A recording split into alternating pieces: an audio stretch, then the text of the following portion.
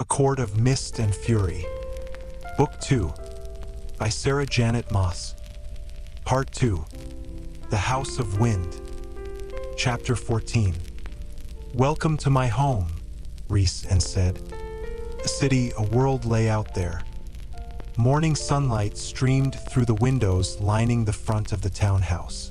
The ornately carved wood door before me was inset with fogged glass that peeked into a small antechamber and the actual front door beyond it, shut and solid against whatever city lurked beyond. And the thought of setting foot out into it, into the leering crowds, seeing the destruction Amarantha had likely wreaked upon them, a heavy weight pressed into my chest. I hadn't dredged up the focus to ask until now, hadn't given an ounce of room to consider that this might be a mistake. But what is this place? Rhys leaned a broad shoulder against the carved oak threshold that led into the sitting room and crossed his arms. This is my house. Well, I have two homes in the city. One is for more official business, but this is only for me and my family. I listened for any servants but heard none. Good. Maybe that was good, rather than have people weeping and gawking. Nuala and Saradwin are here, he said, reading my glance down the hall behind us. But other than that, it'll just be the two of us. I tensed. It wasn't that things had been any different at the night court itself, but this house was much, much smaller. There would be no escaping him, save for the city outside. There were no cities left in our mortal territory, though some had sprung up on the main continent, full of art and learning and trade. Ellen had once wanted to go with me. I didn't suppose I'd ever get that chance now. Rhysand opened his mouth, but then the silhouettes of two tall, powerful bodies appeared on the other side of the front door's fogged glass. One of them banged on it with a fist. "Hurry up, you lazy ass!" A deep male voice drawled from the antechamber beyond. Exhaustion drugged me so heavily that I didn't particularly care that there were wings peeking over their two shadowy forms. Rhys didn't so much as blink toward the door. "Two things, fair darling." The pounding continued, followed by the second male murmuring to his companion. "If you're going to pick a fight with him, do it after breakfast." That voice, like shadows given form, dark and smooth and cold. "I wasn't the one who hauled me out of bed just now to fly down here," the first one said, then added, "Busybody." I could have sworn a smile tugged on Rhys's lips as he went on. No one, but Moore and I are able to winnow directly inside this house. It is warded, shielded, and then warded some more. Only those I wish and you wish may enter. You are safe here, and safe anywhere in this city for that matter. Valaris's walls are well protected and have not been breached in 5,000 years. No one with ill intent enters this city unless I allow it.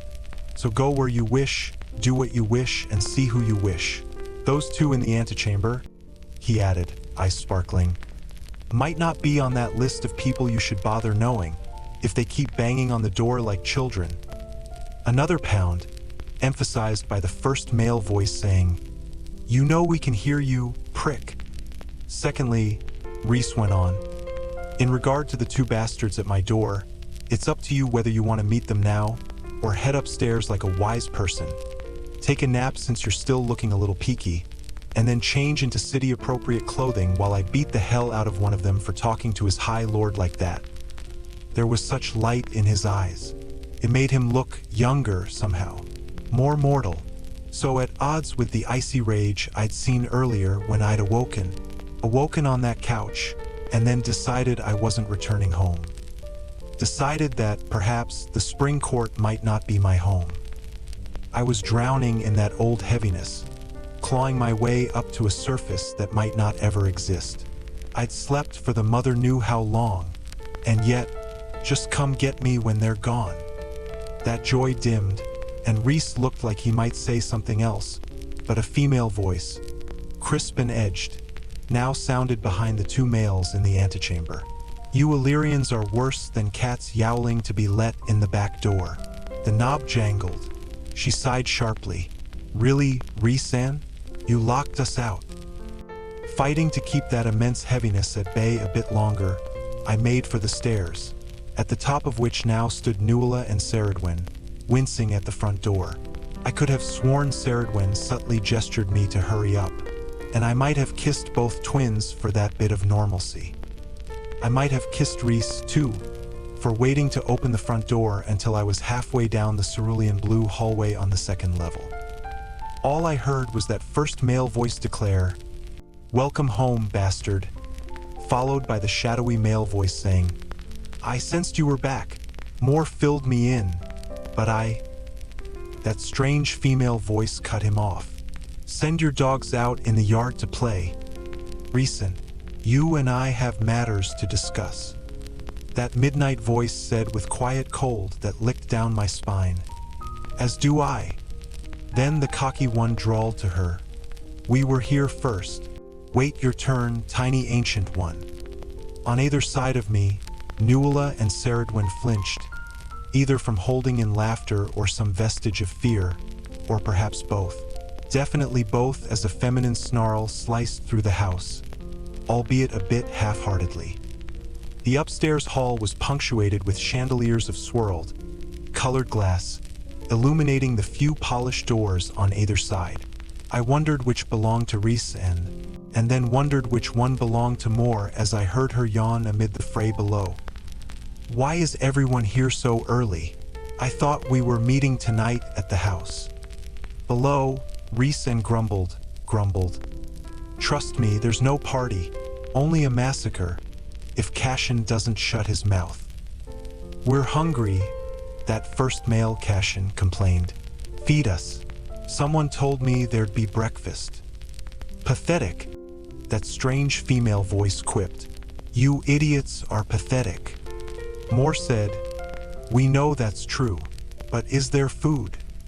I heard the words, heard and processed them, and then they floated into the blackness of my mind. Nuala and Cerridwen opened a door, leading to a fire-warmed, sunlit room. It faced a walled, winter-kissed garden in the back of the townhouse, the large windows peering over the sleeping stone fountain in its center, drained for the season. Everything in the bedroom itself was of rich wood and soft white, with touches of subtle sage. Felt, strangely enough, almost human. And the bed massive, plush, adorned in quilts and duvets of cream and ivory to keep out the winter chill, that looked the most welcoming of all. But I wasn't so far gone that I couldn't ask a few basic questions, to at least give myself the illusion of caring a bit about my own welfare. "Who was that?" I managed to say as they shut the door behind us. Nuala headed for the small attached bathing room, white marble, a clawfoot tub, more sunny windows that overlooked the garden wall and the thick line of cypress trees that stood watch behind it. Cerridwen, already stalking for the armoire, cringed a bit and said over a shoulder, "They're Rhysand's inner circle. The ones I'd heard mentioned that day at the night court, who Rhys kept going to meet." "I wasn't aware that High Lords kept things so casual," I admitted. "They don't," Nuala said, returning from the bathing room with a brush. "But Rhysand does." Apparently, my hair was a mess, because Nuala brushed it as Cerridwen pulled out some ivory sleeping clothes, a warm and soft lace-trimmed top and pants. I took in the clothes, then the room, then the winter garden and the slumbering fountain beyond, and Rhysand's earlier words clicked into place. "The walls of this city have not been breached for 5,000 years. Meaning Amarantha. How is this city here?" I met Nuala's gaze in the mirror. How did it survive?" Nuala's face tightened, and her dark eyes flicked to her twin, who slowly rose from a dresser drawer, fleece-lined slippers for me in hand. Cerridwen's throat bobbed as she swallowed. "The High Lord is very powerful," Cerridwen said carefully, "and was devoted to his people long before his father's mantle passed to him." "How did it survive?" I pushed. "A city, a lovely one, if the sounds from my window, the garden beyond it, were any indication, lay all around me, untouched, whole, safe, while the rest of the world had been left to ruin." The twins exchanged looks again, some silent language they'd learned in the womb passing between them. Nuala set down the brush on the vanity. "It is not for us to tell. He asked you not to." "No," Ceridwen interrupted, folding back the covers of the bed. "The High Lord made no such demand, but what he did to shield the city is his story to tell, not ours. We would be more comfortable if he told you, lest we get any of it wrong." I glared between them. "Fine, fair enough." Ceridwen moved to shut the curtains, sealing the room in darkness. My heart stumbled, taking my anger with it, and I blurted, "Leave them open. I couldn't be sealed up and shut in darkness, not yet." Ceridwen nodded and left the curtains open, both of the twins telling me to send word if I needed anything before they departed. Alone, I slid into the bed, hardly feeling the softness, the smoothness of the sheets. I listened to the crackling fire, the chirp of birds in the garden's potted evergreens. So different from the spring-sweet melodies I was used to, that I might never hear or be able to endure again. Maybe Amarantha had won after all. And some strange, new part of me wondered if my never returning might be a fitting punishment for him, for what he had done to me. Sleep claimed me, swift and brutal and deep. Chapter 15. I awoke 4 hours later. Took me minutes to remember where I was, what had happened, and each tick of the little clock on the rosewood writing desk was a shove back into that heavy dark. But at least I wasn't tired, weary, but no longer on the cusp of feeling like sleeping forever. I think about what happened at the spring court later. Tomorrow, never. Mercifully, Rhysand's inner circle left before I'd finished dressing. Rhys was waiting at the front door, which was open to the small wood and marble antechamber, which in turn was open to the street beyond. He ran an eye over me from the suede navy shoes, practical and comfortably made, to the knee-length sky blue overcoat, to the braid that began on one side of my head and curved around the back. Beneath the coat, my usual flimsy attire had been replaced by thicker, warmer brown pants, and a pretty cream sweater that was so soft I could have slept in it. Knitted gloves that matched my shoes had already been stuffed into the coat's deep pockets. "Those two certainly like to fuss," Rhysand said, though something about it was strained as we headed out the front door. Each step toward that bright threshold was both an eternity and an invitation. For a moment, the weight in me vanished as I gobbled down the details of the emerging city. Buttery sunlight that softened the already mild winter day, a small manicured front lawn, its dried grass near white, bordered with a waist-high wrought iron fence and empty flower beds, all leading toward a clean street of pale cobblestones. High fae in various forms of dress meandered by, some in coats like mine to ward against the crisp air, some wearing mortal fashions with layers and poofy skirts and lace, some in riding leathers, all unhurried as they breathed in the salt and lemon verbena breeze that even winter couldn't chase away. Not one of them looked toward the house, as if they either didn't know or weren't worried that their own High Lord dwelled in one of the many Marbletown houses lining either side of the street, each capped with a green copper roof and pale chimneys that puffed tendrils of smoke into the brisk sky. In the distance, children shrieked with laughter. I staggered to the front gate, unlatching it with fumbling fingers that hardly registered the ice-cold metal, and took all of 3 steps into the street before I halted at the sight at the other end. The street sloped down, revealing more pretty town houses and puffing chimneys, more well-fed, unconcerned people. And at the very bottom of the hill curved a broad, winding river, sparkling like deepest sapphire, snaking toward a vast expanse of water beyond. The sea. The city had been built like a crust atop the rolling, steep hills that flanked the river, the buildings crafted from white marble or warm sandstone. Ships with sails of varying shapes loitered in the river, the white wings of birds shining brightly above them in the midday sun. No monsters, no darkness, not a hint of fear, of despair. Untouched. The city has not been breached in 5,000 years. Even during the height of her dominance over Prythian, whatever Rhys had done, whatever he'd sold or bartered, Amarantha truly had not touched this place. The rest of Prythian had been shredded, then left to bleed out over the course of 50 years. Yet Valaris, my fingers curled into fists. I sensed something looming and gazed down the other end of the street. There, like eternal guardians of the city, towered a wall of flat-topped mountains of red stone, the same stone that had been used to build some of the structures. They curved around the northern edge of Valaris, to where the river bent toward them and flowed into their shadow. To the north, different mountains surrounded the city across the river. A range of sharp peaks like fish's teeth cleaved the city's merry hills from the sea beyond. But these mountains behind me, they were sleeping giants, somehow alive, awake. As if in answer, that undulating, slithering power slid along my bones, like a cat brushing against my legs for attention. I ignored it. "The middle peak," Rhys said from behind me, and I whirled, remembering he was there. He just pointed toward the largest of the plateaus.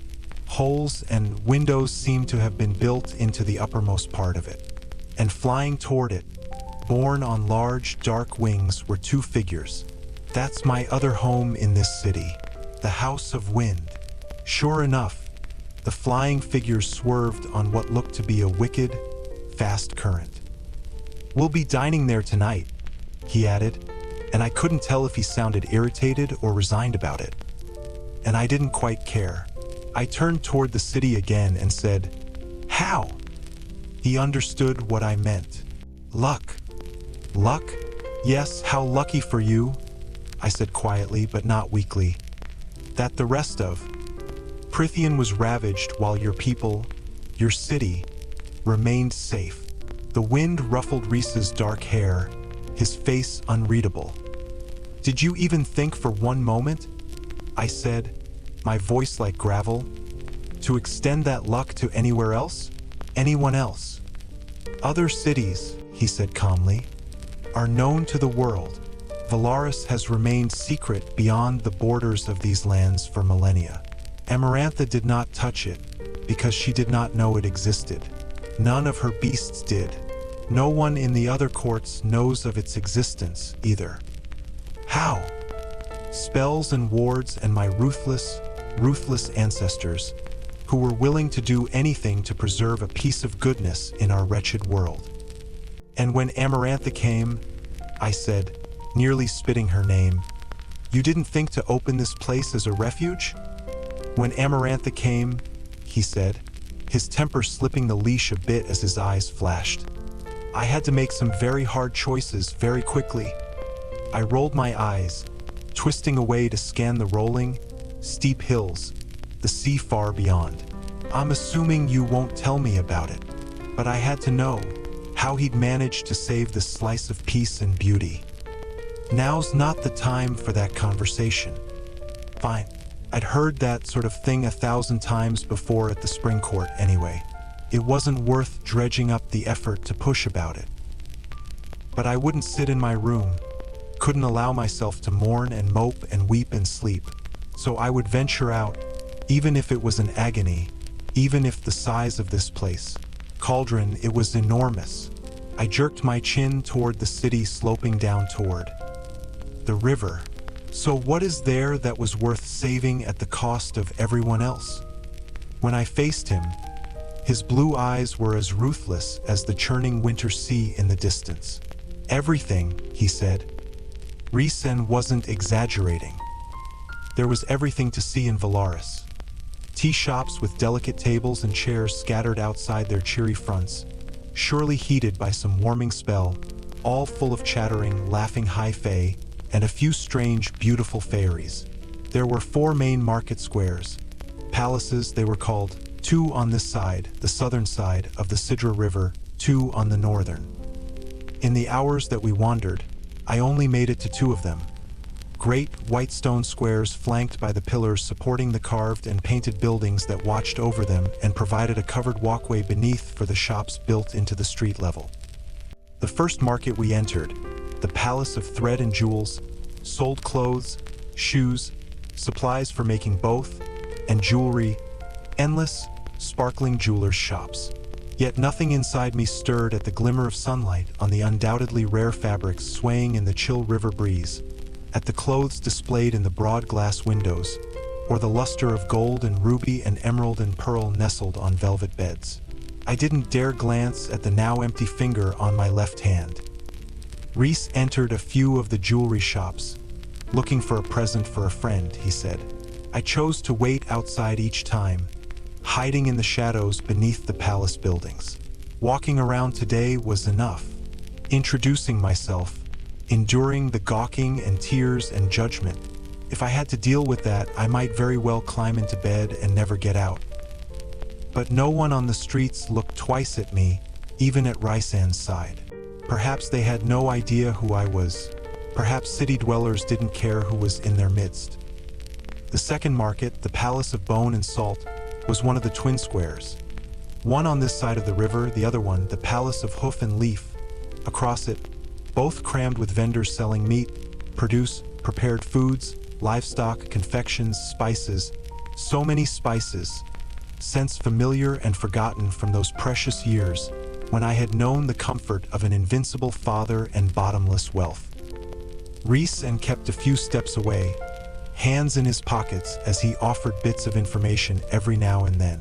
Yes, he told me many stores and homes used magic to warm them, especially popular outdoor spaces. I didn't inquire further about it. No one avoided him. No one whispered about him or spat on him or stroked him as they had under the mountain. Rather, the people that spotted him offered warm, broad smiles. Some approached, gripping his hand to welcome him back. He knew each of them by name and they addressed him by his. But Rhys grew ever quieter as the afternoon pressed on. We paused at the edge of a brightly painted pocket of the city, built atop one of the hills that flowed right to the river's edge. I took one look at the first storefront and my bones turned brittle. The cheery door was cracked open to reveal art and paints and brushes and little sculptures. Rhys said, "This is what Valaris is known for, the artist's quarter. You'll find 100 galleries, supply stores, potters' compounds, sculpture gardens, and anything in between. They call it the Rainbow of Valaris. The performing artists, the musicians, the dancers, the actors, dwell on that hill right across the Sidra. You see the bit of gold glinting near the top? That's one of the main theaters. There are 5 notable ones in the city, but that's the most famous. And then there are the smaller theaters, and the amphitheater on the sea cliffs." He trailed off as he noticed my gaze drifting back to the assortment of bright buildings ahead. High Fae and various lesser fairies I'd never encountered and didn't know the names of wandered the streets. It was the latter that I noticed more than the others. Some long-limbed, hairless, and glowing as if an inner moon dwelled beneath their night-dark skin. Some covered in opalescent scales that shifted color with each graceful step of their clawed, webbed feet. Some elegant, wild puzzles of horns and hooves and striped fur. Some were bundled in heavy overcoats, scarves, and mittens. Others strode about in nothing but their scales and fur and talons and didn't seem to think twice about it. Neither did anyone else. All of them, however, were preoccupied with taking in the sights, some shopping, some splattered with clay and dust and paint. Artists. I'd never called myself an artist, never thought that far or that grandly. But where all that color and light and texture had once dwelled, there was only a filthy prison cell. "I'm tired," I managed to say. I could feel Rhys's gaze. Didn't care if my shield was up or down to ward against him reading my thoughts. But he only said, "We can come back another day. It's almost time for dinner, anyway." Indeed, the sun was sinking toward where the river met the sea beyond the hills, staining the city pink and gold. I didn't feel like painting that either, even as people stopped to admire the approaching sunset, as if the residents of this place, this court, had the freedom, the safety of enjoying the sights whenever they wished, and had never known otherwise.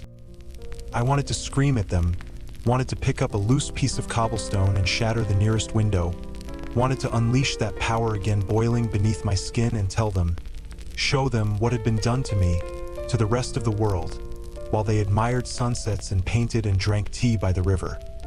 Easy, Rhys murmured. I whipped my head to him, my breathing a bit jagged. His face had again become unreadable. My people are blameless. That easily, my rage vanished. As if it had slipped a rung of the ladder, it had been steadily climbing inside me and splattered on the pale stone street.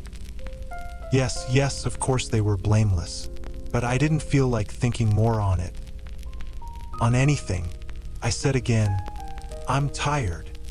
His throat bobbed, but he nodded, turning from the rainbow. Tomorrow night we'll go for a walk. Valaris is lovely in the day, but it was built to be viewed after dark. I'd expect nothing less from the city of starlight, but words had again become difficult.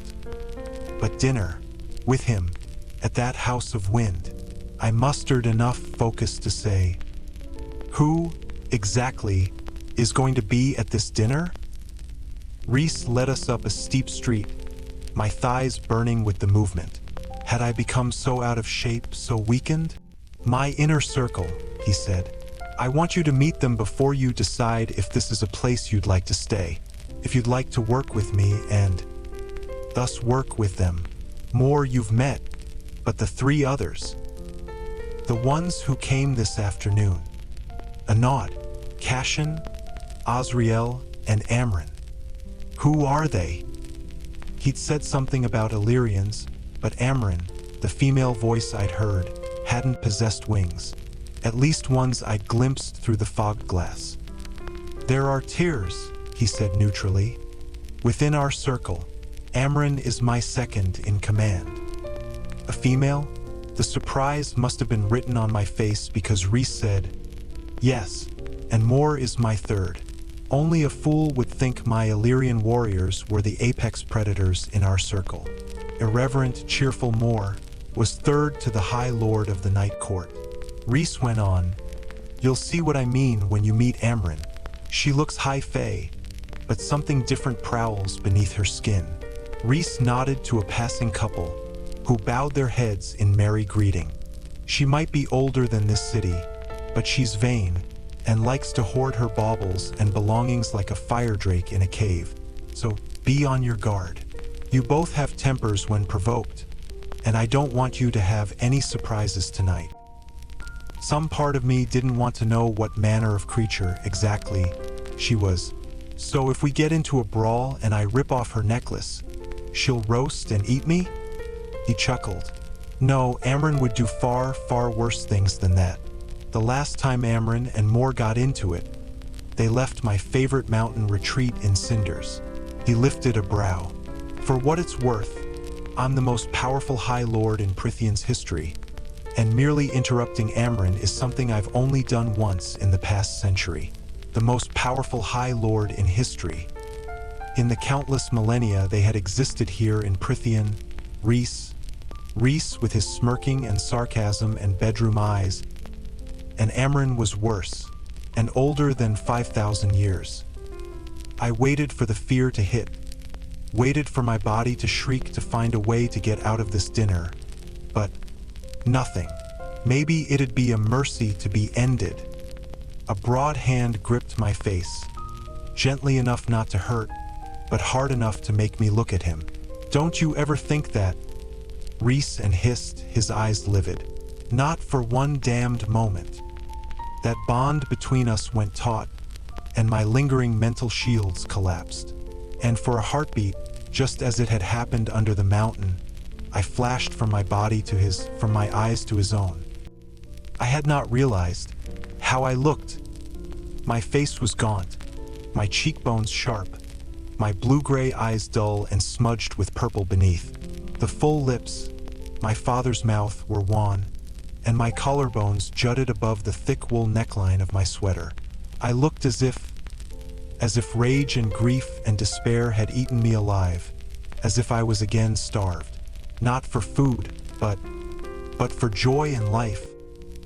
Then I was back in my body, seething at him. Was that a trick? His voice was hoarse as he lowered his hand from my face. No, he angled his head to the side.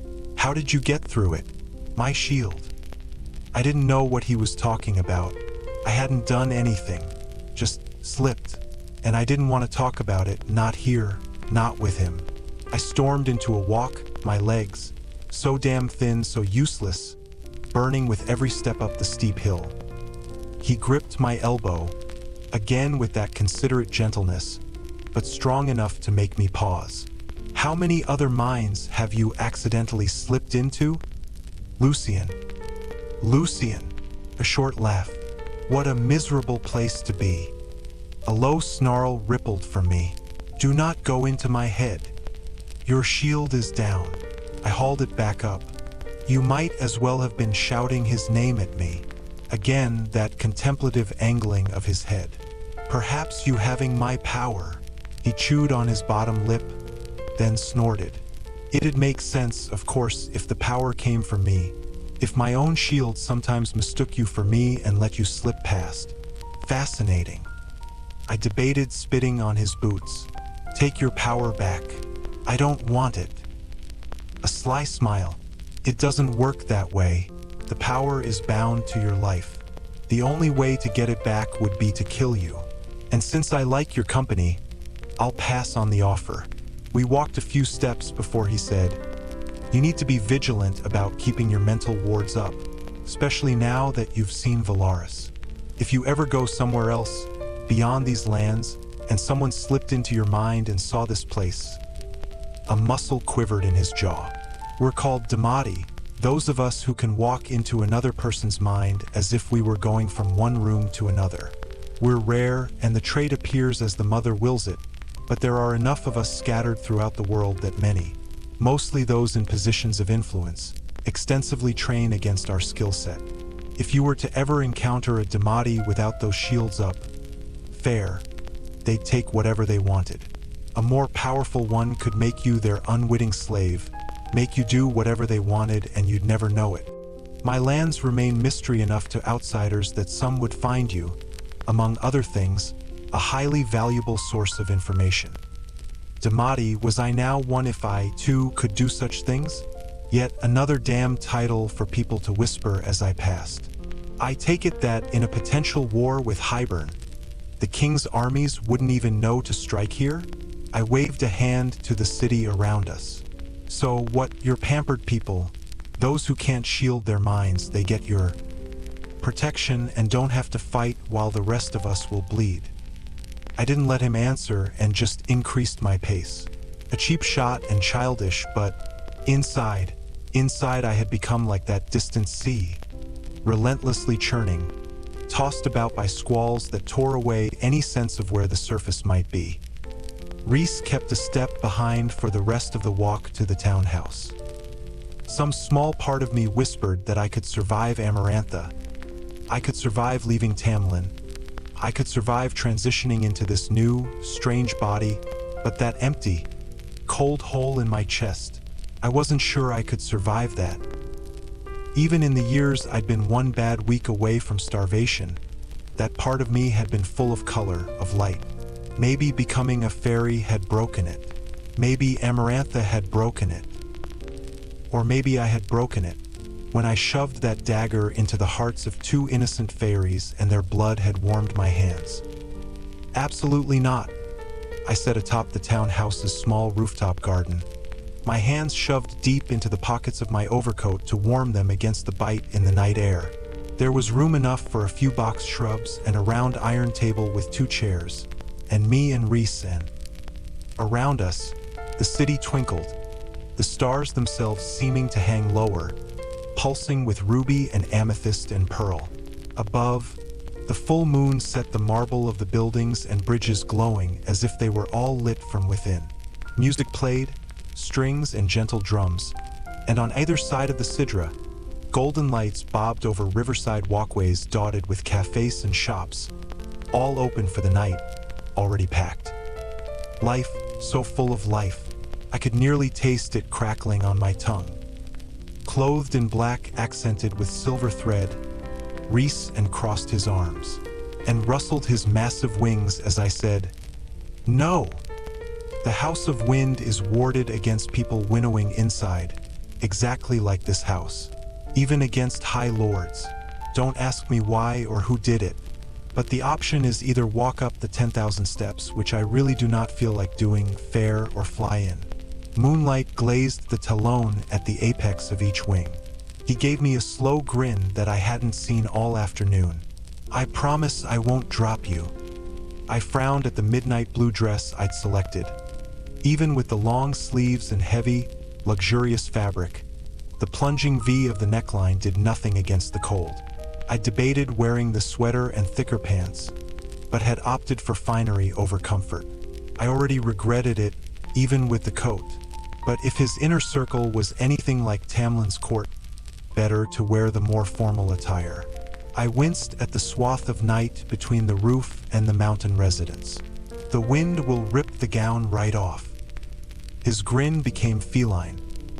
"I'll take the stairs," I seethed, the anger welcome from the past few hours of numbness as I headed for the door at the end of the roof. Rhys snapped out a wing, blocking my path. Smooth membrane, flecked with a hint of iridescence. I peeled back. Nuala spent an hour on my hair. An exaggeration, but she had fussed while I'd sat there in hollow silence, letting her tease the ends into soft curls and pin a section along the top of my head with pretty gold barrettes. But maybe staying inside tonight, alone and quiet, maybe it'd be better than facing these people, than interacting. Rhys's wing curved around me, herding me closer to where I could nearly feel the heat of his powerful body. "I promise I won't let the wind destroy your hair." He lifted a hand as if he might tug on one of those loose curls, then lowered it. "If I'm to decide whether I want to work against Hybern with you, with your inner circle, can't we just meet here? They're all up there already. And besides, the House of Wind has enough space that I won't feel like chucking them all off the mountain." I swallowed. Sure enough, curving along the top of the center mountain behind us, floors of lights glinted, as if the mountain had been crowned in gold. And between me and that crown of light was a long, long stretch of open air. "You mean," I said, because it might have been the only weapon in my arsenal, "that this townhouse is too small, and their personalities are too big, and you're worried I might lose it again?" His wing pushed me closer, a whisper of warmth on my shoulder. "So what if I am? I'm not some broken doll. Even if this afternoon, that conversation we'd had, what I'd glimpsed through his eyes, said otherwise." But I yielded another step. "I know you're not, but that doesn't mean I'll throw you to the wolves. If you meant what you said about wanting to work with me to keep Hybern from these lands, keep the wall intact, I want you to meet my friends first. Decide on your own if it's something you can handle. And I want this meeting to be on my terms, not whenever they decide to ambush this house again. I didn't know you even had friends." Yes, anger, sharpness, felt good, better than feeling nothing. A cold smile. "You didn't ask." Rhysand was close enough now that he slid a hand around my waist, both of his wings encircling me. My spine locked up. A cage, the wings swept back. But he tightened his arm, bracing me for takeoff. "Mother, save me. You say the word tonight and we come back here, no questions asked. And if you can't stomach working with me, with them, then no questions asked on that either. We can find some other way for you to live here, be fulfilled, regardless of what I need. It's your choice, Feyre." I debated pushing him on it, on insisting I stay. But stay for what? To sleep? To avoid a meeting I should most certainly have before deciding what I wanted to do with myself. And to fly? I studied the wings, the arm around my waist. "Please don't drop me. And please don't." We shot into the sky fast as a shooting star. Before my yelp finished echoing, the city had yawned wide beneath us.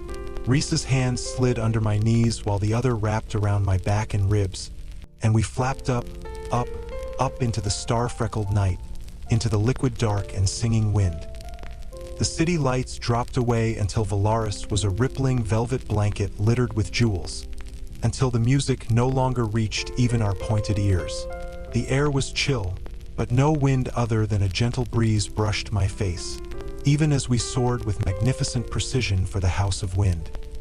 Rhys's body was hard and warm against mine, a solid force of nature crafted and honed for this. Even the smell of him reminded me of the wind, rain and salt and something citrus-y I couldn't name. We swerved into an updraft, rising so fast it was instinct to clutch his black tunic as my stomach clenched. I scowled at the soft laugh that tickled my ear. I expected more screaming from you. I must not be trying hard enough. Do not, I hissed, focusing on the approaching tiara of lights in the eternal wall of the mountain. With the sky wheeling overhead and the lights shooting past below, up and down became mirrors, until we were sailing through a sea of stars. Something tight in my chest eased a fraction of its grip. When I was a boy, Rhys said in my ear, I'd sneak out of the House of Wind by leaping out my window, and I'd fly and fly all night, just making loops around the city, the river, the sea. Sometimes I still do. Your parents must have been thrilled. My father never knew, and my mother. A pause. She was Illyrian. Some nights, when she caught me right as I leaped out the window, she'd scold me, and then jump out herself to fly with me until dawn. She sounds lovely, I admitted. She was, he said, and those two words told me enough about his past that I didn't pry. A maneuver had us rising higher until we were in direct line with a broad balcony, gilded by the light of golden lanterns. At the far end, built into the red mountain itself, two glass doors were already open, revealing a large, but surprisingly casual dining room carved from the stone and accented with rich wood. Each chair fashioned, I noted, to accommodate wings. Rhys's landing was as smooth as his takeoff, though he kept an arm beneath my shoulders as my knees buckled at the adjustment. I shook off his touch and faced the city behind us. I'd spent so much time squatting in trees that heights had lost their primal terror long ago. But the sprawl of the city, worse, the vast expanse of dark beyond. The sea. Maybe I remained a human fool to feel that way, but I had not realized the size of the world. The size of Prythian, if a city this large could remain hidden from Amarantha, from the other courts. Rhysand was silent beside me, yet after a moment he said, "Out with it." I lifted a brow. "You say what's on your mind, one thing, and I'll say one too." I shook my head and turned back to the city. But Rhys said, "I'm thinking that I spent 50 years locked under the mountain, and I'd sometimes let myself dream of this place, but I never expected to see it again. I'm thinking that I wish I had been the one who slaughtered her. I'm thinking that if war comes, it might be a long while yet before I get to have a night like this." He slid his eyes to me, expectant.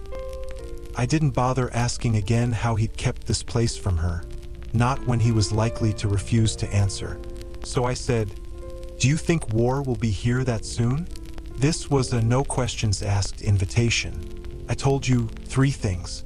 Tell me one." I stared toward the open world, the city and the restless sea and the dry winter night. Maybe it was some shred of courage or recklessness, or I was so high above everything that no one save Rhys and the wind could hear, but I said, "I'm thinking that I must have been a fool in love to allow myself to be shown so little of the spring court. I'm thinking there's a great deal of that territory I was never allowed to see or hear about, and maybe I would have lived in ignorance forever like some pet. I'm thinking." The words became choked. I shook my head as if I could clear the remaining ones away, but I still spoke them. "I'm thinking that I was a lonely, hopeless person, and I might have fallen in love with the first thing that showed me a hint of kindness and safety. And I'm thinking maybe he knew that, maybe not actively, but maybe he wanted to be that person for someone. And maybe that worked for who I was before. Maybe it doesn't work for what I am now. There. The words hateful and selfish and ungrateful, for all Tamlin had done. The thought of his name clanged through me. Only yesterday afternoon, I had been there. No, I wouldn't think about it. Not yet. Rhysand said, "That was 5. Looks like I owe you 2 thoughts." He glanced behind us. Later, because the 2 winged males from earlier were standing in the doorway, grinning. Chapter 16. Rhys sauntered toward the 2 males standing by the dining room doors, giving me the option to stay or join. 1 word he'd promised and we could go. Both of them were tall, their wings tucked in tight to powerful, muscled bodies covered in plated, dark leather that reminded me of the worn scales of some serpentine beast. Identical long swords were each strapped down the column of their spines, the blades beautiful in their simplicity. Perhaps I needn't have bothered with the fine clothes after all. The slightly larger of the 2, his face masked in shadow, chuckled and said, "Come on, Feyre, we don't bite, unless you ask us to." Surprise sparked through me, setting my feet moving. Rhys slid his hands into his pockets. "The last I heard, Cashin, no one has ever taken you up on that offer." The second one snorted, the faces of both males at last illuminated as they turned toward the golden light of the dining room, and I honestly wondered why no one hadn't. If Rhysand's mother had also been Illyrian, then its people were blessed with unnatural good looks. Like their high lord, the males' warriors were dark-haired, tan-skinned. But unlike Rhys, their eyes were hazel and fixed on me as I at last stepped close to the waiting house of wind behind them. That was where any similarities between the 3 of them halted. Cashin surveyed Rhys from head to foot, his shoulder-length black hair shifting with the movement. "So fancy tonight, brother. And you made poor Feyre dress up too." He winked at me. There was something rough-hewn about his features, like he'd been made of wind and earth and flame, and all these civilized trappings were little more than an inconvenience. But the second male, the more classically beautiful of the 2, even the light shied from the elegant planes of his face. With good reason. Beautiful but near unreadable. He'd be the one to look out for the knife in the dark.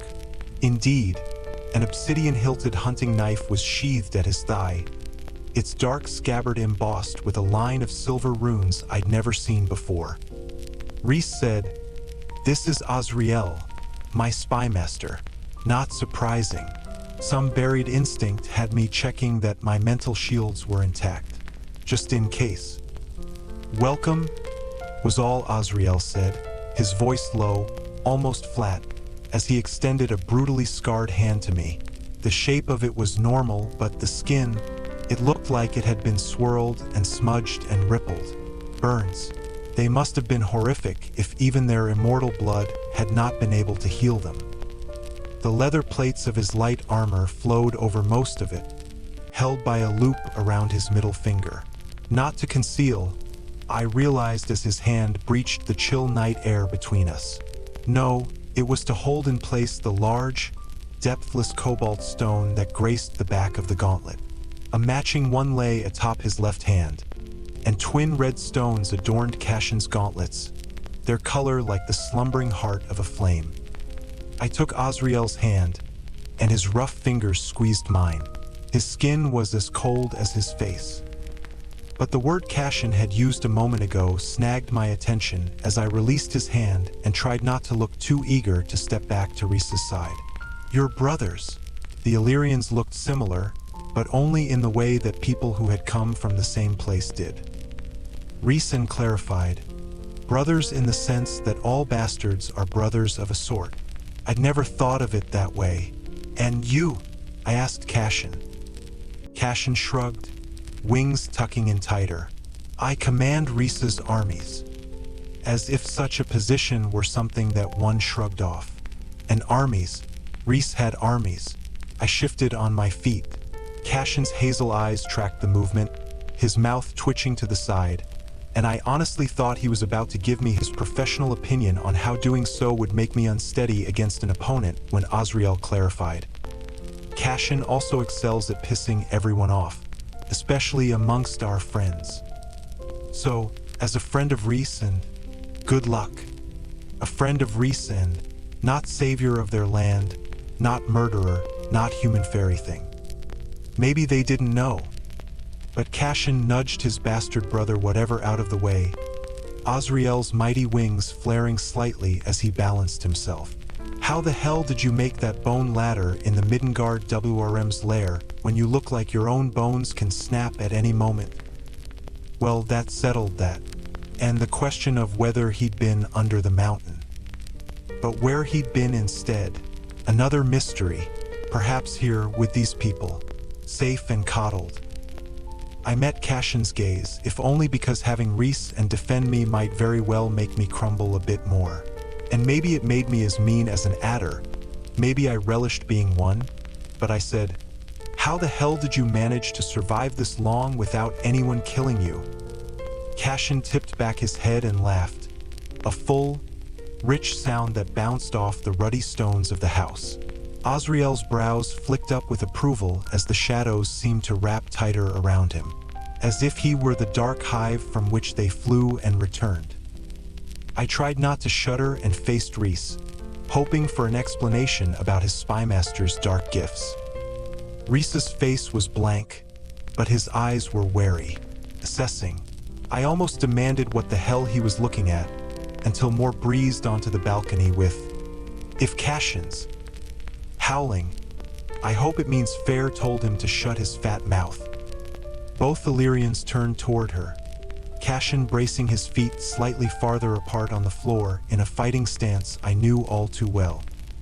It was almost enough to distract me from noticing Azriel as those shadows lightened, and his gaze slid over Moore's body. A red, flowing gown of chiffon accented with gold cuffs, and combs fashioned like gilded leaves swept back the waves of her unbound hair. A wisp of shadow curled around Azriel's ear, and his eyes snapped to mine. I schooled my face into bland innocence. "I don't know why I ever forget you two are related," Cashin told Moore, jerking his chin at Rhys, who rolled his eyes. "You two and your clothes." Moore sketched a bow to Cashin. Indeed, I tried not to slump with relief at the sight of the fine clothes. At least I wouldn't look overdressed now. I wanted to impress Feyre. You could have at least bothered to comb your hair. "Unlike some people," Cashin said, proving my suspicions correct about that fighting stance. "I have better things to do with my time than sit in front of the mirror for hours." "Yes," Moore said, tossing her long hair over a shoulder, since swaggering around. "Valaris." "We have company," was Azriel's soft warning, wings again spreading a bit as he herded them through the open balcony doors to the dining room. I could have sworn tendrils of darkness swirled in their wake. Moore patted Azriel on the shoulder as she dodged his outstretched wing. "Relax, AZ, no fighting tonight.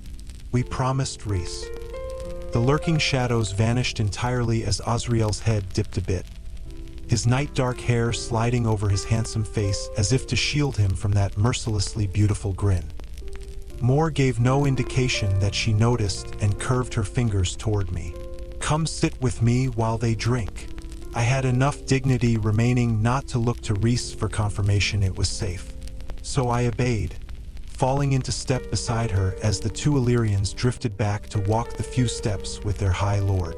"Unless you'd rather drink," Moore offered as we entered the warmth and red stone of the dining room. "But I want you to myself before Amren hogs you." The interior dining room doors opened on a whispering wind, revealing the shadowed, crimson halls of the mountain beyond.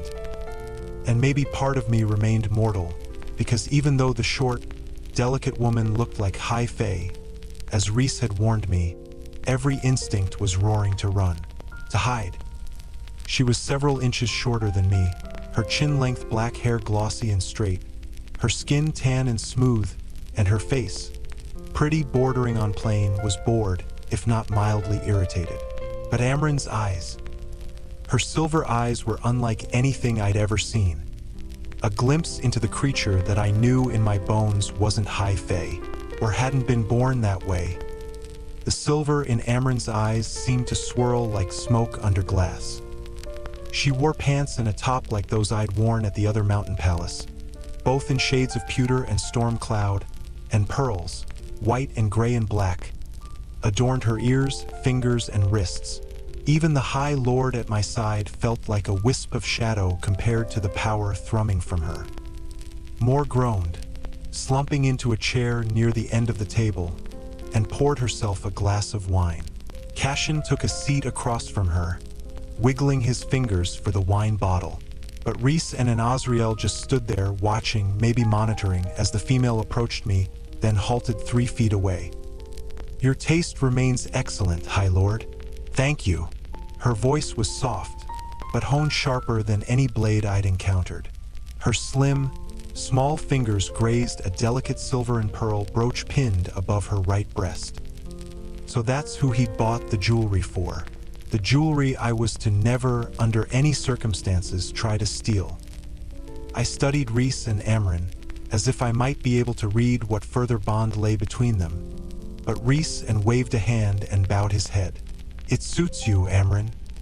"Everything suits me," she said, and those horrible, enchanting eyes again met my own, like leashed lightning. She took a step closer, sniffing delicately, and though I stood half a foot taller, I'd never felt meeker. But I held my chin up. I didn't know why, but I did. Amren said, "So there are 2 of us now." My brows nudged toward each other. Amren's lips were a slash of red. We who were born something else, and found ourselves trapped in new, strange bodies. I decided I really didn't want to know what she'd been before. Amren jerked her chin at me to sit in the empty chair beside Moore, her hair shifting like molten night. She claimed the seat across from me, Azriel on her other side as Rhys took the one across from him on my right. No one at the head of the table. "Though there is a third," Amren said, now looking at Rhys, "and I don't think you've heard from Miriam in centuries." "Interesting." Cashin rolled his eyes. "Please just get to the point, Amren. I'm hungry." Moore choked on her wine. Amren slid her attention to the warrior to her right. Azriel, on her other side, monitored the 2 of them very, very carefully. "No one warming your bed right now, Cashin? It must be so hard to be an Illyrian and have no thoughts in your head save for those about your favorite part." "You know I'm always happy to tangle in the sheets with you, Amren," Cashin said, utterly unfazed by the silver eyes, the power radiating from her every pore. "I know how much you enjoy Illyrian." "Miriam," Rhysand said as Amren's smile became serpentine, "and Draken are doing well as far as I've heard. And what exactly is interesting?" Amren's head tilted to the side as she studied me. I tried not to shrink from it. Only once before was a human made into an immortal. Interesting that it should happen again right as all the ancient players have returned. But Miriam was gifted long life, not a new body. "And you, girl," she sniffed again, and I'd never felt so laid bare. Surprise lit Amren's eyes. Rhys just nodded, whatever that meant. I was tired already, tired of being assessed and evaluated. "Your very blood, your veins, your bones were made. A mortal soul in an immortal body." "I'm hungry," Moore said, nudging me with a thigh. She snapped a finger, and plates piled high with roast chicken, greens, and bread appeared. Simple but elegant, not formal at all. Perhaps the sweater and pants wouldn't have been out of place for such a meal. "Amren and Rhys can talk all night and bore us to tears, so don't bother waiting for them to dig in." She picked up her fork, clicking her tongue. "I asked Rhys if I could take you to dinner, just the 2 of us, and he said you wouldn't want to. But honestly, would you rather spend time with those 2 ancient boars? Or me?" "For someone who is the same age as me," Rhys drawled, "you seem to forget." "Everyone wants to talk, Moore said. giving a warning glare at Cashin, who had indeed opened his mouth. Can't we eat, and then talk? An interesting balance between Rhys's terrifying second and his disarmingly chipper third. If Mor's rank was higher than that of the two warriors at this table, then there had to be some other reason beyond that irreverent charm. Some power to allow her to get into the fight with Amren that Rhys had mentioned, and walk away from it. Azriel chuckled softly at Mor, but picked up his fork. I followed suit, waiting until he'd taken a bite before doing so. Just in case. Good. So good. And the wine. I hadn't even realized Mor had poured me a glass until I finished my first sip, and she clinked her own against mine. Don't let these old busybodies boss you around, Cashin said. Pot, kettle, black. Then he frowned at Amren, who had hardly touched her plate. I always forget how bizarre that is. He unceremoniously took her plate, dumping half the contents on his own before passing the rest to Azriel. Azriel said to Amren as he slid the food onto his plate, I keep telling him to ask before he does that. Amren flicked her fingers and the empty plate vanished from Azriel's scarred hands.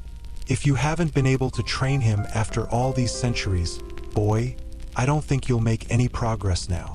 She straightened the silverware on the vacant place setting before her. You don't eat, I said to her, the first words I'd spoken since sitting. Amren's teeth were unervingly white. Not this sort of food. Cauldron boil me, Mor said, gulping from her wine. Can we not? I decided I didn't want to know what Amren ate, either. Rhys chuckled from my other side. Remind me to have family dinners more often. Family dinners, not official court gatherings. And tonight, either they didn't know that I was here to decide if I truly wished to work with Rhys, or they didn't feel like pretending to be anything but what they were. They'd no doubt worn whatever they felt like. I had the rising feeling that I could have shown up in my nightgown and they wouldn't have cared. A unique group indeed. And against Hybern, who would they be, what could they do as allies or opponents?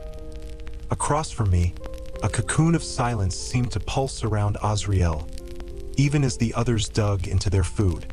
I again peered at that oval of blue stone on his gauntlet as he sipped from his glass of wine. Azriel noted the look, swift as it had been, as I had a feeling he'd been noticing and cataloging all of my movements, words, and breaths. He held up his hands, the backs to me so both jewels were on full display. They're called siphons. They concentrate and focus our power in battle. Only he and Cashin wore them. Rhys set down his fork and clarified for me. The power of stronger Illyrians tends toward incinerate now, ask questions later. They have little magical gifts beyond that, the killing power. The gift of a violent, warmongering people, Amren added. Azriel nodded, shadows wreathing his neck, his wrists. Cashin gave him a sharp look, face tightening, but Azriel ignored him. Rhys went on, though I knew he was aware of every glance between the spymaster and army commander. The Illyrians bred the power to give them advantage in battle, yes. The siphons filter that raw power and allow Cashin and Azriel to transform it into something more subtle and varied. Into shields and weapons, arrows and spears. Imagine the difference between hurling a bucket of paint against the wall and using a brush. The siphons allow for the magic to be nimble, precise on the battlefield, when its natural state lends itself towards something far messier and unrefined, and potentially dangerous when you're fighting in tight quarters. I wondered how much of that any of them had needed to do, if those scars on Azriel's hands had come from it. Cashin flexed his fingers, admiring the clear red stones adorning the backs of his own broad hands. Doesn't hurt that they also look damn good. Amren muttered, Illyrians. Cashin bared his teeth in feral amusement and took a drink of his wine. Get to know them, try to envision how I might work with them, rely on them, if this conflict with Hybern exploded. I scrambled for something to ask and said to Azriel, those shadows gone again. How did you? I mean, how do you and Lord Cashin? Cashin spewed his wine across the table, causing Moore to leap up, swearing at him as she used a napkin to mop her dress. But Cashin was howling, and Azriel had a faint, wary smile on his face as Moore waved a hand at her dress and the spots of wine appeared on Cashin's fighting, or perhaps flying, I realized, leathers. My cheeks heated. Some court protocol that I'd unknowingly broken, and Cashin, Rhys drawled, is not a lord, though I'm sure he appreciates you thinking he is. He surveyed his inner circle. While we're on the subject, neither is Azriel, nor Amren. Moore, believe it or not, is the only pure-blooded, titled person in this room. Not him. Rhys must have seen the question on my face because he said, I'm half Illyrian. As good as a bastard where the thoroughbred high fae are concerned. So you three aren't high fae? I said to him and the two males. Cashin finished his laughing. Illyrians are certainly not high fae, and glad of it. He hooked his black hair behind an ear, rounded, as mine had once been. And we're not lesser fairies, though some try to call us that. We're just Illyrians, considered expendable aerial cavalry for the night court at the best of times, mindless soldier grunts at the worst. Which is most of the time, Azriel clarified. I didn't dare ask if those shadows were a part of being Illyrian, too. I didn't see you under the mountain, I said instead. I had to know without a doubt. If they were there, if they'd seen me, if it'd impact how I interacted while working with. Silence fell. None of them, even Amren, looked at Rhys, and it was Moore who said, because none of us were. Rhys's face was a mask of cold. Amarantha didn't know they existed, and when someone tried to tell her, they usually found themselves without the mind to do so.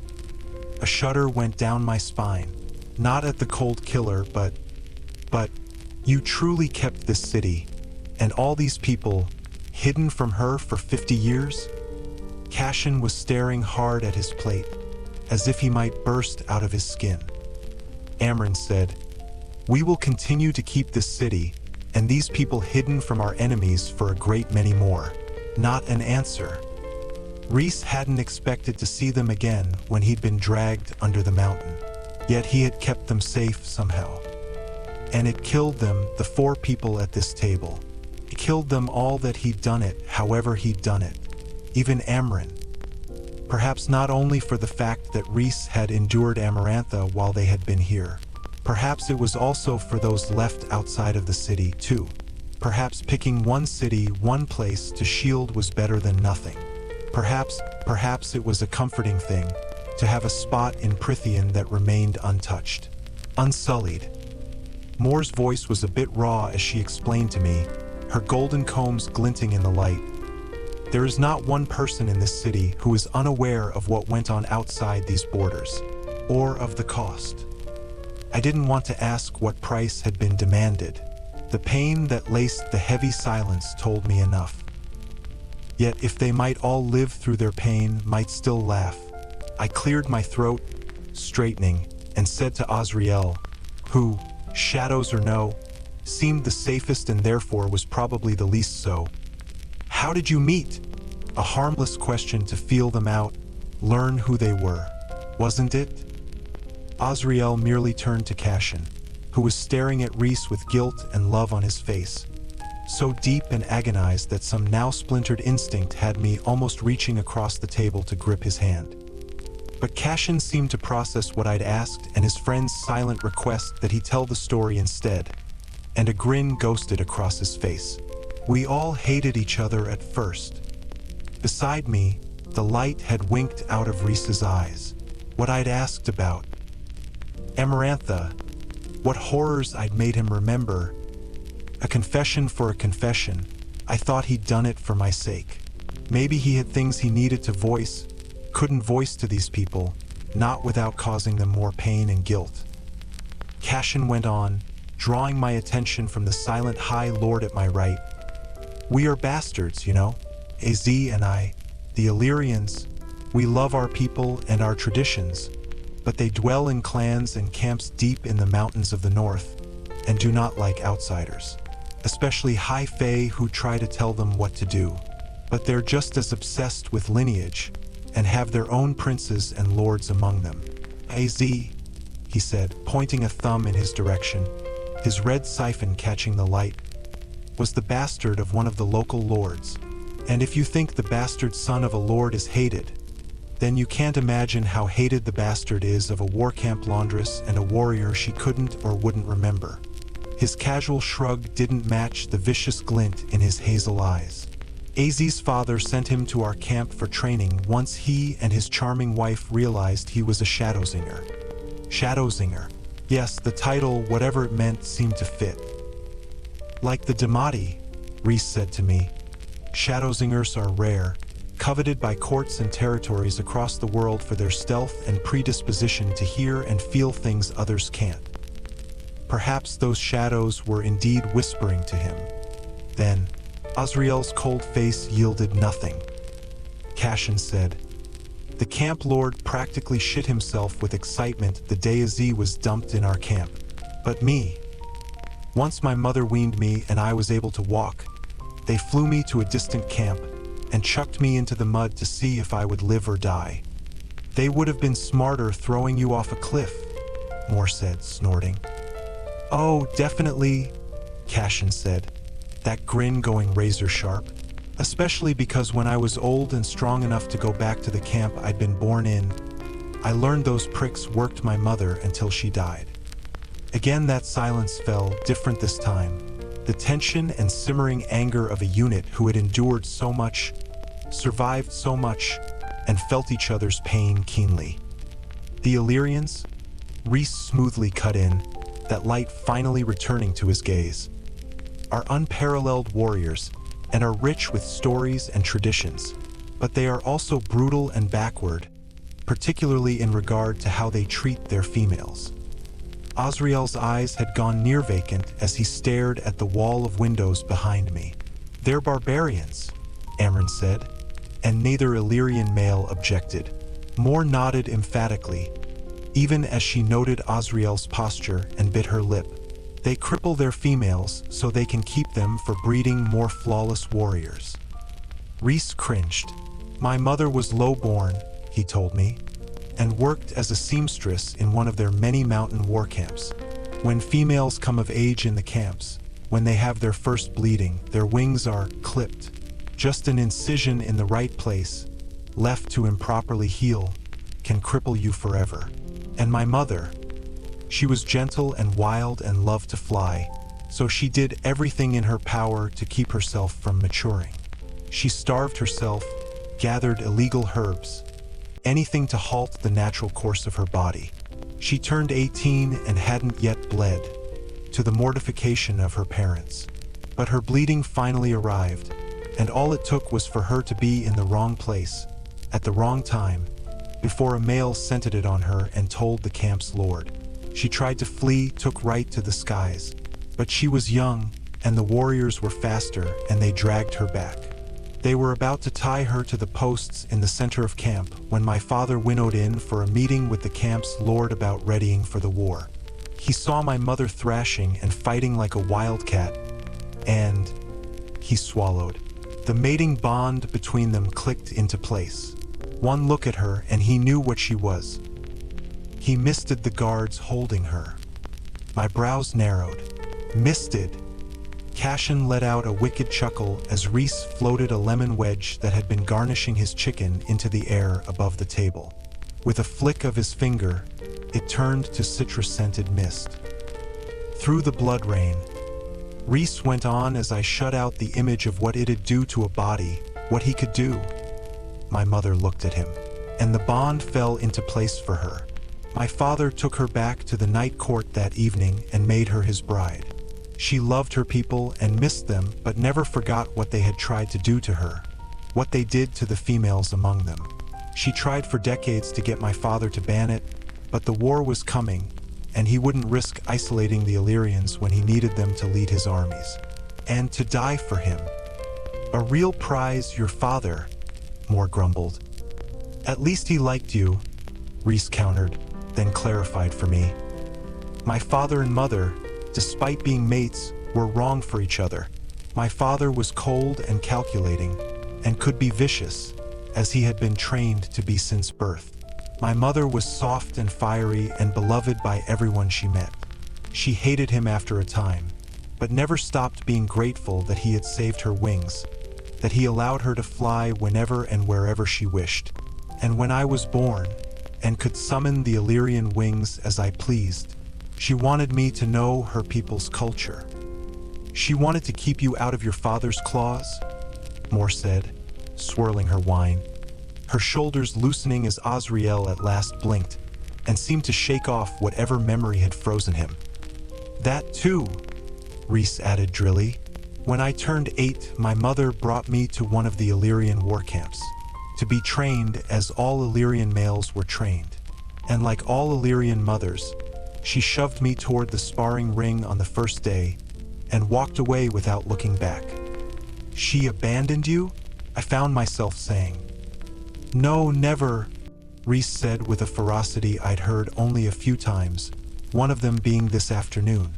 She was staying at the camp as well, but it is considered an embarrassment for a mother to coddle her son when he goes to train. My brows lifted and Cashin laughed. Backward, like he said, the warrior told me. I was scared out of my mind, Rhys admitted, not a shade of shame to be found.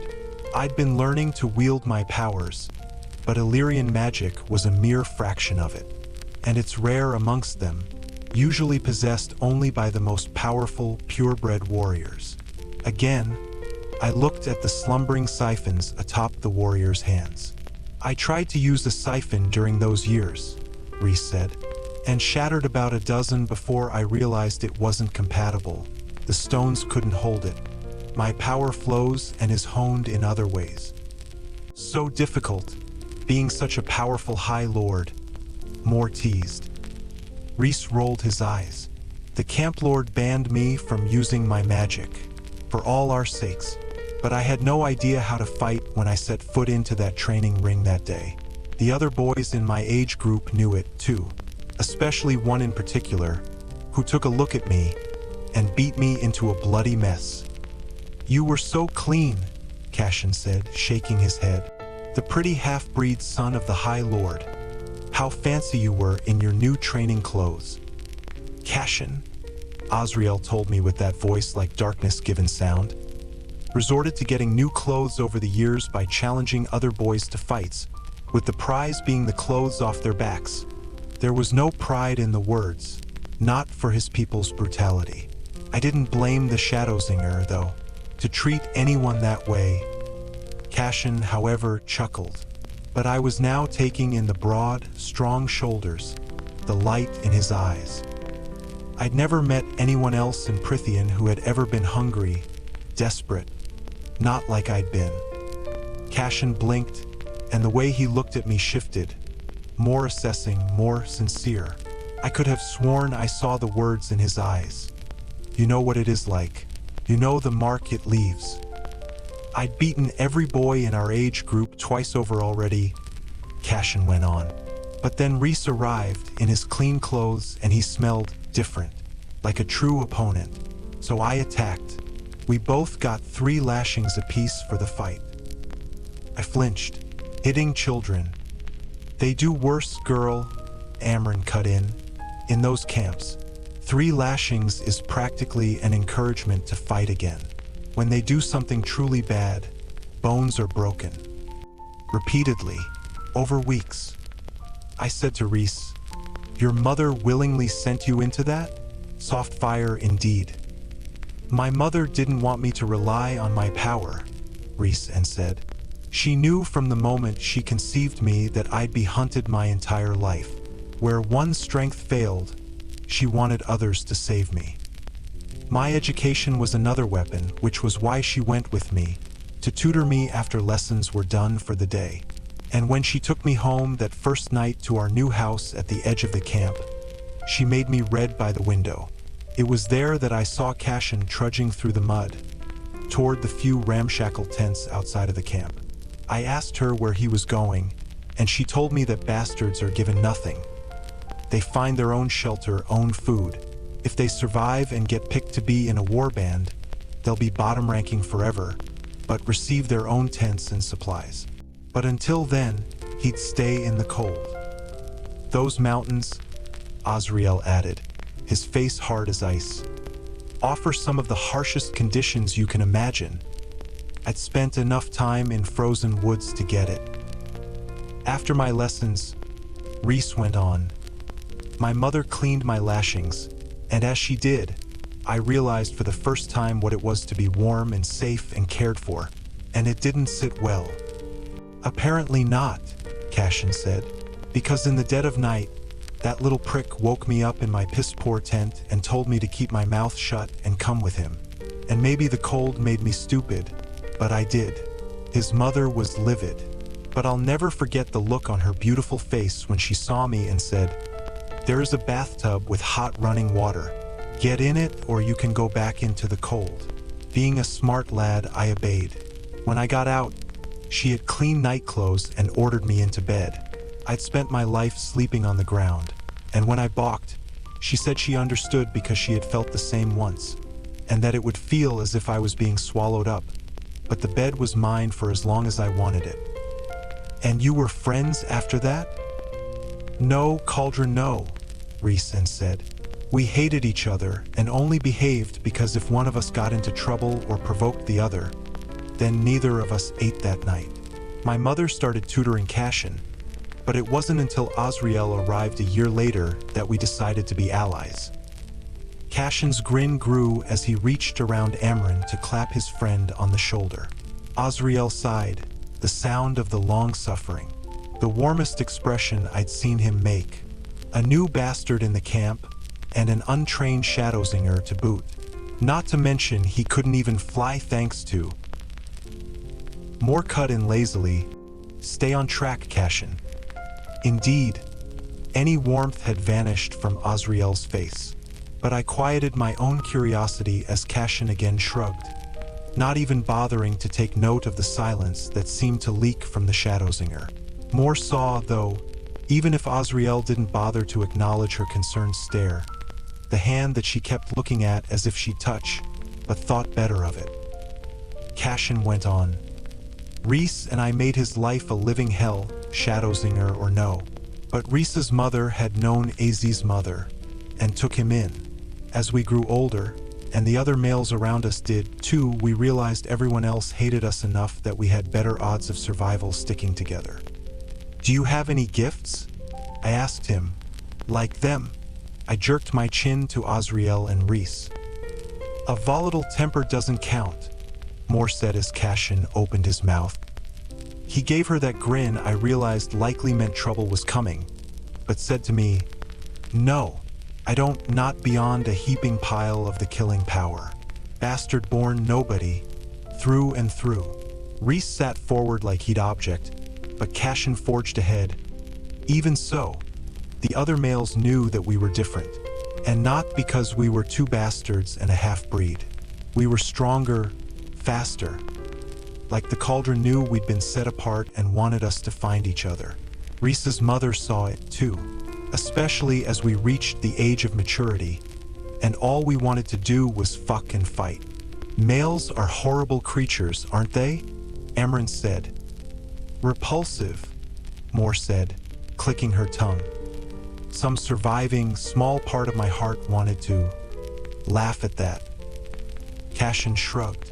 Rhys's power grew every day, and everyone, even the camp lords, knew he could mist everyone if he felt like it. And the two of us, we weren't far behind. He tapped his crimson siphon with a finger. A bastard Illyrian had never received one of these, ever. For Az and me to both be appointed them, albeit begrudgingly, had every warrior in every camp across those mountains sizing us up. Only pureblood pricks get siphons, born and bred for the killing power. It still keeps them up at night, puzzling over where the hell we got it from. Then the war came. Azriel took over. Just the way he said the words made me sit up. "Listen," And Rhys's father visited our camp to see how his son had fared after 20 years. My father, Rhys said, swirling his wine once, twice, saw that his son had not only started to rival him for power, but had allied himself with perhaps the two deadliest Illyrians in history. He got it into his head that if we were given a legion in the war, we might very well turn it against him when we returned. Cashin snickered. So the prick separated us. He gave Rhys command of a legion of Illyrians who hated him for being a half-breed, and threw me into a different legion to be a common foot soldier, even when my power outranked any of the war leaders. He kept for himself as his personal shadowsinger, mostly for spying and his dirty work. We only saw each other on battlefields for the 7 years the war raged.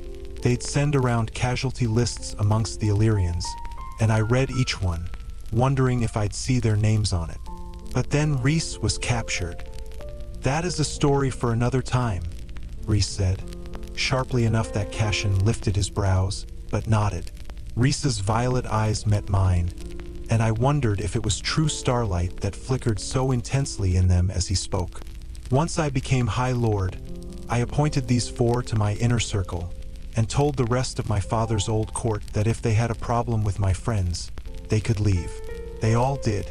Turns out, having a half-breed High Lord was made worse by his appointment of 2 females and 2 Illyrian bastards. As bad as humans in some ways. What happened to them then? Rhys shrugged, those great wings shifting with the movement. The nobility of the Night Court fall into one of 3 categories. Those who hated me enough that when Amarantha took over, they joined her court and later found themselves dead. Those who hated me enough to try to overthrow me and face the consequences. And those who hated me but not enough to be stupid and have since tolerated a half-breed's rule. Especially when it so rarely interferes with their miserable lives. Are they the ones who live beneath the mountain?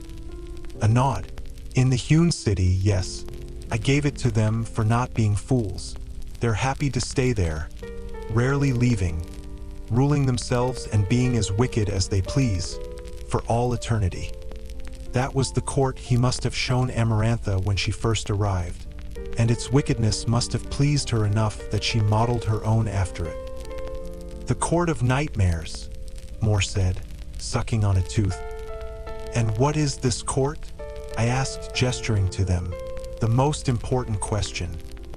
It was Cashin, eyes clear and bright as his siphon, who said, "The Court of Dreams."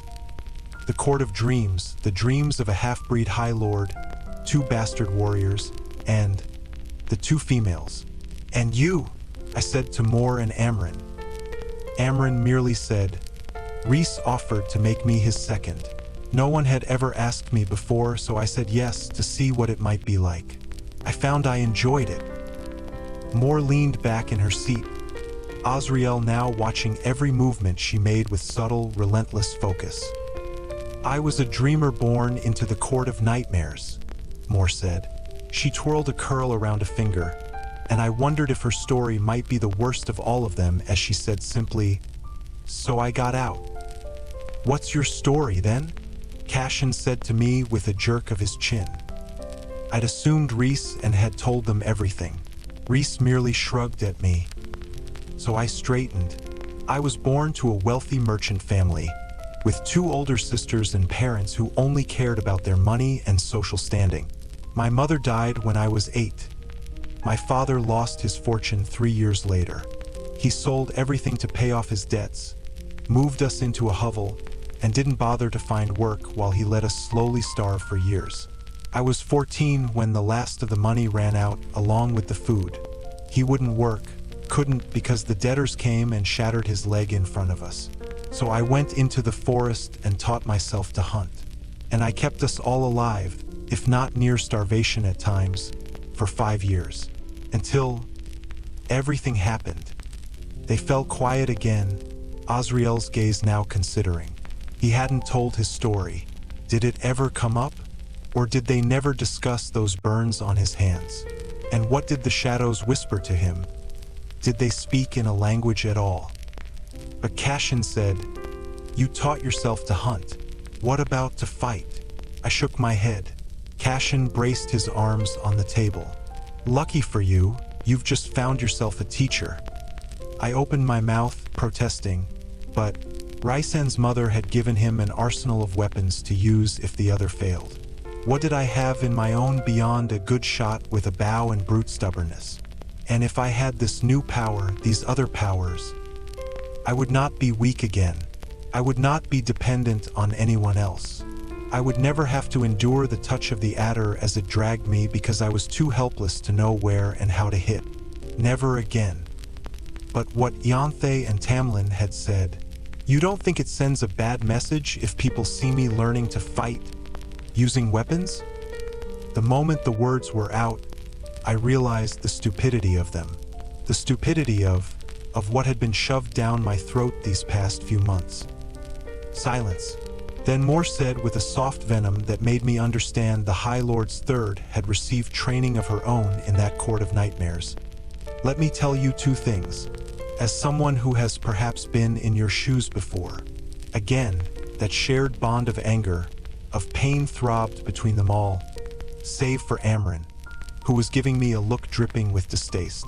One, Moore said, you have left the spring court. I tried not to let the full weight of those words sink in. If that does not send a message for good or bad, then your training will not either. Two, she continued, laying her palm flat on the table. I once lived in a place where the opinion of others mattered, suffocated me, nearly broke me. So you'll understand me, Feyre, when I say that I know what you feel, and I know what they tried to do to you, and that with enough courage you can say to hell with a reputation. Her voice gentled, and the tension between them all faded with it. You do what you love, what you need. Moore would not tell me what to wear or not wear. She would not allow me to step aside while she spoke for me. She would not do any of the things that I had so willingly, desperately allowed Ianthe to do. I had never had a female friend before. Ianthe, she had not been one. Not in the way that mattered, I realized. And Nesta and Ellen, in those few weeks I'd been at home before Amarantha, had started to fill that role, but looking at Moore, I couldn't explain it, couldn't understand it, but I felt it. Like I could indeed go to dinner with her, talk to her. Not that I had much of anything to offer her in return. But what she'd said, what they'd all said, yes, Rhys had been wise to bring me here, to let me decide if I could handle them, the teasing and intensity and power, if I wanted to be a part of a group who would likely push me and overwhelm me and maybe frighten me, but if they were willing to stand against Hybern, after already fighting them 500 years ago. I met Cashin's gaze, and though his eyes danced, there was nothing amused in them. I'll think about it. Through the bond in my hand, I could have sworn I felt a glimmer of pleased surprise. I checked my mental shields, but they were intact, and Rhysand's calm face revealed no hint of its origin. So I said clearly, steadily to him, I accept your offer to work with you, to earn my keep, and help with Hybern in whatever way I can. Good, Rhys merely replied, even as the others raised their brows. Yes, they'd obviously not been told this was an interview of sorts. Because we start tomorrow. Where? And what? I sputtered. Rhys interlaced his fingers and rested them on the table, and I realized there was another point to this dinner beyond my decision as he announced to all of us. Because the King of Hybern is indeed about to launch a war, and he wants to resurrect Jurian to do it. Jurian, the ancient warrior whose soul Amarantha had imprisoned within that hideous ring as punishment for killing her sister. The ring that contained his eye. Bullshit, Cashin spat. There's no way to do that. Amren had gone still, and it was she whom Azriel was observing, marking. Amarantha was just the beginning, Rhys had once told me. Had he known this even then? Had those months under the mountain merely been a prelude to whatever hell was about to be unleashed? Resurrecting the dead. What sort of unholy power? Moore groaned. Why would the king want to resurrect Jurian? He was so odious. All he liked to do was talk about himself. The age of these people hit me like a brick, despite all they told me minutes earlier. The war, they had all. They had all fought in the war 500 years ago. That's what I want to find out, Rhysand said, and how the king plans to do it. Amren at last said, word will have reached him about Feyre's making. He knows it's possible for the dead to be remade. I shifted in my seat. I'd expected brute armies, pure bloodshed. But this, all 7 High Lords would have to agree to that, Mor countered. There's not a chance it happens. He'll take another route.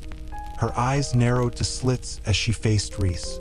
All the slaughtering, the massacres at temples. You think it's tied to this? I know it's tied to this. I didn't want to tell you until I knew for certain. But Azriel confirmed that they'd raided the memorial in Sangrava 3 days ago. They're looking for something, or found it. Azriel nodded in confirmation, even as Mor cast a surprised look in his direction. Azriel gave her an apologetic shrug back. I breathed. That's why the ring and the finger bone vanished after Amarantha died. For this. But who? My mouth went dry. They never caught the adder, did they? Rhys said too quietly. No, they didn't. The food in my stomach turned leaden. He said to Amren, how does one take an eye and a finger bone and make it into a man again? And how do we stop it? Amren frowned at her untouched wine. You already know how to find the answer. Go to the prison. Talk to the bone carver. Shit, Mor and Cashin both said. Rhys said calmly, perhaps you would be more effective, Amren. I was grateful for the table separating us as Amren hissed. I will not set foot in the prison, Rhys, and you know it. So go yourself, or send one of these dogs to do it for you. Cashin grinned, showing his white, straight teeth, perfect for biting. Amren snapped hers once in return. Azriel just shook his head. I'll go. The prison sentries know me, what I am. I wondered if the Shadowsinger was usually the first to throw himself into danger. Mor's fingers stilled on the stem of her wineglass, her eyes narrowing on Amren. The jewels, the red gown. All perhaps a way to downplay whatever dark power roiled in her veins. If anyone's going to the prison, Rhys said before Mor opened her mouth, it's me. And Feyre. What? Mor demanded, palms now flat on the table. He won't talk to Rhys, Amren said to the others, or to Azriel, or to any of us. We've got nothing to offer him, but an immortal with a mortal soul. She stared at my chest as if she could see the heart pounding beneath, and I contemplated yet again what she ate. The bone carver might be willing indeed to talk to her. They stared at me, as if waiting for me to beg not to go, to curl up and cower. Their quick, brutal interview to see if they wanted to work with me, I supposed. But the bone carver, the Naga, the Atter, the Suriel, the Bog, the Midgard WIRM, maybe they'd broken whatever part of me truly feared. Or maybe fear was only something I now felt in my dreams.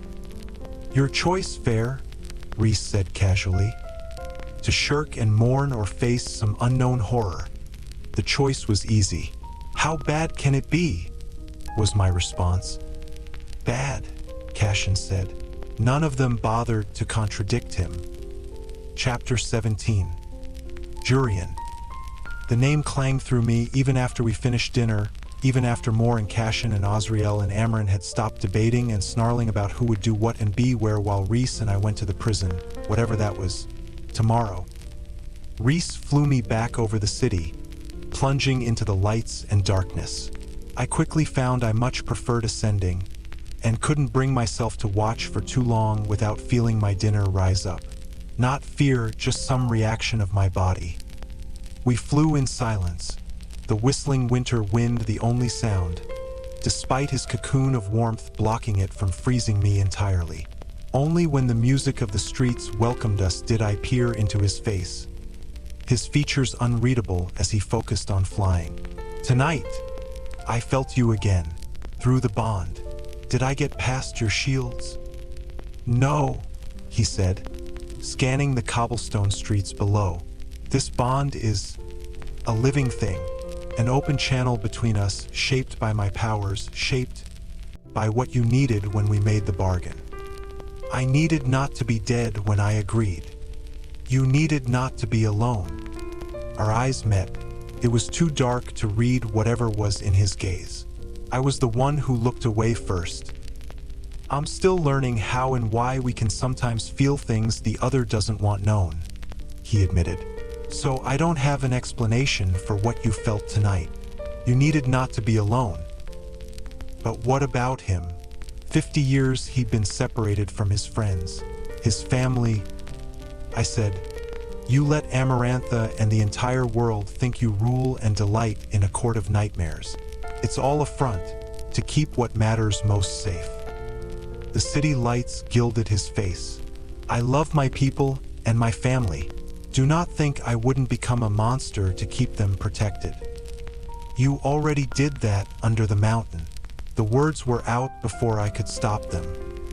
The wind rustled his hair, and I suspect I'll have to do it again soon enough.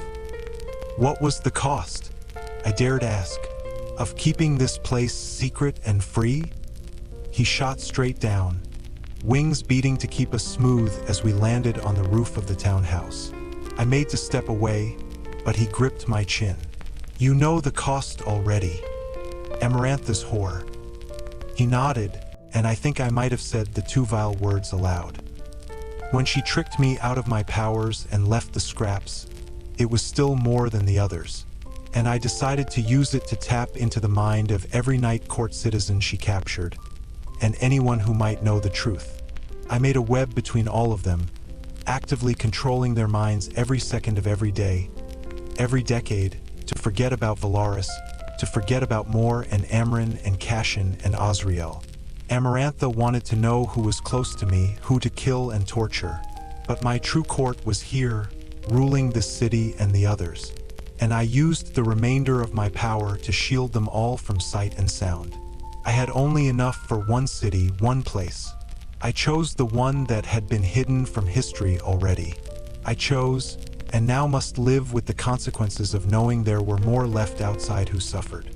But for those here, anyone flying or traveling near Valaris would see nothing but barren rock, and if they tried to walk through it, they'd find themselves suddenly deciding otherwise. Sea travel and merchant trading were halted. Sailors became farmers, working the earth around Valaris instead. And because my powers were focused on shielding them all fair, I had very little to use against Amarantha. So I decided that to keep her from asking questions about the people who mattered, I would be her whore. He'd done all of that, had done such horrible things, done everything for his people, his friends, and the only piece of himself that he'd hidden and managed to keep her from tainting, destroying, even if it meant 50 years trapped in a cage of rock. Those wings now flared wide. How many knew about those wings outside of Valaris or the Illyrian war camps? Or had he wiped all memory of them from Prythian long before Amarantha? Rhys released my chin, but as he lowered his hand, I gripped his wrist, feeling the solid strength. It's a shame, I said, the words nearly gobbled up by the sound of the city music, that others in Prythian don't know. A shame that you let them think the worst.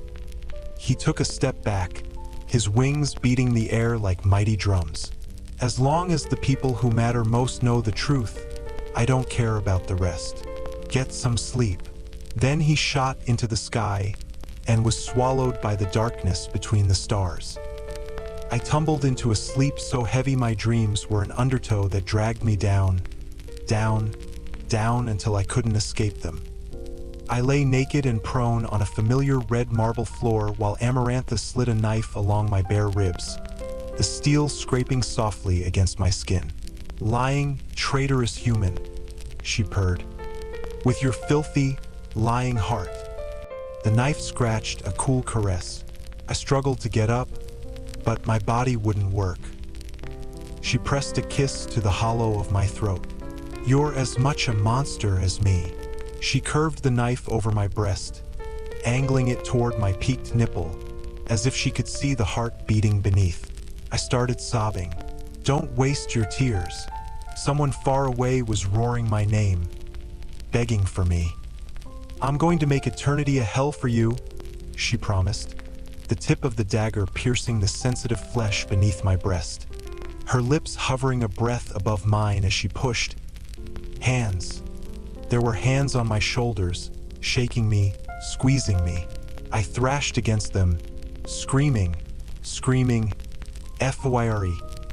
The voice was at once the night and the dawn and the stars and the earth, and every inch of my body calmed at the primal dominance in it.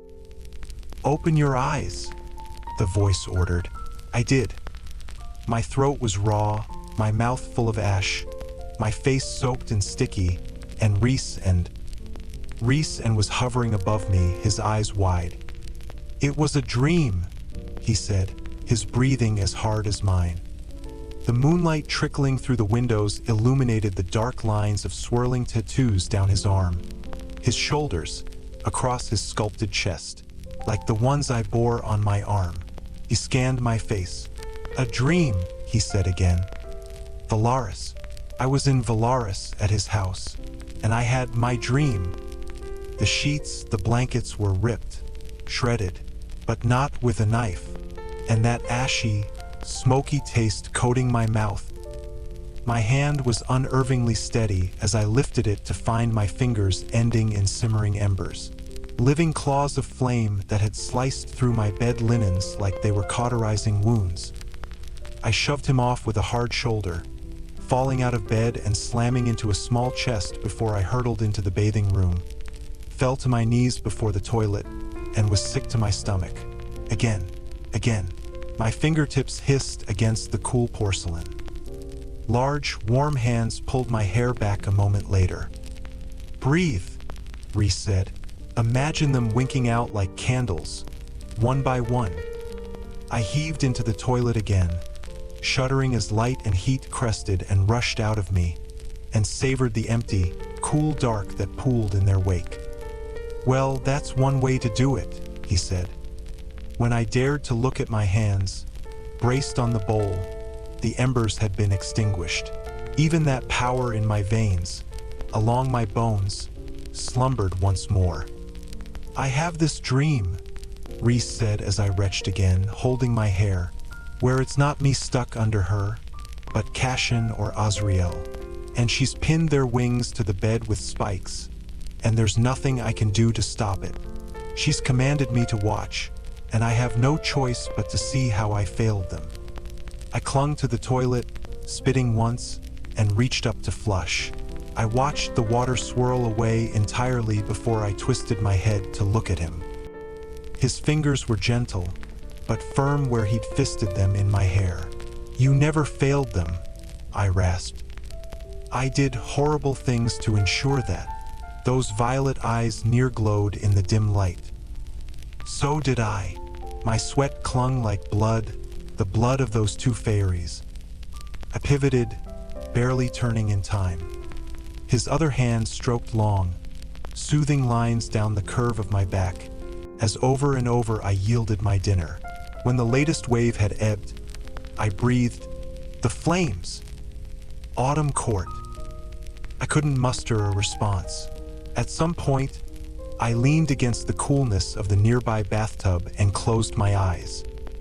When I awoke, sun streamed through the windows, and I was in my bed, tucked in tightly to the fresh, clean sheets. I stared up at the sharp grassy slope of the small mountain, shivering at the veils of mist that wafted past. Behind us, the land swept away to brutal cliffs and a violent pewter sea. Ahead, nothing but a wide, flat-topped mountain of gray stone and moss. Rhys stood at my side, a double-edged sword sheathed down his spine, knives strapped to his legs, clothed in what I could only assume were Illyrian fighting leathers, based on what Cashin and Azriel had worn the night before. The dark pants were tight, the scale-like plates of leather worn and scarred, and sculpted to legs I hadn't noticed were quite that muscled.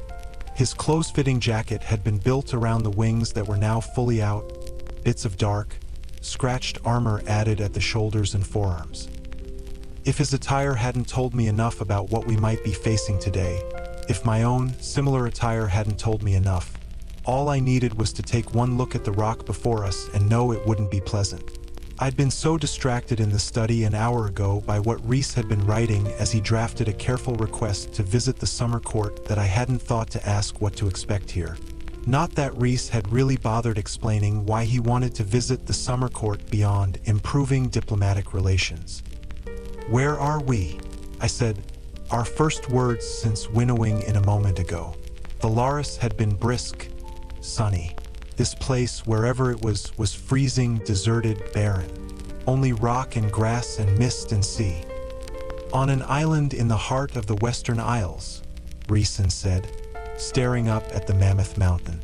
"And that," he said, pointing to it, "is the prison."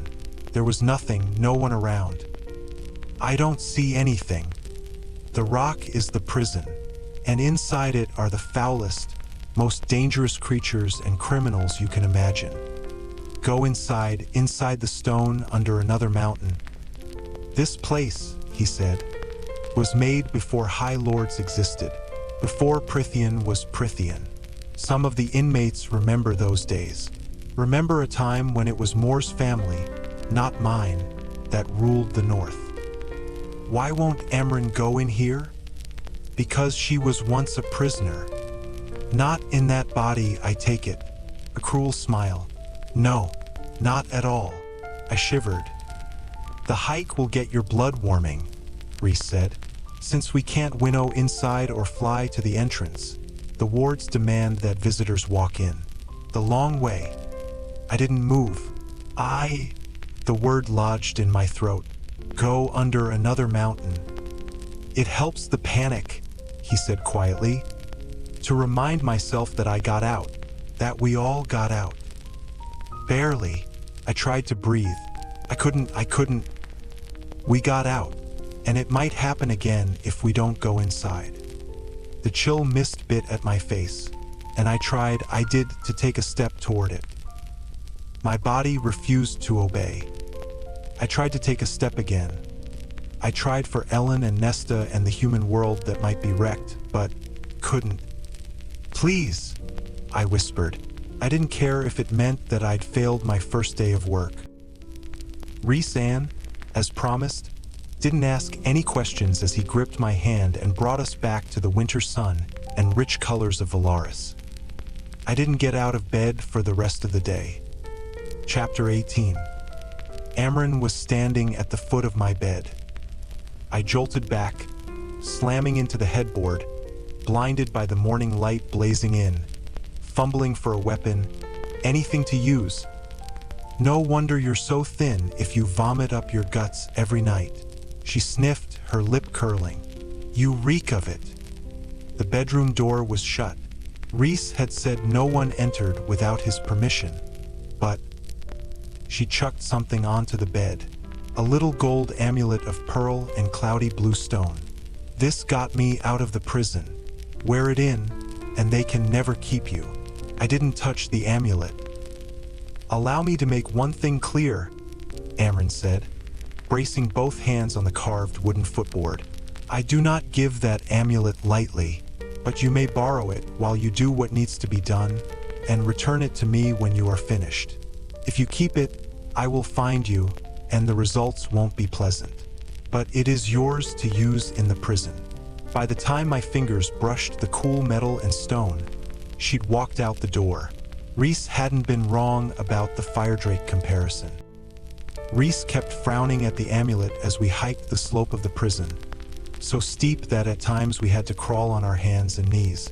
Higher and higher we climbed, and I drank from the countless little streams that gurgled through the bumps and hollows in the moss and grass slopes. All around the mist drifted by, whipped by the wind, whose hollow moaning drowned out our crunching footsteps. When I caught Rhys looking at the necklace for the 10th time, I said, "What? She gave you that?" Not a question. "It must be serious then," I said. "The risk with..." Don't say anything you don't want others hearing. He pointed to the stone beneath us. The inmates have nothing better to do than to listen through the earth and rock for gossip. They'll sell any bit of information for food, sex, maybe a breath of air. I could do this. I could master this fear. Amren had gotten out and stayed out, and the amulet, it'd keep me free too. I'm sorry, I said. About yesterday. I'd stayed in bed for hours, unable to move or think. Rhys held out a hand to help me climb a particularly steep rock, easily hauling me up to where he perched at its top. It had been so long, too long, since I'd been outdoors, using my body, relying on it. My breathing was ragged, even with my new immortality. You've got nothing to be sorry for, he said. You're here now, but enough of a coward that I never would have gone without that amulet. He added with a wink, I won't dock your pay. I was too winded to even scowl.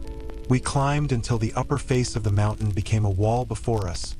Nothing but grassy slopes sweeping behind, far below, to where they flowed to the restless gray sea. Rhys drew the sword from his back in a swift movement. Don't look so surprised, he said. I've never seen you with a weapon, aside from the dagger he'd grabbed to slit Amarantha's throat at the end, to spare me from agony. Cashin would laugh himself hoarse hearing that, and then make me go into the sparring ring with him. Can he beat you? Hand-to-hand combat? Yes. He'd have to earn it for a change, but he'd win. No arrogance, no pride. Cashin is the best warrior I've encountered in any court, any land. He leads my armies because of it. I didn't doubt his claim. And the other Illyrian, Azriel, his hands. The scars, I said, where did they come from? Rhys was quiet a moment. Then he said too softly, his father had 2 legitimate sons, both older than Azriel, both cruel and spoiled. They learned it from their mother, the Lord's wife, for the 11 years that Azriel lived in his father's keep. She saw to it he was kept in a cell with no window, no light. They let him out for an hour every day, let him see his mother for an hour once a week. He wasn't permitted to train or fly, or any of the things his Illyrian instincts roared at him to do. When he was 8, his brothers decided it'd be fun to see what happened when you mixed an Illyrian's quick healing gifts with oil and fire. The warriors heard Azriel screaming, but not quick enough to save his hands. Nausea swamped me, but that still left him with 3 more years living with them. What other horrors had he endured before he was sent to that mountain camp? Were his brothers punished? Rhys's face was as unfeeling as the rock and wind and sea around us as he said with lethal quiet, eventually. There was enough rawness in the words that I instead asked, and Mor, what does she do for you? Mor is who I'll call in when the armies fail and Cashin and Azriel are both dead. My blood chilled. So she's supposed to wait until then? No. As my third, Mor is my court overseer. She looks after the dynamics between the Court of Nightmares and the Court of Dreams, and runs both Valaris and the Hewn City. I suppose in the mortal realm, she might be considered a queen. And Amren? Her duties as my second make her my political advisor, walking library, and doer of my dirty work. I appointed her upon gaining my throne, but she was my ally, maybe my friend, long before that. In that war where your armies fail and Cashin and Azriel are dead, and even more is gone. Each word was like ice on my tongue. Rhys paused his reach for the bald rock face before us. If that day comes, I'll find a way to break the spell on Amren and unleash her on the world, and ask her to end me first. By the mother, what is she? After our chat this morning, perhaps it was stupid to ask. Something else. Something worse than us. And if she ever finds a way to shed her prison of flesh and bone, Cauldron save us all.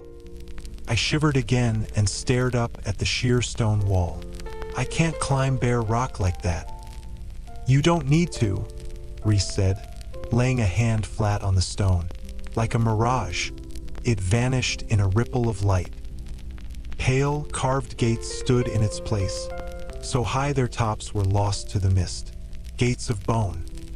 The bone gates swung open silently, revealing a cavern of black so inky I had never seen its like, even under the mountain. I gripped the amulet at my throat, the metal warm under my palm. Emran got out. I would walk out too. Rhys put a warm hand on my back and guided me inside, 3 balls of moonlight bobbing before us. No, no, no, no, no.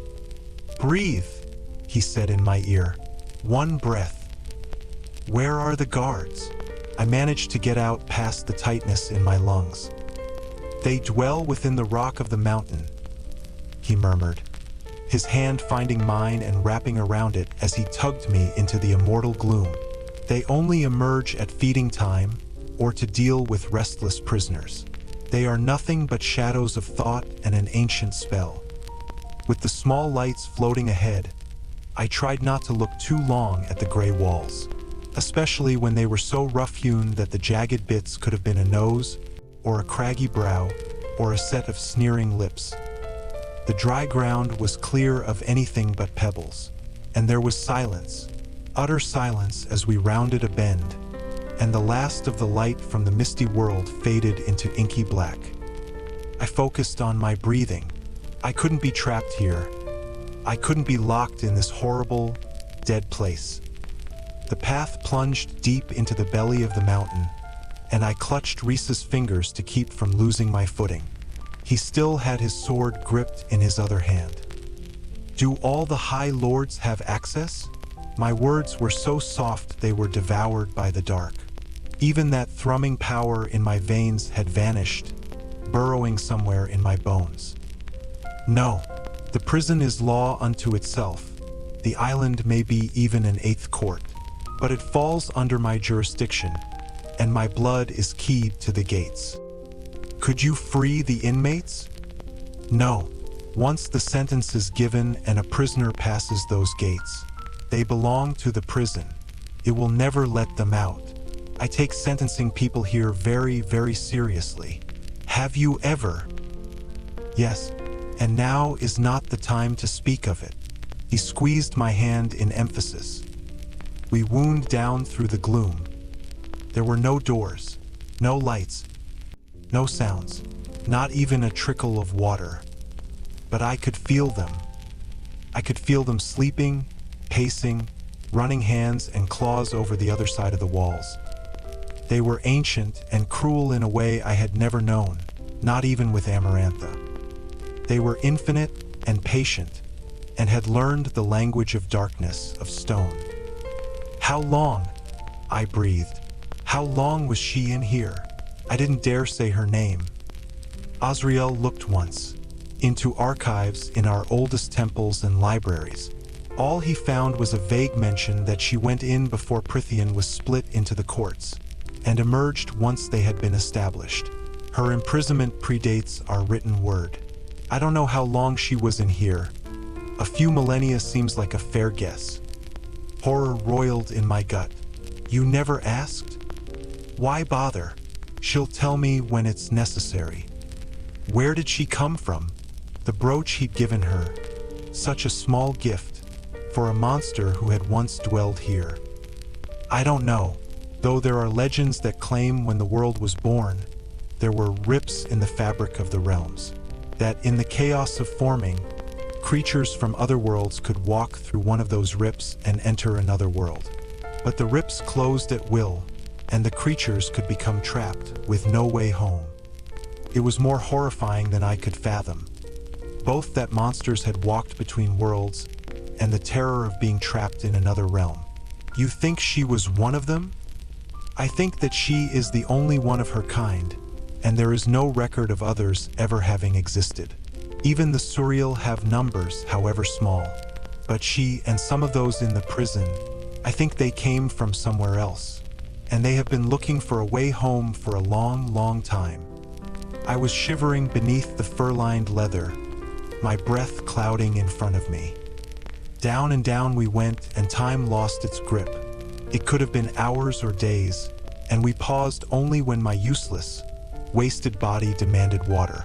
Even while I drank, he didn't let go of my hand, as if the rock would swallow me up forever. I made sure those breaks were swift and rare. And still we went onward, deeper. Only the lights and his hand kept me from feeling as if I were about to freefall into darkness. For a heartbeat, the reek of my own dungeon cell cloyed in my nose, and the crunch of moldy hay tickled my cheek. Rhys's hand tightened on my own. Just a bit farther. We must be near the bottom by now. Past it. The bone carver is caged beneath the roots of the mountain. Who is he? What is he? I'd only been briefed in what I was to say, nothing of what to expect. No doubt to keep me from panicking too thoroughly. No one knows. He'll appear as he wants to appear. Shapeshifter. Yes and no. He'll appear to you as one thing, and I might be standing right beside you and see another. I tried not to start bleeding like cattle. And the bone carving? You'll see. Rhys stopped before a smooth slab of stone. The hall continued down into the ageless dark. The air here was tight, compact. Even my puffs of breath on the chill air seemed short-lived.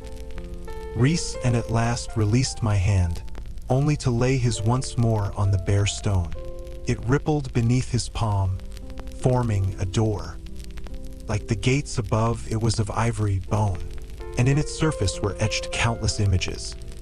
Flora and fauna, seas and clouds, stars and moons, infants and skeletons, creatures fair and foul. It swung away. The cell was pitch black, hardly distinguishable from the hall. I have carved the doors for every prisoner in this place, said a small voice within, but my own remains my favorite. I'd have to agree, Rhysand said. He stepped inside, the light bobbing ahead to illuminate a dark-haired boy sitting against the far wall, eyes of crushing blue taking in Rhys and then sliding to where I lurked in the doorway. Rhys reached into a bag I hadn't realized he'd been carrying, no, one he'd summoned from whatever pocket between realms he used for storage. He chucked an object toward the boy, who looked no more than 8. White gleamed as it clacked on the rough stone floor. Another bone, long and sturdy and jagged on one end. The calf bone that made the final kill when Feyre slew the Midgard Wyrm, Rhys said. My very blood stilled. There had been many bones that I'd laid in my trap. I hadn't noticed which had ended the Wyrm, or thought anyone would. Come inside, was all the bone carver said, and there was no innocence, no kindness in that child's voice. I took one step in and no more. It has been an age, the boy said, gobbling down the sight of me, since something new came into this world. Hello, I breathed. The boy's smile was a mockery of innocence. Are you frightened? Yes, I said. Never lie, that had been Rhys's first command. The boy stood, but kept to the other side of the cell. Feyre, he murmured, cocking his head. The orb of Feylight glazed the inky hair in silver. Feyre, he said again, drawing out the syllables as if he could taste them. At last he straightened his head. Where did you go when you died? A question for a question, I replied, as I'd been instructed over breakfast. The bone carver inclined his head to Rhysand. You were always smarter than your forefathers, but those eyes alighted on me. Tell me where you went, what you saw, and I will answer your question. Rhys gave me a subtle nod, but his eyes were wary, because what the boy had asked.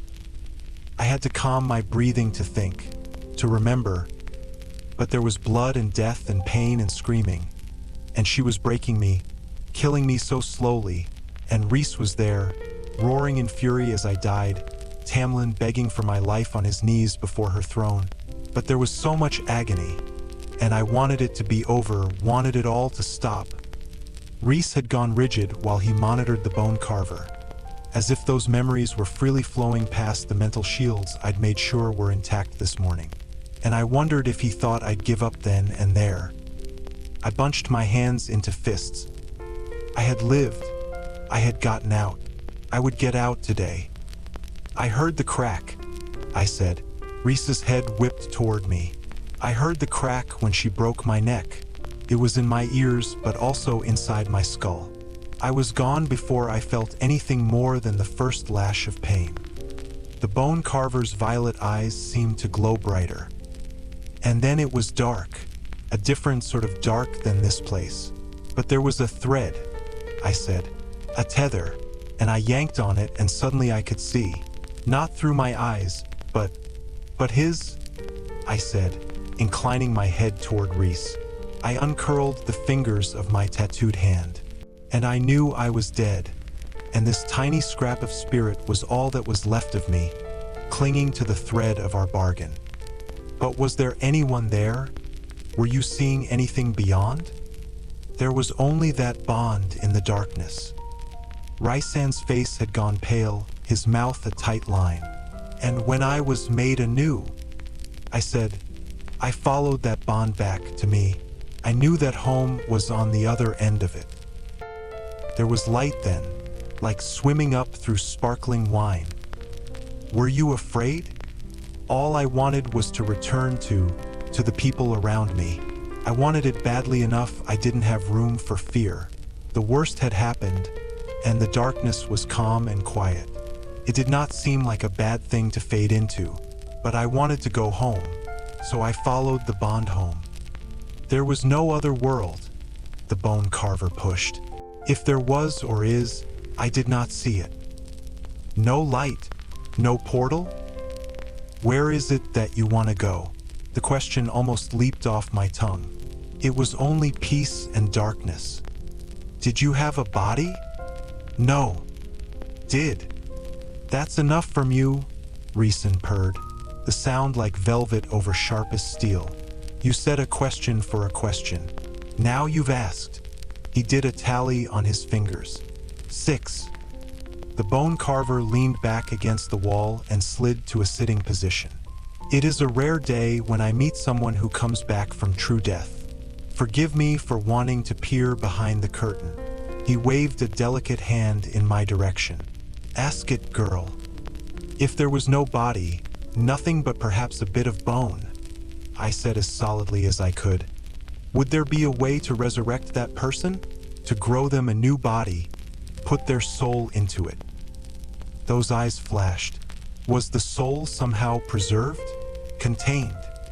I tried not to think about the eye ring Amarantha had worn, the soul she trapped inside to witness her every horror and depravity. Yes, there is no way. I almost sighed in relief. Unless, the boy bounced each finger off his thumb, his hand like some pale, twitchy insect. Long ago, before the high fae, before man, there was a cauldron. They say all the magic was contained inside it, that the world was born in it. But it fell into the wrong hands, and great and horrible things were done with it. Things were forged with it. Such wicked things that the cauldron was eventually stolen back at great cost. It could not be destroyed, for it had made all things, and if it were broken, then life would cease to be. So it was hidden and forgotten.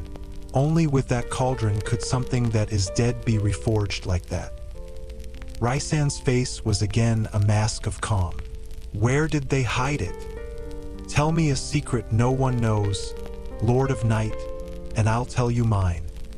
I braced myself for whatever horrible truth was about to come my way. But Rhysand said, my right knee gets a twinge of pain when it rains. I wrecked it during the war, and it's hurt ever since. The bone carver bit out a harsh laugh, even as I gaped at Rhys. You always were my favorite, he said, giving a smile I would never for a moment think was childlike. Very well. The cauldron was hidden at the bottom of a frozen lake in Lapland.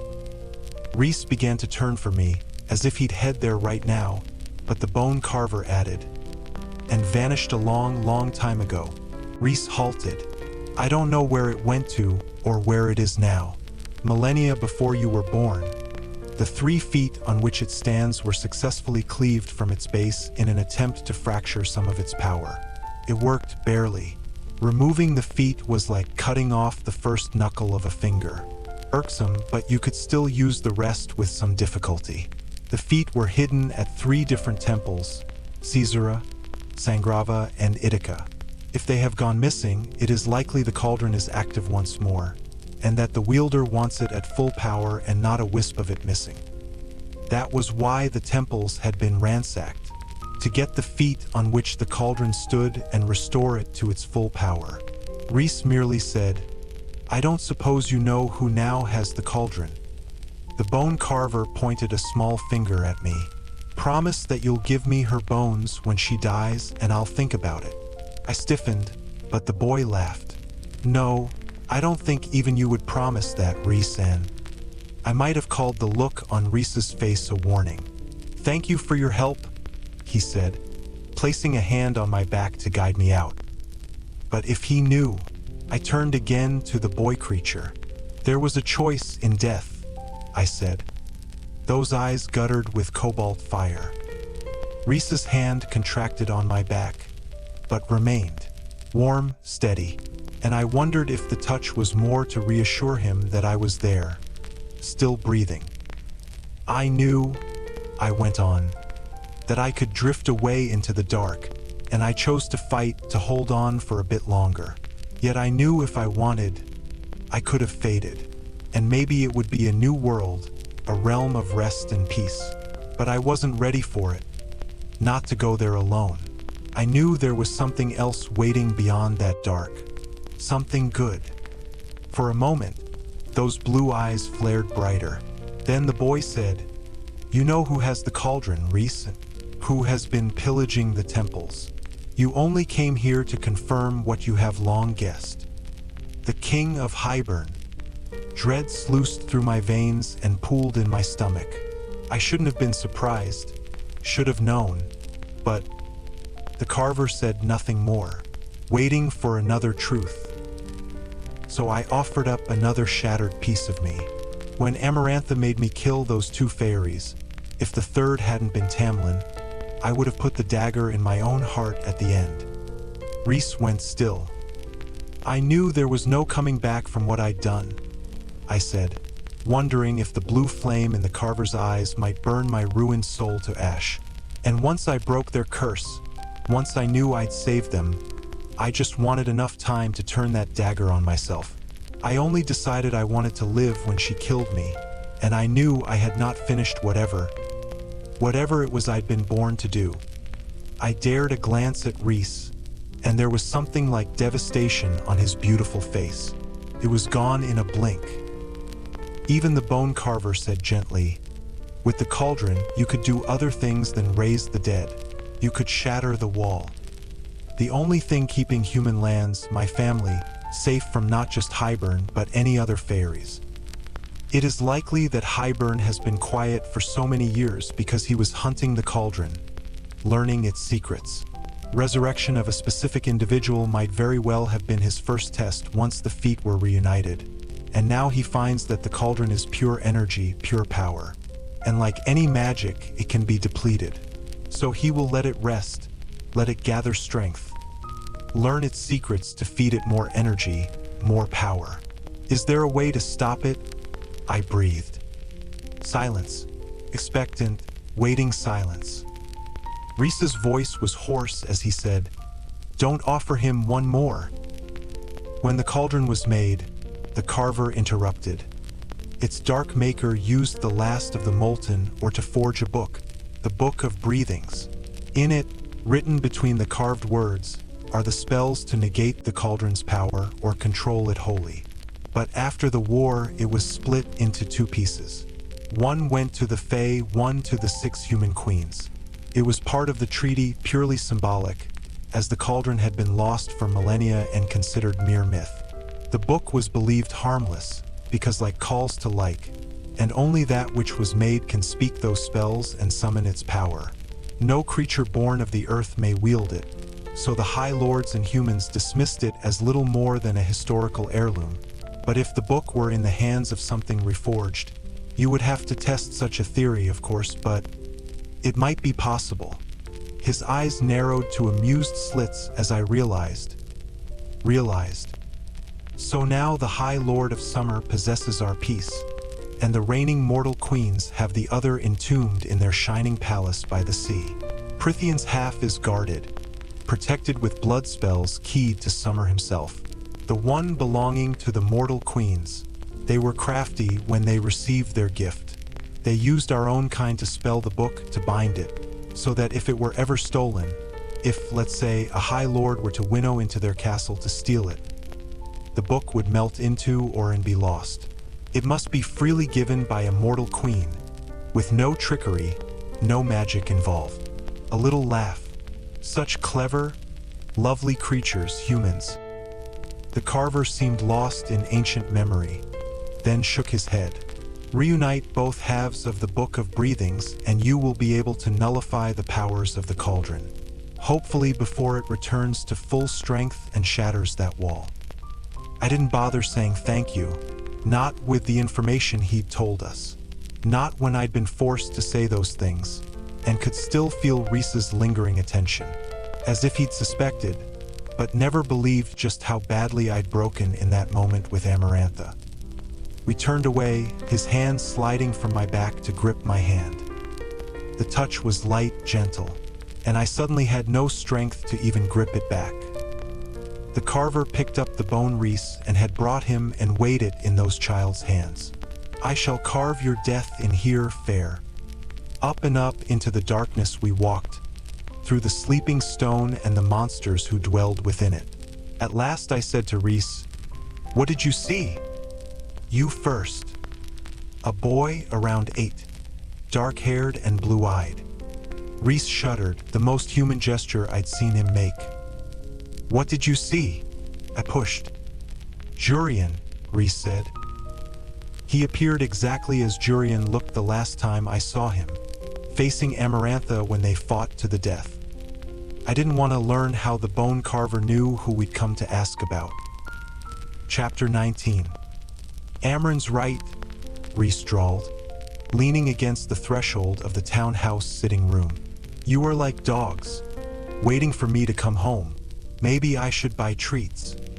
Cashin gave him a vulgar gesture from where he lounged on the couch before the hearth, an arm slung over the back behind Moore. Though everything about his powerful, muscled body suggested someone at ease, there was a tightness in his jaw, a coiled-up energy that told me they'd been waiting here for a while. Azriel lingered by the window, comfortably ensconced in shadows, a light flurry of snow dusting the lawn and street behind him. And Amren, nowhere to be seen. I couldn't tell if I was relieved or not. I'd have to hunt her down to give her back the necklace soon, if Rhys's warnings and her own words were to be believed. Damp and cold from the mist and wind that chased us down from the prison, I strode for the armchair across from the couch, which had been shaped, like so much of the furniture here, to accommodate Illyrian wings. I stretched my stiff limbs toward the fire and stifled a groan at the delicious heat. "How'd it go?" Moore said, straightening beside Cashin. "No gown today, just practical black pants and a thick blue sweater." "The bone carver," Rhys said, "is a busybody gossip who likes to pry into other people's business far too much." "But," Cashin demanded, bracing his arms on his knees, wings tucked in tight. "But," Rhys said, "he can also be helpful when he chooses, and it seems we need to start doing what we do best." I flexed my numbed fingers, content to let them discuss, needing a moment to reel myself back in, to shut out what I'd revealed to the bone carver. And what the bone carver suggested I might actually be asked to do with that book. The abilities I might have. So Rhys told them of the cauldron, and the reason behind the temple pillagings, to no shortage of swearing and questions, and revealed nothing of what I had admitted in exchange for the information. Azriel emerged from his wreathing shadows to ask the most questions. His face and voice remained unreadable. Cashin, surprisingly, kept quiet, as if the general understood that the Shadowsinger would know what information was necessary, and was busy assessing it for his own forces. When Rhys was done, his spymaster said, "I'll contact my sources in the Summer Court about where the half of the Book of Breathings is hidden. I can fly into the human world myself to figure out where they're keeping their part of the book before we ask them for it." "No need," Rhys said, "and I don't trust this information, even with your sources, with anyone outside of this room, save for Amren." "They can be trusted," Azriel said with quiet steel, his scarred hands clenching at his leather-clad sides. "We're not taking risks where this is concerned," Rhys merely said. He held Azriel's stare, and I could almost hear the silent words Rhys added. "It is no judgment or reflection on you, Azzy. Not at all." But Azriel yielded no tinge of emotion as he nodded, his hands unfurling.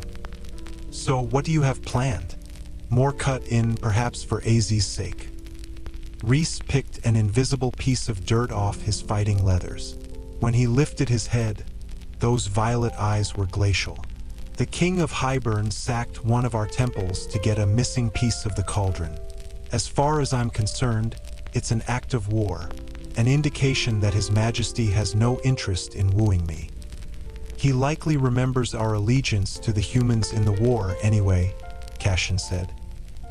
"He wouldn't jeopardize revealing his plans while trying to sway you, and I bet some of Amaranth's cronies reported to him about Under the Mountain. About how it all ended. I mean," Cashin's throat bobbed. "When Rhys had tried to kill her, I lowered my hands from the fire." Rhys said, "Indeed, but this means Hybern's forces have already successfully infiltrated our lands, without detection.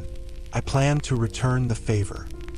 Mother above, Cashin and Moore just grinned with feral delight. "How?" Moore asked. Rhys crossed his arms. "It will require careful planning, but if the cauldron is in Hybern, then to Hybern we must go, either to take it back, or use the book to nullify it." Some cowardly, pathetic part of me was already trembling. "Hybern likely has as many wards and shields around it as we have here," Azriel countered. "We'd need to find a way to get through them undetected first." A slight nod. "Which is why we start now, while we hunt for the book. So when we get both halves, we can move swiftly, before word can spread that we even possess it." Cashin nodded, but asked, "How are you going to retrieve the book, then?" I braced myself as Rhys said, "Since these objects are spelled to the individual High Lords, and can only be found by them, through their power, then, in addition to her uses regarding the handling of the Book of Breathings itself, it seems we possibly have our own detector." Now they all looked at me. I cringed. Perhaps was what the bone carver said in regard to me being able to track things. "You don't know." My words faded as Rhys smirked. "You have a kernel of all our power, like having 7 thumbprints. If we've hidden something, if we've made or protected it with our power, no matter where it has been concealed, you will be able to track it through that very magic." "You can't know that for sure," I tried again. "No, but there is a way to test it." Rhys was still smiling. "Here we go," Cashin grumbled. Moore gave Azriel a warning glare to tell him not to volunteer this time. The spymaster just gave her an incredulous look in return. I might have lounged in my chair to watch their battle of wills had Rhys not said, "With your abilities, Feyre, you might be able to find the half of the book at the Summer Court and break the wards around it. But I'm not going to take the carver's word for it, or bring you there without testing you first. To make sure that when it counts, when we need to get that book, we do not fail. So we're going on another little trip, to see if you can find a valuable object of mine that I've been missing for a considerably long time." "Shit," Moore said, plunging her hands into the thick folds of her sweater. "Where?" I managed to say. It was Azriel who answered, "To the Weaver." Rhys held up a hand as Cashin opened his mouth. The test, he said, will be to see if Feyre can identify the object of mine in the Weaver's Trove. When we get to the summer court, Tarquin might have spelled his half of the book to look different, feel different. By the cauldron, Rhys, Maas snapped, setting both feet on the carpet. Are you out of your... Who is the Weaver? I pushed.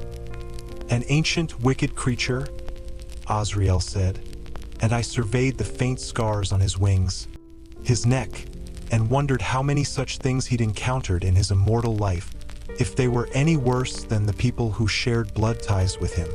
Who should remain unbothered? He added in Rhys's direction. Find another way to test her abilities. Rhys merely shrugged and looked to me, to let me choose. It was always my choice with him these days. Yet he hadn't let me go back to the spring court during those 2 visits, because he knew how badly I needed to get away from it. I gnawed on my lower lip, weighing the risks, waiting to feel any kernel of fear, of emotion. But this afternoon had drained any reserve of such things. The bone carver, the weaver, can't you ever just call someone by a given name? Cashin chuckled, and Maas settled back in the sofa cushions. Only Rhys, it seemed, understood that it hadn't entirely been a joke. His face was tight, like he knew precisely how tired I was, how I knew I should be quaking at the thought of this weaver. But after the bone carver, what I'd revealed to it, I could feel nothing at all. Rhys said to me, "What about adding one more name to that list?" I didn't particularly like the sound of that. Maas said as much. "Emissary," Rhysand said, ignoring his cousin. "Emissary to the Night Court for the human realm." Azriel said, "There hasn't been one for 500 years, Rhys. There also hasn't been a human turned immortal since then, either." Rhys met my gaze. "The human world must be as prepared as we are, especially if the King of Hybern plans to shatter the wall and unleash his forces upon them. We need the other half of the book from those mortal queens, and if we can't use magic to influence them, then they're going to have to bring it to us." More silence. On the street beyond the bay of windows, wisps of snow brushed past, dusting the cobblestones. Rhys jerked his chin at me. "You are an immortal fairy with a human heart. Even as such, you might very well set foot on the continent and be hunted for it. So we set up a base in neutral territory, in a place where humans trust us, trust you, Feyre, and where other humans might risk going to meet with you, to hear the voice of Prythian after 5 centuries. My family's estate," I said.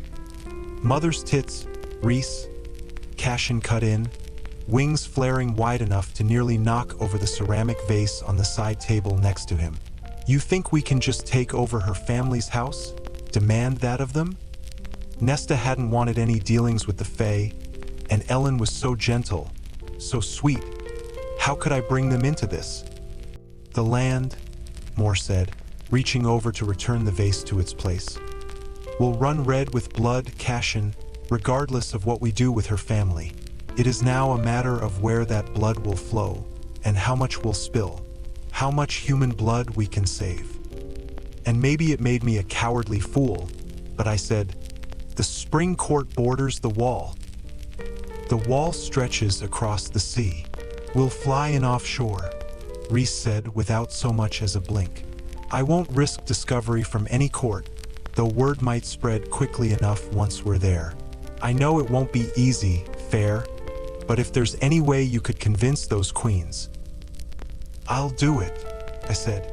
Claire Better's broken and nailed body flashed in my vision. Amarantha had been one of his commanders, just one of many. The King of Hybern had to be horrible beyond reckoning to be her master.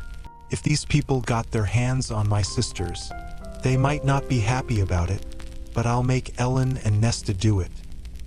I didn't have the nerve to ask Rhys if he could simply force my family to agree to help us if they refused. I wondered if his powers would work on Nesta when even Tamlin's glamour had failed against her steel mind. "Then it's settled," Rhys said. None of them looked particularly happy. Once fair darling returns from the weaver, we'll bring Hybern to its knees. Rhys and the others were gone that night, where no one told me. But after the events of the day, I barely finished devouring the food Nuala and Ceridwen brought to my room before I tumbled into sleep. I dreamed of a long white bone, carved with horrifying accuracy. My face twisted in agony and despair, the ash knife in my hand, a pool of blood leaking away from two corpses. But I awoke to the watery light of winter dawn, my stomach full from the night before.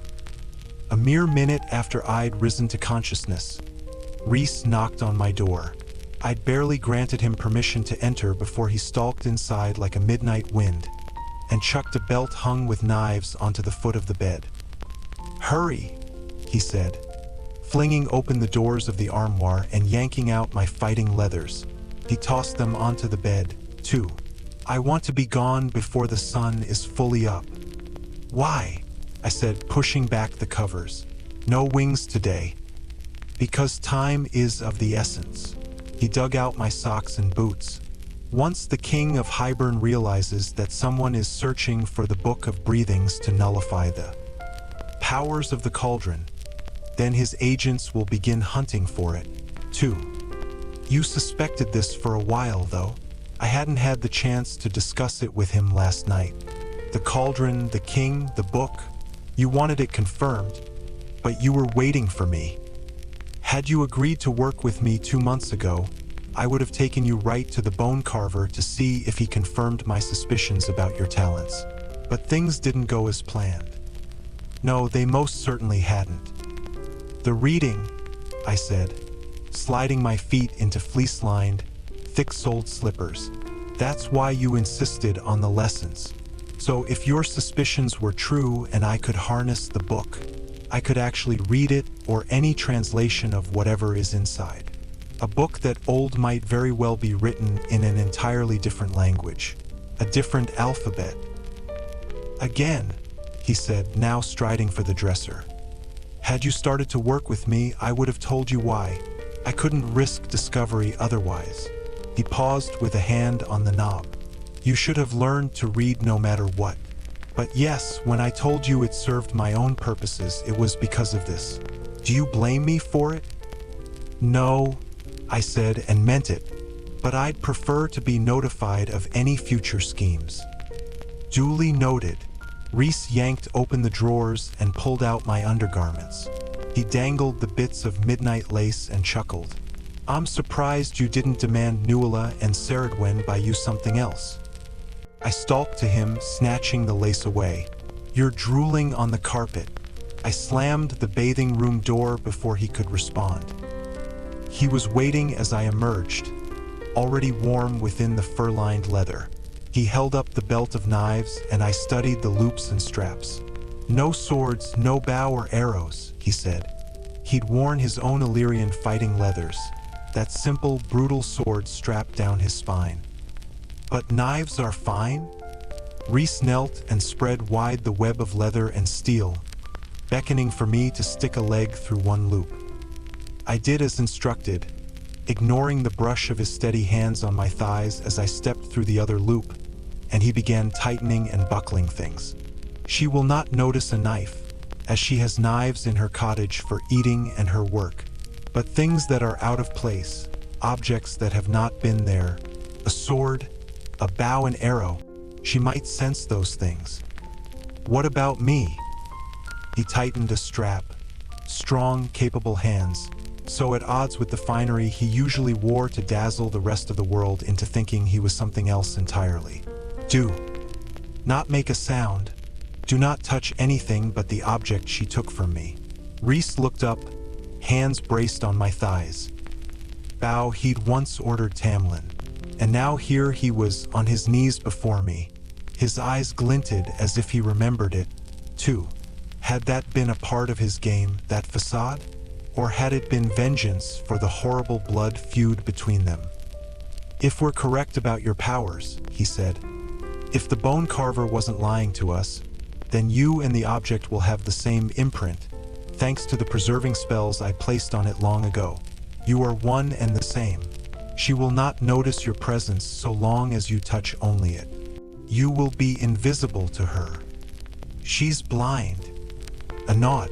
But her other senses are lethal. So be quick and quiet. Find the object and run out. Feyre. His hands lingered on my legs, wrapping around the back of them. And if she notices me? His hands tightened slightly. Then we'll learn precisely how skilled you are. Cruel, conniving bastard. I glared at him. Rhys shrugged. Would you rather I locked you in the House of Wind and stuffed you with food and made you wear fine clothes and plan my parties? Go to hell. Why not get this object yourself, if it's so important? Because the Weaver knows me, and if I am caught, there would be a steep price. High Lords are not to interfere with her, no matter the direness of the situation. There are many treasures in her hoard. Some she has kept for millennia. Most will never be retrieved, because the High Lords do not dare be caught. Thanks to the laws that protect her, thanks to her wrath. Any thieves on their behalf, either they do not return, or they are never sent, for fear of it leading back to their High Lord. But you, she does not know you. You belong to every court. So I'm your huntress and thief? His hands slid down to cup the backs of my knees as he said with a roguish grin, You are my salvation, Feyre. Chapter 20. Rhys and winnowed us into a wood that was older, more aware than any place I'd been. The gnarled beech trees were tightly woven together, splattered and draped so thoroughly with moss and lichen that it was nearly impossible to see the bark beneath. Where are we? I breathed, hardly daring to whisper. Rhys kept his hands within casual reach of his weapons. In the heart of Prythian, there is a large, empty territory that divides the north and south. At the center of it is our sacred mountain. My heart stumbled, and I focused on my steps through the ferns and moss and roots. This forest, Rhys went on, is on the eastern edge of that neutral territory. Here there is no High Lord. Here the law is made by who is strongest, meanest, most cunning. And the Weaver of the Wood is at the top of their food chain. The trees groaned, though there was no breeze to shift them. No, the air here was tight and stale. Amarantha didn't wipe them out? Amarantha was no fool, Rhys said, his face dark. She did not touch these creatures or disturb the wood. For years, I tried to find ways to manipulate her to make that foolish mistake, but she never bought it. And now we're disturbing her, for a mere test. He chuckled, the sound bouncing off the gray stones strewn across the forest floor like scattered marbles. Cashin tried to convince me last night not to take you. I thought he might even punch me. Why? I barely knew him. Who knows? With Cashin, he's probably more interested in fucking you than protecting you. You're a pig.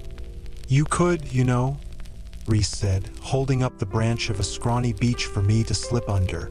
If you needed to move on in a physical sense, I'm sure Cashin would be more than happy to oblige. Felt like a test in itself, and it pissed me off enough that I crooned, Then tell him to come to my room tonight. If you survive this test. I paused atop a little lichen-crusted rock. You seem pleased by the idea that I won't. Quite the opposite, Feyre. He prowled to where I stood on the stone. I was almost eye level with him. The forest went even quieter, the trees seeming to lean closer, as if to catch every word. I'll let Cashin know you're open to his advances. Good, I said. A bit of hollowed-out air pushed against me, like a flicker of night. That power along my bones and blood stirred in answer. I made to jump off the stone, but he gripped my chin, the movement too fast to detect. His words were a lethal caress as he said, "Did you enjoy the sight of me kneeling before you?" I knew he could hear my heart as it ratcheted into a thunderous beat. I gave him a hateful little smirk. Anyway, yanking my chin out of his touch and leaping off the stone, I might have aimed for his feet. and he might have shifted out of the way just enough to avoid it. Isn't that all you males are good for, anyway? But the words were tight, near breathless. His answering smile evoked silken sheets and jasmine-scented breezes at midnight. A dangerous line. One Rhys was forcing me to walk to keep me from thinking about what I was about to face, about what a wreck I was inside. Anger, this flirtation, annoyance, he knew those were my crutches. What I was about to encounter, then, must be truly harrowing if he wanted me going in there mad thinking about sex, about anything but the weaver of the wood. "Nice try," I said hoarsely. Rhysand just shrugged and swaggered off into the trees ahead. Bastard. Yes, it had been to distract me, but I stormed after him as silently as I could, intent on tackling him and slamming my fist into his spine, but he held up a hand as he stopped before a clearing. A small, whitewashed cottage with a thatched roof and half-crumbling chimney sat in the center. Ordinary, almost mortal. There was even a well, its bucket perched on the stone lip, and a wood pile beneath one of the round windows of the cottage. No sound or light within, not even smoke puffed from the chimney. The few birds in the forest fell quiet, not entirely, but to keep their chatter to a minimum. And there, faint, coming from inside the cottage, was a pretty, steady humming. It might have been the sort of place I would have stopped if I were thirsty or hungry or in need of shelter for the night. Maybe that was the trap. The trees around the clearing, so close that their branches nearly clawed at the thatched roof, might very well have been the bars of a cage. Rhys inclined his head toward the cottage, bowing with dramatic grace. In out, don't make a sound. Find whatever object it was and snatch it from beneath a blind person's nose. And then run like hell. Mossy earth paved the way to the front door, already cracked slightly. A bit of cheese, and I was the foolish mouse about to fall for it. Eyes twinkling, Rhys mouthed, "Good luck." I gave him a vulgar gesture and slowly, silently made my way toward the front door. The woods seemed to monitor each of my steps. When I glanced behind, Rhys was gone. He hadn't said if he'd interfere if I were in mortal peril. I probably should have asked. I avoided any leaves and stones, falling into a pattern of movement that some part of my body, some part that was not born of the High Lords, remembered. Like waking up, that's what it felt like. I passed the well, not a speck of dirt, not a stone out of place. Perfect, pretty trap that mortal part of me warned. A trap designed from a time when humans were prey, now laid for a smarter, immortal sort of game. I was not prey any longer, I decided as I eased up to that door. And I was not a mouse. I was a wolf. I listened on the threshold, the rock worn as if many, many boots had passed through, and perhaps never passed back over again. The words of her song became clear now, her voice sweet and beautiful, like sunlight on a stream. There were two sisters, they went playing, to see their father's ships come sailing. And when they came unto the sea brim, the elder did push the younger in. A honeyed voice for an ancient, horrible song. I'd heard it before, slightly different, but sung by humans who had no idea that it had come from fairy throats. I listened for another moment, trying to hear anyone else. But there was only a clatter and thrum of some sort of device, and the weaver's song. Sometimes she sank and sometimes she swam, till her corpse came to the miller's dam. My breath was tight in my chest, but I kept it even, directing it through my mouth in silent breaths. I eased open the front door, just an inch. No squeak, no whine of rusty hinges. Another piece of the pretty trap, practically inviting thieves in. I peered inside when the door had opened wide enough. A large main room with a small, shut door in the back. Floor-to-ceiling shelves lined the walls, crammed with bric-a-brac. Books, shells, dolls, herbs, pottery, shoes, crystals, more books, jewels. From the ceiling and wood rafters hung all manner of chains. Dead birds, dresses, ribbons, gnarled bits of wood, strands of pearls, a junk shop of some immortal hoarder. And that hoarder, in the gloom of the cottage, there sat a large spinning wheel, cracked and dulled with age. And before that ancient spinning wheel, her back to me, sat the weaver.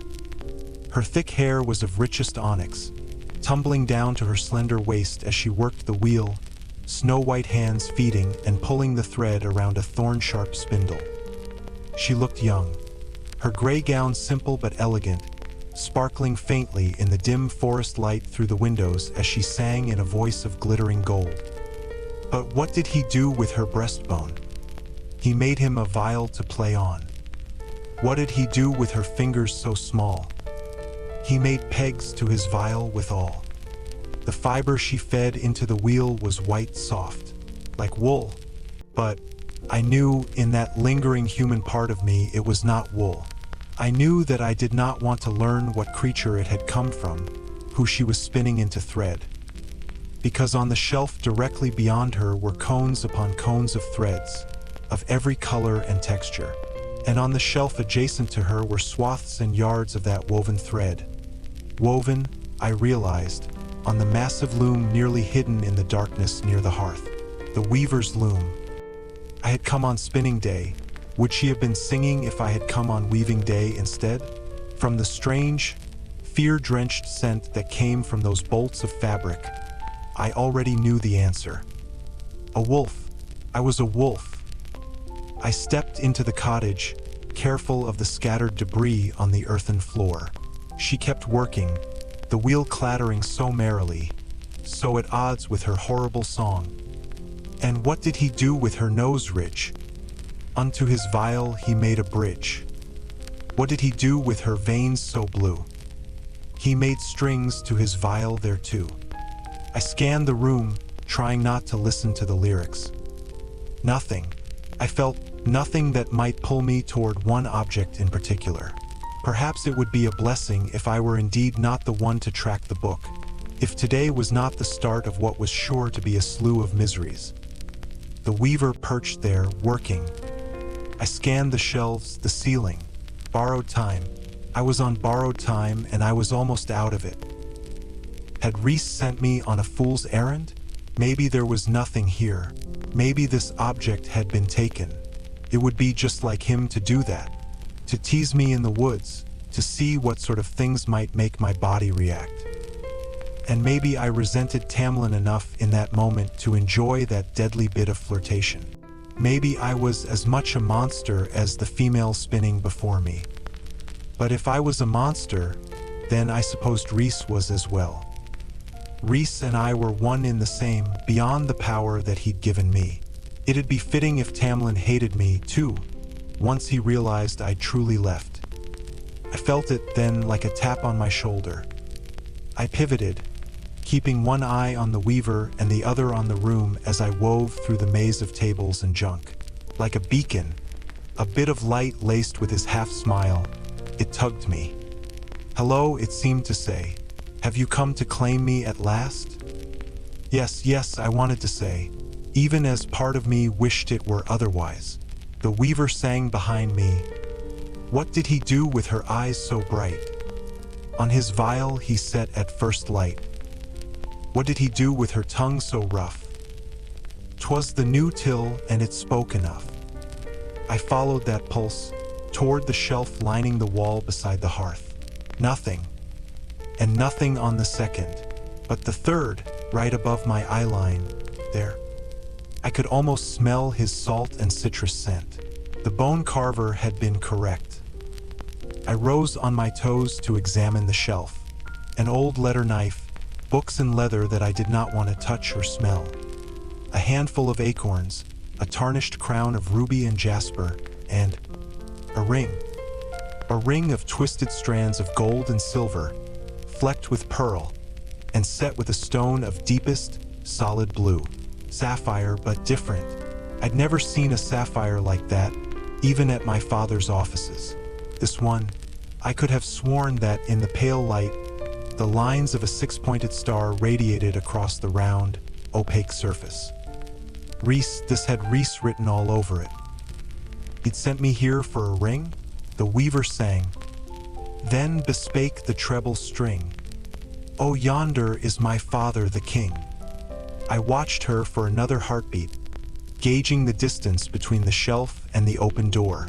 Grabbed the ring, and I could be gone in a heartbeat. Quick, quiet, calm. Then bespake the second string.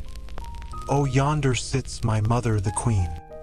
I dropped a hand toward one of the knives strapped to my thighs. When I got back to Rhys, maybe I'd stab him in the gut.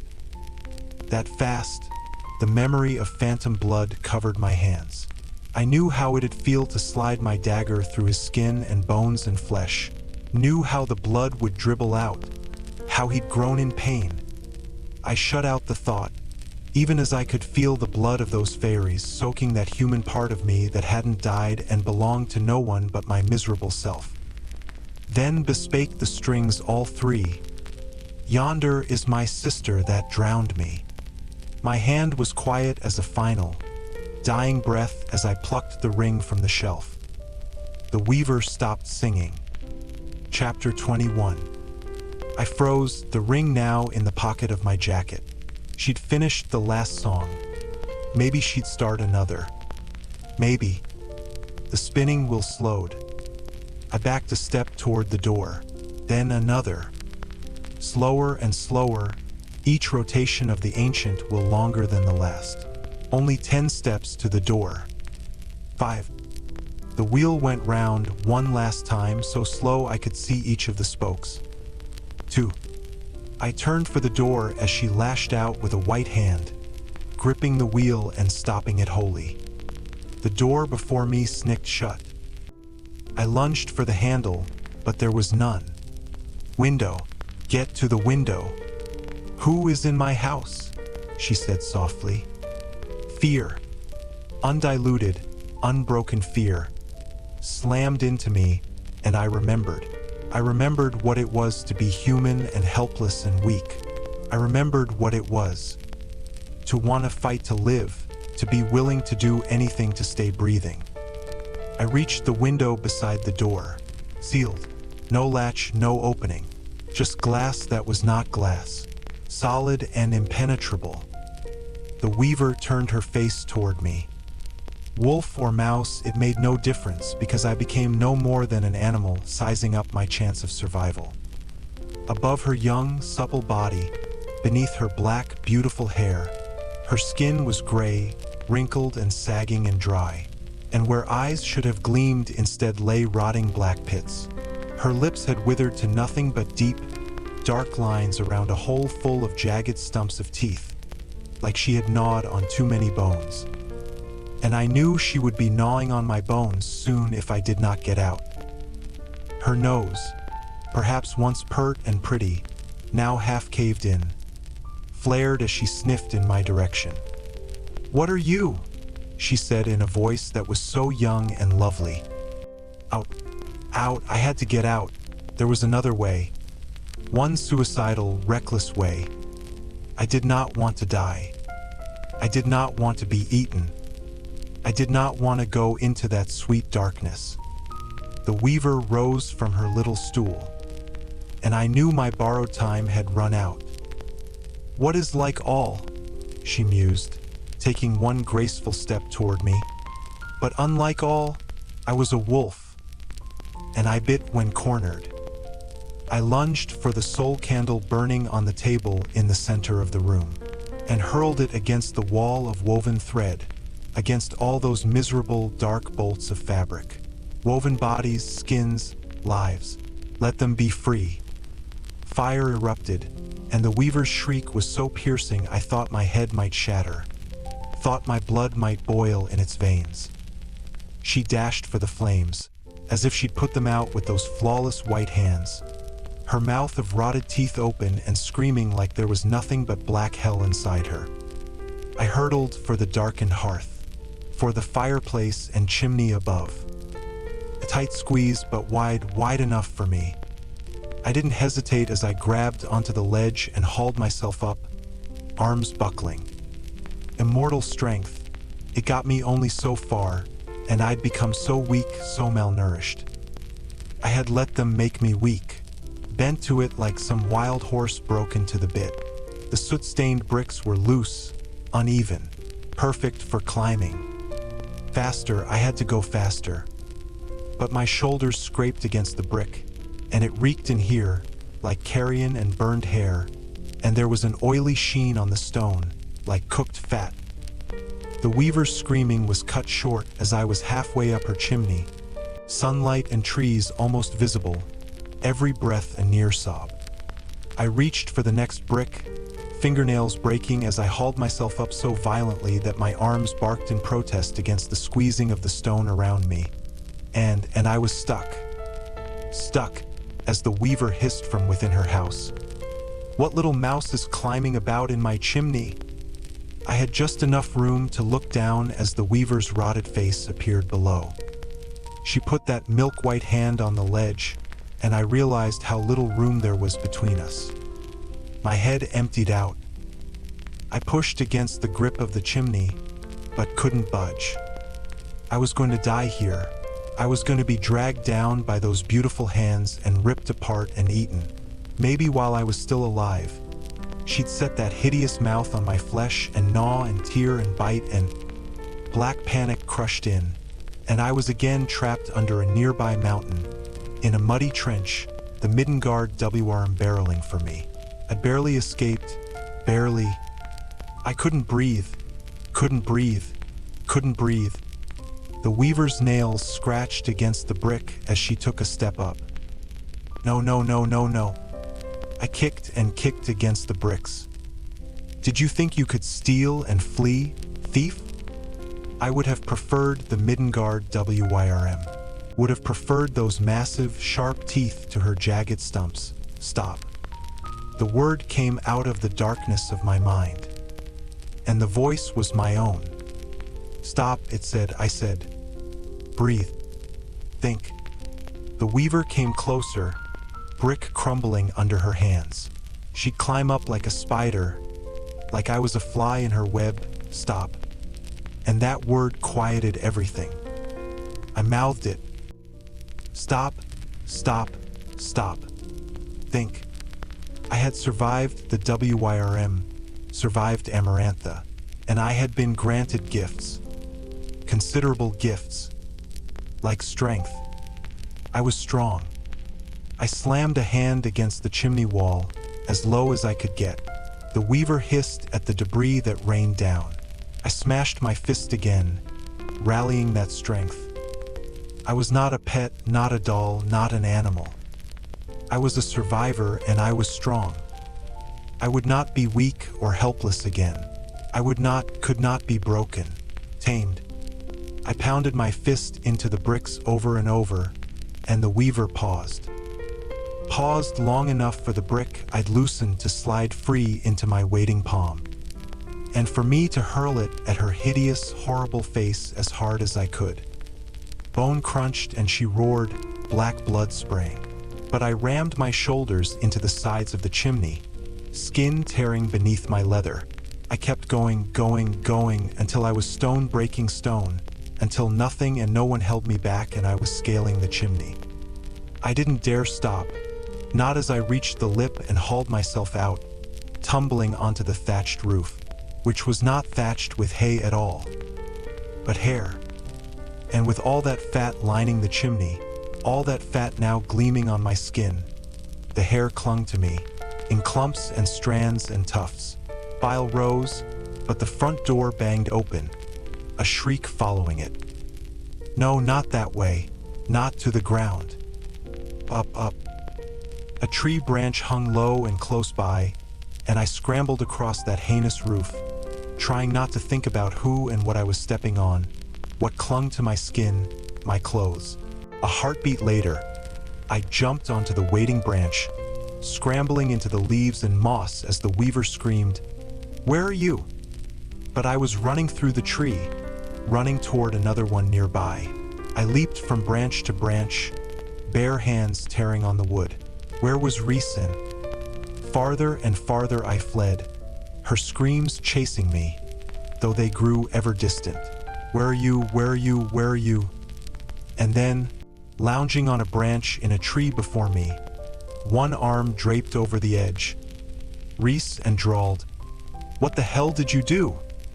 I skidded to a stop, breathing raw. I thought my lungs might actually be bleeding. "You?" I hissed. But he raised a finger to his lips and winnowed to me, grabbing my waist with one hand and cupping the back of my neck with his other as he spirited us away to Valaris, to just above the House of Wind. We free fell, and I didn't have breath to scream as his wings appeared, spreading wide, and he curved us into a steady glide, right through the open windows of what had to be a war room. Cashin was there, in the middle of arguing with Amren about something. Both froze as we landed on the red floor. There was a mirror on the wall behind them, and I glimpsed myself long enough to know why they were gaping. My face was scratched and bloody, and I was covered in dirt and grease, boiled fat, and mortar dust. The hair stuck to me, and I smelled. "You smell like barbecue," Amren said, cringing a bit. Cashin loosened the hand he'd wrapped around the fighting knife at his thigh. I was still panting, still trying to gobble down breath, the hair clinging to me scratched and tickled. And, "You kill her," Cashin said. "No," Rhys answered for me, loosely folding his wings. "But given how much the..." Weaver was screaming. "I'm dying to know what fair darling did." Grease. I had the grease and hair of people on me. I vomited all over the floor. Cashin swore, but Amren waved a hand and it was instantly gone, along with the mess on me. But I could feel the ghost of it there, the remnants of people, the mortar of those bricks. "She detected me somehow," I managed to say, slumping against the large black table and wiping my mouth against the shoulder of my leathers, "and locked the doors and windows, so I had to climb out through the chimney. I got stuck," I added as Cashin's brows rose, "and when she tried to climb up, I threw a brick at her face." Silence. Amren looked to Rhysand. "And where were you?" "Waiting, far enough away that she couldn't detect me." I snarled at him. "I could have used some help."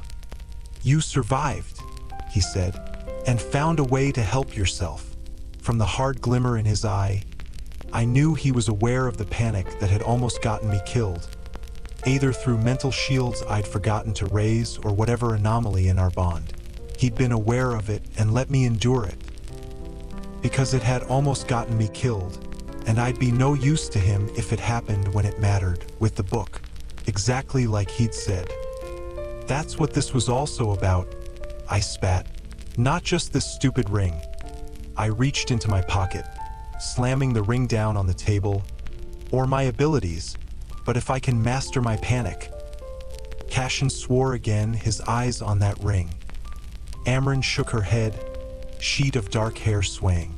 "Brutal, but effective."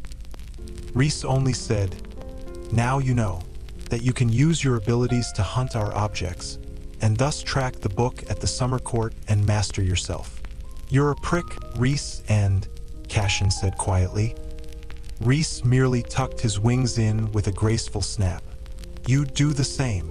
Cashin shrugged, as if to say fine, he would. I looked at my hands, my nails bloody and cracked, and I said to Cashin, "I want you to teach me how to fight, to get strong, if the offer to train still stands." Cashin's brows rose, and he didn't bother looking to Rhys for approval. "You'll be calling me a prick pretty damn fast if we train. And I don't know anything about training humans, how breakable your bodies are. He added with a wince, "We'll figure it out." "I don't want my only option to be running," I said. "Running?" Amren cut in. "Kept you alive today." I ignored her. "I want to know how to fight my way out. I don't want to have to wait on anyone to rescue me." I faced Rhys, crossing my arms. "Well, have I proved myself?" But he merely picked up the ring and gave me a nod of thanks. It was my mother's ring, as if that were all the explanation and answers owed. How'd you lose it? I demanded. I didn't. My mother gave it to me as a keepsake, then took it back when I reached maturity and gave it to the weaver for safekeeping. Why? So I wouldn't waste it. Nonsense and idiocy, and I wanted a bath. I wanted quiet and a bath. The need for those things hit me strong enough that my knees buckled. I'd barely looked at Rhys before he grabbed my hand, flared his wings, and had us soaring back through the windows. We free fell for 5 thunderous, wild heartbeats before he winnowed to my bedroom in the townhouse. A hot bath was already running. I staggered to it, exhaustion hitting me like a physical blow, when Rhys said, "And what about training your other gifts?" Through the rising steam from the tub, I said, "I think you and I would shred each other to bits." "Oh, we most definitely will." He leaned against the bathing room threshold. "But it wouldn't be fun otherwise. Consider our training now officially part of your work requirements with me." A jerk of the chin. "Go ahead, try to get past my shields." I knew which ones he was talking about. "I'm tired. The bath will go cold. I promise it'll be just as hot in a few moments.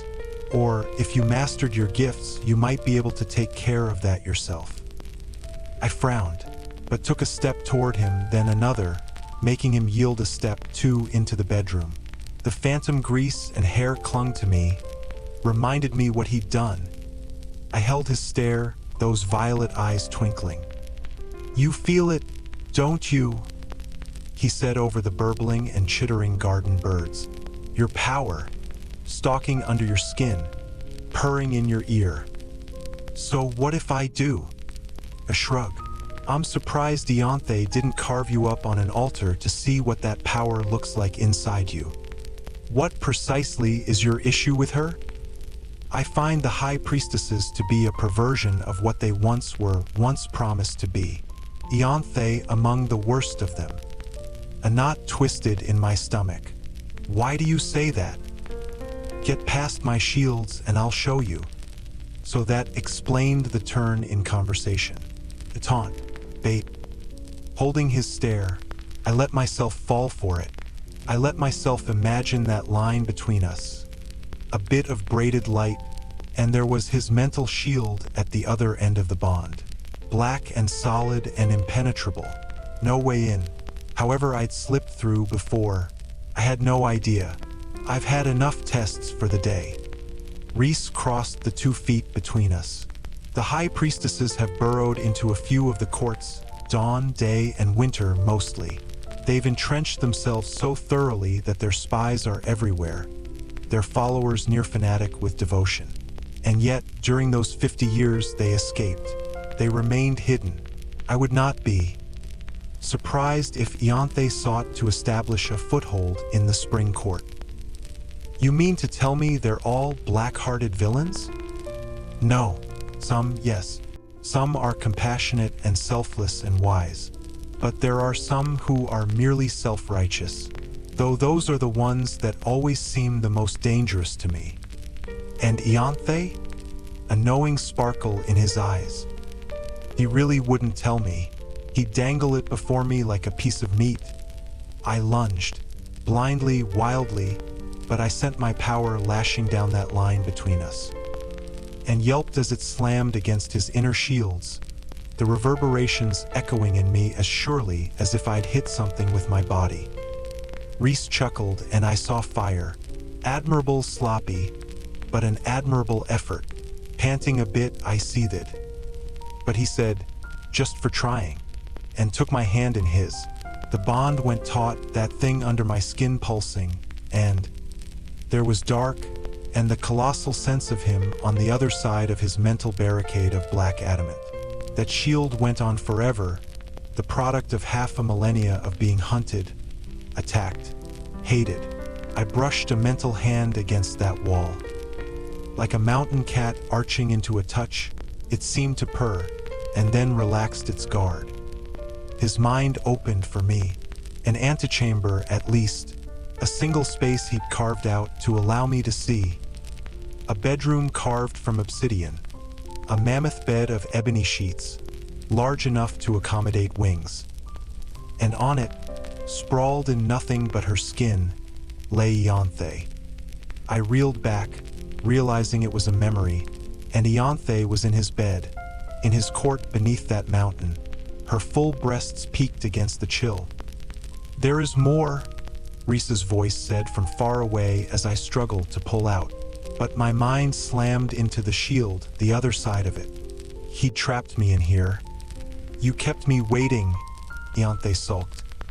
The sensation of hard, carved wood digging into my back. Rhysand's back, as he leaned against the bedroom door. "Get out." Ianthe gave a little pout, bending her knee and shifting her legs wider, baring herself to him. "I see the way you look at me, High Lord. You see what you want to see," he said. The door opened beside him. "Get out." A coy tilt of her lips. "I heard you like to play games." Her slender hand drifted low, trailing past her belly button. "I think you'll find me a diverting playmate." Icy wrath crept through him as he debated the merits of splattering her on the walls and how much of an inconvenience it'd cause. She'd hounded him relentlessly, stalked the other males too. Azriel had left last night because of it, and Moore was about one more comment away from snapping her neck. "I thought your allegiance lay with other courts." His voice was so cold, the voice of the High Lord. "My allegiance lies with the future of Prythian, with the true power in this land." Her fingers slid between her legs and halted. Her gasp cleaved the room as he sent a tendril of power blasting for her, pinning that arm to the bed, away from herself. "Do you know what a union between us could do for Prythian, for the world?" she said, eyes devouring him still. "You mean yourself. Our offspring could rule Prythian." Cruel amusement danced through him. "So you want my crown, and for me to play stud?" She tried to writhe her body, but his power held her. "I don't see anyone else worthy of the position." She'd be a problem now and later. He knew it. Kill her now, end the threat before it began, face the wrath of the other high priestesses, or see what happened. Get out of my bed, get out of my room, and get out of my court. He released his power's grip to allow her to do so. Ianthe's eyes darkened, and she slithered to her feet, not bothering with her clothes, draped over his favorite chair. Each step toward him had her generous breasts bobbing. She stopped barely a foot away. "You have no idea what I can make you feel, High Lord." She reached a hand for him right between his legs. His power lashed around her fingers before she could grab him. He crunched the power down, twisting. Ianthe screamed. She tried backing away, but his power froze her in place. So much power, so easily controlled, roiling around her, contemplating ending her existence like an SP surveying a mouse. Rhys leaned close to breathe into her ear. "Don't ever touch me. Don't ever touch another male in my court." His power snapped bones and tendons, and she screamed again. "Your hand will heal," he said, stepping back. "The next time you touch me or anyone in my lands, you will find that the rest of you will not fare so well." Tears of agony ran down her face, the effect wasted by the hatred lighting her eyes. "You will regret this," she hissed. He laughed softly, a lover's laugh, and a flicker of power had her thrown onto her ass in the hallway. Her clothes followed a heartbeat later. Then the door slammed. Like a pair of scissors through a taut ribbon, the memory was severed, the shield behind me fell, and I stumbled back, blinking.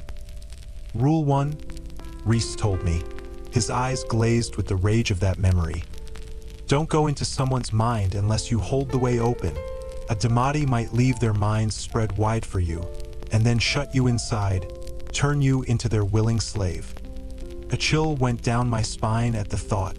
But what he'd shown me, Rule 2, he said, his face hard as stone. When was that? I blurted. I knew him well enough not to doubt its truth. When did that happen between you? The ice remained in his eyes. 100 years ago, at the Court of Nightmares.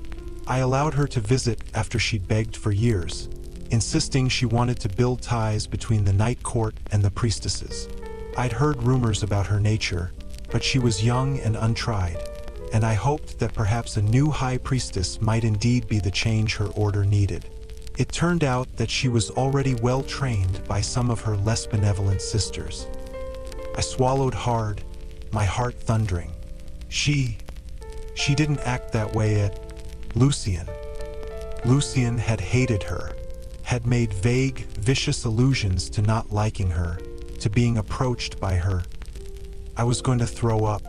Had she pursued him like that? Had he been forced to say yes because of her position? And if I went back to the Spring Court one day, how would I ever convince Tamlin to dismiss her?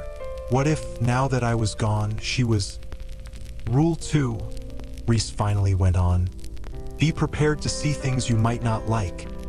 Only 50 years later, Amarantha had come, and done exactly to Rhys what he'd wanted to kill Ianthe for.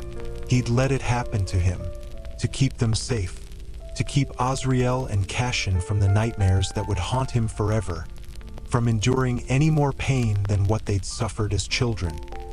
I lifted my head to ask him more, but Rhys had vanished.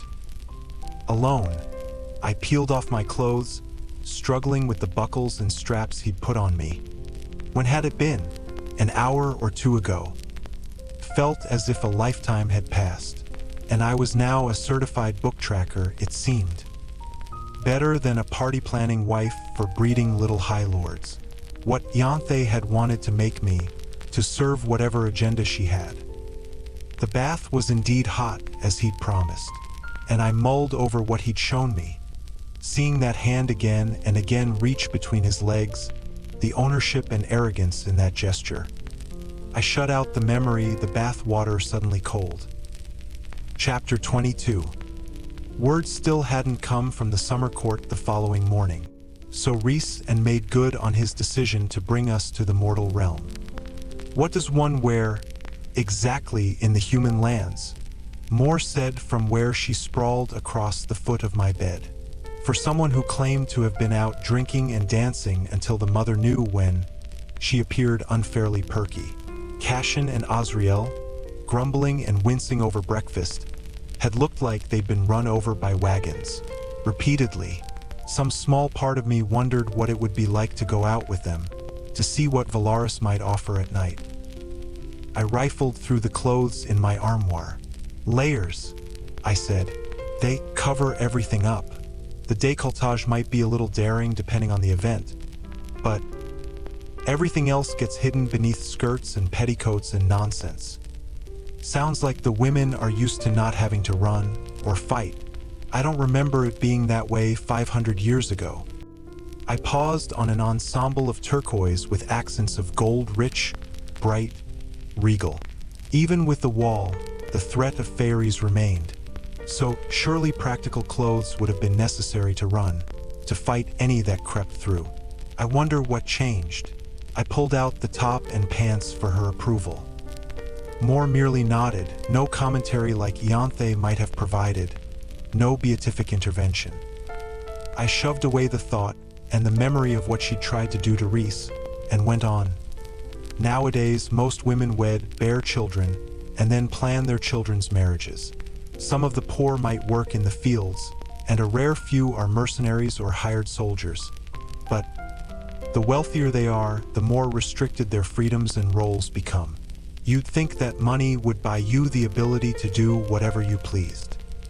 Some of the high fae, Moore said, pulling at an embroidered thread in my blanket, are the same. I slipped behind the dressing screen to untie the robe I donned moments before she'd entered to keep me company while I prepared for our journey today. In the Court of Nightmares, she went on, that voice falling soft and a bit cold once more, females are prized. Our virginity is guarded, then sold off to the highest bidder, whatever male will be of the most advantage to our families. I kept dressing, if only to give myself something to do while the horror of what I began to suspect slithered through my bones and blood. I was born stronger than anyone in my family, even the males, and I couldn't hide it because they could smell it, the same way you can smell a High Lord's heir before he comes to power. The power leaves a mark, an echo. When I was 12, before I bled, I prayed it meant no male would take me as a wife, that I would escape what my elder cousins had endured. Loveless, sometimes brutal marriages. I tugged my blouse over my head and buttoned the velvet cuffs at my wrists before adjusting the sheer, turquoise sleeves into place. But then I began bleeding a few days after I turned 17, and the moment my first blood came, my power awoke in full force, and even that God's-damned mountain trembled around us. But instead of being horrified, every single ruling family in the hewn city saw me as a prize mare, saw that power and wanted it bred into their bloodline over and over again. "What about your parents?" I managed to say, slipping my feet into the midnight blue shoes. It'd be the end of winter in the mortal lands. Most shoes would be useless. Actually, my current ensemble would be useless, but only for the moments I'd be outside, bundled up. My family was beside themselves with glee. They could have their pick of an alliance with any of the other ruling families. My pleas for choice in the matter went unheard. She got out. I reminded myself. More got out, and now lived with people who cared for her, who loved her. "The rest of the story," Moore said as I emerged, "is long and awful, and I'll tell you some other time. I came in here to say I'm not going with you to the mortal realm. Because of how they treat women?" Her rich brown eyes were bright, but calm. "When the queens come, I will be there. I wish to see if I recognize any of my long-dead friends in their faces. But I don't think I would be able to behave with any others." "Did Rhys tell you not to go?" I said tightly. "No," she said, snorting. "He tried to convince me to come, actually. He said I was being ridiculous. But Cashin, he gets it. The two of us wore him down last night." My brows rose a bit. Why, they'd gone out and gotten drunk, no doubt, to ply their High Lord with alcohol. Moore shrugged at the unasked question in my eyes. "Cashin helped Rhys get me out, before either had the real rank to do so. For Rhys, getting caught would have been a mild punishment, perhaps a bit of social shunning. But Cashin, he risked everything to make sure I stayed out of that court. And he laughs about it, but he believes he's a low-born bastard, not worthy of his rank or life here. He has no idea that he's worth more than any other male I met in that court, and outside of it. Him and Azriel, that is. Yes, Azriel, who kept a step away, whose shadows trailed him and seemed to fade in her presence. I opened my mouth to ask about her history with him, but the clock chimed 10. Time to go. My hair had been arranged before breakfast in a braided coronet atop my head, a small diadem of gold, flecked with lapis lazuli, set before it. Matching earrings dangled low enough to brush the sides of my neck, and I picked up the twisting gold bracelets that had been left out on the dresser, sliding one onto either wrist. Moore made no comment, and I knew that if I had worn nothing but my undergarments, she would have told me to own every inch of it. I turned to her. "I'd like my sisters to meet you. Maybe not today, but if you ever feel like it." She cocked her head. I rubbed the back of my bare neck. "I want them to hear your story and know that there is a special strength." As I spoke, I realized I needed to hear it, know it too. A special strength in enduring such dark trials and hardships, and still remaining warm and kind, still willing to trust and reach out. Moore's mouth tightened and she blinked a few times. I went for the door, but paused with my hand on the knob. "I'm sorry if I was not as welcoming to you as you were to me when I arrived at the night court. I was I'm trying to learn how to adjust. A pathetic, inarticulate way of explaining how ruined I'd become. But Moore hopped off the bed, opened the door for me and said, "There are good days and hard days for me, even now.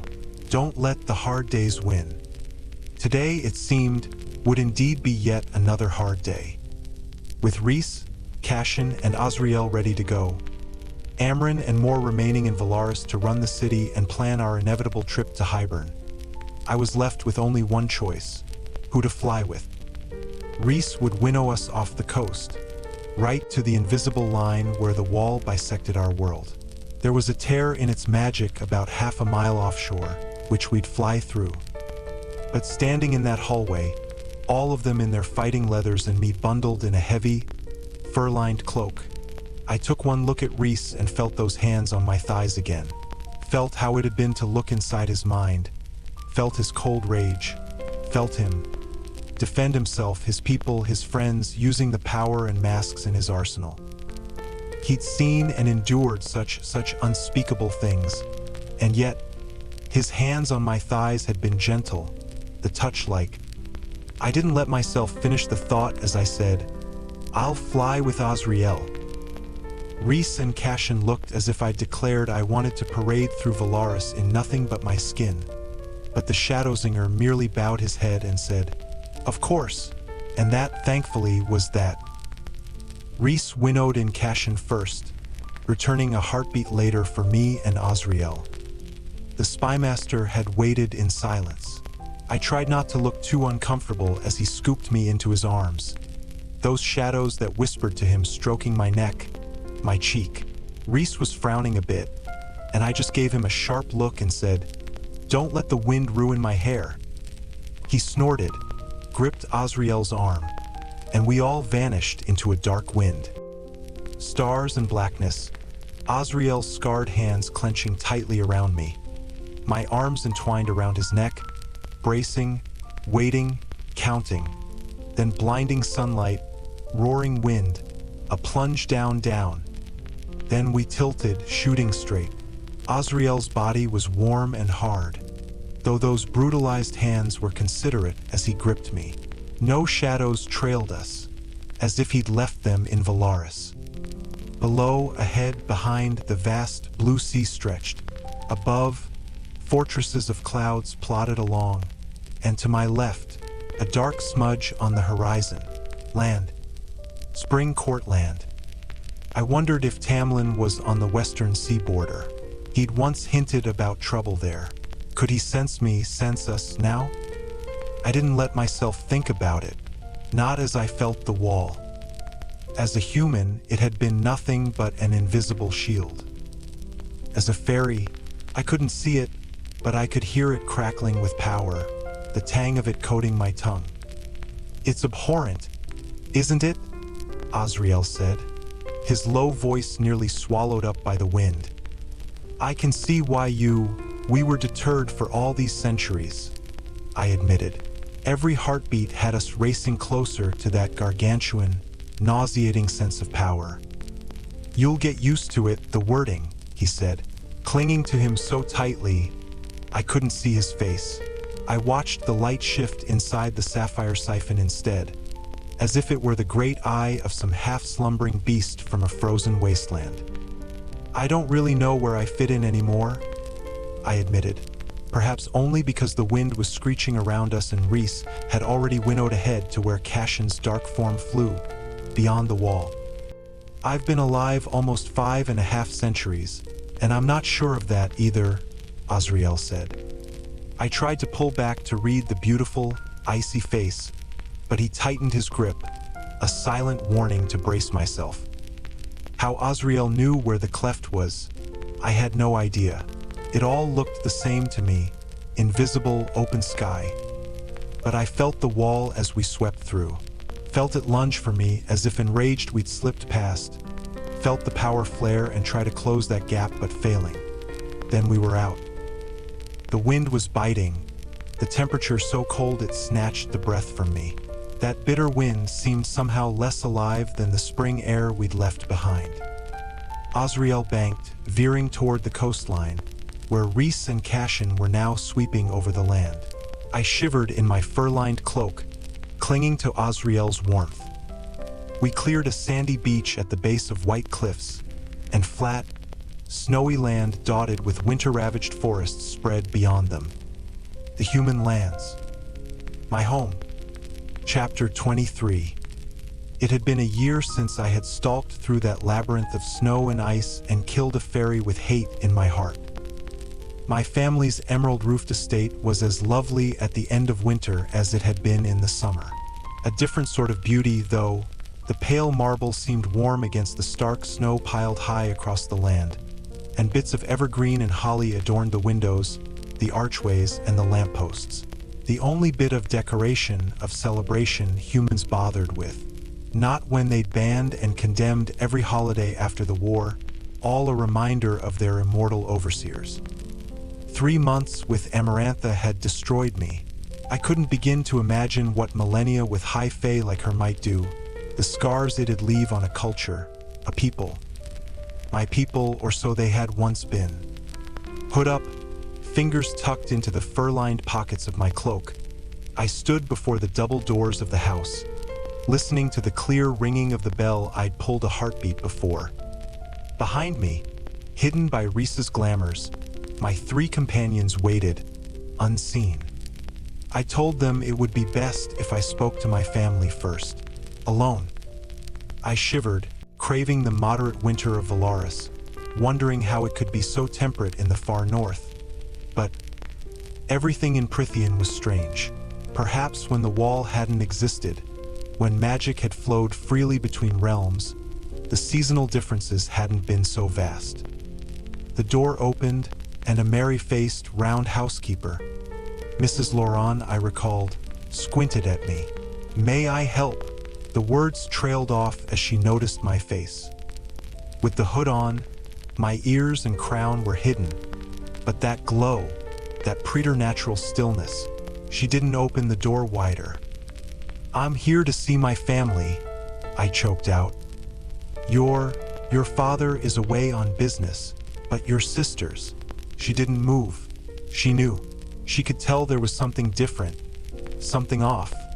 Her eyes darted around me. No carriage, no horse. No footprints through the snow. Her face blanched, and I cursed myself for not thinking of it. "Mrs. Loran?" Something in my chest broke at Ellen's voice from the hall behind her. At the sweetness and youth and kindness, untouched by Prythian, unaware of what I'd done, become. I backed away a step.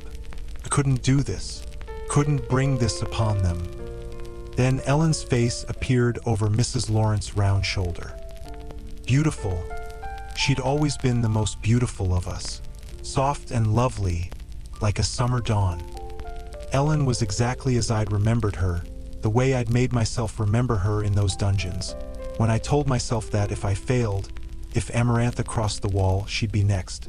The way she'd be next if the King of Hybern shattered the wall, if I didn't get the Book of Breathings. Ellen's golden brown hair was half up, her pale skin creamy and flushed with color, and her eyes, like molten chocolate, were wide as they took me in. They filled with tears and silently overran, spilling down those lovely cheeks. Mrs. Loran didn't yield an inch. She'd shut this door in my face the moment I so much as breathed wrong. Ellen lifted a slender hand to her mouth as her body shook with a sob. "Ellen," I said hoarsely. Footsteps on the sweeping stairs behind them, then, "Mrs. Loran, draw up some tea and bring it to the drawing room." The housekeeper looked to the stairs, then to Ellen, then to me. A phantom in the snow. The woman merely gave me a look that promised death if I harmed my sisters as she turned into the house, leaving me before Ellen, still quietly crying. But I took a step over the threshold and looked up the staircase. To where Nesta stood, a hand braced on the rail, staring as if I were a ghost. The house was beautiful, but there was something untouched about it, something new, compared to the age and worn love of Rhys's homes in Valaris. And seated before the carved marble sitting room hearth, my hood on, hands outstretched toward the roaring fire, I felt like they had let in a wolf. A wraith. I had become too big for these rooms, for this fragile mortal life, too stained and wild and powerful. And I was about to bring that permanently into their lives as well. Where Rhys, Cashin, and Azriel were, I didn't know. Perhaps they stood as shadows in the corner, watching. Perhaps they'd remained outside in the snow. I wouldn't put it past Cashin and Azriel to be now flying the grounds, inspecting the layout, making wider circles until they reached the village, my ramshackle old cottage, or maybe even the forest itself.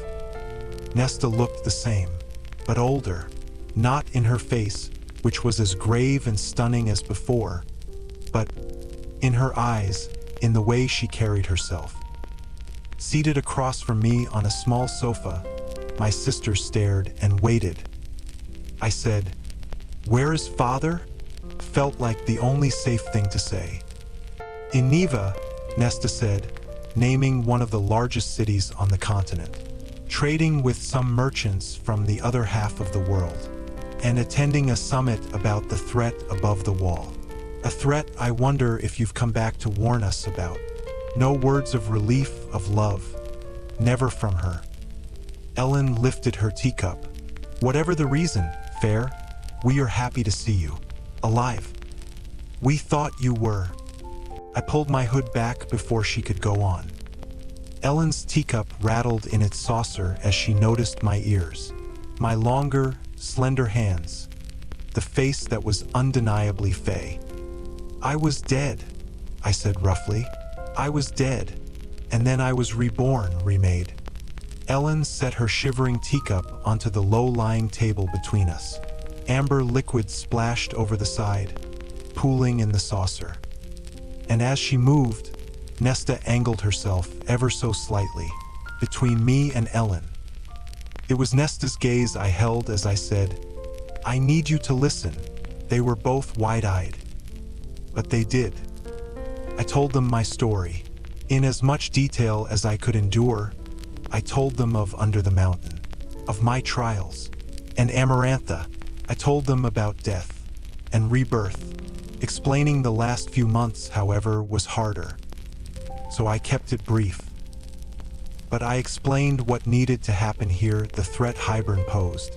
I explained what this house needed to be, what we needed to be, and what I needed from them. And when I finished, they remained wide-eyed, silent. It was Ellen who at last said, You want other high fae to come here, and the queens of the realm." I nodded slowly. "Find somewhere else," Nesta said. I turned to her, already pleading, bracing for a fight. "Find somewhere else," Nesta said again, straight-backed. "I don't want them in my house, or near Ellen." "Nesta, please," I breathed. "There is nowhere else.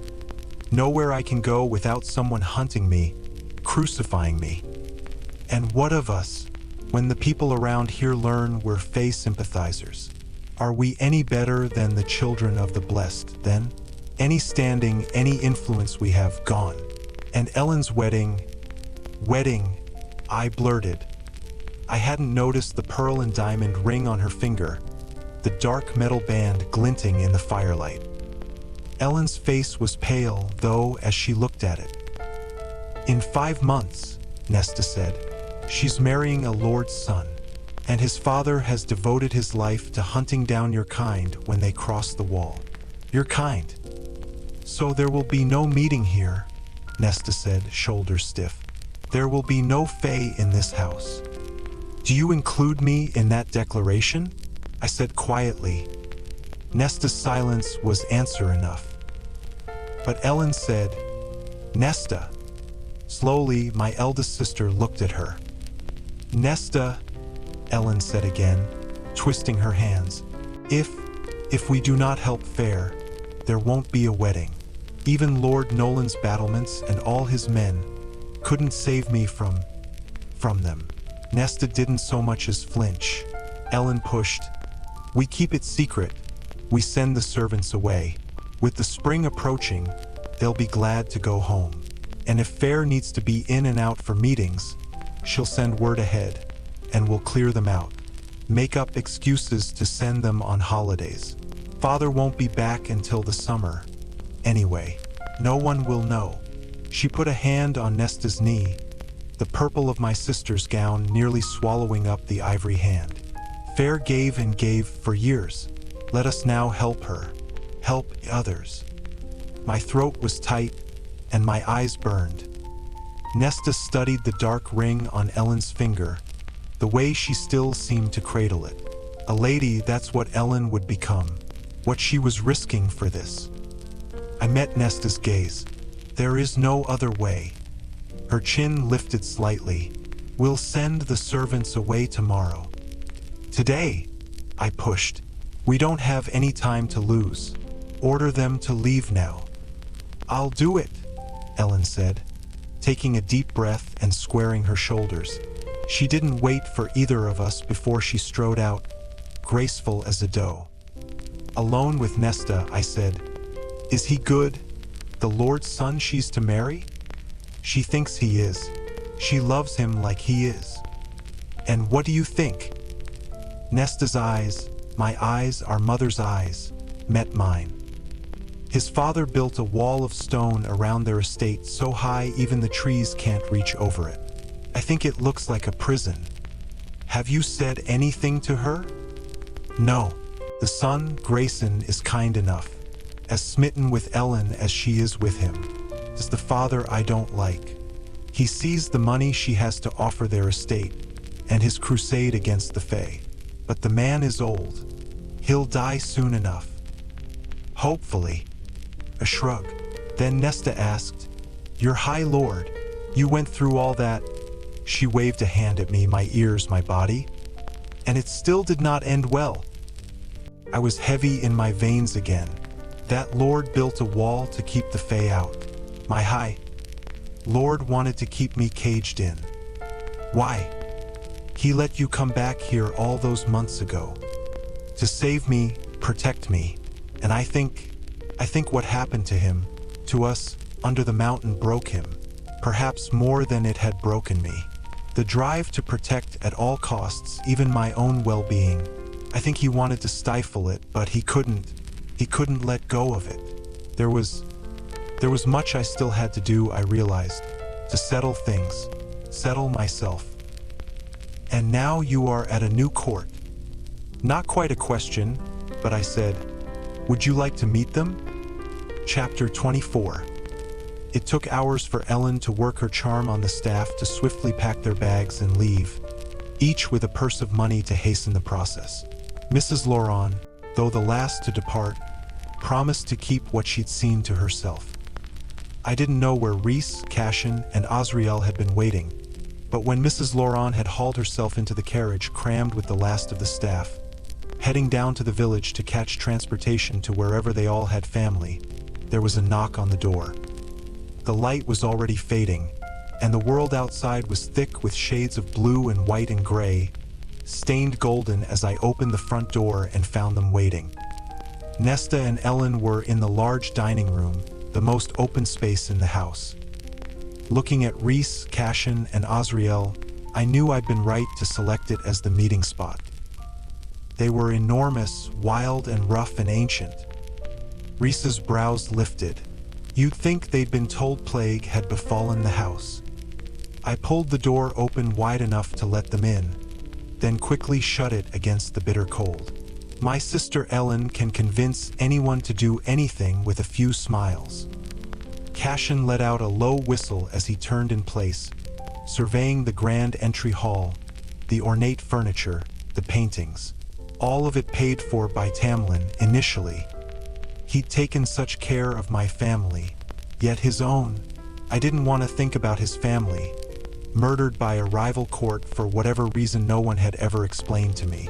Not now that I was living amongst them. He'd been good. There was a part of Tamlin that was good. Yes, he'd given me everything I needed to become myself, to feel safe. And when he got what he wanted, he'd stopped, had tried but not really. He'd let himself remain blind to what I needed after Amarantha. "Your father must be a fine merchant," Cashin said. "I've seen castles with less wealth." I found Rhys studying me, a silent question written across his face. I answered, "My father is away on business, and attending a meeting in Neva about the threat of Prythian." "Prythian," Cashin said, twisting toward us. "Not Highburn." "It's possible my sisters were mistaken. Your lands are foreign to them." They merely said, "Above the wall." I assumed they thought it was Prythian. Azriel came forward on feet as silent as a cat's. "If humans are aware of the threat, rallying against it, then that might give us an advantage when contacting the queens." Rhys was still watching me, as if he could see the weight that had pressed into me since arriving here. The last time I'd been in this house, I'd been a woman in love. Such frantic, desperate love that I went back into Prythian. I went under the mountain as a mere human, as fragile as my sisters now seemed to me. "Come," Rhys said, offering me a subtle, understanding nod before motioning to lead the way. "Let's make this introduction." My sisters were standing by the window, the light of the chandeliers coaxing the gold in their hair to glisten. So beautiful and young and alive, but when would that change? How would it be to speak to them when I remained this way while their skin had grown paper-thin and wrinkled, their backs curved with the weight of years, their white hands speckled? I would be barely into my immortal existence when theirs was wiped out like a candle before a cold breath. But I could give them a few good years, safe years, until then. I crossed the room, the three males a step behind, the wooden floors as shining and polished as a mirror beneath us. I had removed my cloak now that the servants were gone, and it was to me, not the Illyrians, that my sisters first looked. At the Fey clothes, the crown, the jewelry. A stranger, this part of me was now a stranger to them. Then they took in the winged males, or two of them. Rhys's wings had vanished, his leathers replaced with his fine black jacket and pants. My sisters both stiffened at Cashin and Azriel, at those mighty wings tucked in tight to powerful bodies, at the weapons, and then at the devastatingly beautiful faces of all three males. Ellen, to her credit, did not faint. And Nesta, to hers, did not hiss at them.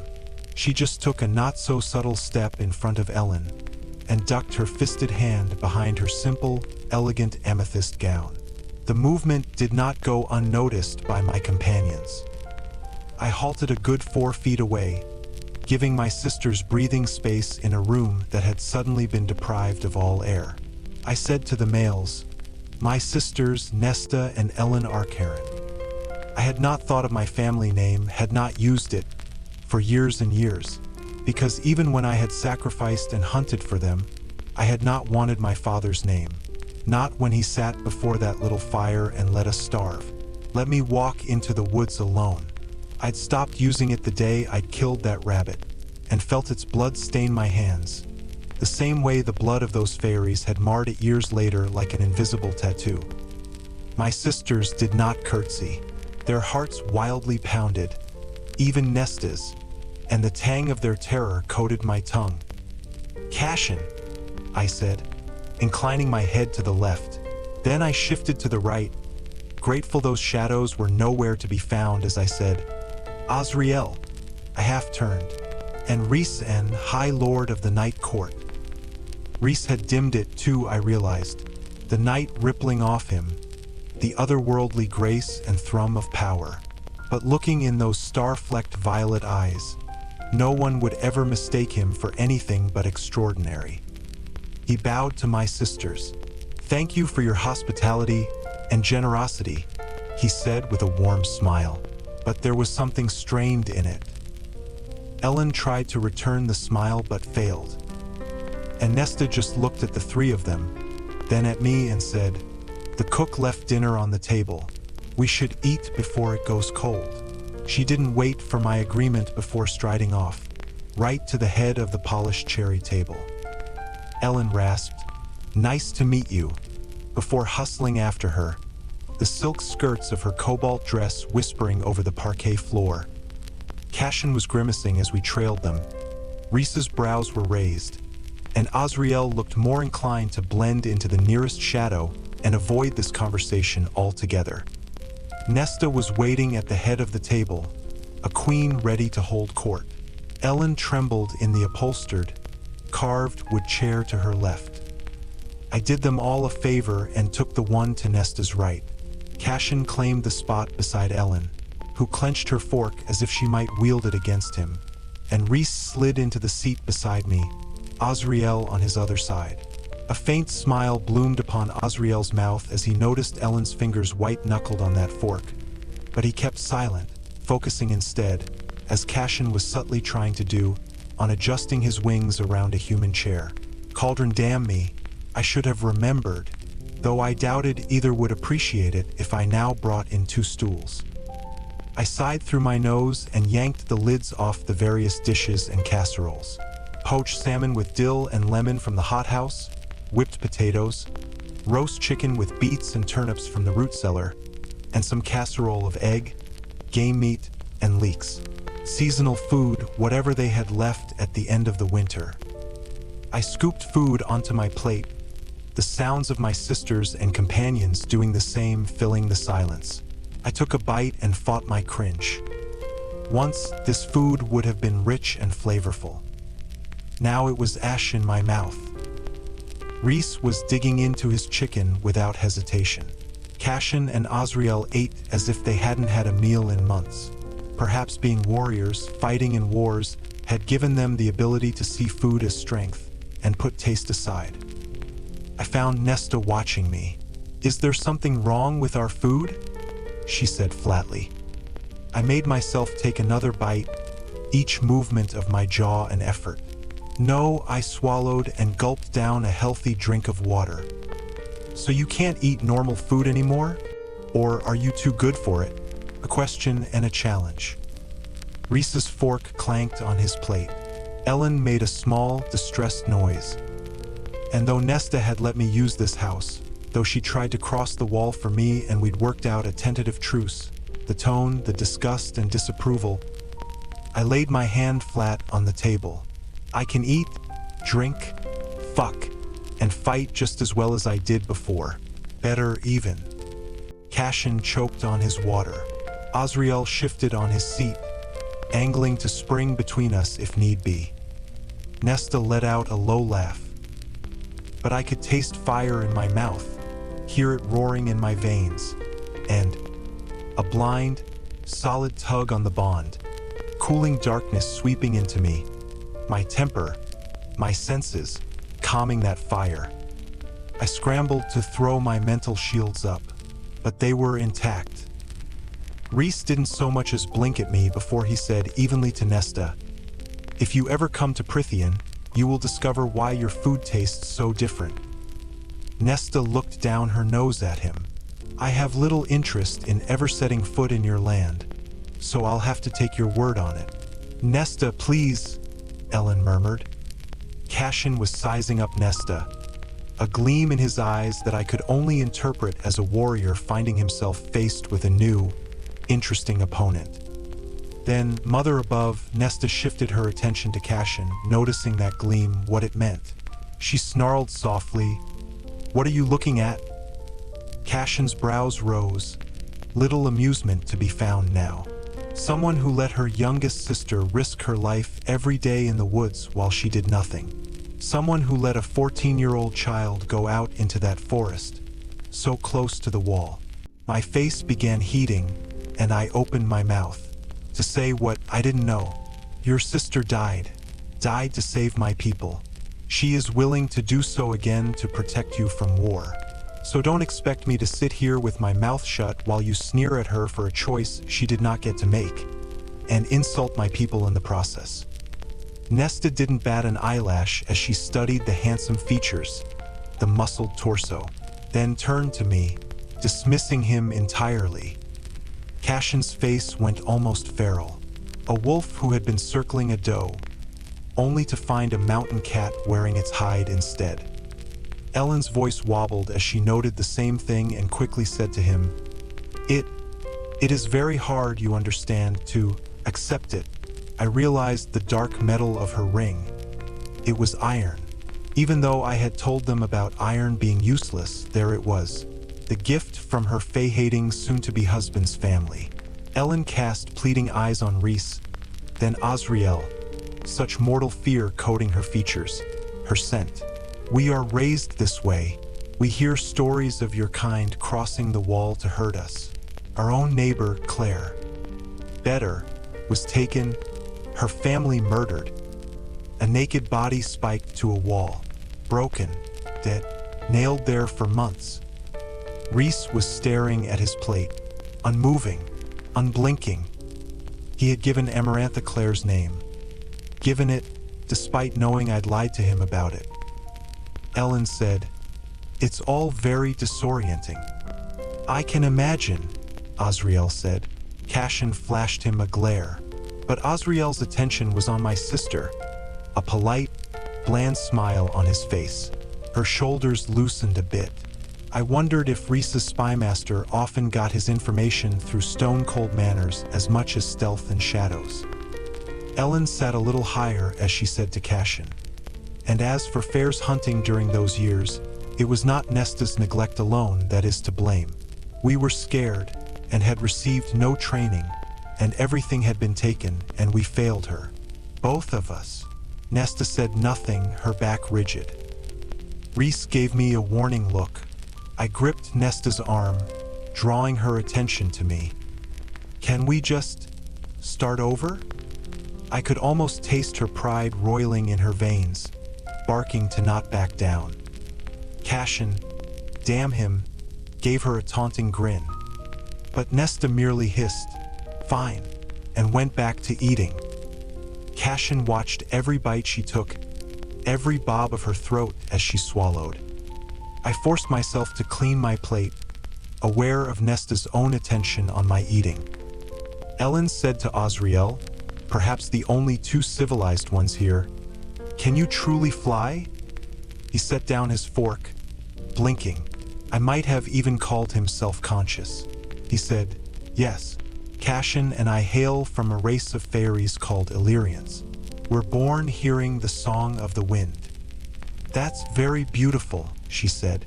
"Is it not frightening, though, to fly so high?" "It is sometimes," Azriel said.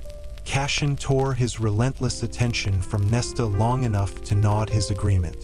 "If you are caught in a storm, if the current drops away. But we are trained so thoroughly that the fear is gone before we're out of swaddling." And yet, Azriel had not been trained until long after that. You get used to the wording, he told me earlier.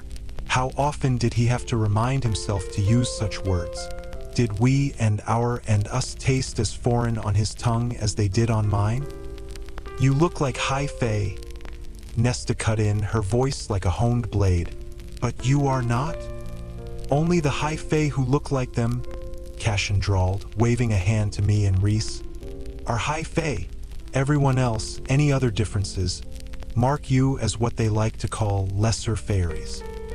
Rhys and at last said, "It's become a term used for ease, but masks a long, bloody history of injustices. Many lesser fairies resent the term, and wish for us all to be called one thing." "Rightly so," Cashin said, drinking from his water. Nesta surveyed me. "But you were not High Fae, not to begin. So what do they call you?" I couldn't tell if it was a jab or not. Rhys said, "Feyre is whoever she chooses to be." Nesta now examined us all, raising her eyes to that crown. But she said, "Write your letter to the queens tonight. Tomorrow, Ellen and I will go to the village to dispatch it. If the queens do come here," she added, casting a frozen glare at Cashin, "I'd suggest bracing yourselves for prejudices far deeper than ours, and contemplating how you plan to get us all out of this mess should things go sour." "We'll take that into account," Rhys said smoothly. Nesta went on, utterly unimpressed by any of us. "I assume you'll want to stay the night." Rhys glanced at me in silent question. We could easily leave, the males finding the way home in the dark. But Too soon, perhaps the world would go to hell. I said, if it's not too much trouble, then yes. We'll leave after breakfast tomorrow. Nesta didn't smile, but Ellen beamed. Good. I think there are a few bedrooms ready. We'll need two, Rhys interrupted quietly. Next to each other, with 2 beds each. I narrowed my brows at him. Rhys explained to me, magic is different across the wall, so our shields, our senses might not work right. I'm taking no chances, especially in a house with a woman betrothed to a man who gave her an iron engagement ring. Ellen flushed a bit. The bedrooms that have 2 beds aren't next to each other, she murmured. I sighed. We'll move things around. It's fine. This one, I added with a glare in Rhys's direction, is only cranky because he's old and it's past his bedtime. Rhys chuckled, Cassion's wrath slipping enough that he grinned, and Ellen, noticing Azriel's ease as proof that things weren't indeed about to go badly, offered one of her own as well. Nesta just rose to her feet, a slim pillar of steel, and said to no one in particular, if we're done eating, then this meal is over, and that was that. Rhys wrote the letter for me, Cassion and Azriel chiming in with corrections, and it took us until midnight before we had a draft we all thought sounded impressive, welcoming and threatening enough. My sisters cleaned the dishes while we worked, and had excused themselves to bed hours before, mentioning where to find our rooms. Cassion and Azriel were to share one, Rhys and I the other. I frowned at the large guest bedroom as Rhys shut the door behind us. The bed was large enough for 2, but I wasn't sharing it. I whirled to him, I'm not. Wood thumped on carpet, and a small bed appeared by the door. Rhys plopped onto it, tugging off his boots. Nesta is a delight, by the way. She's her own creature, I said. It was perhaps the kindest thing I could say about her. It's been a few centuries since someone got under Cassion's skin that easily. Too bad they're both inclined to kill the other. Part of me shuddered at the havoc the two would wreak if they decided to stop fighting. And Ellen, Rhys said, sighing as he removed his other boot, should not be marrying that lord's son, not for about a dozen reasons, the least of which being the fact that you won't be invited to the wedding, though maybe that's a good thing. I hissed, that's not funny. At least you won't have to send a gift either. I doubt her father-in-law would deign to accept it. You have a lot of nerve mocking my sisters when your own friends have equally as much melodrama. His brows lifted in silent question. I snorted. Oh, so you haven't noticed the way Azriel looks at Mor? Or how she sometimes watches him, defends him, and how both of them do such a good job letting Cassion be a buffer between them most of the time. Rhys leveled a look at me. I'd suggest keeping those observations to yourself. You think I'm some busybody gossip? My life is miserable enough as it is. Why would I want to spread that misery to those around me as well? Is it miserable? Your life, I mean, careful question. I don't know. Everything is happening so quickly that I don't know what to feel. It was more honest than I'd been in a while. Perhaps once we return home, I should give you the day off. How considerate of you, my lord. He snorted, unbuttoning his jacket. I realized I stood in all my finery, with nothing to wear to sleep. A snap of Rhys's fingers and my nightclothes, and some flimsy underthings, appeared on the bed. I couldn't decide which scrap of lace I wanted you to wear, so I brought you a few to choose from. Tig, I barked, snatching the clothes and heading to the adjoining bathing room.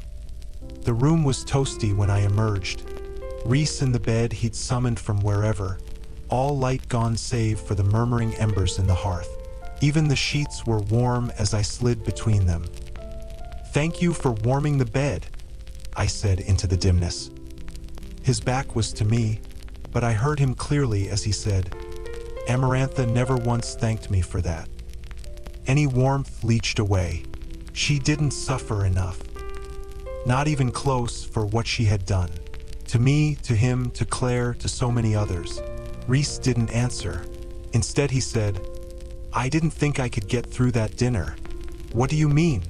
He'd been rather calm, contained. "Your sisters mean well, or one of them does.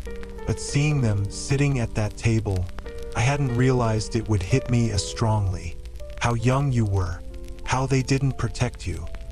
I managed just fine.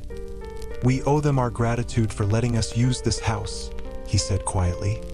"But it will be a long while yet before I can look at your sisters without wanting to roar at them." "A part of me feels the same way," I admitted, nestling down into the blankets. "But if I hadn't gone into those woods, if they hadn't let me go out there alone, you would still be enslaved. And perhaps Amarantha would now be readying her forces to wipe out these lands." Silence. "Then, I am paying you a wage, you know, for all of this. You don't need to, even if I had no money of my own. Every member of my court receives one. There's already a bank account in Valaris for you, where your wages will be deposited. And you have lines of credit at most stores. So if you don't have enough on you when you're shopping, you can have the bill sent to the house." You didn't have to do that." I swallowed hard. "And how much, exactly, am I getting paid each month?" "The same amount the others receive. No doubt a generous, likely too generous salary." But he suddenly asked, "When is your birthday? Do I even need to count them anymore?" He merely waited. I sighed. "It's the winter solstice." He paused. "That was months ago." I don't remember seeing you celebrate it." Through the bond, through my unshielded mess of a mind. I didn't tell anyone. I didn't want a party when there was already all that celebrating going on. Birthdays seem meaningless now anyway. He was quiet for a long minute. "You were truly born on the winter solstice? Is that so hard to believe?" My mother claimed I was so withdrawn and strange because I was born on the longest night of the year. She tried one year to have my birthday on another day, but forgot to do it the next time. There was probably a more advantageous party she had to plan. Now I know where Nesta gets it. Honestly, it's a shame we can't stay longer. If only to see who'll be left standing, her or Cashin. My money's on Nesta. A soft chuckle that snaked along my bones. A reminder that he'd once bet on me. Had been the only one under the mountain who had put money on me defeating the Midgard WRM. He said, "So's mine." Chapter 25. Standing beneath the latticework of snow-heavy trees, I took in the slumbering forest and wondered if the birds had gone quiet because of my presence, or that of the High Lord beside me. Freezing my ass off first thing in the morning isn't how I intended to spend our day off, Rhysand said, frowning at the wood. "I should take you to the Illyrian steppes when we return. The forest there is far more interesting. And warmer. I have no idea where those are." Snow crunched under the boots Rhys had summoned when I declared I wanted to train with him. And not physically, but with the powers I had. Whatever they were. "You showed me a blank map that one time, remember? Precautions. Am I ever going to see a proper one? Or will I be left to guess about where everything is?" "You're in a lovely mood today," Rhys said, and lifted a hand in the air between us. A folded map appeared, which he took his sweet time opening. "Lest you think I don't trust you, fair darling," he pointed to just south of the Northern Isles. "These are the steps, for days that way on foot." He dragged a finger upward and into the mountains along the isles. "Will take you into Illyrian territory." I took in the map, noted the peninsula jutting out about halfway up the western coast of the Night Court and the name marked there, Valaris. He'd once shown me a blank one, when I had belonged to Tamlin and been little more than a spy and prisoner. Because he'd known I'd tell Tamlin about the cities, their locations. That Ianthe might learn about it too. I pushed back against that weight in my chest, my gut. "Here," Rhys said, pocketing the map and gesturing to the forest around us. "We'll train here. We're far enough now. Far enough from the house, from anyone else, to avoid detection or casualties." Rhys held out a hand, and a thick, stumpy candle appeared in his palm. He set it on the snowy ground. "Light it, douse it with water, and dry the wick." I knew he meant without my hands. "I can't do a single one of those things," I said. "What about physical shielding? At least I'd been able to do some of that." "That's for another time. Today, I suggest you start trying some other facet of your power. What about shape-shifting?" I glared at him. "Fire, water, and air it is. Bastard, insufferable bastard." He didn't push the matter, thankfully. Didn't ask why shape-shifting might be the one power I'd never bother to pull apart and master. Perhaps for the same reason I didn't particularly want to ask about one key piece of his history. Didn't want to know if Azriel and Cassian had helped when the Spring Court's ruling family had been killed. I looked Rhys over from head to toe. The Illyrian warrior garb, the sword over his shoulder, the wings, and that general sense of overwhelming power that always radiated from him. "Maybe you should go." "Why? You seem so insistent that I train you." "I can't concentrate with you around," I admitted. "And go far. I can feel you from a room away." A suggestive curve shaped his lips. I rolled my eyes. "Why don't you just hide in one of those pocket realms for a bit?" "It doesn't work like that. There's no air there." I gave him a look to say he should definitely do it then, and he laughed. "Fine. Practice all you want in privacy." He jerked his chin at my tattoo. "Give a shout down the bond if you get anything accomplished before breakfast." I frowned at the eye in my palm. "What? Literally shout at the tattoo?" "You could try rubbing it on certain body parts and I might come faster." He vanished into nothing before I could hurl the candle at him. Alone in the frost-gilded forest, I replayed his words and a quiet chuckle rasped out of me. I wondered if I should have tested out the bow and arrows I'd been given before asking him to leave. I hadn't yet tried out the Illyrian bow, hadn't shot anything in months, actually. I stared at the candle. Nothing happened. An hour passed. I thought of everything that enraged me, sickened me. Thought of Ianthe and her entitlement, her demands. Not even a wisp of smoke emerged.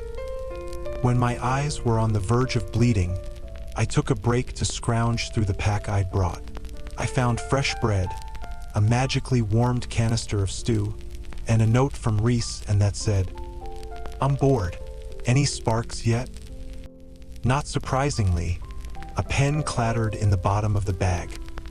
I grabbed the pen and scribbled my response atop the canister before watching the letter vanish right out of my palm. "No, you snoop. Don't you have important things to do?" The letter flitted back a moment later. "I'm watching Cassian and Nesta get into it again over their tea. Something you subjected me to when you kicked me off training. I thought this was our day off." I snorted and wrote back, "Poor baby High Lord. Life is so hard." Paper vanished, then reappeared, his scribble now near the top of the paper, the only bit of clear space left. "Life is better when you're around. And look at how lovely your handwriting is." I could almost feel him waiting on the other side, in the sunny breakfast room, half paying attention to my eldest sister and the Illyrian warriors sparring. A faint smile curved my lips. "You're a shameless flirt," I wrote back. The page vanished. I watched my open palm, waiting for it to return. And I was so focused on it that I didn't notice anyone was behind me until the hand covered my mouth and yanked me clean off my feet. I thrashed, biting and clawing, shrieking as whoever it was hauled me up. I tried to shove away, snow churning around us like dust on a road. But the arms that gripped me were immovable, like bands of iron, and a rasping voice sounded in my ear. "Stop, or I snap your neck." I knew that voice.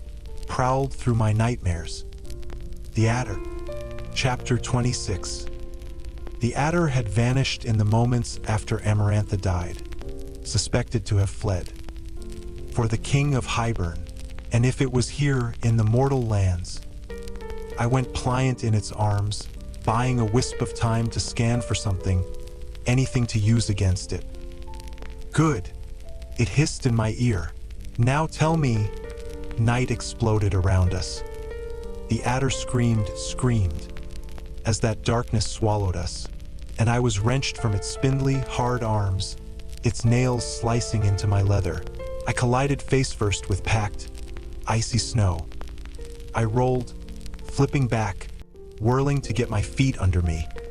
The light returned as I rose into a crouch, knife angled. And there was Rhysand, binding the Adder to a snow-shrouded oak with nothing but twisting bands of night, like the ones that had crushed Ianthe's hand. Rhysand's own hands were in his pockets, his face cold and beautiful as death. I'd been wondering where you slithered off to. The Adder panted as it struggled against the bonds. Rhysand merely sent 2 spears of night shooting into its wings. The Adder shrieked as those spears met flesh and sank deep into the bark behind it. Answer my questions and you can crawl back to your master, Rhys said, as if he were inquiring about the weather. Horror, the Adder spat. Silvery blood leaked from its wings, hissing as it hit the snow. Rhys smiled. You forget that I rather enjoy these things. He lifted a finger. The Adder screamed, No! Rhys's finger paused. I was sent, it panted, to get her. Why? Rhys asked with that casual, terrifying calm. That was my order. I am not to question. The king wants her. My blood went as cold as the woods around us. Why? Rhys said again. The Adder began screaming, this time beneath the force of a power I could not see. I flinched. Don't know. I believed it. Where is the king currently? Hybern. Army. Coming soon. How large? Endless. We have allies in every territory, all waiting. Rhys cocked his head as if contemplating what to ask next. But he straightened, and Azriel slammed into the snow, sending it flying like water from a puddle. He'd flown in so silently, I hadn't even heard the beat of his wings. Cashin must have stayed at the house to defend my sisters. There was no kindness on Azriel's face as the snow settled, the immovable mask of the High Lord's Shadowsinger. The Adder began trembling, and I almost felt bad for it as Azriel stalked for him. Almost, but didn't. Not when these woods were so close to the chateau. To my sisters. Rhys came to my side as Azriel reached the Adder. The next time you try to take her, Rhys said to the Adder, I kill first, ask questions later. Azriel caught his eye. Rhys nodded. The siphons atop his scarred hands flickered like rippling blue fire as he reached for the Adder. Before the Adder could scream, it and the spymaster vanished. I didn't want to think about where they'd go, what Azriel would do. I hadn't even known Azriel possessed the ability to winnow, or whatever power he'd channeled through his siphons. He'd let Rhys winnow us both in the other day, unless the power was too draining to be used so lightly. Will he kill him? I said, my puffs of breath uneven. No, I shivered at the raw power glazing his taut body. We'll use him to send a message to Hybern that if they want to hunt the members of my court, they'll have to do better than that. I started at the claim he'd made of me and at the words.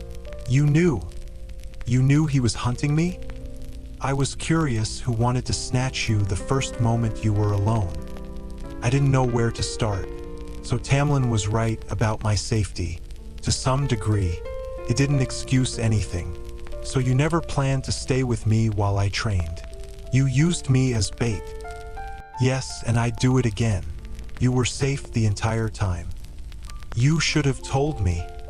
Maybe next time. There will be no next time. I slammed a hand into his chest, and he staggered back a step from the strength of the blow. I blinked. I'd forgotten that strength in my panic. Just like with the Weaver, I'd forgotten how strong I was. "Yes, you did?" Rhysand snarled, reading the surprise on my face, that icy calm shattering. "You forgot that strength, and that you can burn and become darkness and grow claws. You forgot. You stopped fighting." He didn't just mean the Adder, or the Weaver. And the rage rose up in me in such a mighty wave that I had no thought in my head but wrath. At myself, what I'd been forced to do, what had been done to me, to him. "So what if I did?" I hissed, and shoved him again. "So what if I did?" I went to shove him again, but Rhys winnowed away a few feet. I stormed for him, snow crunching underfoot. "It's not easy." The rage ran me over, obliterated me. I lifted my arms to slam my palms into his chest, and he vanished again. He appeared behind me, so close that his breath tickled my ear as he said, "You have no idea how not easy it is." I whirled, grappling for him. He vanished before I could strike him, pound him. Rhys appeared across the clearing, chuckling. "Try harder." I couldn't fold myself into darkness and pockets. And if I could turn myself into smoke, into air and night and stars, I'd use it to appear right in front of him and smack that smile off his face. I moved, even if it was futile, even as he rippled into darkness, and I hated him for it. For the wings and ability to move like mist on the wind. He appeared a step away and I pounced, hands out, talons out, and slammed into a tree. He laughed as I bounced back, teeth singing, talons barking as they shredded through wood. But I was already lunging as he vanished, lunging like I could disappear into the folds of the world as well, track him across eternity, and so I did. Time slowed and curled, and I could see the darkness of him turn to smoke and veer, as if it were running for another spot in the clearing. I hurtled for that spot, even as I felt my own lightness, folding my very self into wind and shadow and dust, the looseness of it radiating out of me, all while I aimed for where he was headed. Rhysand appeared, a solid figure in my world of smoke and stars. And his eyes were wide, his mouth split in a grin of wicked delight, as I winnowed in front of him and tackled him into the snow. Chapter 27. I panted, sprawled on top of Rhys in the snow while he laughed hoarsely. "Don't!" I snarled into his face. "Ever!" I pushed his rock-hard shoulders, talons curving at my fingertips. "Use me as bait again." He stopped laughing. I pushed harder, those nails digging in through his leather. "You said I could be a weapon. Teach me to become one. Don't use me like a pawn. And if being one is part of my work for you, then I'm done." Done. Despite the snow, his body was warm beneath me, and I wasn't sure I'd realized just how much bigger he was until our bodies were flush. Too close. Much, much too close. Rhys cocked his head, loosening a chunk of snow clinging to his hair. Fair enough. I shoved off him, snow crunching as I backed away. My talons were gone. He hoisted himself up onto his elbows. "Do it again. Show me how you did it." No, the candle he'd brought now lay in pieces, half buried under the snow. "I want to go back to the chateau." I was cold and tired, and his face turned grave. "I'm sorry." I wondered how often he said those two words. I didn't care. I waited while he uncoiled to his feet, brushing the snow off him, and held out a hand. It wasn't just an offer. "You forgot," he'd said. I had. "Why does the King of Hybern want me?"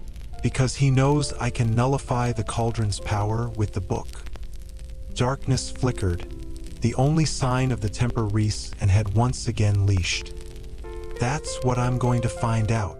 You stopped fighting." "I'm sorry," he repeated, hands still outstretched. "Let's eat breakfast, then go home." Valaris isn't my home. I could have sworn hurt flashed in his eyes before he spirited us back to my family's house. Chapter 28. My sisters ate breakfast with Rhys and me, Azriel gone to wherever he'd taken the adder. Cashin had flown off to join him the moment we returned. He'd given Nesta a mocking bow, and she'd given him a vulgar gesture I hadn't realized she knew how to make. Cashin had merely laughed, his eyes snaking over Nesta's ice blue gown with a predatory intent that, given her hiss of rage, he knew would set her spitting. Then he was gone, leaving my sister on the broad doorstep, her brown gold hair ruffled by the chill wind stirred by his mighty wings. We brought my sisters to the village to mail our letter, Rhys glamoring us so we were invisible while they went into the little shop to post them. After we returned home, our goodbyes were quick. I knew Rhys wanted to return to Valaris, if only to learn what the Adder was up to. I'd said as much to Rhys while he flew us through the wall, into the warmth of Prythian, then winnowed us to Valaris. Morning mist still twined through the city and the mountains around it. The chill also remained, but not nearly as unforgiving as the cold of the mortal world. Rhys left me in the foyer, huffing hot air into my frozen palms, without so much as a goodbye. Hungry again, I found Nuala and Saradwin, and I gobbled down cheese and chive scones while thinking through what I'd seen, what I'd done. Not an hour later, Rhys found me in the living room, my feet propped on the couch before the fire, a book in my lap, a cup of rose tea steaming on the low table before me. I stood as he entered, scanning him for any sign of injury. Something tight in my chest eased when I found nothing amiss. "It's done," he said, dragging a hand through his blue-black hair. "We learned what we needed to." I braced myself to be shut out, to be told it'd be taken care of, but Rhys added, "It's up to you, Feyre, to decide how much of our methods you want to know. About what you can handle. What we did to the Adder wasn't pretty." "I want to know everything," I said. "Take me there." "The Adder isn't in Valaris. He was in the hewn city in the Court of Nightmares, where it took Azriel less than an hour to break him." I waited for more, and as if deciding I wasn't about to crumple, Rhys stalked closer, until less than a foot of the ornate red carpet lay between us. His boots, usually impeccably polished, that was silver blood speckled on them. Only when I met his gaze did he say, "I'll show you." I knew what he meant, and steadied myself, blocking out the murmuring fire and the boots and the lingering cold around my heart. Immediately, I was in that antechamber of his mind, a pocket of memory he'd carved for me. Darkness flowed through me, soft and seductive, echoing up from an abyss of power so great it had no end and no beginning. "Tell me how you tracked her," Azriel said in the quiet voice that had broken countless enemies. Rhys leaned against the far wall of the holding cell, arms crossed. Azriel crouched before where the Adder was chained to a chair in the center of the room. A few levels above, the Court of Nightmares reveled on, unaware their High Lord had come. I'd have to pay them a visit soon, remind them who held their leash. Soon, but not today, not when Feyre had winnowed. And she was still pissed as hell at me. Rightly so, if I was being honest. But Azriel had learned that a small enemy force had infiltrated the north 2 days ago, and my suspicions were confirmed. Either to get at Tamlin or at me, they wanted her, maybe for their own experimenting. The Adder let out a low laugh. "I received word from the king that's where you were. I don't know how he knew. I got the order, flew to the wall as fast as I could." Azriel's knife was out, balanced on a knee. Truth-teller, the name stamped in silver Illyrian runes on the scabbard. He'd already learned that the Adder and a few others had been stationed on the outskirts of the Illyrian territory. I was half tempted to dump the Adder in one of the war camps and see what the Illyrians did to it. The Adder's eyes shifted toward me, glowing with a hatred I'd become well accustomed to. Good luck trying to keep her, High Lord. Azriel said. Why? People often made the mistake of assuming Cashin was the wilder one, the one who couldn't be tamed. But Cashin was all hot temper that could be used to forge and weld. There was an icy rage in Azriel I had never been able to thaw. In the centuries I'd known him, he'd said little about his life, those years in his father's keep, locked in darkness. Perhaps the Shadowsinger gift had come to him then. Perhaps he'd taught himself the language of shadow and wind and stone. His half-brothers hadn't been forthcoming either. I knew because I'd met them, asked them, and had shattered their legs when they'd spat on Azriel instead. They'd walked again eventually. The Adder said, Do you think it is not common knowledge that you took her from Tamlin? I knew that already. That had been Azriel's task these days. Monitor the situation with the Spring Court and prepare for our own attack on Hybern. But Tamlin had shut down his borders, sealed them so tightly that even flying overhead at night was impossible. And any ears and eyes Azriel had once possessed in the court had gone deaf and blind.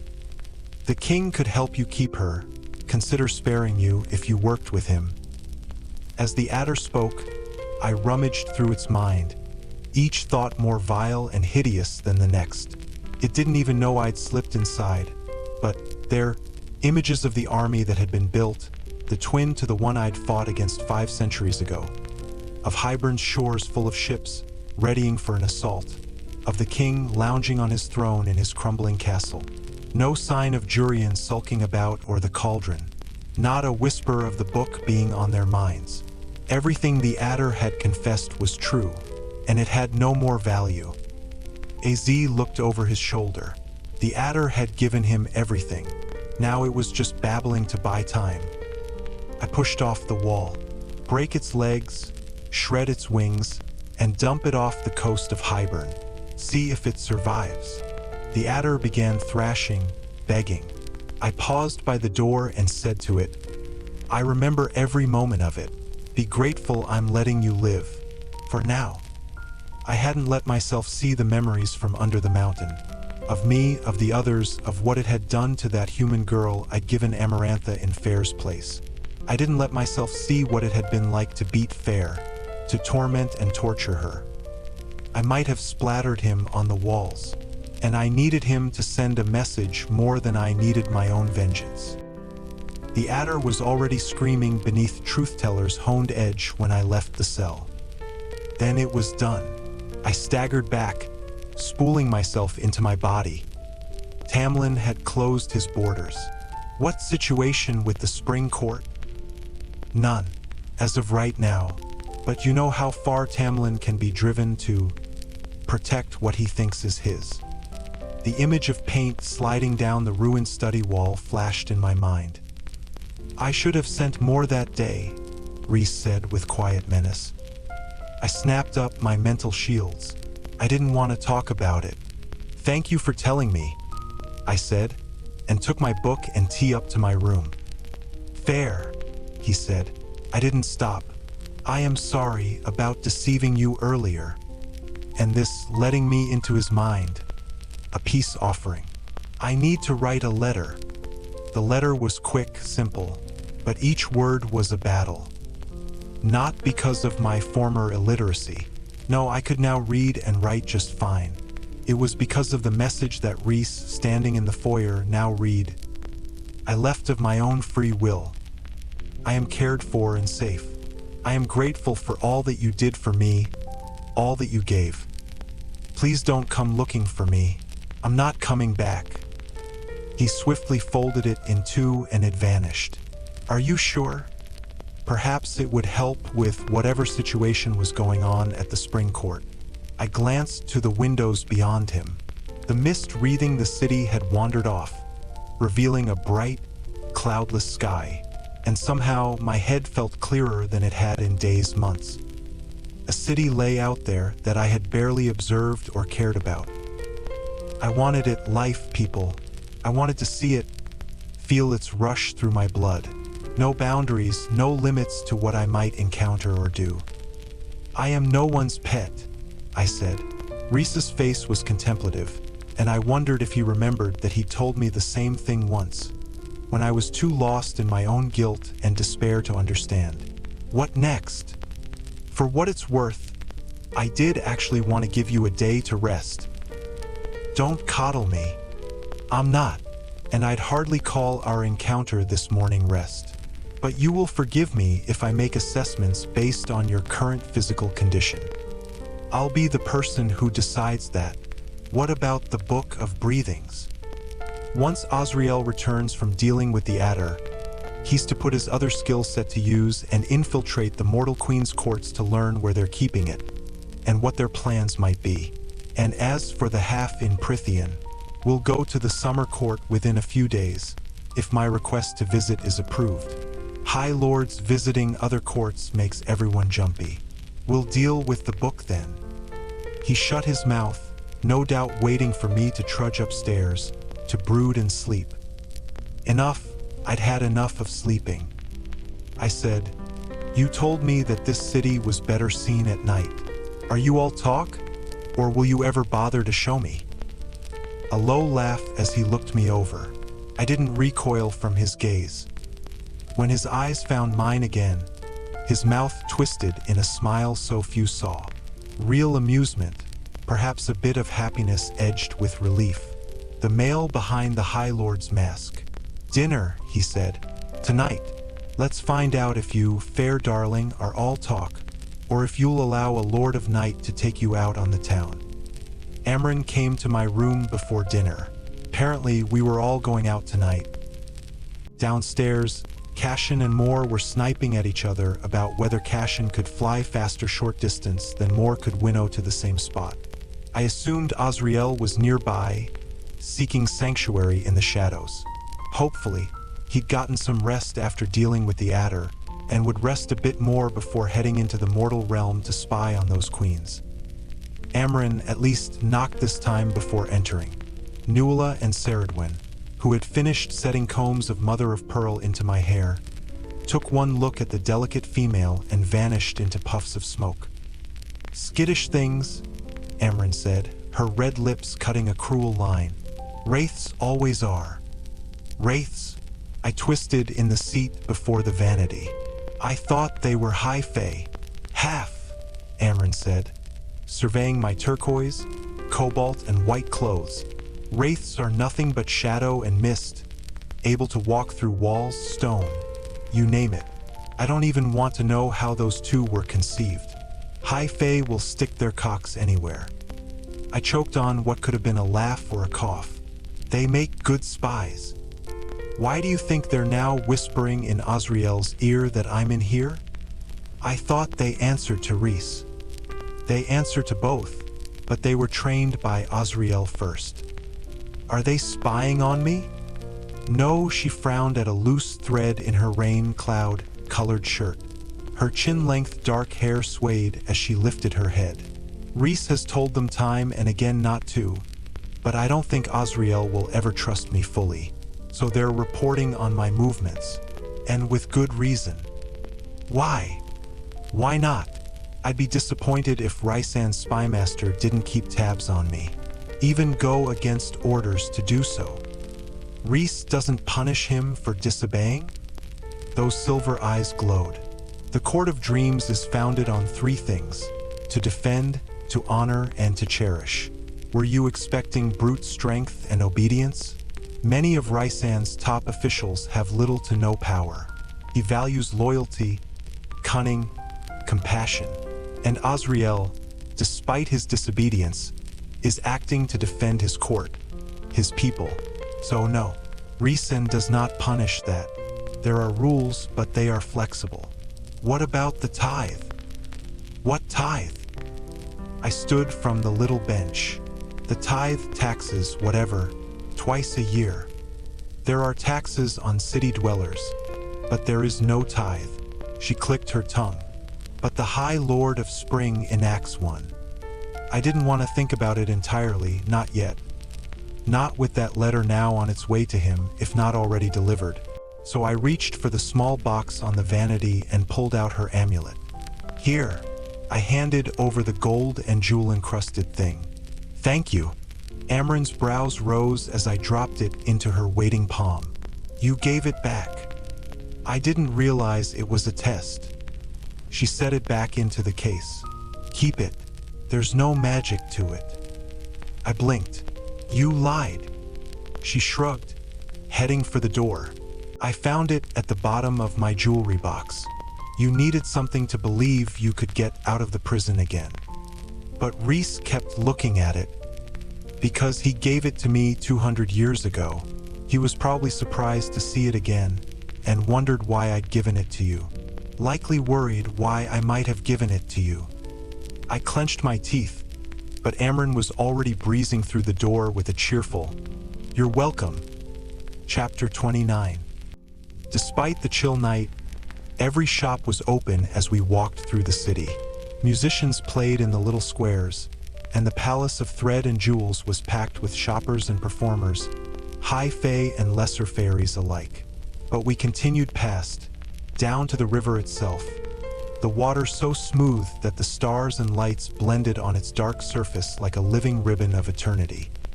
The five of them were unhurried as we strolled across one of the wide marble bridges spanning the Sidra, often moving forward or dropping back to chat with one another. From the ornate lanterns that lined either side of the bridge, Feylight cast golden shadows on the wings of the three males, gilding the talons at the apex of each. The conversation ranged from the people they knew, matches and teams for sports I'd never heard of. Apparently, Amren was a vicious, obsessive supporter of one. New shops, music they'd heard, clubs they favored, not a mention of Highburn or the threats we faced, no doubt from secrecy, but I had a feeling it was also because tonight, this time together, they did not want that terrible, hideous presence intruding. As if they were all just ordinary citizens, even Rhys. As if they weren't the most powerful people in this court, maybe in all of Prythian. And no one, absolutely no one, on the street balked or paled or ran. Awed, perhaps a little intimidated, but no fear. It was so unusual that I kept silent, merely observing them, their world, the normalcy that they each fought so hard to preserve, that I had once raged against, resented. But there was no place like this in the world, not so serene, so loved by its people and its rulers. The other side of the city was even more crowded, with patrons and finery out to attend the many theaters we passed. I'd never seen a theater before, never seen a play or a concert or a symphony. In our ramshackle village, we'd gotten mummers and minstrels at best, herds of beggars yowling on makeshift instruments at worst. We strolled along the riverside walkway, past shops and cafes, music spilling from them, and I thought, even as I hung back from the others, my gloved hands stuffed into the pockets of my heavy blue overcoat, that the sounds of it all might have been the most beautiful thing I'd ever heard. The people and the river and the music, the clank of silverware on plates, the scrape of chairs being pulled out and pushed in, the shouts of vendors selling their wares as they ambled past. How much had I missed in these months of despair and numbness? But no longer. The lifeblood of Valaris thrummed through me, and in rare moments of quiet, I could have sworn I heard the clash of the sea, clawing at the distant cliffs. Eventually, we entered a small restaurant beside the river, built into the lower level of a two-story building, the whole space bedecked in greens and golds and barely big enough to fit all of us, and 3 sets of Illyrian wings. But the owner knew them, and kissed them each on the cheek, even Rhysand. Well, except for Amren, whom the owner bowed to before she hustled back into her kitchen and bade us sit at the large table that was half in, half out of the open storefront. The starry night was crisp, the wind rustling the potted palms placed with loving care along the riverside walkway railing. No doubt spelled to keep from dying in the winter, just as the warmth of the restaurant kept the chill from disturbing us or any of those dining in the open air at the river's edge. Then the food platters began pouring out, along with the wine and the conversation, and we dined under the stars beside the river. I'd never had such food, warm and rich and savory and spicy, like it filled not only my stomach, but that lingering hole in my chest, too. The owner, A slim, dark-skinned female with lovely brown eyes was standing behind my chair, chatting with Rhys about the latest shipment of spices that had come to the palaces. The traders were saying the prices might rise, High Lord, especially if rumors about Hybern awakening are correct. Down the table, I felt the others' attention slide to us, even as they kept talking. Rhys leaned back in his seat, swirling his goblet of wine. We'll find a way to keep the prices from skyrocketing. Don't trouble yourself, of course, the owner said, wringing her fingers a bit. It's just so lovely to have such spices available again, now that things are better. Rhys gave her a gentle smile, the one that made him seem younger. I wouldn't be troubling myself, not when I like your cooking so much. The owner beamed, flushing, and looked to where I'd half twisted in my seat to watch her. Is it to your liking? The happiness on her face, the satisfaction that only a day of hard work doing something you love could bring, hit me like a stone. I remembered feeling that way, after painting from morning until night. Once, that was all I had wanted for myself. I looked to the dishes, then back at her and said, I've lived in the mortal realm and lived in other courts, but I've never had food like this. Food that makes me feel awake. It sounded about as stupid as it felt coming out, but I couldn't think of another way to say it. But the owner nodded like she understood and squeezed my shoulder. Then I'll bring you a special dessert, she said, and strode into her kitchen. I turned back to my plate, but found Rhysand's eyes on me. His face was softer, more contemplative than I'd ever seen it, his mouth slightly open. I lifted my brows. What? He gave me a cocky grin and leaned in to hear the story Moore was telling about. I forgot what she was talking about as the owner emerged with a metal goblet full of dark liquid and placed it before Amren. Rhys's second hadn't touched her plate, but pushed the food around like she might actually be trying to be polite. When she saw the goblet laid before her, she flicked her brows up. You didn't have to do that. The owner shrugged her slim shoulders. It's fresh and hot, and we needed the beast for tomorrow's roast anyway. I had a horrible feeling I knew what was inside. Amren swirled the goblet, the dark liquid lapping at the sides like wine, then sipped from it. You spiced it nicely. Blood gleamed on her teeth. The owner bowed. No one leaves my place hungry, she said before walking away.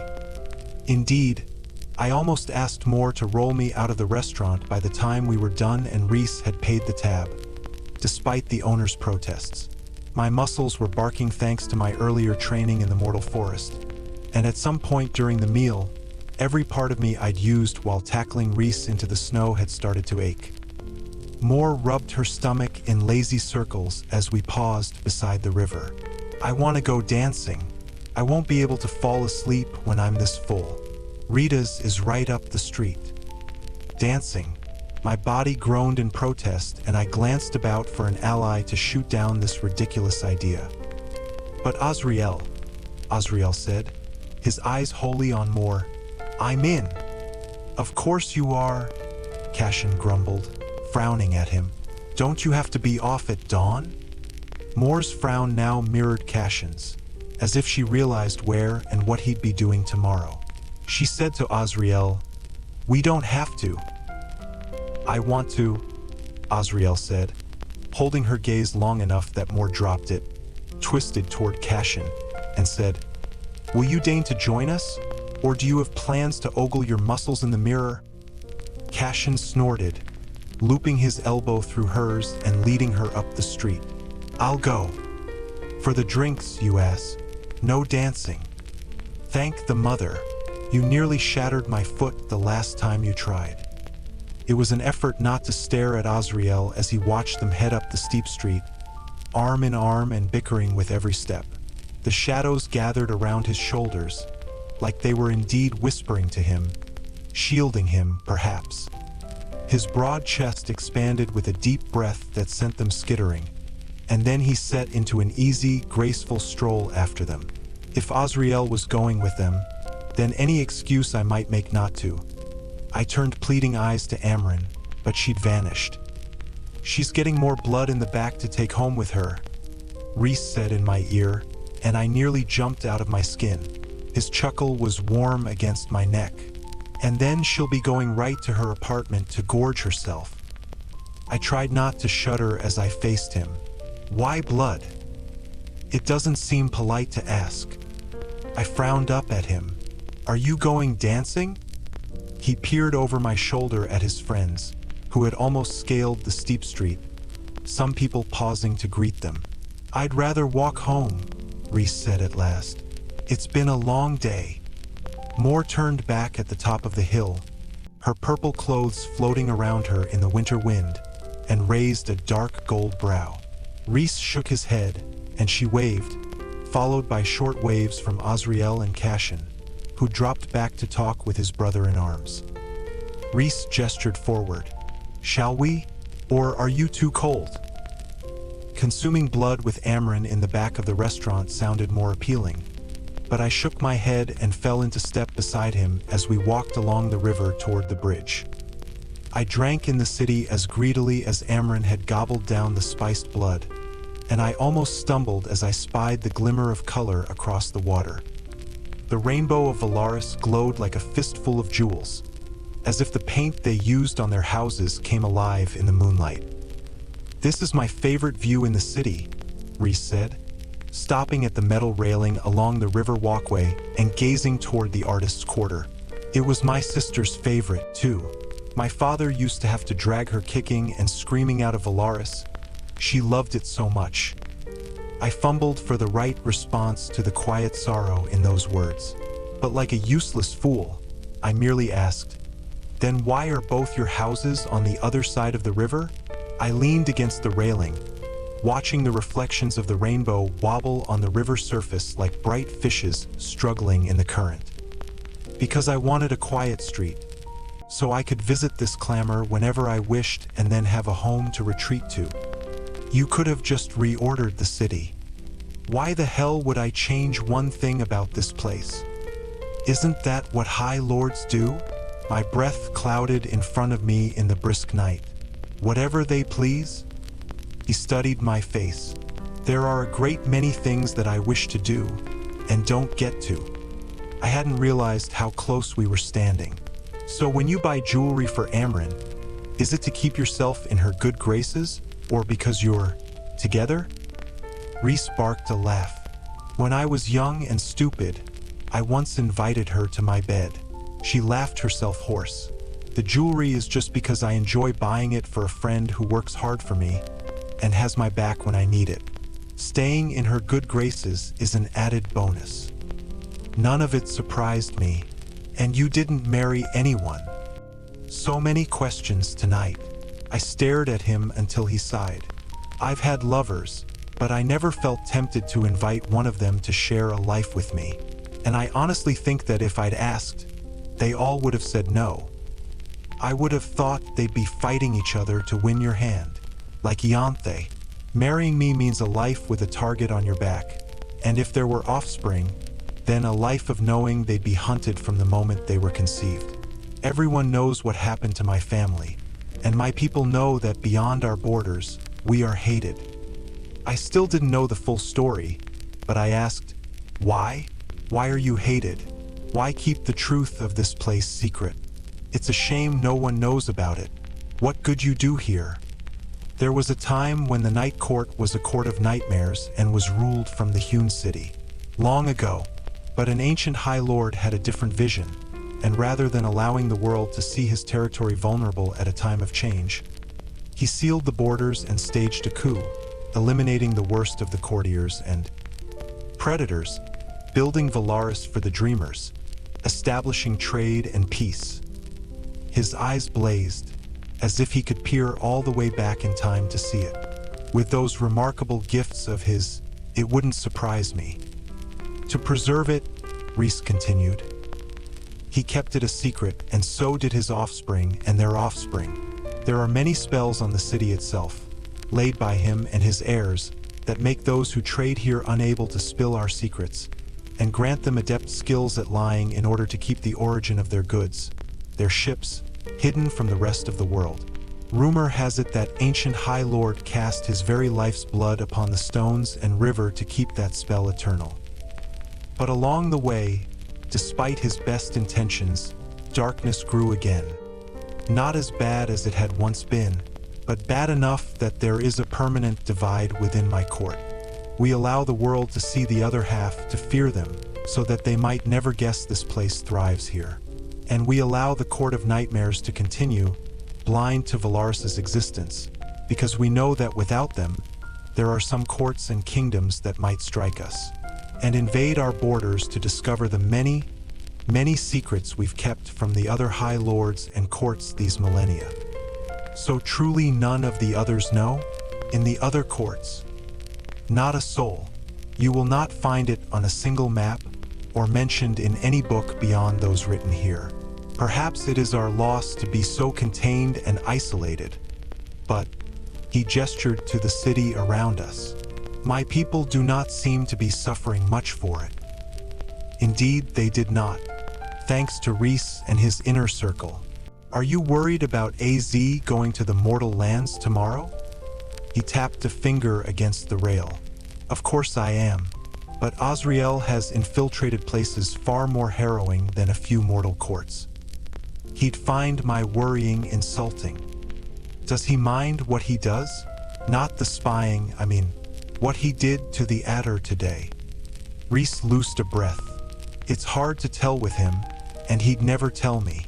I've witnessed Cashin rip apart opponents and then puke his guts up once the carnage stopped. Sometimes even mourn them. But Azriel, Cashin tries, I try, but I think the only person who ever gets him to admit to any sort of feeling is Moore. And that's only when she's pestered him to the point where even his infinite patience has run out. I smiled a bit, but he and Moore, they never? That's between them and Cashin. I'm not stupid or arrogant enough to get in the middle of it, which I would certainly be if I shoved my nose in their business. We walked in silence across the packed bridge to the other side of the river. My muscles quivered at the steep hills between us and the townhouse. I was about to beg Rhys to fly me home when I caught the strands of music pouring from a group of performers outside a restaurant. My hands slackened at my sides, a reduced version of the symphony I'd heard in a chill dungeon, when I had been so lost to terror and despair that I had hallucinated as this music poured into my cell and kept me from shattering. And once more, the beauty of it hit me, the layering and swaying, the joy and peace. They had never played a piece like it under the mountain, never this sort of music, and I'd never heard music in my cell save for that one time. You, I breathed, not taking my eyes from the musicians playing so skillfully that even the diners had set down their forks in the cafes nearby. You sent that music into my cell. Why? Rhysand's voice was hoarse. Because you were breaking, and I couldn't find another way to save you. The music swelled and built. I'd seen a palace in the sky when I'd hallucinated, a place between sunset and dawn, a house of moonstone pillars. I saw the night court. He glanced sidelong at me. I didn't send those images to you. I didn't care. Thank you for everything, for what you did, then and now. Even after the Weaver, after this morning with my trap for the adder. My nostrils flared. You ruin everything. Rhys grinned, and I didn't notice if people were staring as he slid an arm under my legs and shot us both into the sky. I could learn to love it, I realized. The flying. I was reading in bed, listening to the merry chatter of the toasty birch fire across the room, when I turned the page of my book and a piece of paper fell out. I took one look at the cream stationery and the handwriting and sat up straight. On it, Rhysand had written, I might be a shameless flirt, but at least I don't have a horrible temper. You should come tend to my wounds from our squabble in the snow. I'm bruised all over thanks to you. Something clicked against the nightstand, and a pen rolled across the polished mahogany. Hissing, I snatched it up and scribbled, "Go lick your wounds and leave me be." The paper vanished. It was gone for a while, far longer than it should have taken to write the few words that appeared on the paper when it returned. "I'd much rather you licked my wounds for me." My heart pounded faster and faster, and a strange sort of rush went through my veins as I read the sentence again and again. A challenge. I clamped my lips shut to keep from smiling as I wrote, "Lick you where? Exactly?" The paper vanished before I'd even completed the final mark. His reply was a long time coming. "Then wherever you want to lick me, Feyre. I'd like to start with everywhere, but I can choose, if necessary." I wrote back, "Let's hope my licking is better than yours. I remember how horrible you were at it under the mountain." He'd licked away my tears when I'd been a moment away from shattering. He'd done it to keep me distracted, keep me angry, because anger was better than feeling nothing. Because anger and hatred were the long-lasting fuel in the endless dark of my despair. The same way that music had kept me from breaking. Lucien had come to patch me up a few times, but no one risked quite so much in keeping me not only alive, but as mentally intact as I could be considering the circumstances. Just as he'd been doing these past few weeks, taunting and teasing me to keep the hollowness at bay, just as he was doing now. I was under duress. His next note read, "If you want, I'd be more than happy to prove you wrong. I've been told I'm very, very good at licking." I clenched my knees together and wrote back, "Good night." A heartbeat later, his note said, "Try not to moan too loudly when you dream about me. I need my beauty rest." I got up, chucked the letter in the burbling fire, and gave it a vulgar gesture. I could have sworn laughter rumbled down the hall. I didn't dream about Rhys. I dreamed about the adder, its claws on me, gripping me as I was punched. I dreamed about its hissing laughter and foul stench. But I slept through the night, and did not wake once. Chapter 30. Cashin might have been cocky grins and vulgarity most of the time, but in the sparring ring in a rock-carved courtyard atop the House of Wind the next afternoon, he was a stone-cold killer. And when those lethal instincts were turned on me, beneath the fighting leathers, even with the brisk temperature, my skin was slick with sweat. Each breath ravaged my throat, and my arms trembled so badly that any time I so much as tried to use my fingers, my pinky would start shaking uncontrollably. I was watching it wobble of its own accord when Cashin closed the gap between us, gripped my hand, and said, "This is because you're hitting on the wrong knuckles. Top two, pointer and middle finger. That's where the punches should connect. Hitting here," he said, tapping a calloused finger on the already bruised bit of skin in the V between my pinky and ring finger, "will do more damage to you than to your opponent. You're lucky the adder didn't want to get into a fist fight." We'd been going at it for an hour now, walking through the basic steps of hand-to-hand combat. And it turned out that I might have been good at hunting, at archery, but using my left side? Pathetic. I was as uncoordinated as a newborn fawn attempting to walk. Punching and stepping with the left side of my body at once had been nearly impossible, and I'd stumbled into Cashin more often than I'd hit him. The right punches, those were easy. "Get a drink," he said. "Then we're working on your core. No point in learning to punch if you can't even hold your stance." I frowned toward the sound of clashing blades in the open sparring ring across from us. Azriel, surprisingly, had returned from the mortal realm by lunch. Moore had intercepted him first, but I'd gotten a second-hand report from Rhys that he'd found some sort of barrier around the Queen's palace, and had needed to return to assess what might be done about it.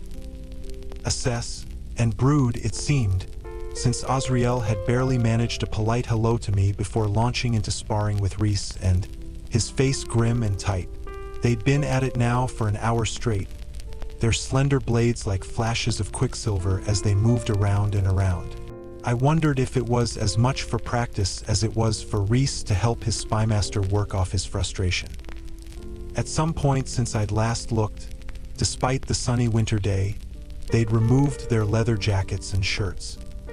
Their tan, muscled arms were both covered in the same manner of tattoos that adorned my own hand and forearm, the ink flowing across their shoulders and over their sculpted pectoral muscles. Between their wings, a line of them ran down the column of their spine, right beneath where they typically strapped their blades. We get the tattoos when we're initiated as Illyrian warriors, for luck and glory on the battlefield, Cashin said, following my stare. I doubted Cashin was drinking in the rest of the image, though. The stomach muscles gleaming with sweat in the bright sun, the bunching of their powerful thighs, the rippling strength in their backs, surrounding those mighty, beautiful wings. Death on Swift Wings. The title came out of nowhere, and for a moment, I saw the painting I'd create. The darkness of those wings, faintly illuminated with lines of red and gold by the radiant winter sun. The glare off their blades, the harshness of the tattoos against the beauty of their faces. I blinked, and the image was gone, like a cloud of hot breath on a cold night. Cashin jerked his chin toward his brothers. Rhys is out of shape and won't admit it, but Azriel is too polite to beat him into the dirt. Rhys looked anything but out of shape. Cauldron boil me, what the hell did they eat to look like that? My knees wobbled a bit as I strode to the stool where Cashin had brought a pitcher of water and 2 glasses. I poured one for myself, my pinky trembling uncontrollably again. My tattoo, I realized, had been made with Illyrian markings. Perhaps Rhys's own way of wishing me luck and glory while facing Amarantha. Luck and glory. I wouldn't mind a little of either of those things these days. Cashin filled a glass for himself and clinked it against mine, so at odds from the brutal taskmaster who, moments ago, had me walking through punches, hitting his sparring pads, and trying not to crumple on the ground to beg for death. So at odds from the male who had gone head-to-head with my sister, unable to resist matching himself against Nesta's spirit of steel and flame. So, Cashin said, gulping down the water. Behind us, Rhys and Azriel clashed, separated, and clashed again. When are you going to talk about how you wrote a letter to Tamlin, telling him you've left for good? The question hit me so viciously that I sniped. How about when you talk about how you tease and taunt Moore to hide whatever it is you feel for her? Because I had no doubt that he was well aware of the role he played in their little tangled web. The beat of crunching steps and clashing blades behind us stumbled, then resumed. Cashin let out a startled, rough laugh. Old news. I have a feeling that's what she probably says about you. Get back in the ring, Cashin said, setting down his empty glass. No core exercises, just fists. You want to mouth off, then back it up. But the question he'd asked swarmed in my skull. You've left for good. You've left for good. You've left for good. I'd meant it, but without knowing what he thought, if he'd even care that much. No, I knew he'd care.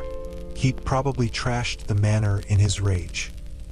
If my mere mention of him suffocating me had caused him to destroy his study, then this, I had been frightened by those fits of pure rage, cowed by them, and it had been love. I had loved him so deeply, so greatly, but Rhys told you, I said. Cashin had the wisdom to look a bit nervous at the expression on my face. He informed Azriel, who is monitoring things and needs to know. Az told me. I assume it was while you were out drinking and dancing. I drained the last of my water and walked back into the ring. Hey, Cashin said, catching my arm. His hazel eyes were more green than brown today. I'm sorry, I didn't mean to hit a nerve. Az only told me because I told him I needed to know for my own forces, to know what to expect. None of us, we don't think it's a joke. What you did was a hard call, a really damn hard call. It was just my shitty way of trying to see if you needed to talk about it. I'm sorry, he repeated, letting go. The stumbling words, the earnestness in his eyes.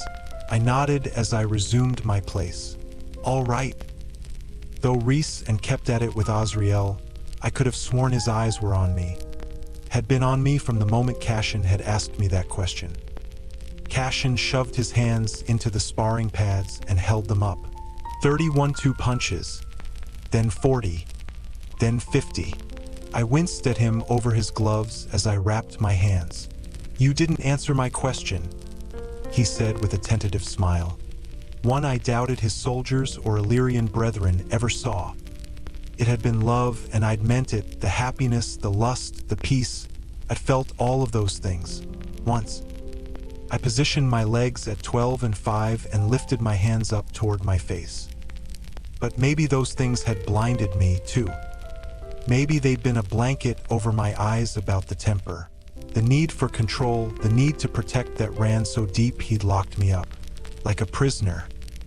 "I'm fine," I said, stepping and jabbing with my left side, fluid, smooth like silk, as if my immortal body at last aligned. My fist slammed into Cassian's sparring pad, snatching back as fast as a snake's bite as I struck with my right, shoulder and foot twisting. 1, Cassian counted. Again I struck 1, 2, 2, and fine is good, fine is great. Again, again, again. We both knew fine was a lie. I had done everything, everything for that love. I had ripped myself to shreds. I had killed innocence and debased myself, and he had sat beside Amarantha on that throne. And he couldn't do anything, hadn't risked it. Hadn't risked being caught until there was one night left, and all he'd wanted to do wasn't free me, but fuck me, and again, again, again. 1, 2, 1, 2, 1, 2. And when Amarantha had broken me, when she had snapped my bones and made my blood boil in its veins, he just knelt and begged her. He hadn't tried to kill her, hadn't crawled for me. Yes, he'd fought for me, but I'd fought harder for him. Again, again, again, each pound of my fists on the sparring pads a question and an answer. And he had the nerve, once his powers were back, to shove me into a cage. The nerve to say I was no longer useful. I was to be cloistered for his peace of mind. He'd given me everything I needed to become myself, to feel safe, and when he got what he wanted, when he got his power back, his lands back, he stopped trying. He was still good, still Tamlin, but he was just wrong. And then I was sobbing through my clenched teeth, the tears washing away that infected wound, and I didn't care that Cassian was there, or Rhys or Azriel. The clashing steel stopped, and then my fists connected with bare skin, and I realized I'd punched through the sparring pads, no, burned through them, and I stopped too. The wrappings around my hands were now mere smudges of soot. Cassian's upraised palms remained before me, ready to take the blow if I needed to make it. "I'm all right," he said quietly, gently. And maybe I was exhausted and broken, but I breathed. "I killed them." I hadn't said the words aloud since it had happened. Cassian's lips tightened. "I know." Not condemnation, not praise, but grim understanding. My hands slackened as another shuddering sob worked its way through me. It should have been me, and there it was. Standing there under the cloudless sky, the winter sun beating on my head, nothing around me save for rock, no shadows in which to hide, nothing to cling to, there it was. Then darkness swept in, soothing, gentle darkness. No shade, and a sweat-slick male body halted before me. Gentle fingers lifted my chin until I looked up at Rhysand's face. His wings had wrapped around us, cocooned us, the sunlight casting the membrane in gold and red. Beyond us, outside, in another world, maybe, the sounds of steel on steel, Cassian and Azriel sparring began. "You will feel that way every day for the rest of your life," Rhysand said. This close, I could smell the sweat on him, the sea and citrus scent beneath it. His eyes were soft. I tried to look away, but he held my chin firm. And I know this because I have felt that way every day since my mother and sister were slaughtered and I had to bury them myself, and even retribution didn't fix it. He wiped away the tears on one cheek, then another. "You can either let it wreck you, Let it get you killed like it nearly did with the Weaver, or you can learn to live with it. For a long moment, I just stared at the open, calm face. Maybe his true face, the one beneath all the masks he wore to keep his people safe. "I'm sorry about your family," I rasped. "I'm sorry I didn't find a way to spare you from what happened under the mountain," Rhys said with equal quiet. "From dying. From wanting to die." I began to shake my head, but he said, "I have two kinds of nightmares. The ones where I'm again Amarantha's whore or my friends are, and the ones where I hear your neck snap and see the light leave your eyes." I had no answer to that, to the tenor in his rich, deep voice. So I examined the tattoos on his chest and arms, the glow of his tan skin, so golden now that he was no longer caged inside that mountain. I stopped my perusal when I got to the V of muscles that flowed beneath the waist of his leather pants. Instead, I flexed my hand in front of me, my skin warm from the heat that had burned through those pads. "Ah," he said, wings sweeping back as he folded them gracefully behind him. "That." I squinted at the flood of sunlight. "Autumn court, right?" He took my hand, examining it, the skin already bruised from sparring. "Right? A gift from its high lord, Baron. Lucien's father. Lucien, I wondered what he made of all this. If he missed me, if Ianthe continued to prey on him." Still sparring, Cashin and Azriel were trying their best not to look like they were eavesdropping. "I'm not well versed in the complexities of the other High Lord's elemental gifts," Rhys said, "but we can figure it out day by day if need be. If you're the most powerful High Lord in history, does that mean the drop I got from you holds more sway over the others? Why I'd been able to break into his head that one time? Give it a try." He jerked his chin toward me. "See if you can summon darkness. I won't ask you to try to winnow," he added with a grin. "I don't know how I did it to begin with. Will it into being." I gave him a flat stare. He shrugged. "Try thinking of me, how good-looking I am, how talented, how arrogant. That too." He crossed his arms over his bare chest, the movement making the muscles in his stomach flicker. "Put a shirt on while you're at it," I quipped. A feline smile. "Does it make you uncomfortable? I'm surprised there aren't more mirrors in this house, since you seem to love looking at yourself so much."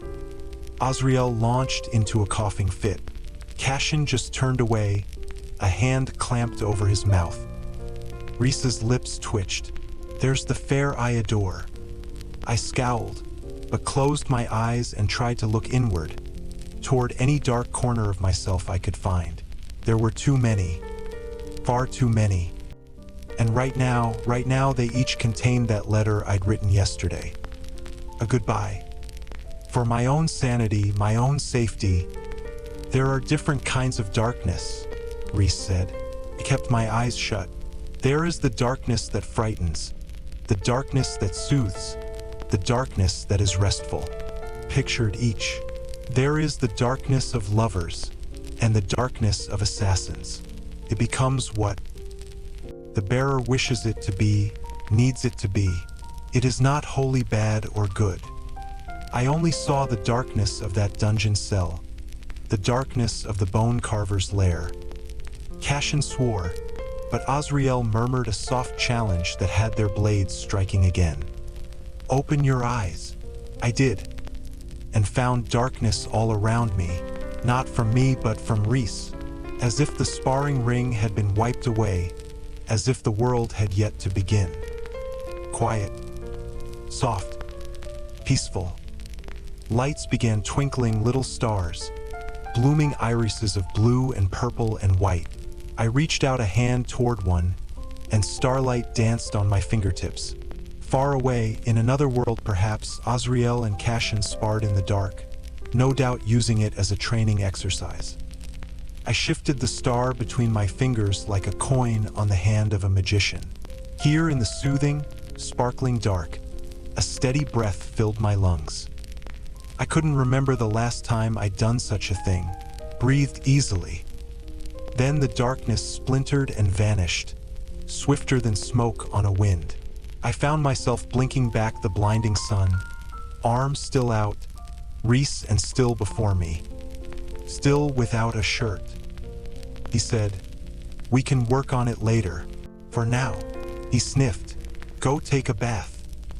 I gave him a particularly vulgar gesture and asked Cashin to fly me home instead. Chapter 31.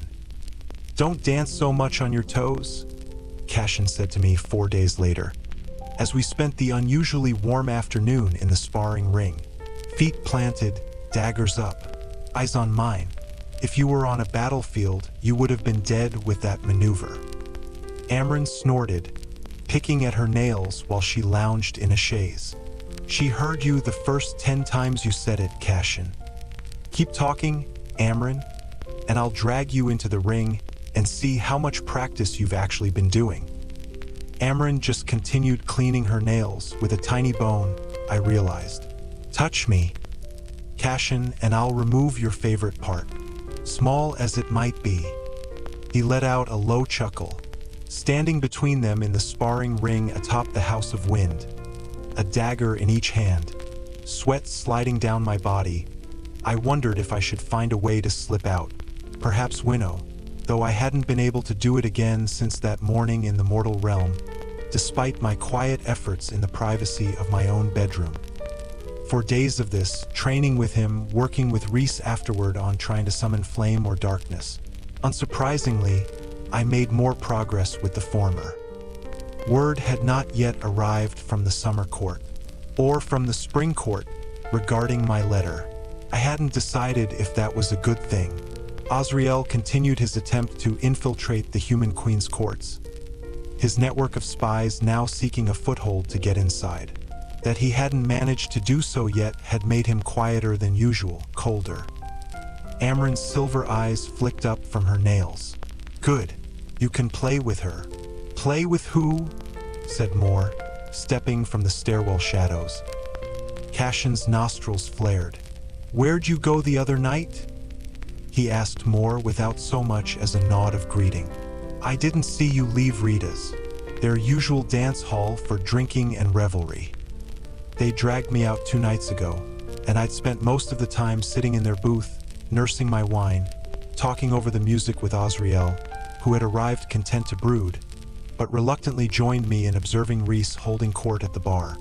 Females and males watched Rhys and throughout the hall, and the Shadowzinger and I made a game of betting on who, exactly, would work up the nerve to invite the High Lord home. Unsurprisingly, AZ won every round. But at least he was smiling by the end of the night, to Moore's delight when she'd stumbled back to our table to chug another drink before prancing onto the dance floor again. Rhys didn't accept any offers that came his way, no matter how beautiful they were, no matter how they smiled and laughed, and his refusals were polite, firm, but polite. Had he been with anyone since Amarantha? Did he want another person in his bed after Amarantha? Even the wine hadn't given me the nerve to ask Azriel about it. Moore, it seemed, went to Rita's more than anyone else. Practically lived there, actually. She shrugged at Cashin's demand and another chaise like Amren's appeared. "I just went out," she said, plopping down. "With whom?" Cashin pushed. "Last I was aware," Moore said, leaning back in the chair.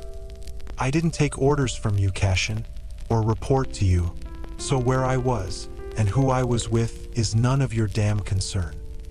You didn't tell Azriel either." I paused, weighing those words, Cashin's stiff shoulders. Yes, there was some tension between him and Moore that resulted in that bickering, but perhaps Cashin accepted the role of buffer not to keep them apart, but to keep the Shadowzinger from hurt, from being old news, as I'd called him. Cashin finally remembered I'd been standing in front of him, noted the look of understanding on my face, and gave me a warning one in return. Fair enough. I shrugged and took a moment to set down the daggers and catch my breath. For a heartbeat, I wished Nesta were there, if only to see them go head to head.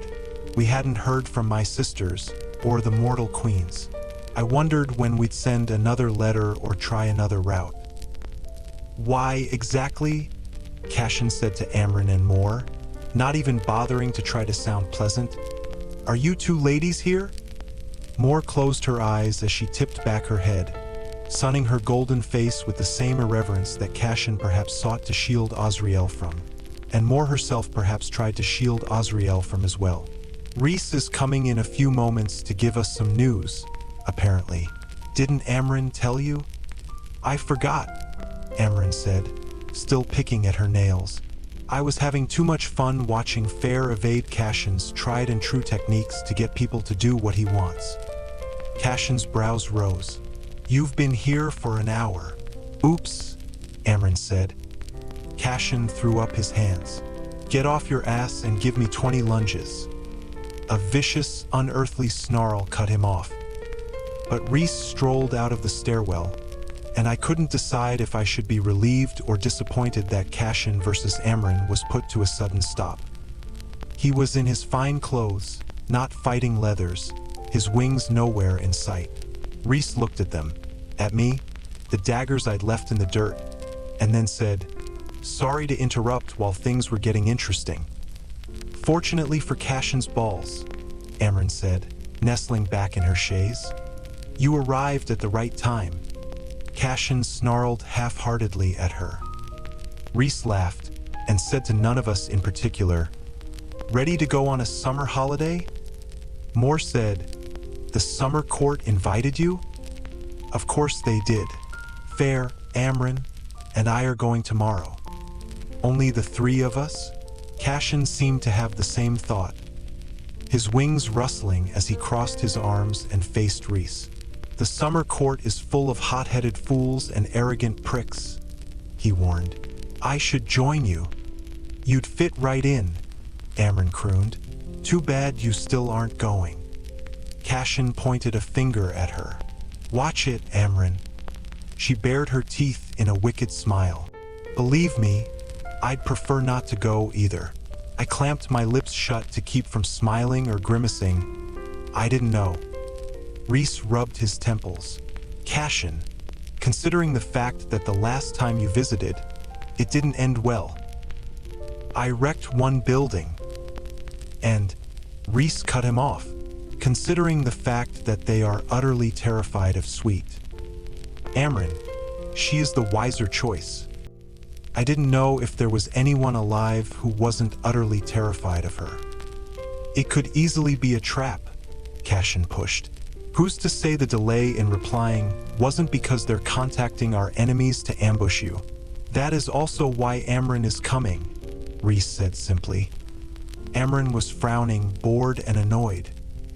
Rhys said too casually, "There is also a great deal of treasure to be found in the summer court. If the book is hidden, Amren, you might find other objects to your liking." "Shit," Cashin said, throwing up his hands again. "Really, Rhys? It's bad enough we're stealing from them, but robbing them blind." "Rhys and does have a point," Amren said. "Their High Lord is young and untested. I doubt he's had much time to catalog his inherited hoard since he was appointed under the mountain. I doubt he'll know anything is missing." "Very well, Rhys, and I'm in. No better than a fire drake guarding its trove indeed." Moore gave me a secret, subtle look that conveyed the same thing, and I swallowed a chuckle. Cashin started to object again, but Rhys said quietly, "I will need you, not Amren, in the human realm. The summer court has banned you for eternity, and though your presence would be a good distraction while Feyre does what she has to, it could lead to more trouble than it's worth."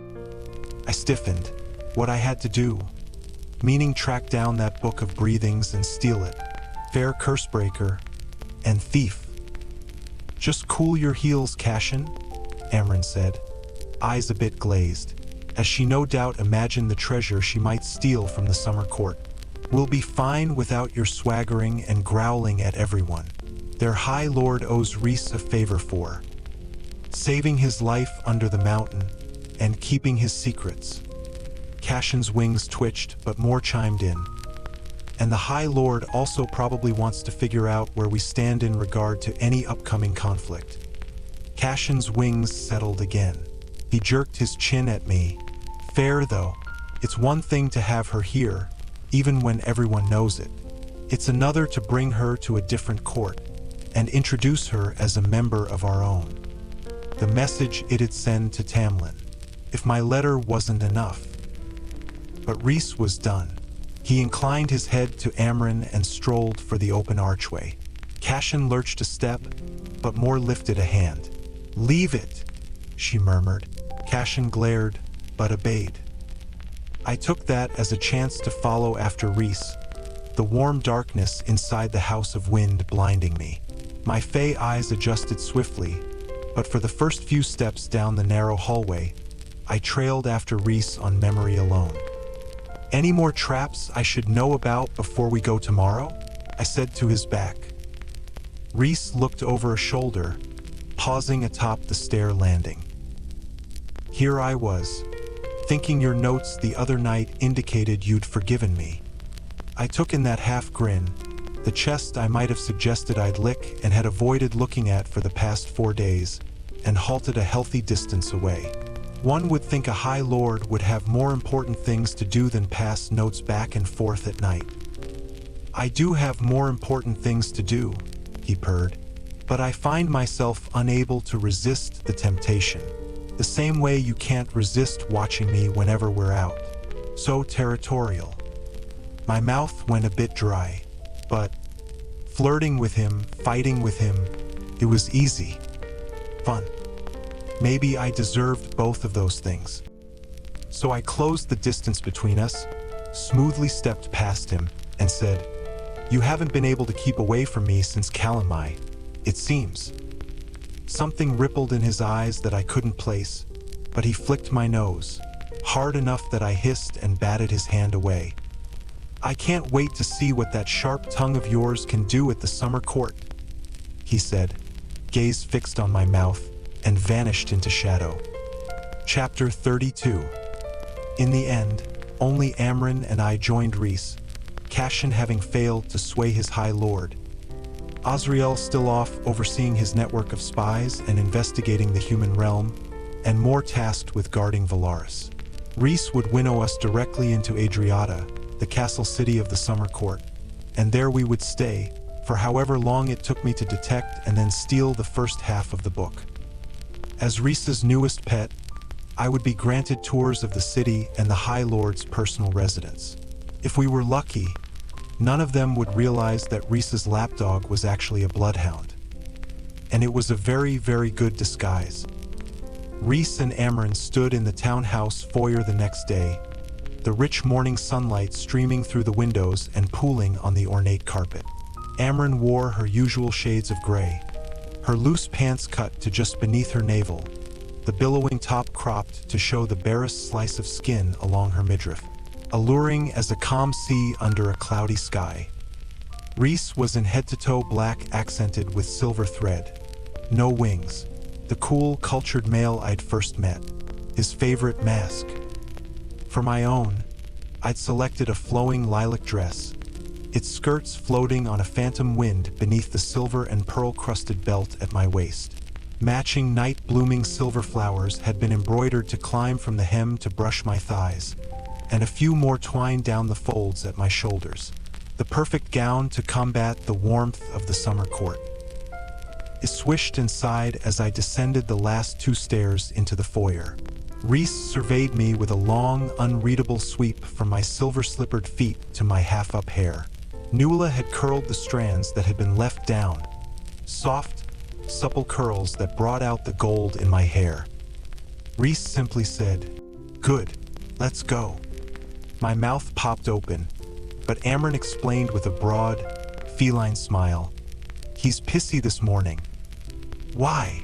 I asked, watching Amren take Rhys's hand, her delicate fingers dwarfed by his. He held out the other to me. "Because," Rhys answered for her, "I stayed out late with Cassion and Azriel, and they took me for all I was worth in cards." "Sore loser." I gripped his hand. His calluses scraped against my own, the only reminder of the trained warrior beneath the clothes and veneer. "I am when my brothers tag-team me," he grumbled. He offered no warning before we vanished on a midnight wind. And then I was squinting at the glaring sun off a turquoise sea, just as I was trying to reorder my body around the dry, suffocating heat, even with the cooling breeze off the water. I blinked a few times, and that was as much reaction as I let myself show as I yanked my hand from Rhys's grip. We seemed to be standing on a landing platform at the base of a tan stone palace, the building itself perched atop a mountain island in the heart of a half-moon bay. The city spread around and below us, toward that sparkling sea. The buildings all from that stone, or glimmering white material that might have been coral or pearl. Gulls flapped over the many turrets and spires. No clouds above them. Nothing on the breeze with them but salty air and the clatter of the city below. Various bridges connected the bustling island to the larger landmass that circled it on three sides, one of them currently raising itself so a many-masted ship could cruise through. Indeed, there were more ships than I could count. Some merchant vessels, some fishing ones, and some, it seemed, ferrying people from the island city to the mainland, whose sloping shores were crammed full of more buildings, more people. More people like the half-dozen before us, framed by a pair of sea-glass doors that opened into the palace itself. On our little balcony, there was no option to escape, no path out but winnowing away, or going through those doors, or, I supposed, the plunge awaiting us to the red roofs of the fine houses 100 feet below. "Welcome to Adriata," said the tall male in the center of the group. And I knew him, remembered him. Not from memory.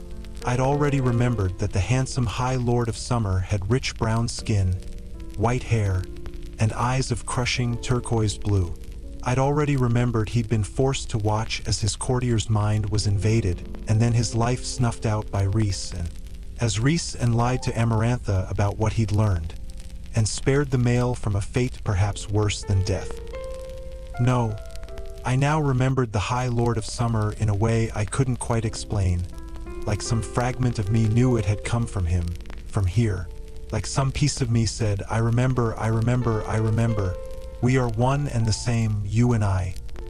Rhys merely drawled, "Good to see you again, Tarquin." The 5 other people behind the High Lord of Summer swapped frowns of varying severity. Like their lord, their skin was dark, their hair in shades of white or silver, as if they had lived under the bright sun their entire lives. Their eyes, however, were of every color, and they now shifted between me and Amren. Rhys slid one hand into a pocket and gestured with the other to Amren. "Amren, I think you know, though you haven't met her since your promotion." Cool, calculating grace, edged with steel. Tarquin gave Amren the briefest of nods. "Welcome back to the city, lady." Amren didn't nod or bow or so much as curtsy. She looked over Tarquin, tall and muscled, his clothes of sea green and blue and gold, and said, "At least you are far more handsome than your cousin." He was an eyesore. A female behind Tarquin outright glared. Amren's red lips stretched wide. "Condolences, of course," she added with as much sincerity as a snake. Wicked, cruel, that's what Amren and Rhys were. What I was to be to these people. Rhys gestured to me. "I don't believe you two were ever formally introduced under the mountain." Tarquin, Feyre. Feyre, Tarquin. No titles here, either to unnerve them or because Rhys found them a waste of breath. Tarquin's eyes, such stunning crystal blue, fixed on me. "I remember you, I remember you, I remember you." The High Lord did not smile. I kept my face neutral, vaguely bored. His gaze drifted to my chest, the bare skin revealed by the sweeping V of my gown, as if he could see where that spark of life, his power, had gone. Rhys followed that gaze. "Her breasts are rather spectacular, aren't they? Delicious as ripe apples." I fought the urge to scowl, and instead slid my attention to him, as indolently as he'd looked at me, at the others. Here I was, thinking you had a fascination with my mouth." Delighted surprise lit Rhys's eyes, there and gone in a heartbeat. We both looked back to our hosts, still stone-faced and stiff-backed. Tarquin seemed to weigh the air between my companions and me, then said carefully, "You have a tale to tell, it seems." "We have many tales to tell," Rhys said, jerking his chin toward the glass doors behind them. "So why not get comfortable?" The female a half-step behind Tarquin inched closer. "We have refreshments prepared." Tarquin seemed to remember her and put a hand on her slim shoulder. "Cressida, Princess of Adriata, the ruler of his capital or wife." There was no ring on either of their fingers, and I didn't recognize her from under the mountain. Her long, silver hair blew across her pretty face in the briny breeze, and I didn't mistake the light in her brown eyes for anything but razor-sharp cunning. "A pleasure," she murmured huskily to me, "and an honor." My breakfast turned to lead in my gut, but I didn't let her see what the groveling did to me. Let her realize it was ammunition. Instead, I gave her my best imitation of Rhysand's shrug. "The honor's mine, princess." The others were hastily introduced, 3 advisors who oversaw the city, the court, and the trade.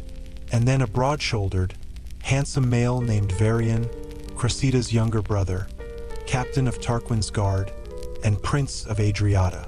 His attention was fixed wholly on Amren, as if he knew where the biggest threat lay, and would be happy to kill her if given the chance. In the brief time I'd known her, Amren had never looked more delighted. We were led into a palace crafted of shell-flecked walkways and walls, countless windows looking out to the bay and mainland or the open sea beyond. Sea glass chandeliers swayed on the warm breeze over gurgling streams and fountains of fresh water. High Fae servants and courtiers hurried across and around them, most brown-skinned and clad in loose, light clothing, all far too preoccupied with their own matters to take note or interest in our presence. No lesser fairies crossed our path, not one. I kept a step behind Rhys, and as he walked at Tarquin's side, that mighty power of his leashed and dimmed, the others flowing behind us. Amren remained within reach, and I wondered if she was also to be my bodyguard. Tarquin and Rhys had been talking lightly, both already sounding bored of the approaching Ninsar, of the native flowers that both courts would display for the minor, brief holiday. Calamai wouldn't be too long after that. My stomach twisted. If Tamlin was intent on upholding tradition, if I was no longer with him, I didn't let myself get that far down the road. It wouldn't be fair. To me, to him. "We have 4 main cities in my territory," Tarquin said to me, looking over his muscled shoulder. "We spend the last month of winter and first spring months in Adriata, its finest at this time of year." Indeed, I suppose that with endless summer, there was no limit to how one might enjoy one's time. In the country, by the sea, in a city under the stars. I nodded. "It's very beautiful." Tarquin stared at me long enough that Rhys said, "The repairs have been going well. I take it." That hauled Tarquin's attention back. "Mostly, there remains much to be done. The back half of the castle is a wreck. But, as you can see, we've finished most of the inside. We focused on the city first, and those repairs are ongoing." Amarantha had sacked the city? Rhys said, "I hope no valuables were lost during its occupation." "Not the most important things, thank the mother," Tarquin said. Behind me, Cressida tensed.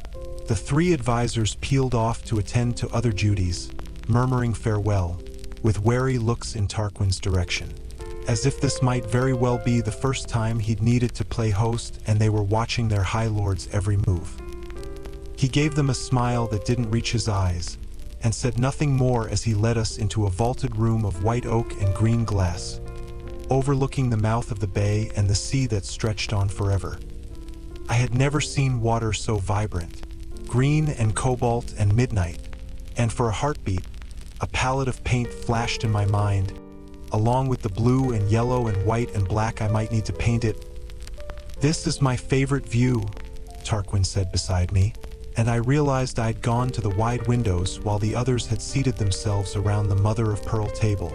A handful of servants were heaping fruits, leafy greens, and steamed shellfish onto their plates. "You must be very proud," I said, "to have such stunning lands."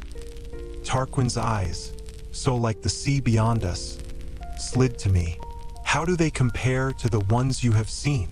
Such a carefully crafted question. I said dully, "Everything in Prythian is lovely when compared to the mortal realm." "And is being immortal lovelier than being human?" I could feel everyone's attention on us, even as Rhys engaged Cressida and Varian in bland, edged discussion about the status of their fish markets.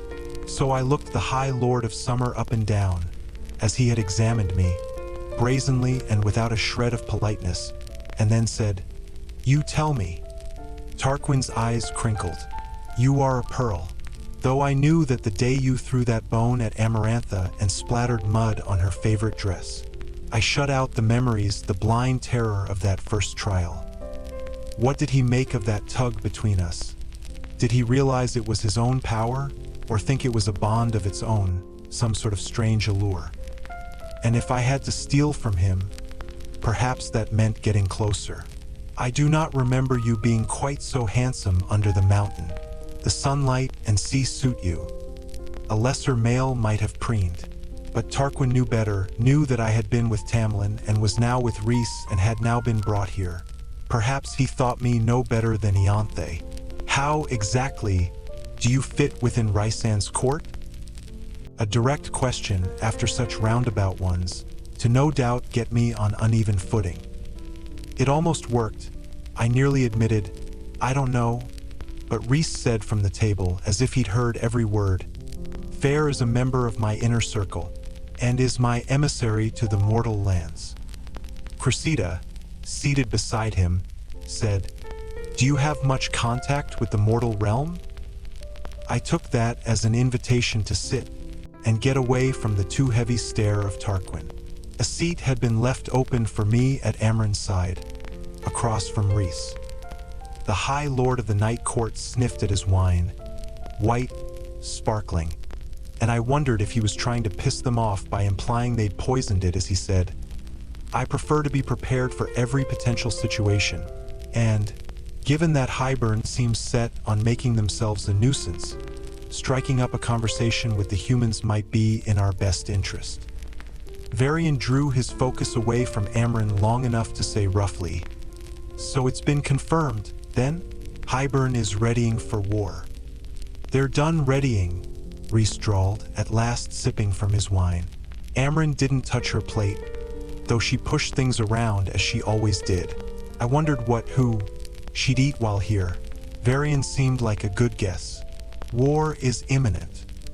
"Yes, you mentioned that in your letter," Tarquin said, claiming the seat at the head of the table between Rhys and Amren. A bold move to situate himself between two such powerful beings. Arrogance, or an attempt at friendship?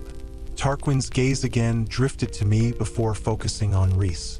"And you know that against Hybern we will fight. We lost enough good people under the mountain.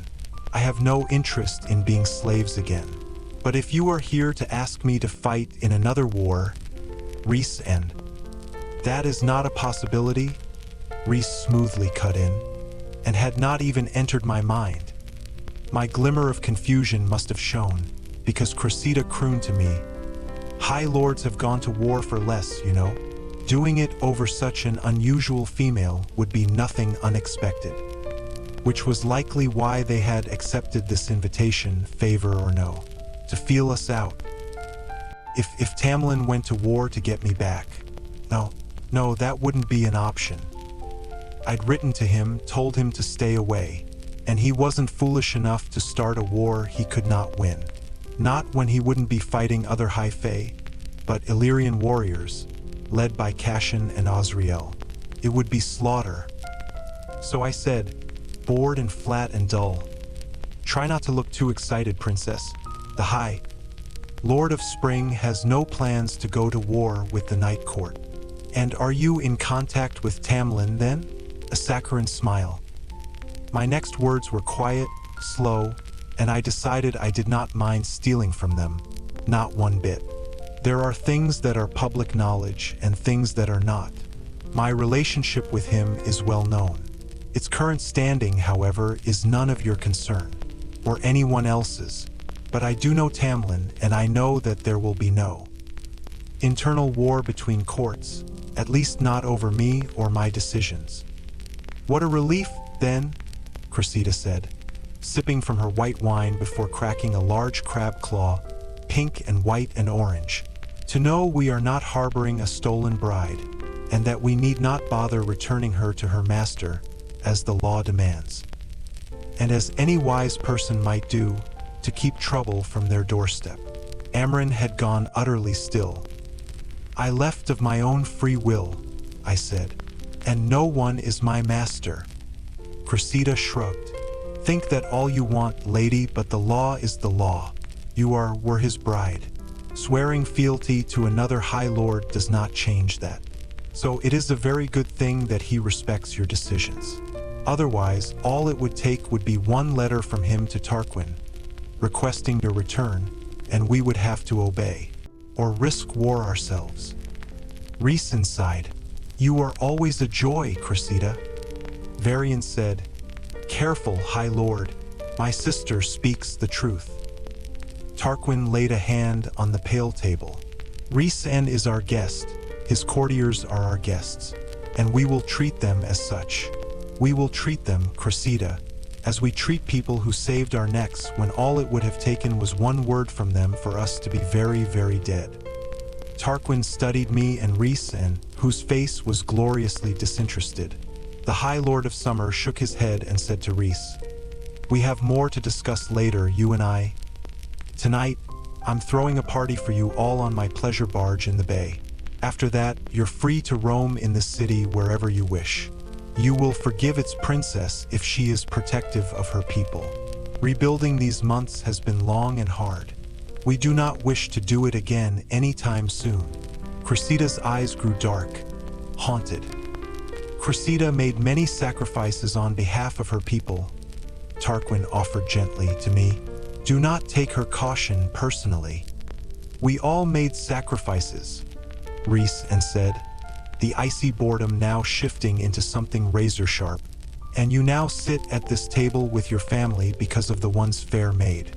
So you will forgive me, Tarquin, if I tell your princess that if she sends word to Tamlin, or if any of your people try to bring her to him, their lives will be forfeit. Even the sea breeze died.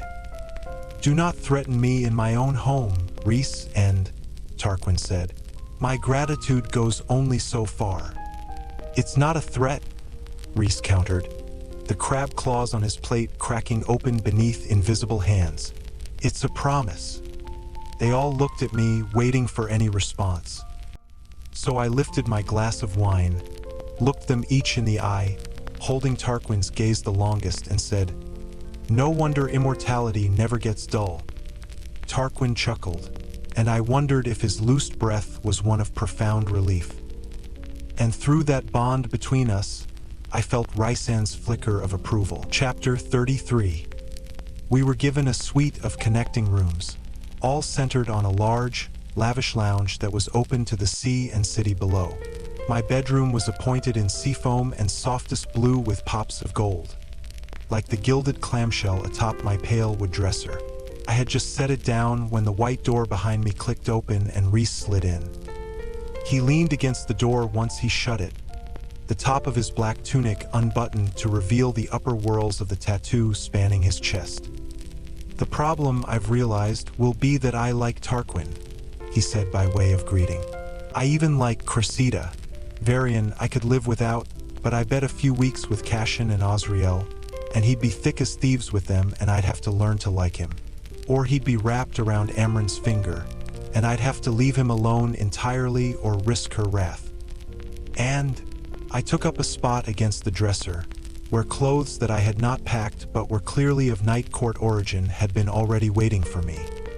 The space of the room, the large bed, the windows, the sunlight, filled the silence between us. And Rhys said, "I want you to find a way to do what you have to do without making enemies of them." "So you're telling me don't get caught?" A nod. "Then, do you like that Tarquin can't stop looking at you? I can't tell if it's because he wants you, or because he knows you have his power and wants to see how much. Can't it be both?" "Of course, but having a High Lord lusting after you is a dangerous game. First you taunt me with Cashin, now Tarquin? Can't you find other ways to annoy me?" Rhys prowled closer, and I steadied myself for his scent, his warmth, the impact of his power. He braced a hand on either side of me, gripping the dresser. I refused to shrink away. "You have one task here, Feyre. One task that no one can know about. So do anything you have to in order to accomplish it.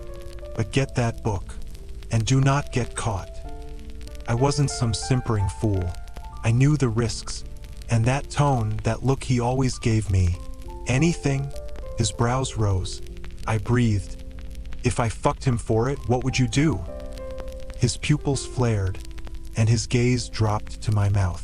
The wood dresser groaned beneath his hands. "You say such atrocious things." I waited, my heart an uneven beat. He at last met my eyes again. "You are always free to do what you want with whomever you want. So if you want to ride him, go ahead.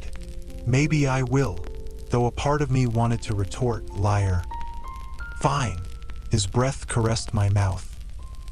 "Fine," I said, aware of every inch between us, the distance smaller and smaller, the challenge heightening with each second neither of us moved.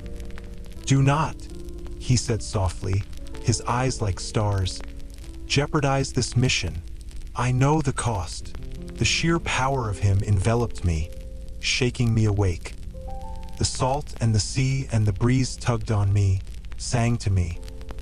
And as if Rhys heard them, too, he inclined his head toward the unlit candle on the dresser. "Light it." I debated arguing, but looked at the candle, summoning fire, summoning that hot anger he managed to rile. The candle was knocked off the dresser by a violent splash of water, as if someone had chucked a bucketful. I gaped at the water drenching the dresser, its dripping on the marble floor the only sound. Rhys, hands still braced on either side of me, laughed quietly. "Can't you ever follow orders?" But whatever it was, being here close to Tarquin and his power, I could feel that water answering me, feel it coating the floor, feel the sea churning and idling in the bay, taste the salt on the breeze. I held Rhys's gaze. No one was my master, but I might be master of everything if I wished, if I dared. Like a strange rain, the water rose from the floor as I willed it to become like those stars Rhys had summoned in his blanket of darkness. I willed the droplets to separate until they hung around us, catching the light and sparkling like crystals on a chandelier. Rhys broke my stare to study them. "I suggest," he murmured, "you not show Tarquin that little trick in the bedroom." I sent each and every one of those droplets shooting for the High Lord's face. Too fast, too swiftly for him to shield. Some of them sprayed me as they ricocheted off him. Both of us now soaking, Rhys gaped a bit, then smiled. "Good work," he said, at last pushing off the dresser. He didn't bother to wipe away the water gleaming on his skin. "Keep practicing." But I said, "Will he go to war? Over me?" He knew who I meant. The hot temper that had been on Rhys's face moments before turned to lethal calm. "I don't know. I would go back. If it came to that, Rhysand, I'd go back, rather than make you fight." He slid a still wet hand into his pocket. "Would you want to go back? Would going to war on your behalf make you love him again?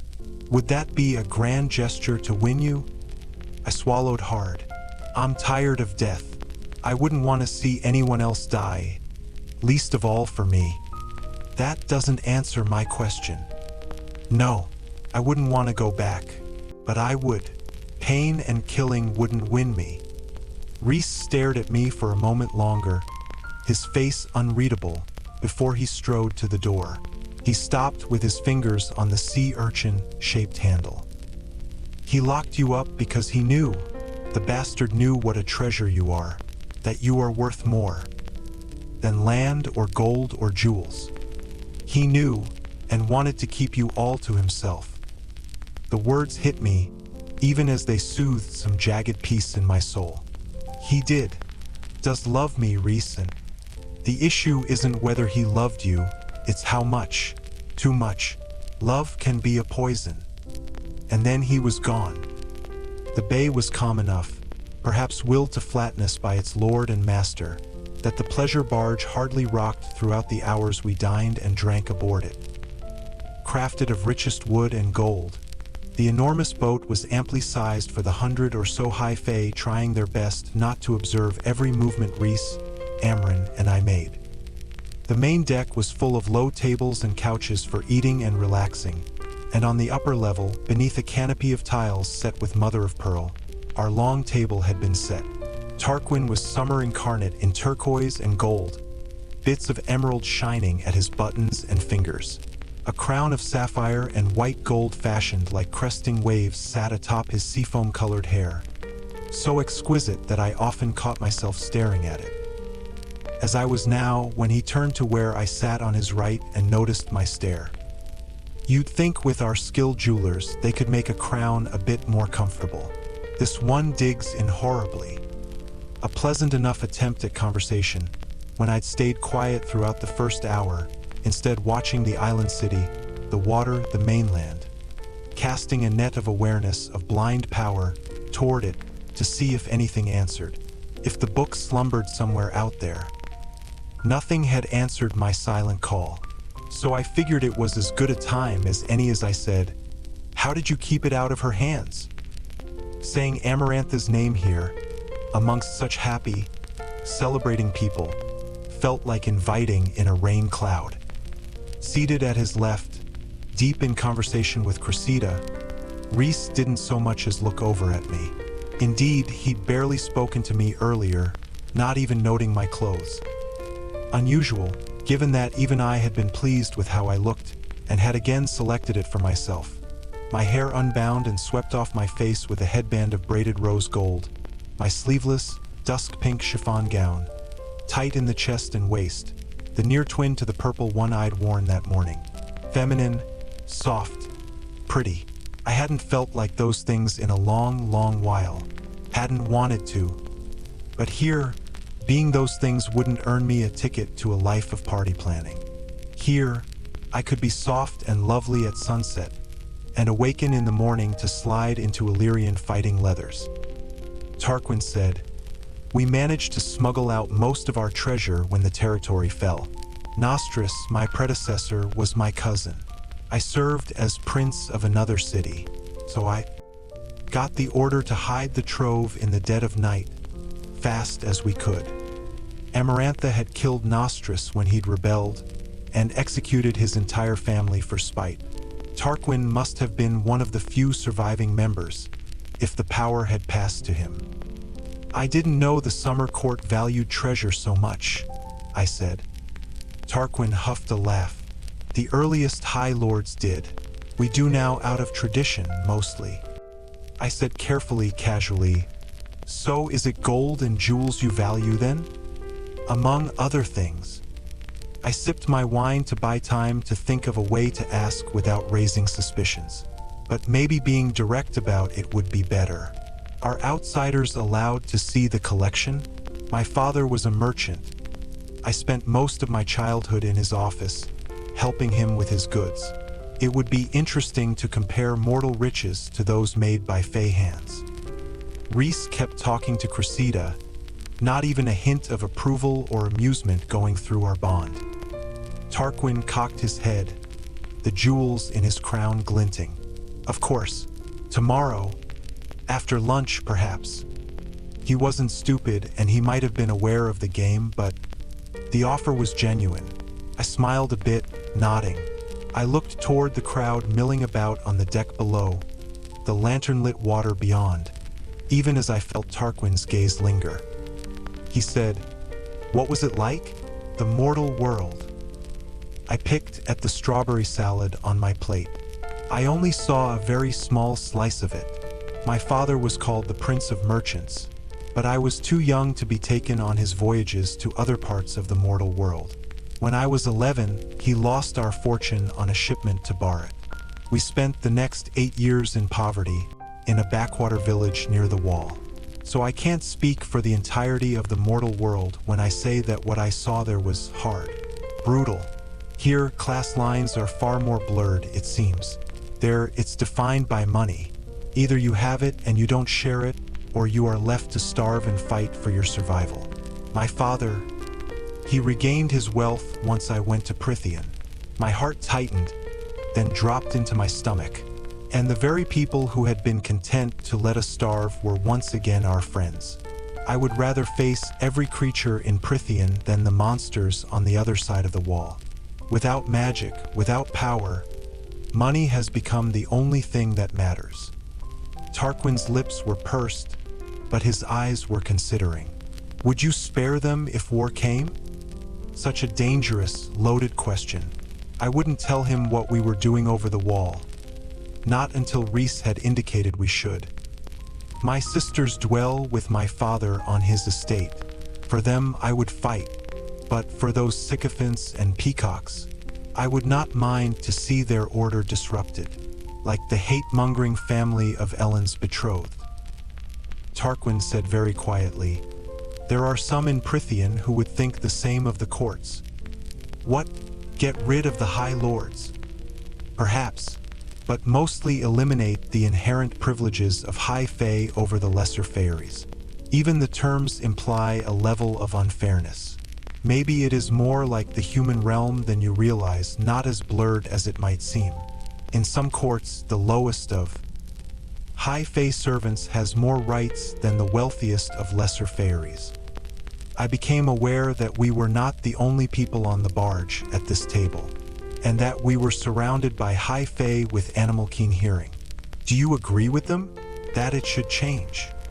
I am a young High Lord, he said, barely 80 years old, so he'd been 30 when Amarantha took over. Perhaps others might call me inexperienced or foolish, but I have seen those cruelties firsthand, and known many good lesser Feyres who suffered for merely being born on the wrong side of power. Even within my own residences, the confines of tradition pressure me to enforce the rules of my predecessors. The lesser Feyres are neither to be seen nor heard as they work. I would like to one day see Prythian in which they have a voice, both in my home and in the world beyond it. I scanned him for any deceit, manipulation. I found none. Steal from him, I would steal from him. But what if I asked instead? Would he give it to me, or would the traditions of his ancestors run too deep? Tell me what that look means, Tarquin said, bracing his muscled arms on the gold tablecloth. I said baldly, I'm thinking it would be very easy to love you, and easier to call you my friend. He smiled at me, broad and without restraint. I would not object to either. Easy, very easy to fall in love with a kind, considerate male. But I glanced over at Cressida, who was now almost in Rhysand's lap, and Rhysand was smiling like a cat, one finger tracing circles on the back of her hand while she bit her lip and beamed. I faced Tarquin, my brows high in silent question. He made a face and shook his head. I hoped they went to her room, because if I had to listen to Rhys bed her, I didn't let myself finish the thought. Tarquin mused. It has been many years since I saw her look like that. My cheeks heated. Shame. Shame for what? Wanting to throttle her for no good reason? Rhysand teased and taunted me. He never seduced me, with those long, intense stares, the half-smiles that were pure Illyrian arrogance. I supposed I'd been granted that gift once, and had used it up and fought for it and broken it. And I supposed that Rhys, and for all he had sacrificed and done, he deserved it as much as Cressida. Even if for a moment I wanted it. I wanted to feel like that again. And I was lonely. I had been lonely, I realized, for a very, very long time. Rhys leaned in to hear something Cressida was saying, her lips brushing his ear, her hand now entwining with his. And it wasn't sorrow or despair or terror that hit me, but unhappiness. Such bleak, sharp unhappiness that I got to my feet. Rhys's eyes shifted toward me, at last remembering I existed, and there was nothing on his face. No hint that he felt any of what I did through our bond. I didn't care if I had no shield, if my thoughts were wide open and he read them like a book. He didn't seem to care either. He went back to chuckling at whatever Cressida was telling him, sliding closer. Tarquin had risen to his feet, scanning me and Rhys. I was unhappy, not just broken, but unhappy. An emotion, I realized. It was an emotion, rather than the unending emptiness or survival-driven terror. I need some fresh air, I said, even though we were in the open. But with the golden lights, the people up and down the table, I needed to find a spot on this barge where I could be alone, just for a moment, mission or no. Would you like me to join you? I looked at the High Lord of Summer. I hadn't lied. It would be easy to fall in love with a male like him.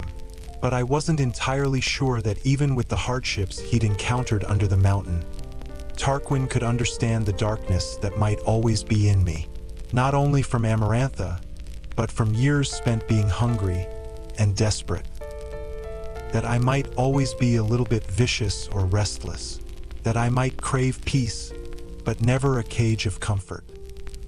I'm fine, thank you, I said, and headed for the sweeping staircase that led down onto the stern of the ship, brightly lit, but quieter than the main areas at the prow. Rhys didn't so much as look in my direction as I walked away. Good riddance.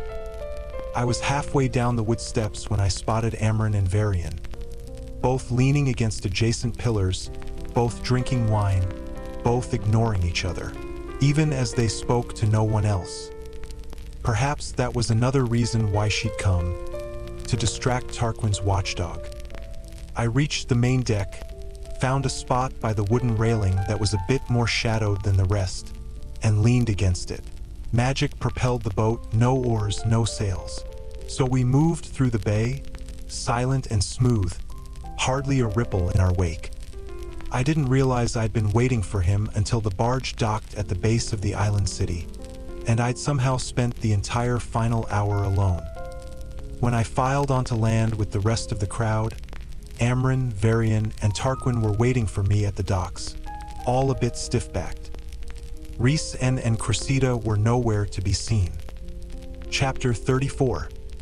Mercifully, there was no sound from his closed bedroom, and no sounds came out of it during that night, when I jolted awake from a nightmare of being turned over a spit and couldn't remember where I was. Moonlight danced on the sea beyond my open windows, and there was silence, such silence. A weapon. I was a weapon to find that book, to stop the king from breaking the wall, to stop whatever he had planned for Jurian and the war that might destroy my world, that might destroy this place, and a high lord who might very well overturn the order of things. For a heartbeat, I missed Valaris, missed the lights and the music and the rainbow. I missed the cozy warmth of the townhouse to welcome me in from the crisp winter, missed what it had been like to be a part of their little unit. Maybe wrapping his wings around me, writing me notes, had been Rhys's way of ensuring his weapon didn't break beyond repair. That was fine, fair enough. We owed each other nothing beyond our promises to work and fight together.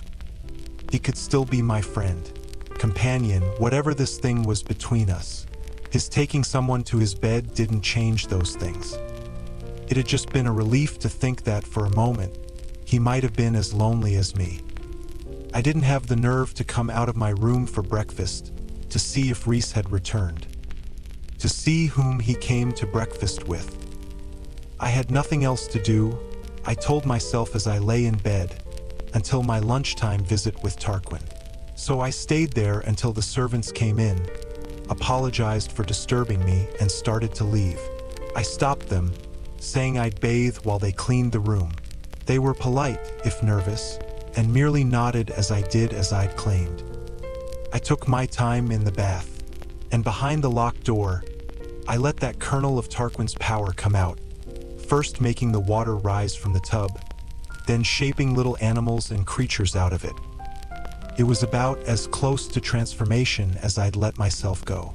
Contemplating how I might give myself animalistic features only made me shaky, sick. I could ignore it, ignore that occasional scrape of claws in my blood for a while yet.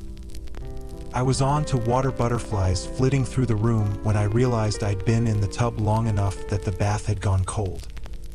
Like the night before, Nuala walked through the walls from wherever she was staying in the palace and dressed me, somehow attuned to when I'd be ready. Ceridwen, she told me, had drawn the short stick and was seeing to Amren.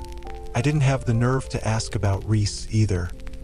Nuala selected seafoam green accented with rose gold, curling and then braiding back my hair in a thick, loose plait glimmering with bits of pearl. Whether Nuala knew why I was there, what I'd be doing, she didn't say, but she took extra care of my face, brightening my lips with raspberry pink, dusting my cheeks with the faintest blush. I might have looked innocent, charming, were it not for my gray-blue eyes, more hollow than they'd been last night when I'd admired myself in the mirror. I'd seen enough of the palace to navigate to where Tarquin had said to meet before we bid goodnight. The main hall was situated on a level about halfway up, the perfect meeting place for those who dwelled in the spires above and those who worked unseen and unheard below. This level held all the various council rooms, ballrooms, dining rooms, and whatever other rooms might be needed for visitors, events, gatherings. Access to the residential levels from which I'd come was guarded by 4 soldiers at each stairwell, all of whom watched me carefully as I waited against a seashell pillar for their high lord. I wondered if he could sense that I'd been playing with his power in the bathtub, that the piece of him he'd yielded was now here and answering to me. Tarquin emerged from one of the adjacent rooms as the clock struck 2, followed by my own companions. Rhysand's gaze swept over me, noting the clothes that were obviously in honor of my host and his people, noting the way I did not meet his eyes or Cressida's as I looked solely at Tarquin and Amren beside him. Varian now striding off to the soldiers at the stairs, and gave them both a bland, closed-lipped smile. "You're looking well today," Tarquin said, inclining his head.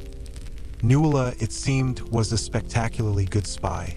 Tarquin's pewter tunic was accented with the same shade of seafoam green as my clothes. We might as well have been a matching set.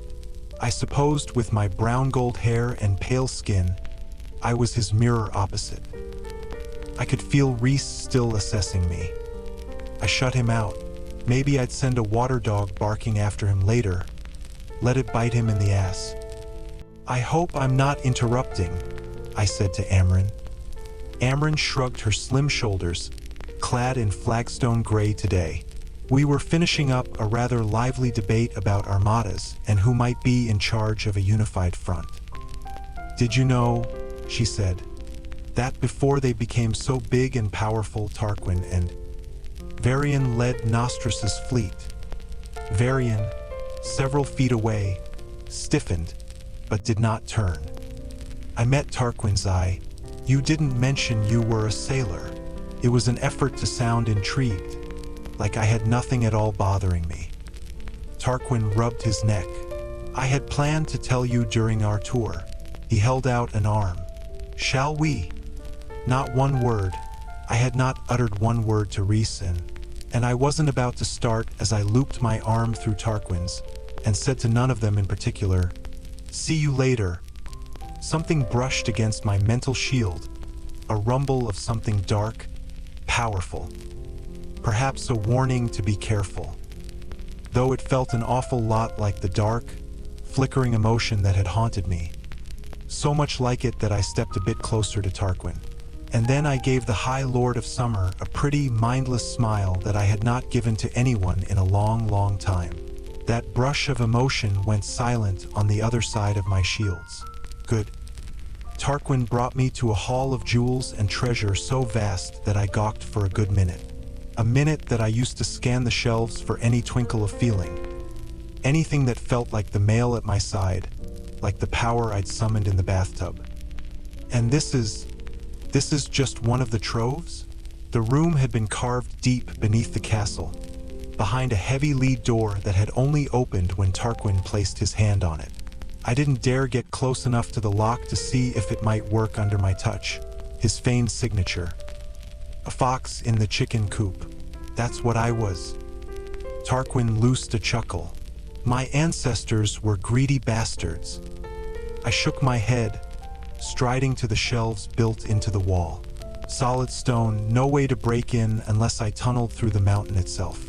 Or if someone winnowed me, though there were likely wards similar to those on the townhouse and the House of Wind. Boxes overflowed with jewels and pearls and uncut gems. Gold heaped in trunks so high it spilled onto the cobblestone floor. Suits of ornate armor stood guard against one wall. Dresses woven of cobwebs and starlight leaned against another. There were swords and daggers of every sort, but no books, not one. Do you know the history behind each piece? Some, he said. I haven't had much time to learn about it all. Good. Maybe he wouldn't know about the book, wouldn't miss it. I turned in a circle. What's the most valuable thing in here? Thinking of stealing? I choked on a laugh. Wouldn't asking that question make me a lousy thief? Lying, two-faced wretch, that's what asking that question made me. Tarquin studied me. I'd say I'm looking at the most valuable thing in here. I didn't fake the blush. You're very kind. His smile was soft, as if his position had not yet broken the compassion in him. I hoped it never did. Honestly, I don't know what's the most valuable thing. These are all priceless heirlooms of my house.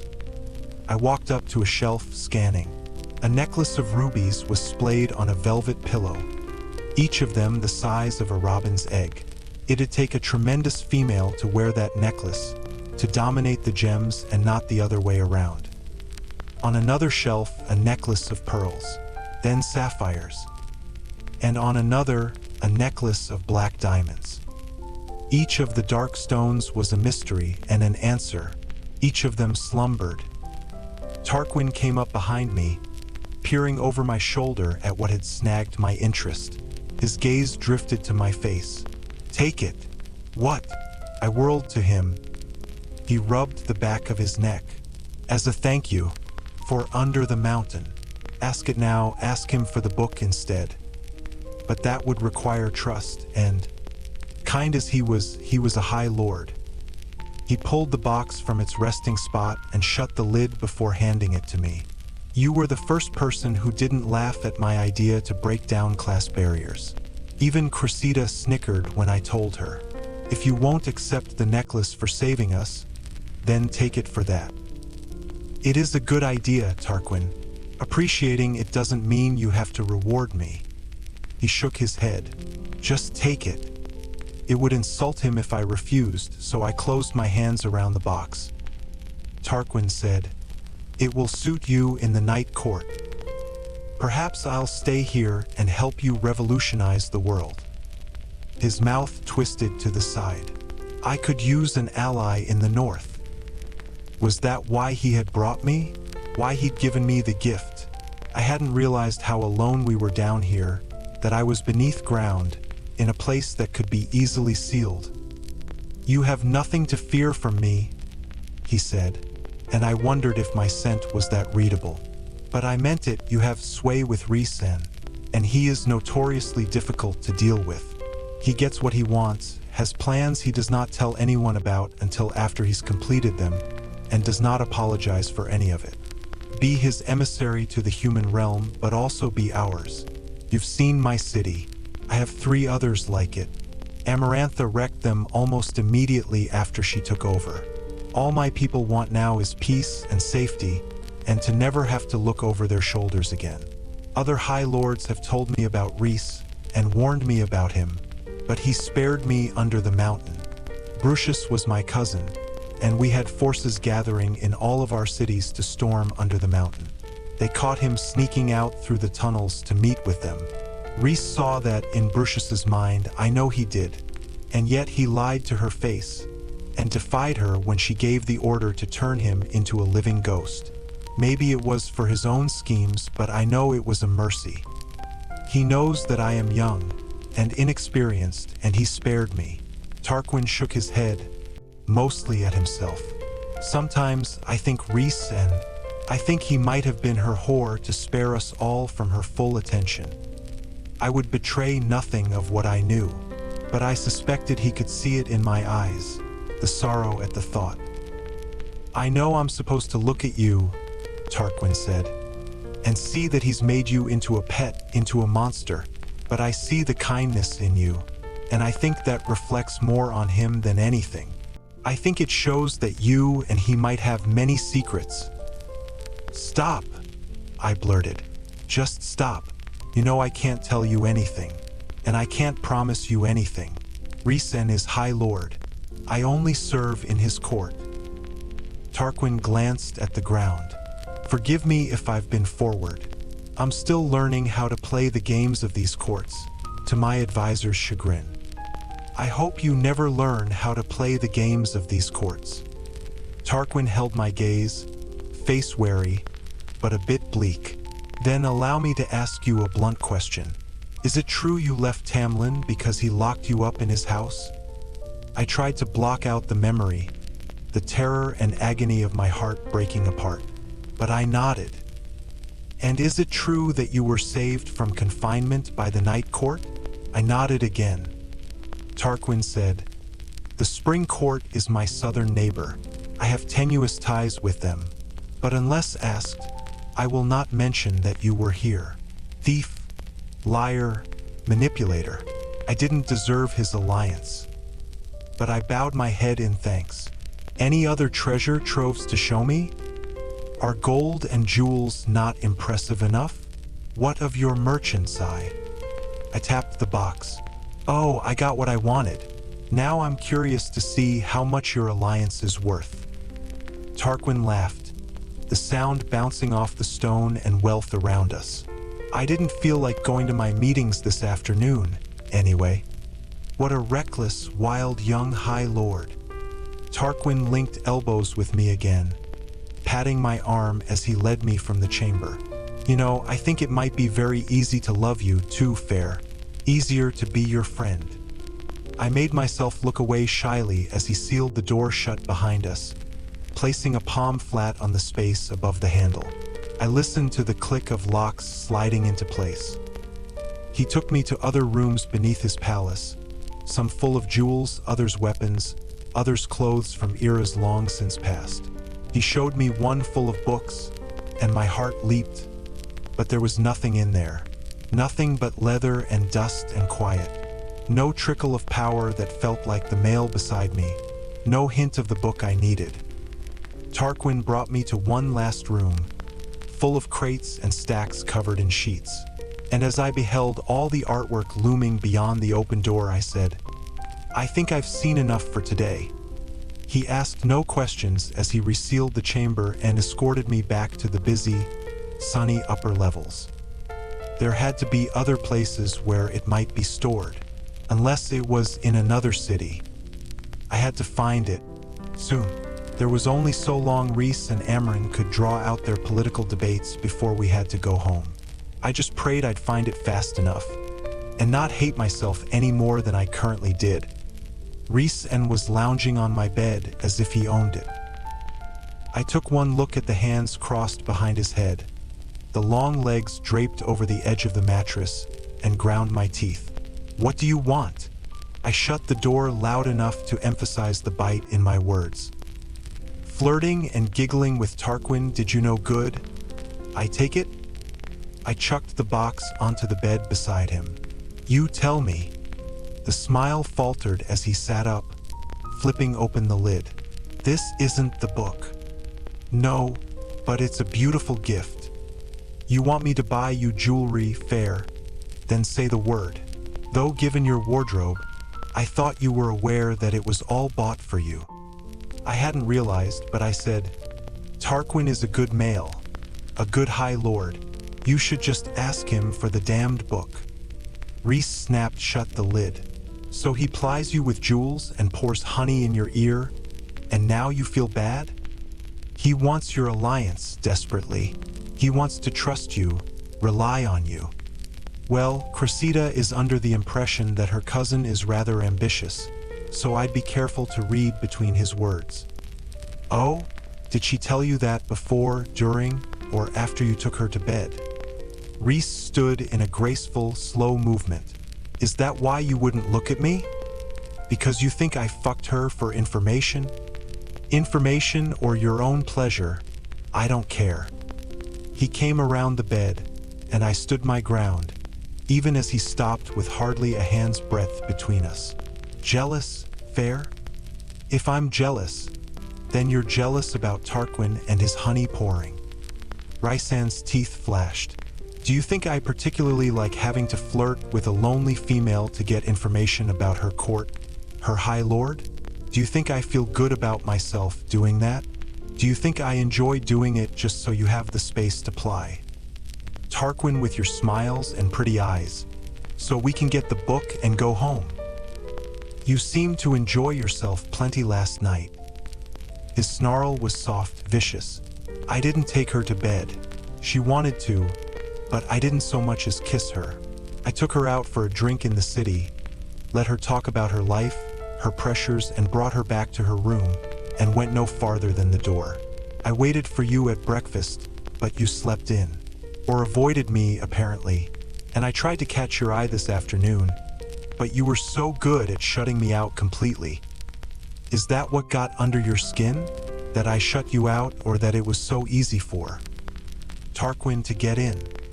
"What got under my skin," Rhys said, his breathing a bit uneven, "is that you smiled at him."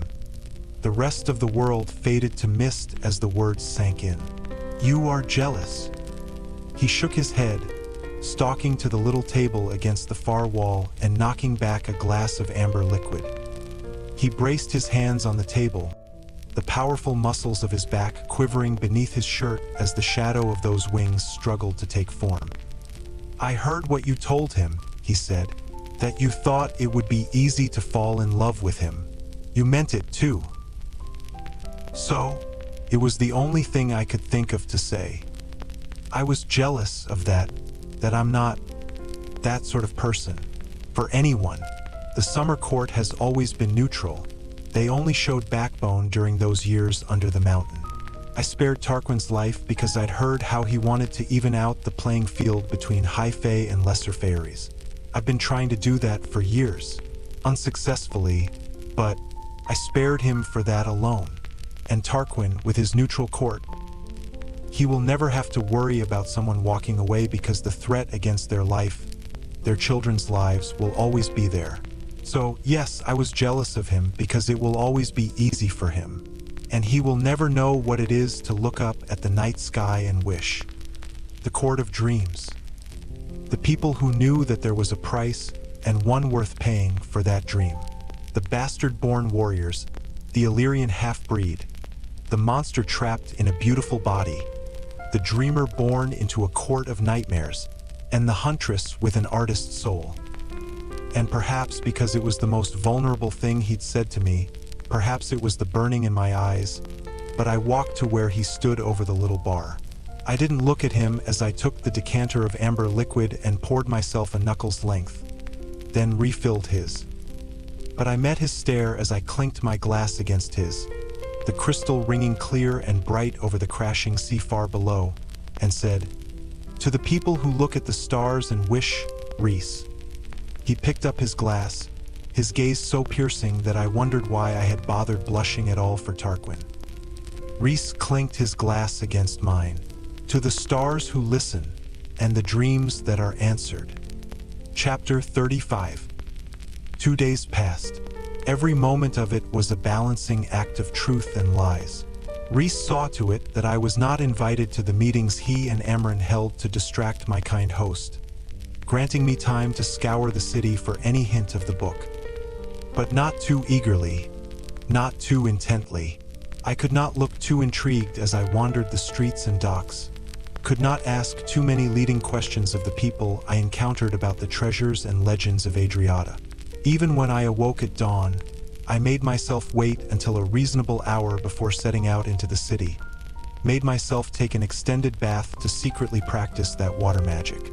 And while crafting water animals grew tedious after an hour, it came to me easily, perhaps because of my proximity to Tarquin, perhaps because of whatever affinity for water was already in my blood, my soul, though I certainly was in no position to ask. Once breakfast had finally been served and consumed, I made sure to look a bit bored and aimless when I finally strode through the shining halls of the palace on my way out into the awakening city. Hardly anyone recognized me as I casually examined shops and houses and bridges for any glimmer of a spell that felt like Tarquin, though I doubted they had reason to. It had been the high fae, the nobility, that had been kept under the mountain. These people had been left here to be tormented. Scars littered the buildings, the streets, from what had been done in retaliation for their rebellion.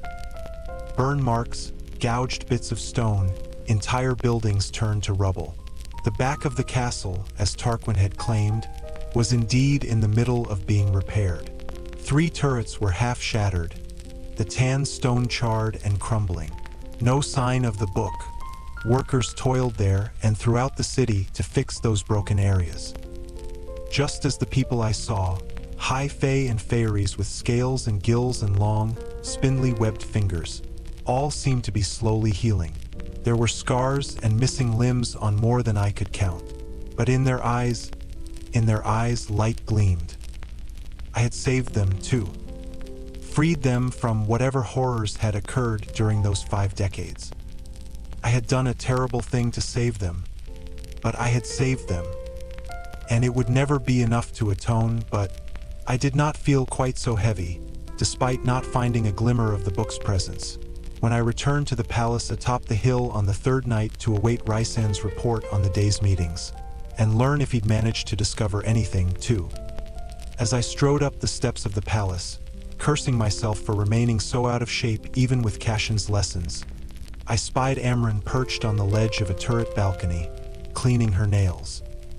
Varian leaned against the threshold of another tower balcony within jumping range, and I wondered if he was debating if he could clear the distance fast enough to push her off. A cat playing with a dog, that's what it was. Amren was practically washing herself, silently daring him to get close enough to sniff. I doubted Varian would like her claws, unless that was why he hounded her day and night. I shook my head, continuing up the steps, watching as the tide swept out. The sunset-stained sky caught on the water and tidal muck. A little night breeze whispered past, and I leaned into it, letting it cool the sweat on me. There had once been a time when I dreaded the end of summer, had prayed it would hold out for as long as possible. Now the thought of endless warmth and sun made me bored, restless. I was about to turn back to the stairs when I beheld the bit of land that had been revealed near the tidal causeway. The small building. No wonder I hadn't seen it, as I'd never been up this high in the day when the tide was out, and during the rest of the day, from the muck and seaweed now gleaming on it, it would have been utterly covered. Even now it was half submerged, but I couldn't tear my eyes from it. Like it was a little piece of home, wet and miserable looking as it was, and I need only hurry along the muddy causeway between the quieter part of the city and the mainland. Fast, fast, fast, so I might catch it before it vanished beneath the waves again. But the sight was too visible, and from the distance I couldn't definitively tell if it was the book contained within. We'd have to be absolutely certain before we went in, to warrant the risks in searching. Absolutely certain. I wished I didn't, but I realized I already had a plan for that, too. We dined with Tarquin, Cressida, and Varian in their family dining room. A sure sign that the High Lord did indeed want that alliance, ambition or no. Varian was studying Amren as if he was trying to solve a riddle she'd posed to him, and she paid him no heed whatsoever as she debated with Cressida about the various translations of some ancient text. I'd been leading up to my question, telling Tarquin of the things I'd seen in his city that day, the fresh fish I'd bought for myself on the docks.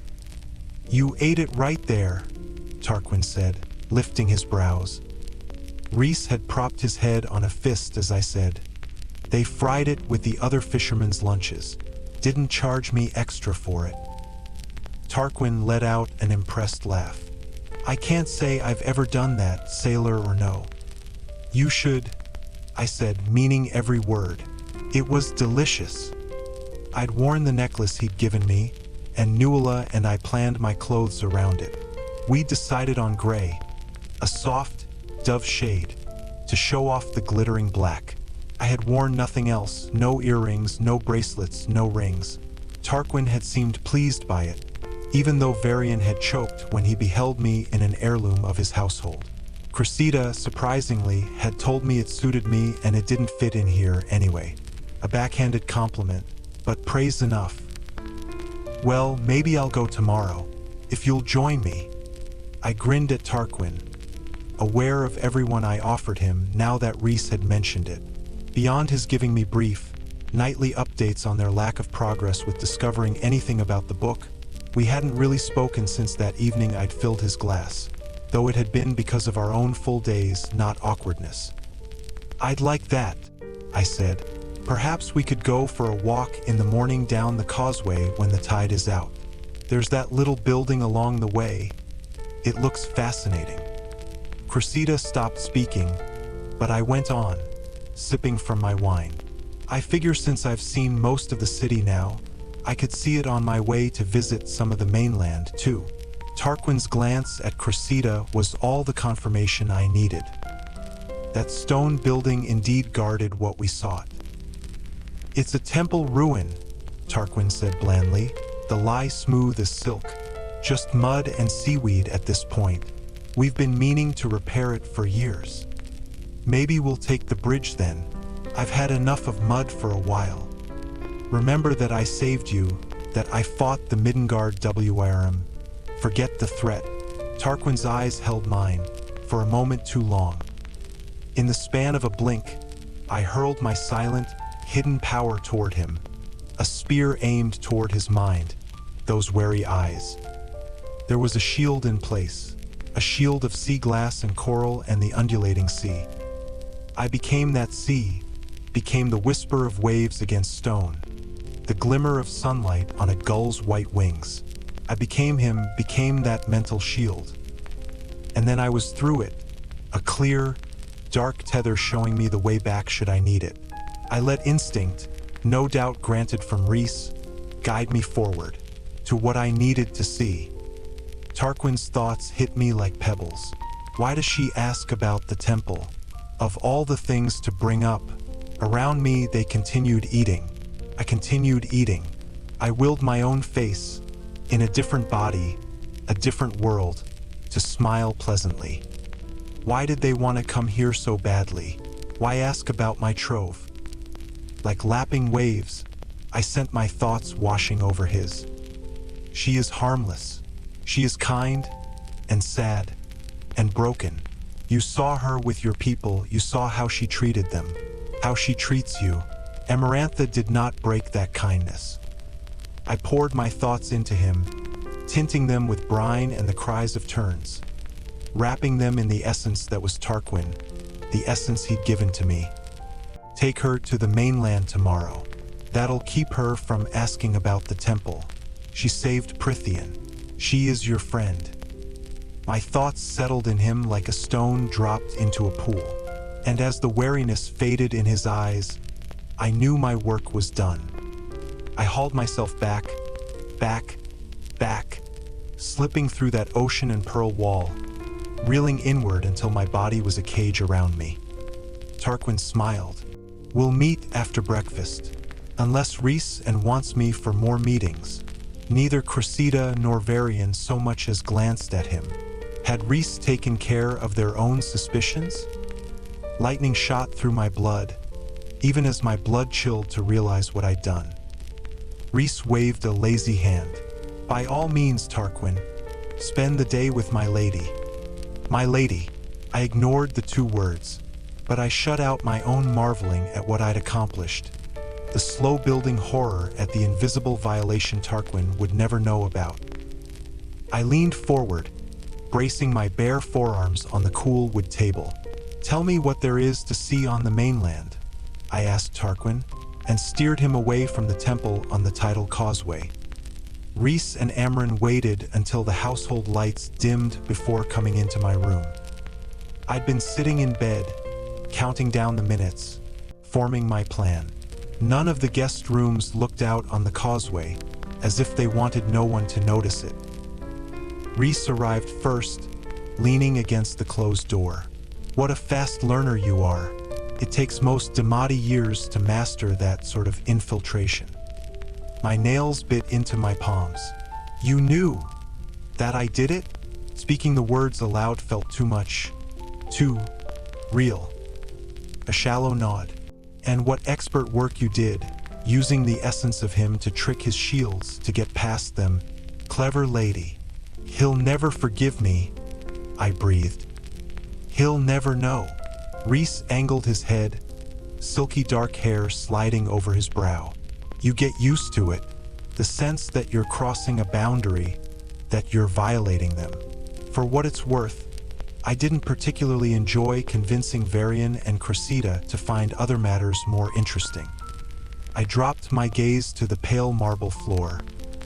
"If you hadn't taken care of Tarquin," he went on, "the odds are we'd be knee-deep in shit right now. It was my fault anyway. I was the one who asked about the temple. I was only cleaning up my own mess." I shook my head. "It doesn't feel right. It never does, or it shouldn't. Far too many Damati lose that sense. But here, tonight, the benefits outweighed the costs." "Is that also what you told yourself when you went into my mind? What was the benefit then?" Rhys pushed off the door, crossing to where I sat on the bed. "There are parts of your mind I left undisturbed, things that belong solely to you, and always will. And as for the rest," his jaw clenched, "you scared the shit out of me for a long while, Feyre. Checking in that way. I couldn't very well stroll into the spring court and ask how you were doing, could I?" Light footsteps sounded in the hall. "Amren." Rhys held my gaze though as he said, "I'll explain the rest some other time." The door opened. "It seems like a stupid place to hide a book," Amren said by way of greeting as she entered, plopping onto the bed. "And the last place one would look," Rhys said, prowling away from me to take a seat on the vanity stool before the window. "They could spell it easily enough against wet and decay. A place only visible for brief moments throughout the day, when the land around it is exposed for all to see. You could not ask for a better place. We have the eyes of thousands watching us. So how do we get in?" I said. "It's likely warded against winnowing," Rhys said, bracing his forearms on his thighs. "I won't risk tripping any alarms by trying. So we go in at night the old-fashioned way. I can carry you both, then keep watch," he added when I lifted my brows. "Such gallantry," Amren said. "To do the easy part, then leave us helpless females to dig through mud and seaweed. Someone needs to be circling high enough to see anyone approaching, or sounding the alarm, and masking you from sight." I frowned. The locks respond to his touch.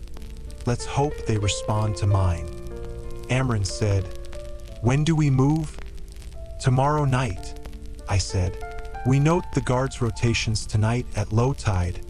Figure out where the watchers are, who we might need to take out before we make our move." "You think like an Illyrian," Rhys murmured. "I believe that's supposed to be a compliment," Amren confided. Rhys snorted, and shadows gathered around him as he loosened his grip on his power. "Nuala and Ceridwen are already on the move inside the castle. I'll take to the skies.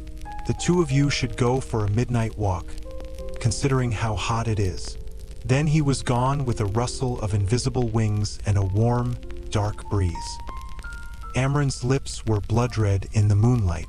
I knew who would have the task of taking out any spying eyes, and wind up with a meal. My mouth dried out a bit. Care for a stroll? Chapter 36. The following day was torture.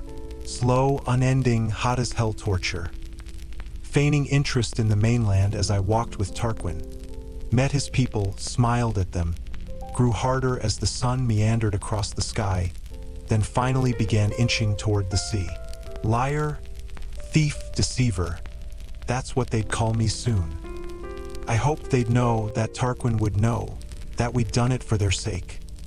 Supreme arrogance, perhaps, to think that way, but it was true, given how quickly Tarquin and Cressida had glanced at each other, guided me away from that temple. I'd bet that they wouldn't have handed over that book. For whatever reasons of their own, they wanted it.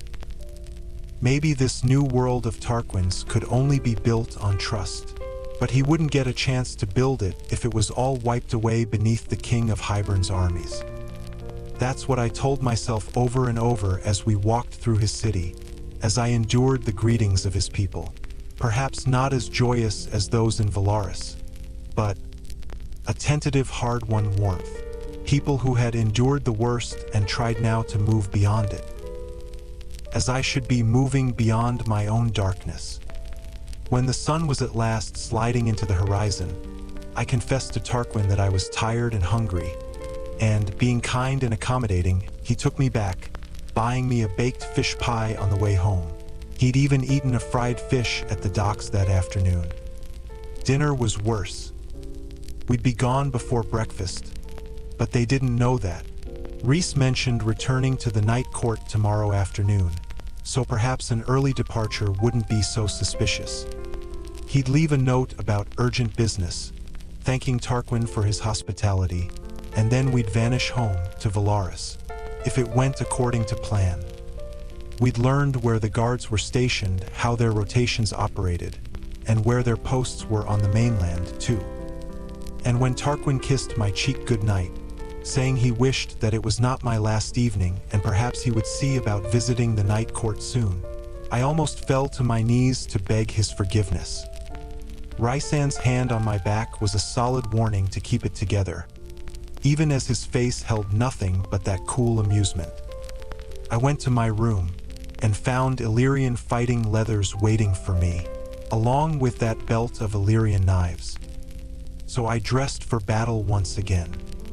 Rhys flew us in close to low tide, dropping us off before taking to the skies, where he'd circle, monitoring the guards on the island and mainland, while we hunted. The muck reeked, squelching and squeezing us with every step from the narrow causeway road to the little temple ruin. Barnacles, seaweed, and limpets clung to the dark gray stones. And every step into the soul interior chamber had that thing in my chest saying, "Where are you? Where are you? Where are you?" Rhys and Amren had checked for wards around the site, but found none. Odd, but fortunate. Thanks to the open doorway, we didn't dare risk a light, but with the cracks in the stone overhead, the moonlight provided enough illumination. Knee-deep in muck, the tidal water slinking out over the stones, Amren and I surveyed the chamber, barely more than 40 feet wide. "I can feel it," I breathed, like a clawed hand running down my spine. Indeed, my skin tingled, hair standing on end beneath my warm leathers. "It's sleeping. No wonder they hid it beneath stone and mud and sea," Amren muttered, the muck squelching as she turned in place. I shivered, the Illyrian knives on me now feeling as useful as toothpicks, and again turned in place. "I don't feel anything in the walls, but it's here." Indeed, we both looked down at the same moment and cringed. "We should have brought a shovel," she said. "No time to get one." The tide was fully out now. Every minute counted, not just for the returning water, but the sunrise that was not too far off.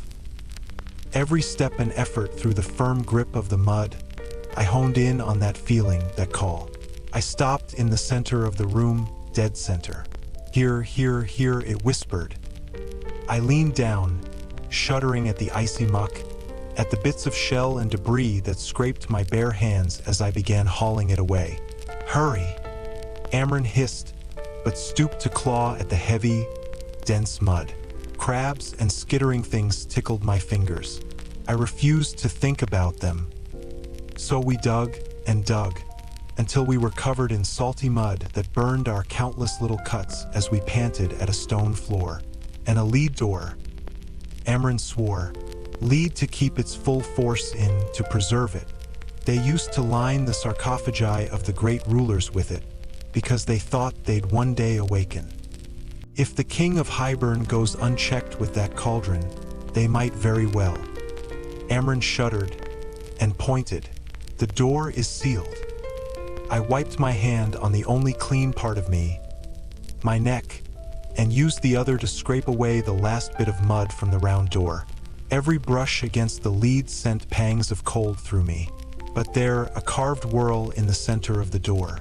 This has been here for a very long time, I murmured. Amren nodded.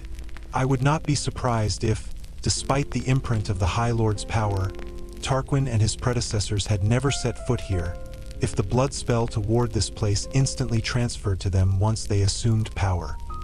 Why covet the book, then? Wouldn't you want to lock away an object of terrible power, so no one could use it for evil or their own gain? Or perhaps they locked it away for their own bargaining chip if it ever became necessary. I had no idea why they, of all courts, was granted the half of the book in the first place. I shook my head and laid my hand flat on the whorl in the lead. A jolt went through me like lightning, and I grunted, bearing down on the door. My fingers froze to it, as if the power were leeching my essence, drinking as Amren drank, and I felt it hesitate, question. I am Tarquin. I am summer. I am warmth. I am sea and sky and planted field. I became every smile he'd given me, became the crystalline blue of his eyes, the brown of his skin. I felt my own skin shift, felt my bones stretch and change, until I was him, and it was a set of male hands I now possessed, now pushed against the door, until the essence of me became what I had tasted in that inner mental shield of his sea and sun and brine. I did not give myself a moment to think of what power I might have just used, did not allow any part of me that wasn't Tarquin to shine through.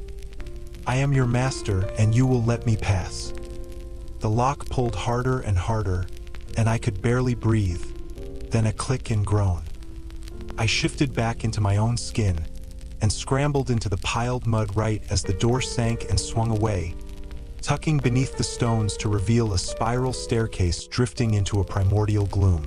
And on a wet, salty breeze from below came the tendrils of power. Across the open stair, Amren's face had gone paler than usual, her silver eyes glowing bright.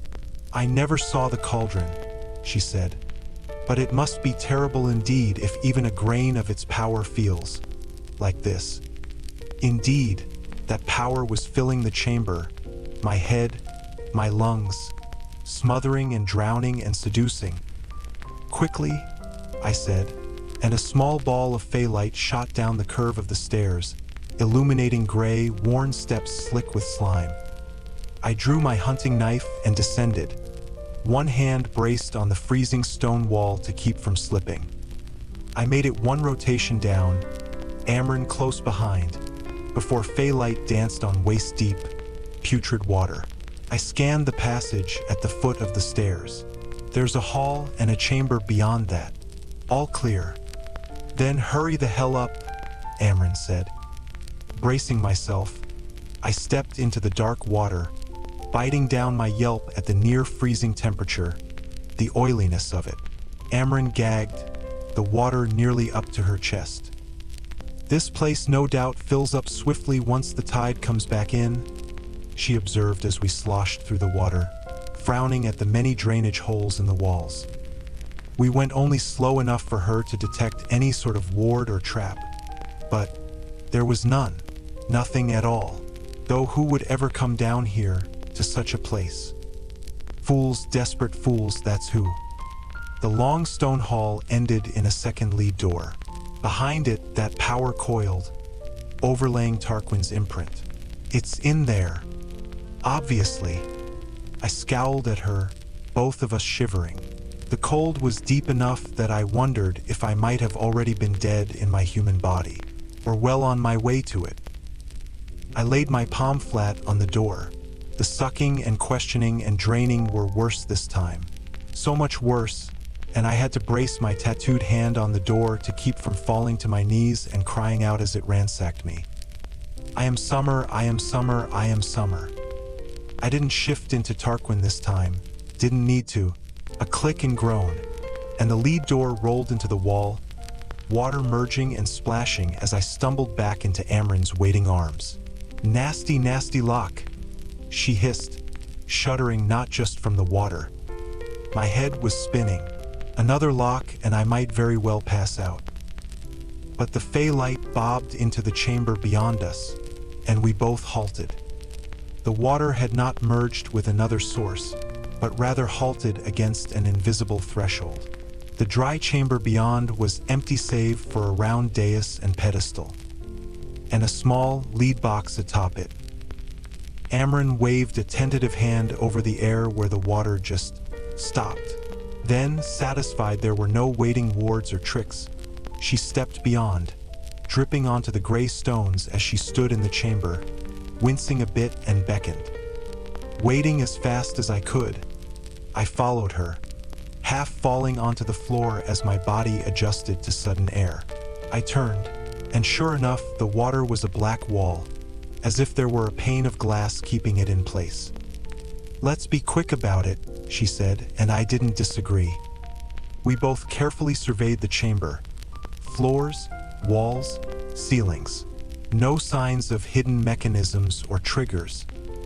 Though no larger than an ordinary book, the lead box seemed to gobble up the Fey light, and inside it, whispering, the seal of Tarquin's power and the book.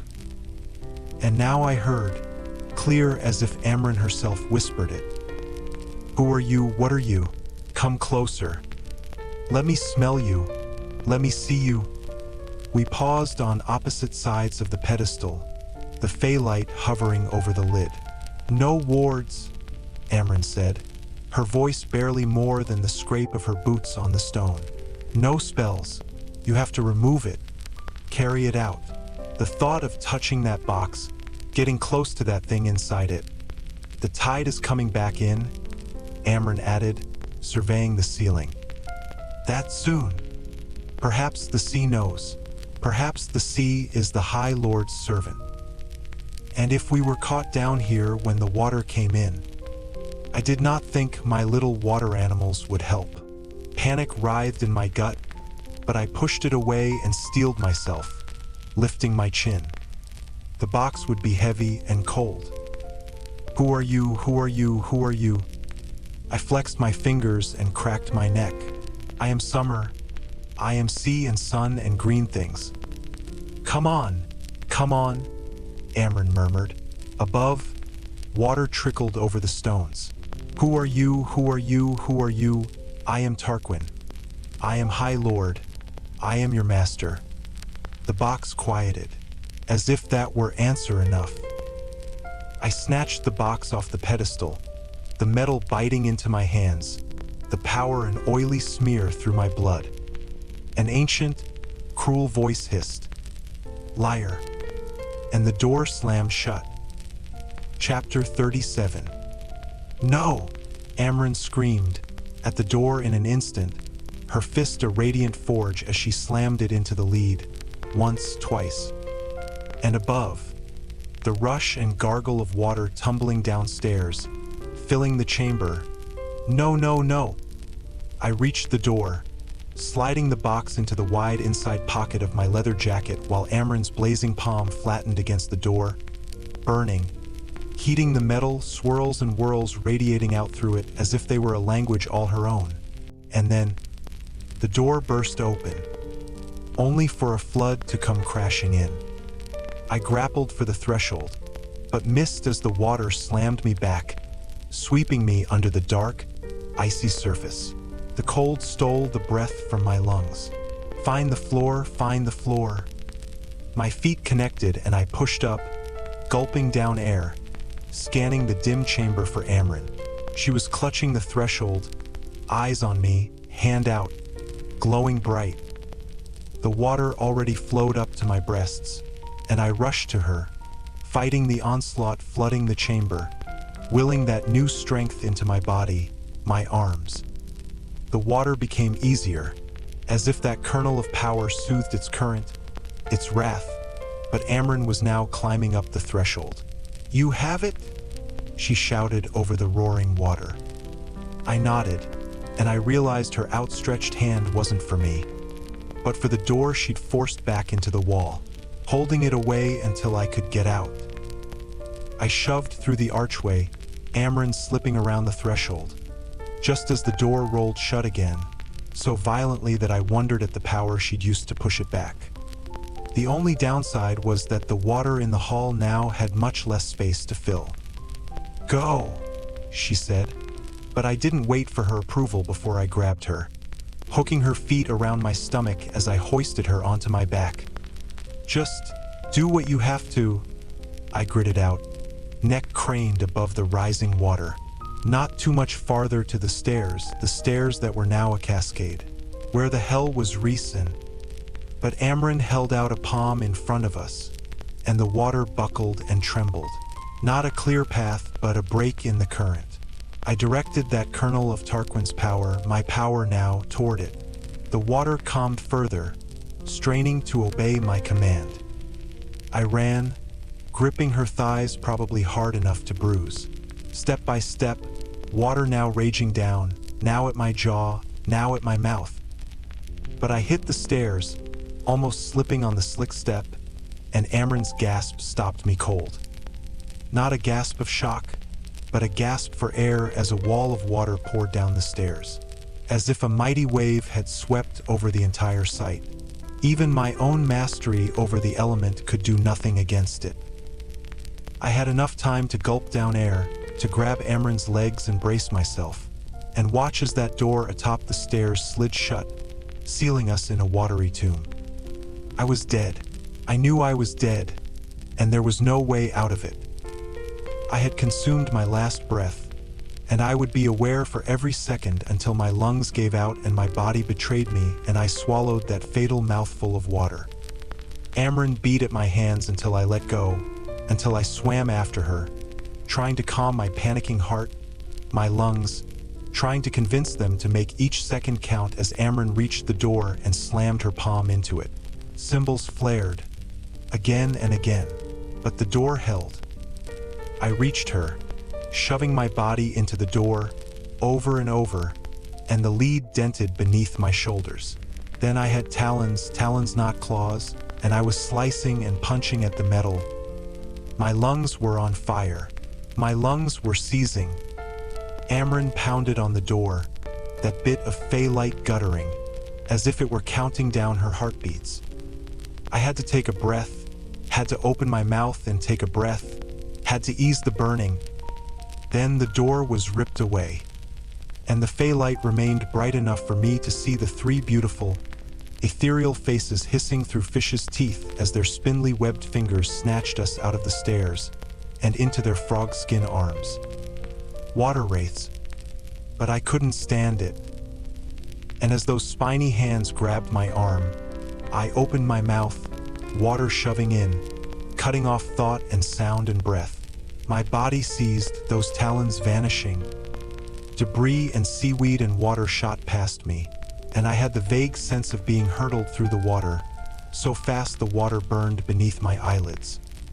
And then hot air, but my lungs were full of water as a fist slammed into my stomach and I vomited water across the waves. I gulped down air, blinking at the bruised purple and blushing pink of the morning sky. A sputter and gasp not too far from me, and I treaded water as I turned in the bay to see Amren vomiting as well, but alive. And in the waves between us, onyx hair plastered to their strange heads like helmets. The water wraiths floated, staring with dark, large eyes. The sun was rising beyond them, the city encircling us stirring. The one in the center said, "Our sister's debt is paid," and then they were gone. Amren was already swimming for the distant mainland shore.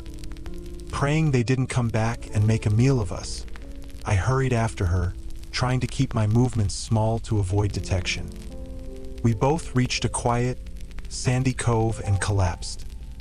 A shadow blocked out the sun, and a boot towed my calf. "What?" said Rhys, and, still in battle black, "are you two doing?" I opened my eyes to find Amren hoisting herself up on her elbows. "Where the hell were you?" she demanded.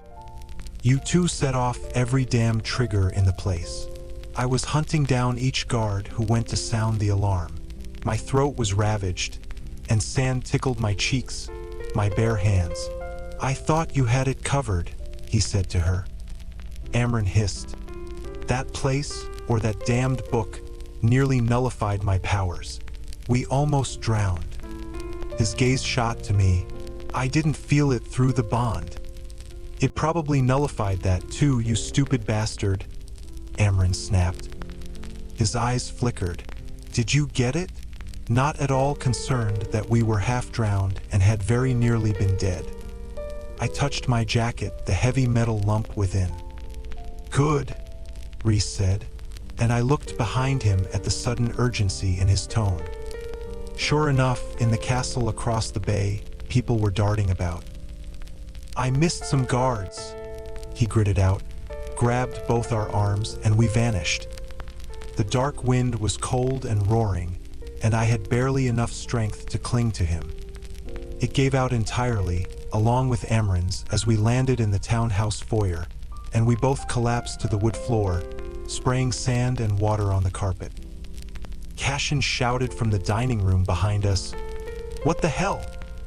I glared up at Rhysand, who merely stepped toward the breakfast table. "I'm waiting for an explanation too," he merely said to wide-eyed Cashin, Azriel, and more. But I turned to Amren, who was still hissing on the floor. Her red-rimmed eyes narrowed. "How?" "During the tithe, the Water Wraith emissary said they had no gold, no food to pay. They were starving." Every word ached, and I thought I might vomit again. He'd deserve it if I puked all over the carpet, though he'd probably take it from my wages. So I gave her some of my jewelry to pay her dues. She swore that she and her sisters would never forget the kindness. "Can someone explain, please?" More called from the room beyond. We remained on the floor as Amren began quietly laughing, her small body shaking. "What?" I demanded.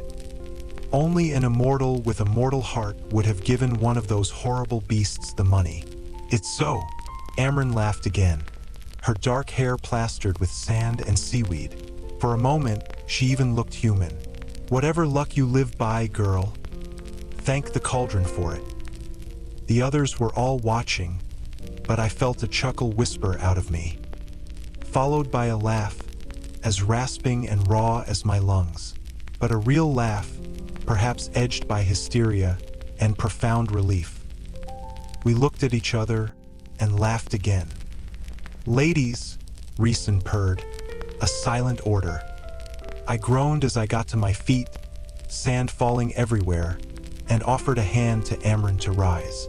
Her grip was firm, but her quicksilver eyes were surprisingly tender as she squeezed it before snapping her fingers. We were both instantly clean and warm, our clothes dry, save for a wet patch around my breast, where that box waited. My companions were solemn-faced as I approached and reached inside that pocket. The metal bit into my fingers, so cold it burned. I dropped it onto the table.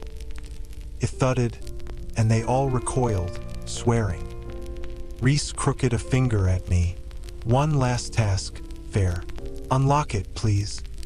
My knees were buckling, my head spinning and mouth bone dry and full of salt and grit, but I wanted to be rid of it. So I slid into a chair, tugging that hateful box to me, and placed a hand on top. "Hello, liar," it purred. "Hello," I said softly. "Will you read me?" "No." The others didn't say a word, though I felt their confusion shimmering in the room. Only Rhys and Amren watched me closely. "Open," I said silently. "Say please." "Please," I said. The book was silent. Then it said, like calls to like. "Open," I gritted out. "Unmade and made, made and unmade, that is the cycle. Like calls to like." I pushed my hand harder, so tired I didn't care about the thoughts tumbling out, the bits and pieces that were a part of and not part of me. Heat and water and ice and light and shadow. "Cursebreaker," it called to me, and the box clicked open. I sagged back in my chair, grateful for the roaring fire in the nearby fireplace. Cashin's hazel eyes were dark. "I never want to hear that voice again." "Well, you will," Rhysand said blandly, lifting the lid, "because you're coming with us to see those mortal queens as soon as they deign to visit." I was too tired to think about that, about what we had left to do. I peered into the box. It was not a book, not with paper and leather.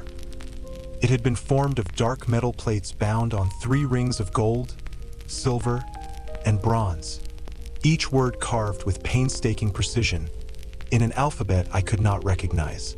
Yes, it indeed turned out my reading lessons were unnecessary. Rhys left it inside the box as we all peered in, then recoiled. Only Amren remained staring at it.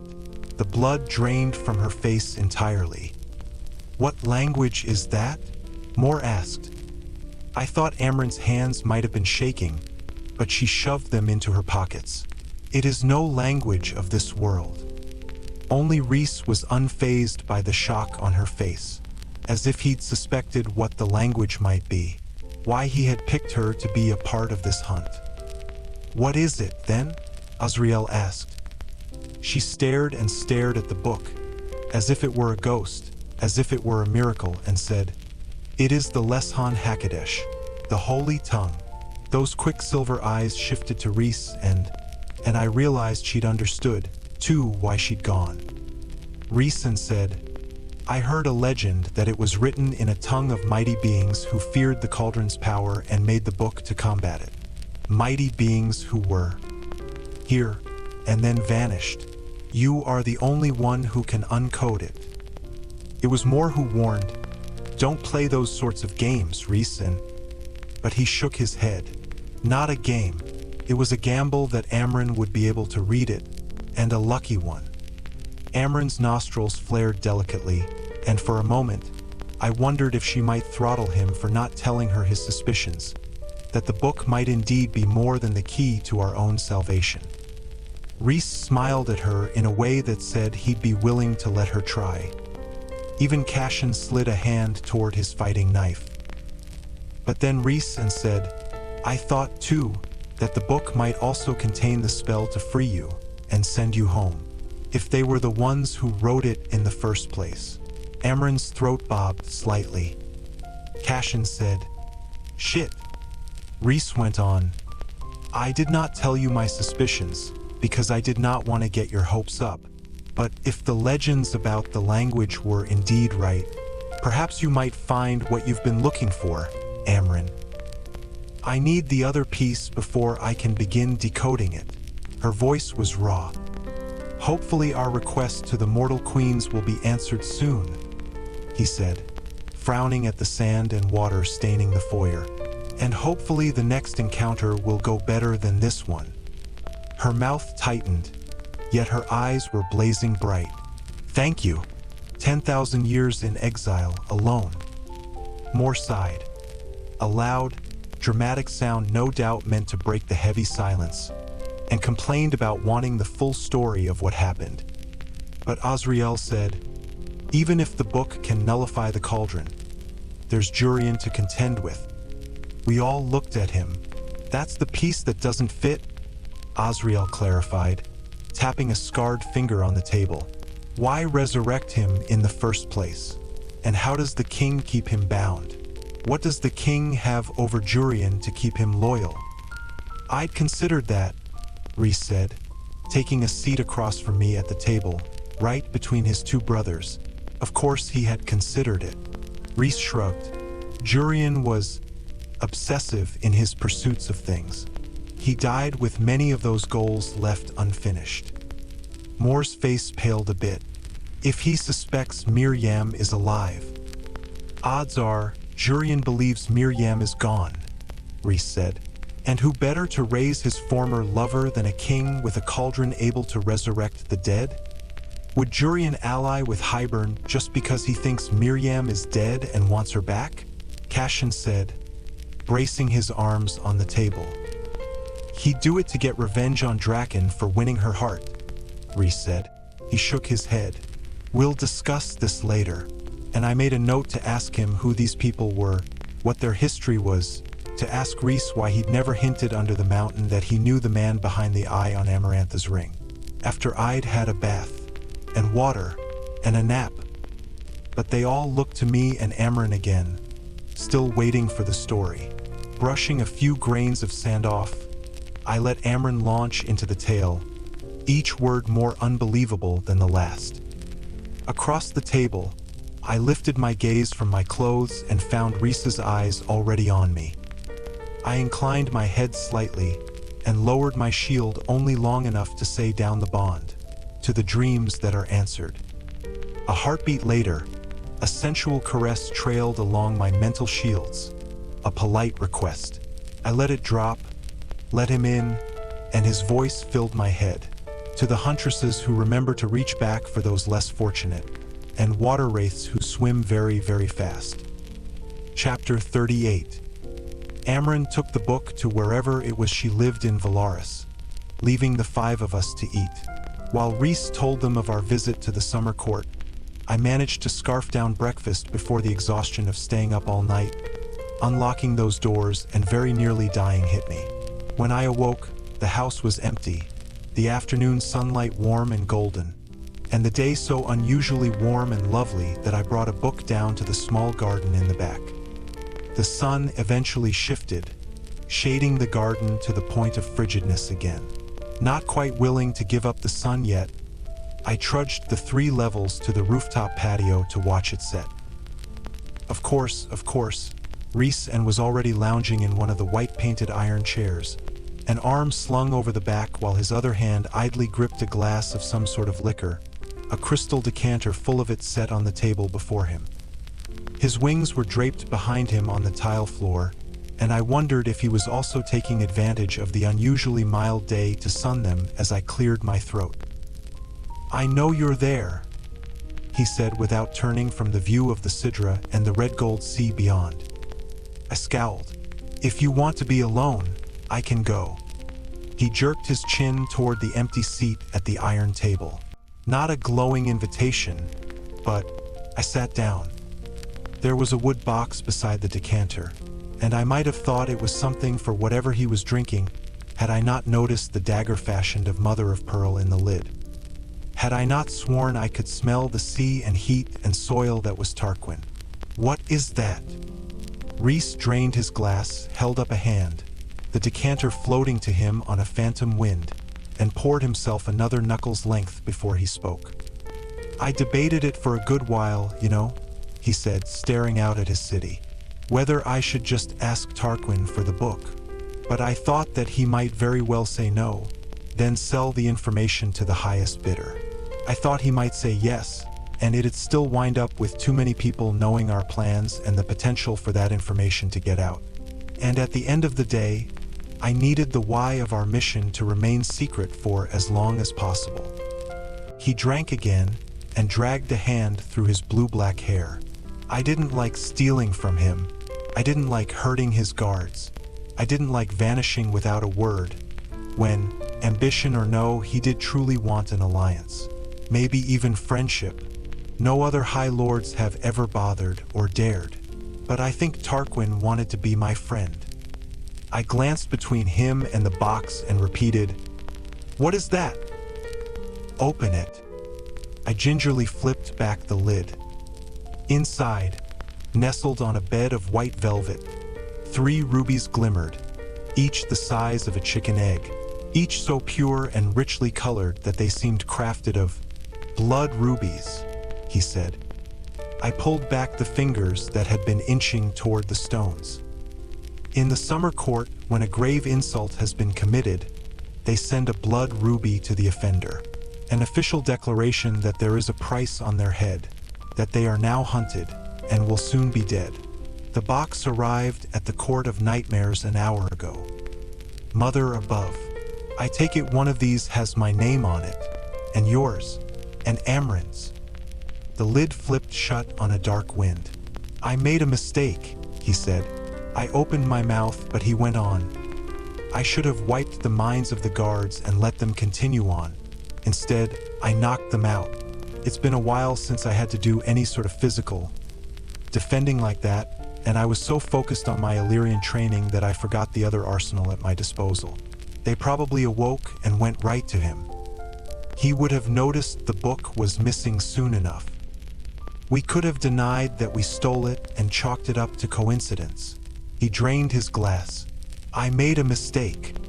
It's not the end of the world if you do that every now and then. You've been told you are now public enemy number 1 of the summer court and you're fine with it? No, but I don't blame you. He loosed a breath, staring out at his city as the warmth of the day succumbed to winter's bite once more. It didn't matter to him. Perhaps you could return the book once we've neutralized the cauldron. Apologize. Rhys snorted. No, Amren will get that book for as long as she needs it. Then make it up to him in some way. Clearly, you wanted to be his friend as much as he wanted to be yours. You wouldn't be so upset otherwise. I'm not upset. I'm pissed off. Semantics. He gave me a half smile. Feuds like the one we just started can last centuries, millennia. If that's the cost of stopping this war, helping Amren, I'll pay it. He'd pay with everything he had, I realized. Any hopes for himself, his own happiness. Do the others know about the blood rubies? Azriel was the one who brought them to me. I'm debating how I'll tell Amren. Why? Darkness filled those remarkable eyes. Because her answer would be to go to Adriata and wipe the city off the map. I shuddered. Exactly, he said.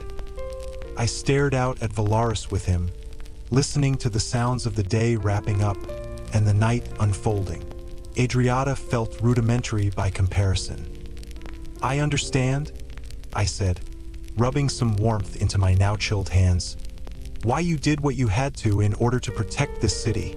Imagining the destruction that had been wreaked upon Adriata here in Valaris made my blood run cold.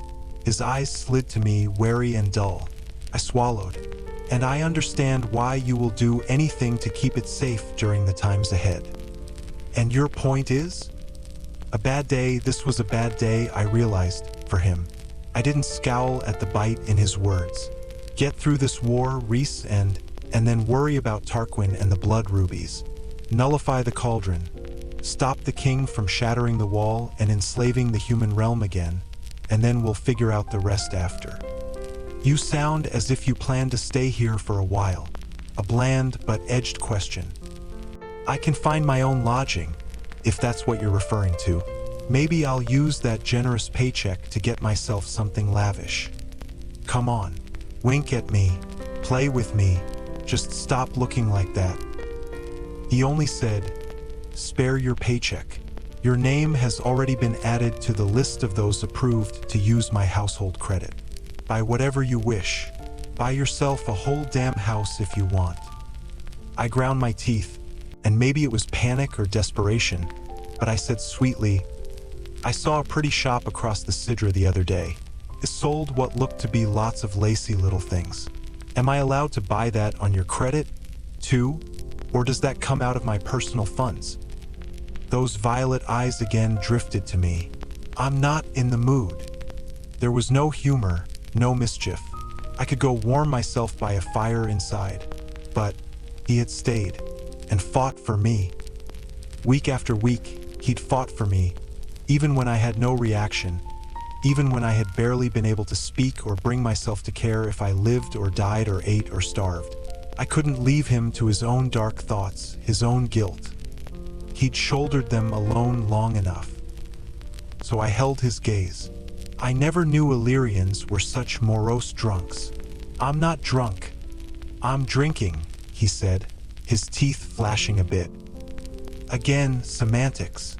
I leaned back in my seat, wishing I'd brought my coat. Maybe you should have slept with Cressida after all, so you could both be sad and lonely together. So you're entitled to have as many bad days as you want, but I can't get a few hours? Oh, take however long you want to mope. I was going to invite you to come shopping with me for said lacy little unmentionables. But sit up here forever if you have to. He didn't respond. I went on, maybe I'll send a few to Tarquin, with an offer to wear them for him if he forgives us. Maybe he'll take those blood rubies right back. His mouth barely tugged up at the corners. He'd see that as a taunt. I gave him a few smiles and he handed over a family heirloom. I bet he'd give me the keys to his territory if I showed up wearing those undergarments. Someone thinks mighty highly of herself. Why shouldn't I? You seem to have difficulty not staring at me day and night. There it was, a kernel of truth and a question. Am I supposed to deny? He drawled, but something sparked in those eyes. That I find you attractive? You've never said it. I've told you many times, and quite frequently, how attractive I find you. I shrugged, even as I thought of all those times, when I dismissed them as teasing compliments, nothing more. Well, maybe you should do a better job of it. The gleam in his eyes turned into something predatory. A thrill went through me as he braced his powerful arms on the table and purred. Is that a challenge, Feyre? I held that predator's gaze, the gaze of the most powerful male in Prythian. Is it? His pupils flared. Gone was the quiet sadness, the isolated guilt. Only that lethal focus on me, on my mouth, on the bob of my throat as I tried to keep my breathing even. He said, slow and soft, why don't we go down to that store right now, Feyre, so you can try on those lacy little things, so I can help you pick which one to send to Tarquin. My toes curled inside my fleece-lined slippers. Such a dangerous line we walked together. The ice-kissed night wind rustled our hair. But Rhys's gaze cut skyward, and a heartbeat later, Azriel shot from the clouds like a spear of darkness. I wasn't sure whether I should be relieved or not, but I left before Azriel could land, giving the High Lord and his spymaster some privacy. As soon as I entered the dimness of the stairwell, the heat rushed from me, leaving a sick, cold feeling in my stomach. There was flirting, and then there was this. I had loved Tamlin, loved him so much I had not minded destroying myself for it, for him, and then everything had happened and now I was here, and I might have very well gone to that pretty shop with Rhys, and I could almost see what would have happened. The shop ladies would have been polite, a bit nervous, and given us privacy as Rhys sat on the settee in the back of the shop while I went behind the curtained-off chamber to try on the red lace set I'd eyed thrice now.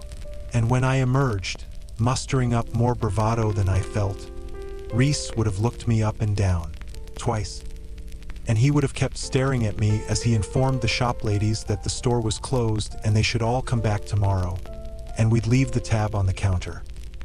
I would have stood there, naked save for scraps of red lace, while we listened to the quick, discreet sounds of them closing up and leaving. And he would have looked at me the entire time, at my breasts visible through the lace, at the plane of my stomach, now finally looking less starved and taut, at the sweep of my hips and thighs between them. Then he would have met my gaze again, and crooked a finger with a single murmured, "Come here," and I would have walked to him, aware of every step, as I at last stopped in front of where he sat, between his legs. His hands would have slid to my waist, the calluses scraping my skin. Then he'd have tugged me a bit closer before leaning in to brush a kiss to my navel, his tongue. I swore as I slammed into the post of the stairwell landing. And I blinked as the world returned and I realized. I glared at the eye tattooed in my hand and hissed both with my tongue and that silent voice within the bond itself. Prick! In the back of my mind, a sensual male voice chuckled with midnight laughter. My face burning, cursing him for the vision he'd slipped past my mental shields. I reinforced them as I entered my room and took a very, very cold bath. I ate with more that night beside the crackling fire in the townhouse dining room, Rhys and the others off somewhere, and when she finally asked why I kept scowling every time Rhysand's name was mentioned, I told her about the vision he'd sent into my mind. She'd laughed until wine came out of her nose, and when I scowled at her, she told me I should be proud. When Rhys was prepared to brood, it took nothing short of a miracle to get him out of it. I tried to ignore the slight sense of triumph, even as I climbed into bed. I was just starting to drift off, well past 2 in the morning thanks to chatting with Moore on the couch in the living room for hours and hours about all the great and terrible places she'd seen, when the house let out a groan. Like the wood itself was being warped, the house began to moan and shudder, the colored glass lights in my room tinkling. I jolted upright, twisting to the open window. Clear skies, nothing but the darkness leaking into my room from the hall door. I knew that darkness, kernel of it, lived in me. It rushed in from the cracks of the door like a flood. The house shuddered again. I vaulted from bed, yanked the door open, and darkness swept past me on a phantom wind, full of stars and flapping wings and pain. So much pain and despair and guilt and fear. I hurtled into the hall, utterly blind in the impenetrable dark. But there was a thread between us, and I followed it to where I knew his room was. I fumbled for the handle, then more night and stars and wind poured out, my hair whipping around me, and I lifted an arm to shield my face as I edged into the room. Rhysand. No response, but I could feel him there, feel that lifeline between us. I followed it until my shins banged into what had to be his bed. Rhysand, I said over the wind and dark. The house shook, the floorboards clattering under my feet. I patted the bed, feeling sheets and blankets and down, and then a hard, taut male body. But the bed was enormous, and I couldn't get a grip on him. Rhysand. Around and around the darkness swirled, the beginning and end of the world. I scrambled onto the bed, lunging for him, feeling what was his arm, then his stomach, then his shoulders. His skin was freezing as I gripped his shoulders and shouted his name. No response, and I slid a hand up his neck to his mouth, to make sure he was still breathing, that this wasn't his power floating away from him. Icy breath hit my palm, and bracing myself, I rose up on my knees, aiming blindly, and slapped him. My palm stung, but he didn't move. I hit him again, pulling on that bond between us, shouting his name down it like it was a tunnel, banging on that wall of ebony adamant within his mind, roaring at it. A crack in the dark. And then his hands were on me, flipping me, pinning me with expert skill to the mattress, a taloned hand at my throat. I went still. Rhysand, I breathed. Rhys, I said through the bond, putting a hand against that inner shield. The dark shuddered. I threw my own power out, black to black, soothing his darkness, the rough edges, willing it to calm, to soften. My darkness sang his own a lullaby, a song my wet nurse had hummed when my mother had shoved me into her arms to go back to attending parties. It was a dream, I said. His hand was so cold. It was a dream. Again the dark paused. I sent my own veils of night brushing up against it, running star-flecked hands down it. And for a heartbeat, the inky blackness cleared enough that I saw his face above me. Drawn, lips pale, violet eyes wide, scanning. Feyre, I said. I'm Feyre. His breathing was jagged, uneven. I gripped the wrist that held my throat. Held, but didn't hurt. You were dreaming. I willed that darkness inside myself to echo it, to sing those raging fears to sleep, to brush up against that ebony wall within his mind, gentle and soft. Then, like snow shaken from a tree, his darkness fell away, taking mine with it. Moonlight poured in and the sounds of the city. His room was similar to mine, the bed so big it must have been built to accommodate wings, but all tastefully, comfortably appointed. And he was naked above me, utterly naked. I didn't dare look lower than the tattooed panes of his chest. "Feyre," he said, his voice hoarse, as if he'd been screaming. "Yes," I said. He studied my face, the taloned hand at my throat, and released me immediately. I lay there, staring up at where he now knelt on the bed, rubbing his hands over his face. My traitorous eyes indeed dared to look lower than his chest, but my attention snagged on the twin tattoos on each of his knees, a towering mountain crowned by 3 stars, beautiful but brutal somehow. "You were having a nightmare," I said, easing into a sitting position. Like some dam had been cracked open inside me, I glanced at my hand and willed it to vanish into shadow. It did. Half a thought scattered the darkness again. His hands, however, still ended in long black talons, and his feet, they ended in claws too. The wings were out, slumped down behind him, and I wondered how close he'd been to fully shifting into that beast he'd once told me he hated. He lowered his hands, talons fading into fingers. "I'm sorry. That's why you're staying here, not at the house. You don't want the others seeing this. I normally keep it contained to my room. I'm sorry it woke you." I fisted my hands in my lap to keep from touching him. "How often does it happen?" Rhys's violet eyes met mine, and I knew the answer before he said, "As often as you." I swallowed hard. "What did you dream of tonight?" He shook his head, looking toward the window, to where snow had dusted the nearby rooftops. "There are memories from under the mountain, Feyre, that are best left unshared. Even with you. He'd shared enough horrific things with me that they had to be beyond nightmares, then." But I put a hand on his elbow, naked body and all. "When you want to talk, let me know. I won't tell the others." I made to slither off the bed, but he grabbed my hand, keeping it against his arm. "Thank you." I studied the hand, the ravaged face. Such pain lingered there, and exhaustion.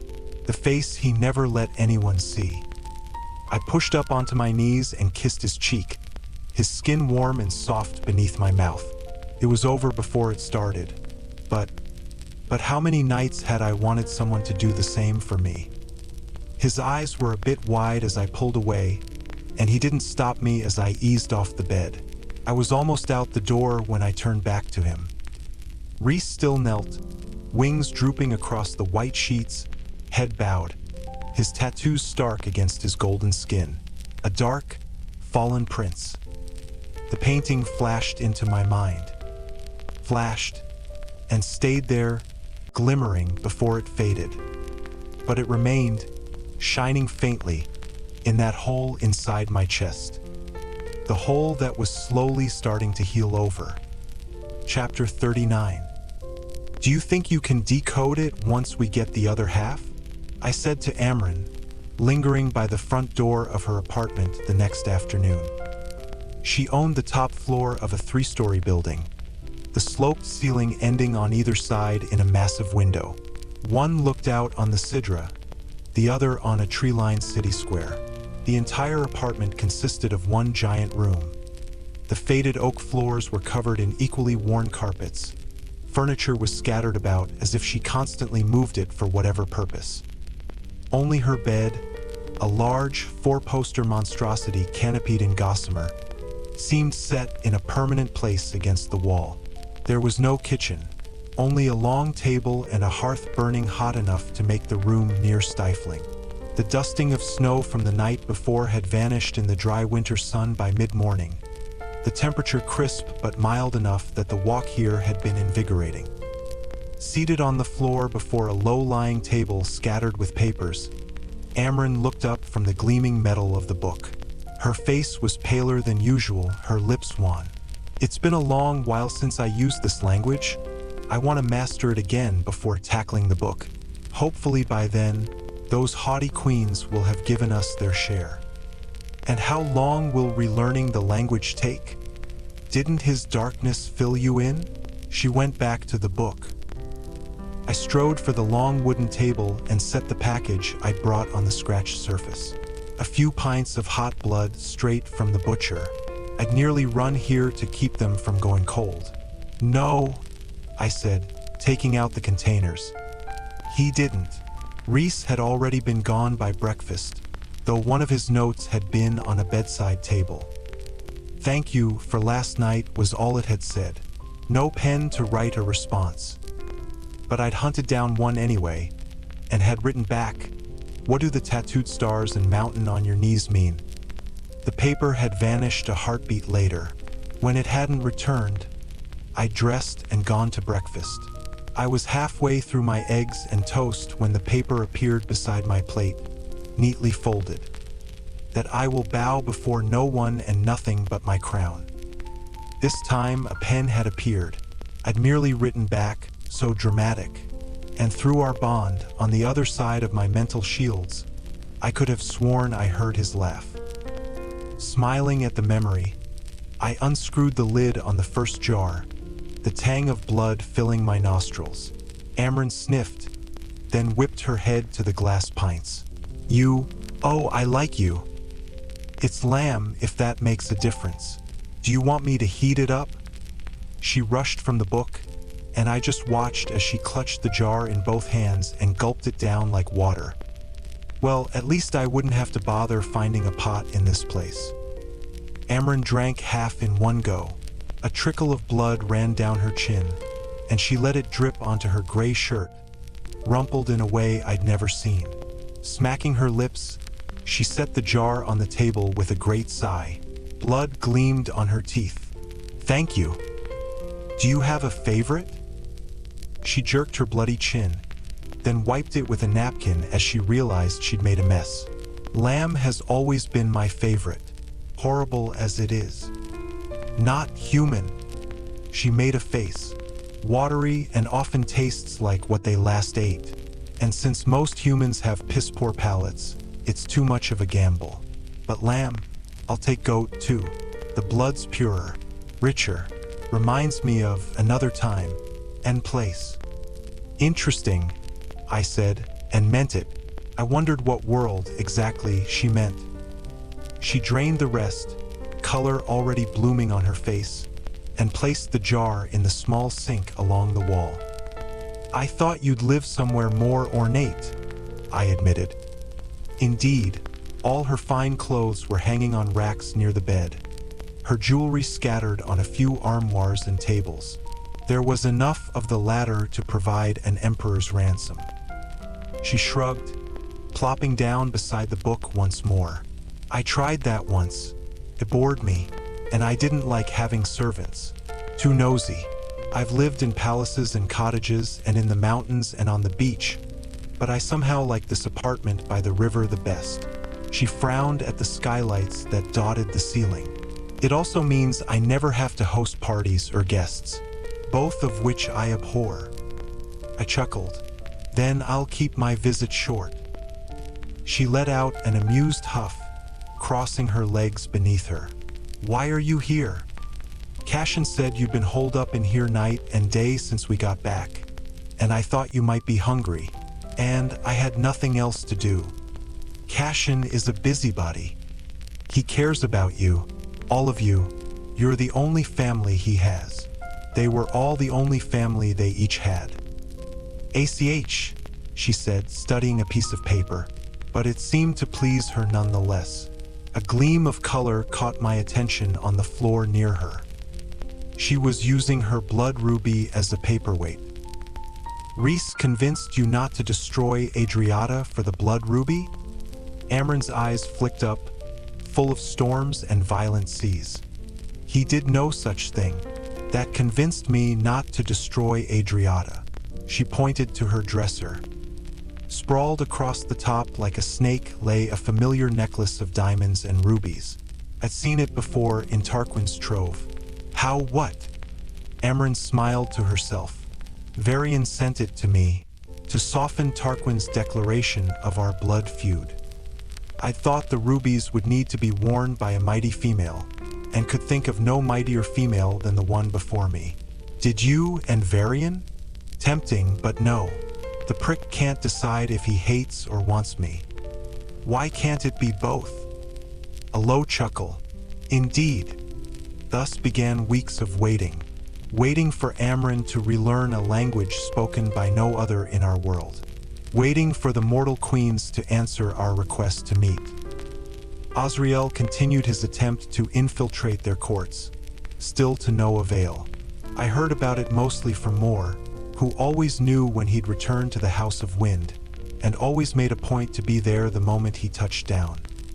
She told me little of the specifics, even less about how the frustration of not being able to get his spies or himself into those courts took a toll on him. The standards to which he held himself, she confided in me, bordered on sadistic. Getting Azriel to take any time for himself that didn't involve work or training was nearly impossible. And when I pointed out that he did go to Rita's with her whenever she asked, Moore simply informed me that it had taken her 4 centuries to get him to do that. I sometimes wondered what went on up at the House of Wind while Rhys and I stayed at the townhouse. I only really visited in the mornings when I filled the first half of my day training with Cashin, who, along with Moore, had decided to point out what foods I should be eating to gain back the weight I'd lost, to become strong and swift again. And as the days passed, I went from physical defense to learning to wield an Illyrian blade, the weapon so fine, I'd nearly taken Cashin's arm off. But I was learning to use it slowly, painfully. I'd had one break from Cashin's brutal training, just one morning, when he'd flown to the human realm to see if my sisters had heard from the queens and deliver another letter from Rhys to be sent to them. I assumed seeing Nesta went about as poorly as could be imagined, because my lesson the following morning was longer and harder than it had been in previous days. I'd asked what exactly Nesta had said to him to get under his skin so easily, but Cashin had only snarled and told me to mind my own business, and that my family was full of bossy, know-it-all females. Part of me had wondered if Cashin and Varian might need to compare notes. Most afternoons, if Rhys was around, I'd train with him. Mind to mind, power to power. We slowly worked through the gifts I'd been given. Flame and water, ice and darkness. There were others we knew that had gone undiscovered, undelved.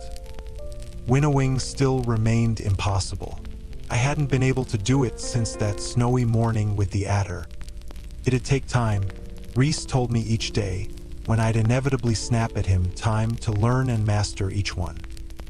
He infused each lesson with information about the High Lords whose power I'd stolen. About Baron, the cruel and vain High Lord of the Autumn Court. About Callias, the quiet and cunning High Lord of Winter. About Helion Spellcleaver, the High Lord of Day, whose 1,000 libraries had been personally looted by Amarantha, and whose clever people excelled at spell work and archived the knowledge of Prythian. Knowing who my power had come from, Rhys said, was as important as learning the nature of the power itself. We never spoke of shape-shifting, of the talons I could sometimes summon. The threads that went along with us looking at that gift were too tangled, the unspoken history too violent and bloody.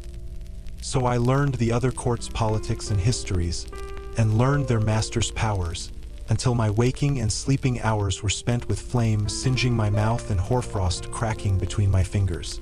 And each night, exhausted from a day of training my body and powers, I tumbled into a heavy sleep, laced with jasmine-scented darkness. Even my nightmares were too tired to hound me.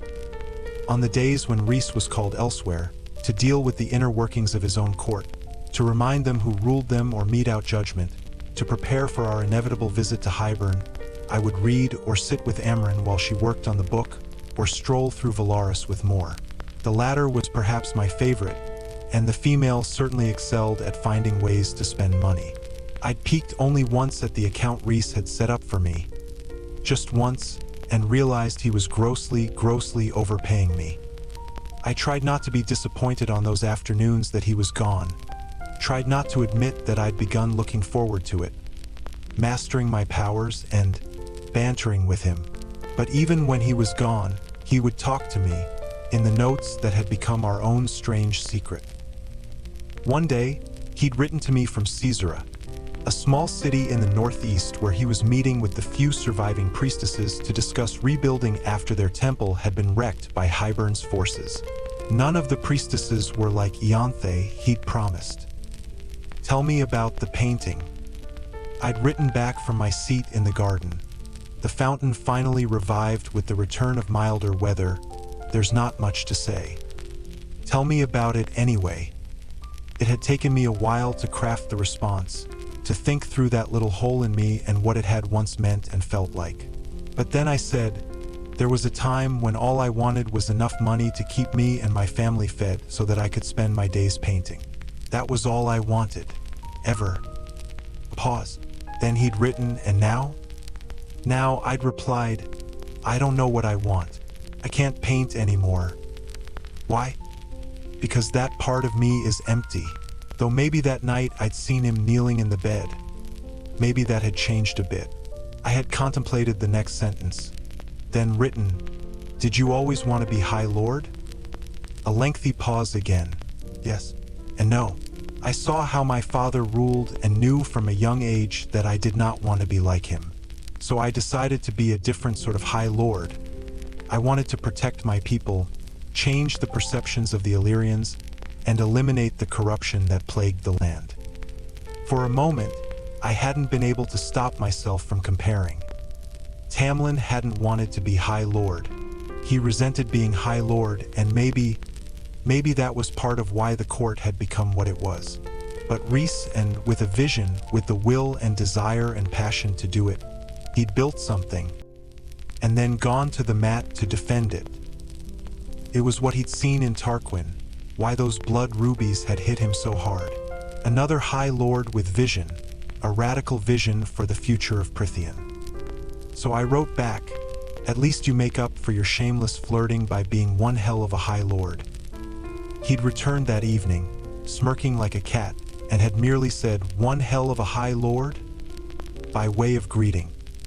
I'd sent a bucket's worth of water splashing into his face. Rhys hadn't bothered to shield against it, and instead shook his wet hair like a dog, spraying me until I yelped and darted away. His laughter had chased me up the stairs. Winter was slowly loosening its grip when I awoke one morning and found another letter from Rhys beside my bed. No pen. No training with your second favorite Illyrian this morning. The Queen's finally deigned to write back. They're coming to your family's estate tomorrow. I didn't have time for nerves. We left after dinner, soaring into the thawing human lands under cover of darkness, the brisk wind screaming as Rhys held me tightly. My sisters were ready the following morning, both dressed in finery fit for any queen, fey or mortal. I supposed I was too. I wore a white gown of chiffon and silk, cut in typical night court fashion to reveal my skin, the gold accents on the dress glittering in the mid-morning light streaming through the sitting room windows. My father, thankfully, would remain on the continent for another 2 months, due to whatever vital trade he'd been seeking across the kingdoms. Near the fireplace, I stood beside Rhys, who was clad in his usual black, his wings gone, his face a calm mask. Only the dark crown atop his head, the metal shaped like raven's feathers, was different. The crown that was the sibling to my gold diadem. Cashin and Azriel monitored everything from the far wall, no weapons in sight.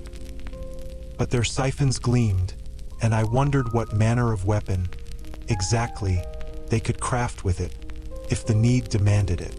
For that had been one of the demands the queens had issued for this meeting. No weapons. No matter that the Illyrian warriors themselves were weapons enough. Moore, in a red gown similar to mine, frowned at the clock atop the white mantle, her foot tapping on the ornate carpet.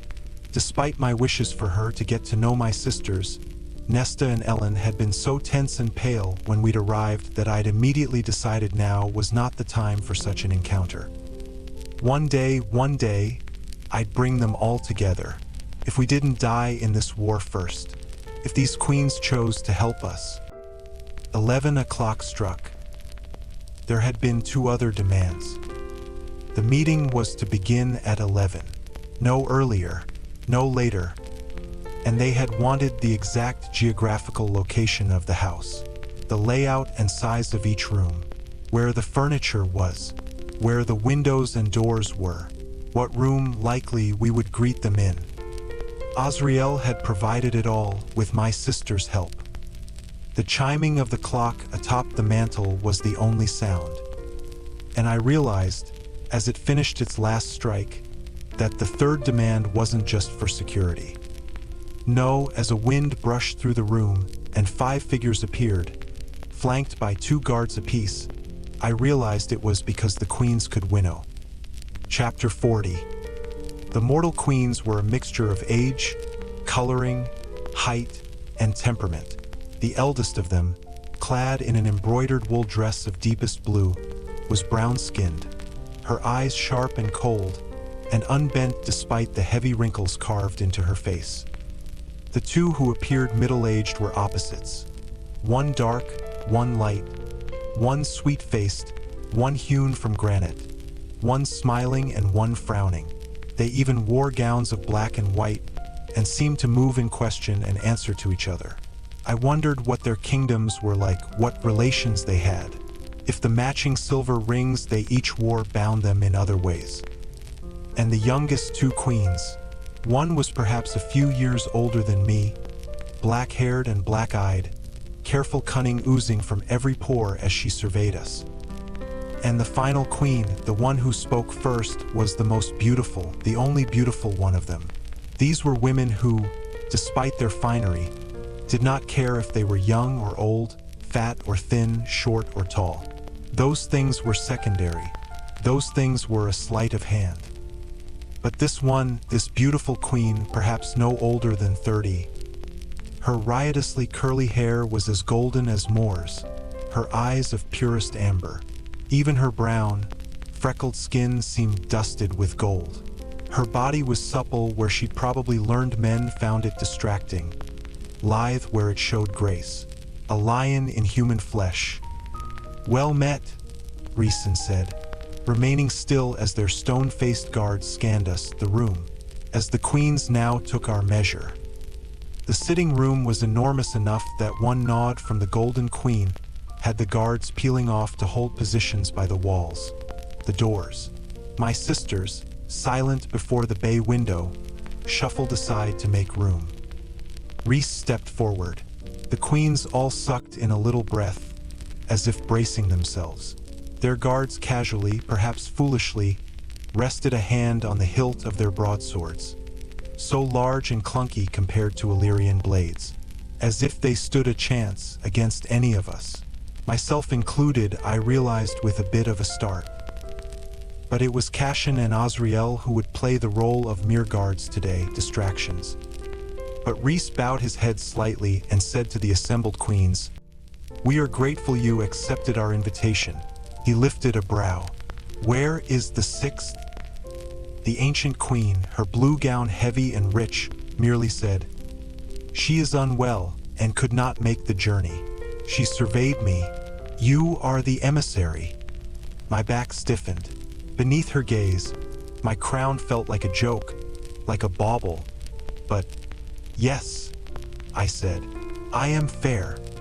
A cutting glance toward Rhysand. "And you are the High Lord who wrote us such an interesting letter after your first few were dispatched." I didn't dare look at him. He'd sent many letters through my sisters by now.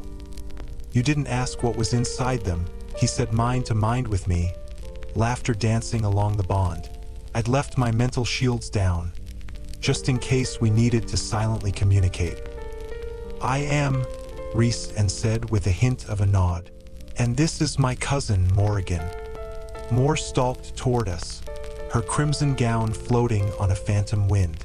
The Golden Queen sized her up with each step, each breath. a threat for beauty and power and dominance. Mor bowed at my side. It has been a long time since I met with a mortal queen. The black-clad queen placed a moon-white hand on her lower bodice. Morrigan, the Morrigan from the war. They all paused as if in surprise, and a bit of awe and fear. Mor bowed again. Please sit. She gestured to the chairs we'd laid out a comfortable distance from each other, all far enough apart that the guards could flank their queens as they saw fit. Almost as one, the queens sat. Their guards, however, remained at their posts around the room. The golden-haired queen smoothed her voluminous skirts and said, "I assume those are our hosts." A cutting look at my sisters. Nesta had gone straight-backed, but Ellen bobbed a curtsy, flushing rose-pink. "My sisters," I clarified. Amber eyes slid to me, to my crown, then Rhys's. An emissary wears a golden crown. Is that a tradition in Prythian? No, Rhysand said smoothly, but she certainly looks good enough in one that I can't resist. The Golden Queen didn't smile as she mused. A human turned into a high fae, and who is now standing beside a high lord at the place of honor. Interesting. I kept my shoulders back, chin high. Cashin had been teaching me these weeks about how to feel out an opponent. What were her words but the opening movements in another sort of battle? The eldest declared to Rhys, "You have an hour of our time. Make it count." "How is it that you can winnow?" Mor asked from her seat beside me. The Golden Queen now gave a smile, a small, mocking one, and replied, "It is our secret and our gift from your kind." "Fine." Rhys looked to me, and I swallowed as I inched forward on my seat. "War is coming. We called you here to warn you, and to beg a boon. There would be no tricks, no stealing, no seduction." Rhys could not even risk looking inside their heads for fear of triggering the inherent wards around the book and destroying it. "We know war is coming," the oldest said, her voice like crackling leaves. "We have been preparing for it for many years." It seemed the three others were positioned as observers while the eldest and the golden-haired one led the charge. I said as calmly and clearly as I could, "The humans in this territory seem unaware of the larger threat. We've seen no signs of preparation. Indeed, Osriel had gleaned as much these weeks, to my dismay. This territory," the Golden One explained coolly, "is a slip of land compared to the vastness of the continent. It is not in our interests to defend it. It would be a waste of resources." No, that," Rhys drawled. "Surely the loss of even one innocent life would be abhorrent." The eldest queen folded her withered hands in her lap. "Yes, to lose one life is always a horror. But war is war. If we must sacrifice this tiny territory to save the majority, then we shall do it." I didn't dare look at my sisters, look at this house that might very well be turned to rubble. I rasped, "There are good people here." The Golden Queen sweetly parried with, "Then let the High Fae of Prythian defend them." Silence. And it was Nesta who hissed from behind us, "We have servants here, with families. There are children in these lands, and you mean to leave us all in the hands of the Fae?" The eldest one's face softened. "It is no easy choice, girl. It is the choice of cowards," Nesta snapped. I interrupted before Nesta could dig us a deeper grave. "For all that your kind hate ours, you'd leave the Fae to defend your people? Shouldn't they?" the Golden One asked, sending that cascade of curls sliding over a shoulder as she angled her head to the side. "Shouldn't they defend against a threat of their own making?" A snort. "Should Fae blood not be spilled for their crimes over the years?" "Neither side is innocent," Rhys countered calmly, "but we might protect those who are, together."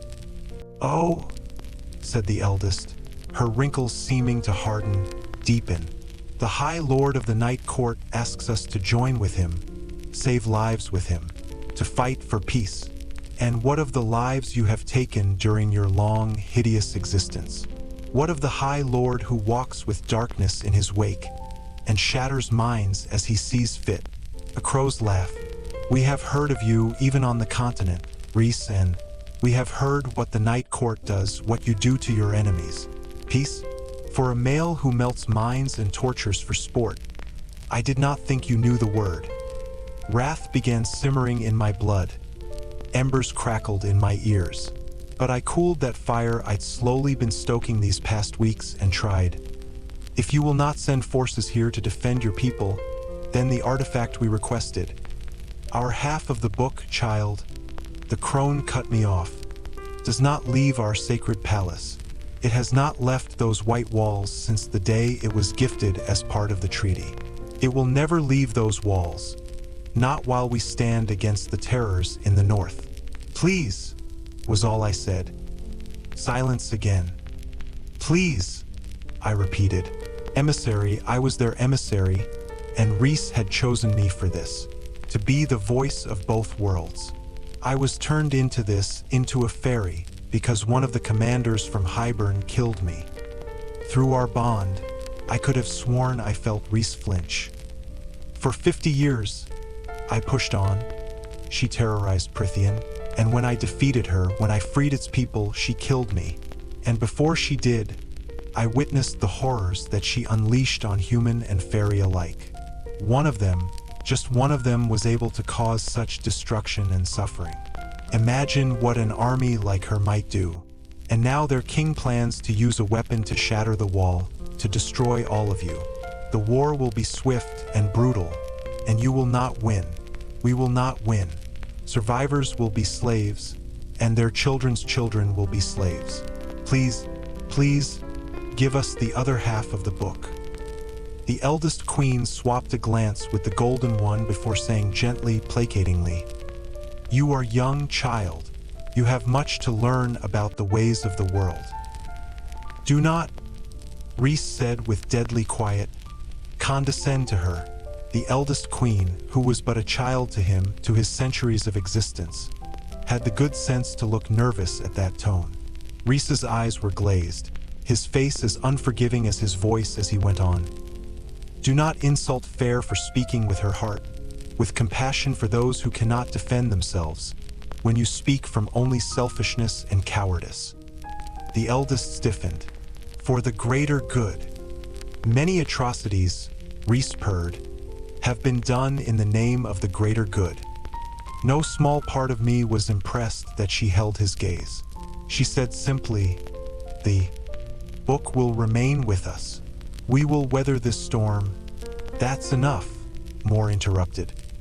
She got to her feet, and Moore looked each and every one of those queens in the eye as she said, "I am the Morrigan. You know me, what I am. You know that my gift is truth, so you will hear my words now, and know them as truth, as your ancestors once did. Not a word." Moore gestured behind her, to me. "Do you think it is any simple coincidence that a human has been made immortal again, at the very moment when our old enemy resurfaces? I fought side by side with Miriam in the war, fought beside her as Jurian's ambition and bloodlust drove him mad, and drove them apart, drove him to torture Clythia to death, then battle Amarantha until his own." She took a sharp breath, and I could have sworn Azriel inched closer at the sound. But Moore blazed on. "I marched back into the Black Land with Miriam to free the slaves left in that burning sand, the slavery she had herself escaped, the slaves Miriam had promised to return to free. I marched with her, my friend, along with Prince Draken's legion. Miriam was my friend, as Feyre is now. And your ancestors, those queens who signed that treaty, they were my friends too. And when I look at you," she bared her teeth, "I see nothing of those women in you. When I look at you, I know that your ancestors would be ashamed. You laugh at the idea of peace? That we can have it between our peoples." Moore's voice cracked, and again Azriel subtly shifted nearer to her, though his face revealed nothing. There is an island in a forgotten, stormy part of the sea. A vast, lush island, shielded from time and spying eyes.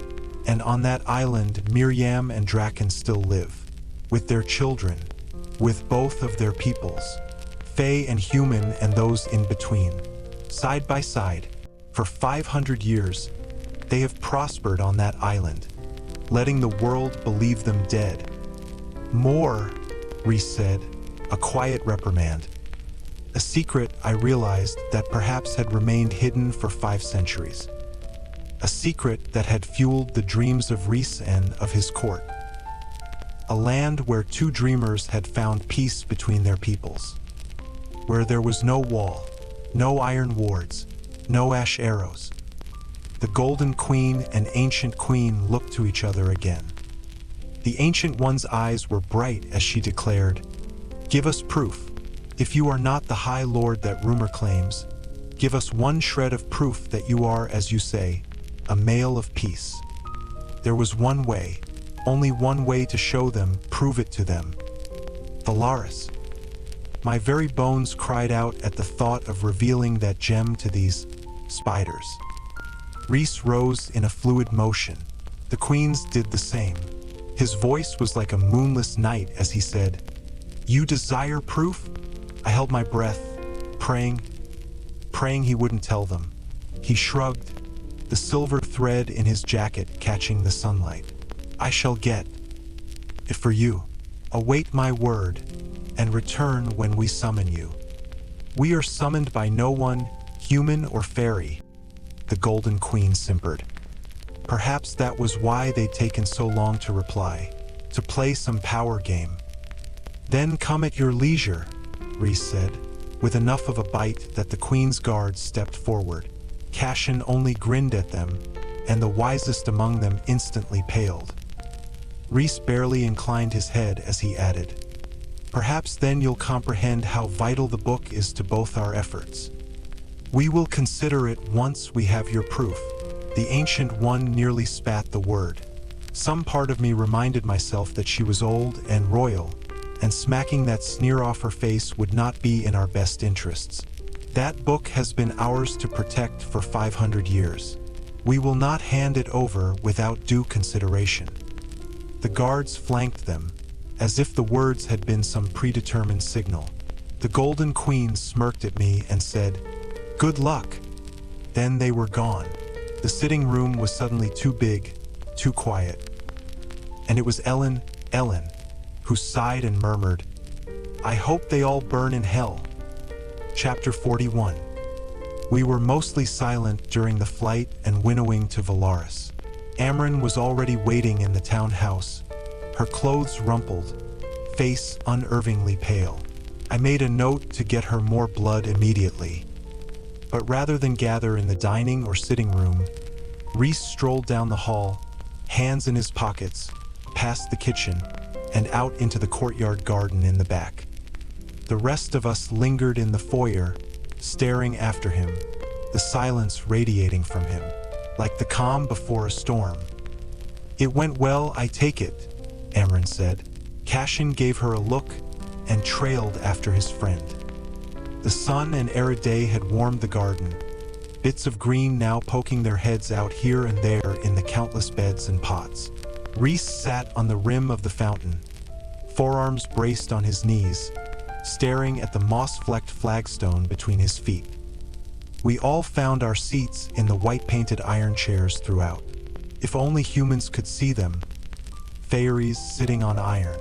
They'd throw away those ridiculous baubles and jewelry. Perhaps even Ellen would receive an engagement ring that hadn't been forged with hate and fear.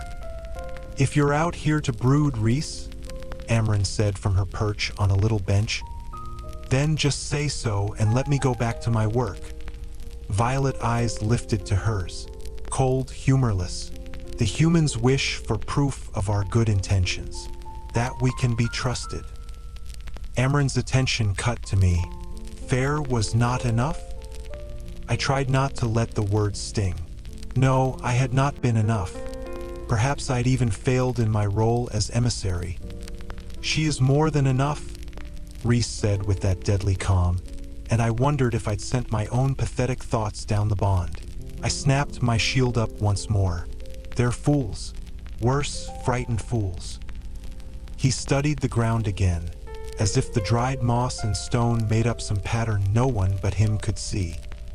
Cassian said, "We could depose them, get newer, smarter queens on their thrones, who might be willing to bargain." Rhys shook his head. "One, it'd take too long. We don't have that time." I thought of the past few wasted weeks, how hard Azriel had tried to get into those courts. If even his shadows and spies could not breach their inner workings, then I doubted an assassin would.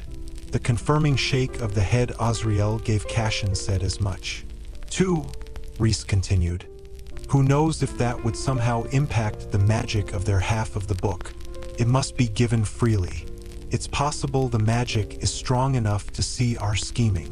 He sucked on his teeth. "We are stuck with them." "We could try again," Moore said. "Let me speak to them, let me go to their palace." "No," Azriel said.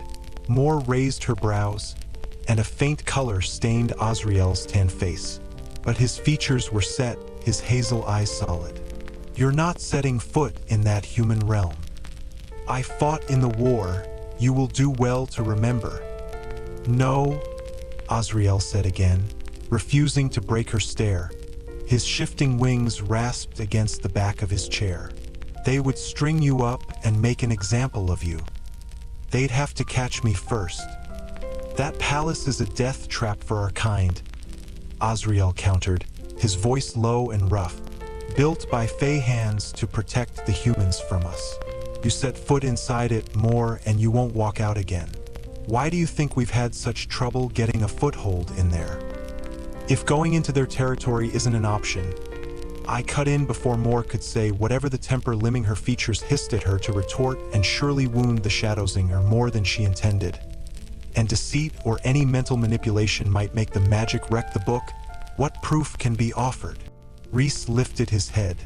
Who is this Miriam? Who was she to Jurian, and who was that prince you spoke of, Draken? Perhaps they could be used as proof, if only to vouch for you." The heat died from Moore's eyes as she shifted a foot against the moss and flagstone. But Rhys interlocked his fingers in the space between his knees before he said, 500 years ago, in the years leading up to the war, there was a Fey kingdom in the southern part of the continent.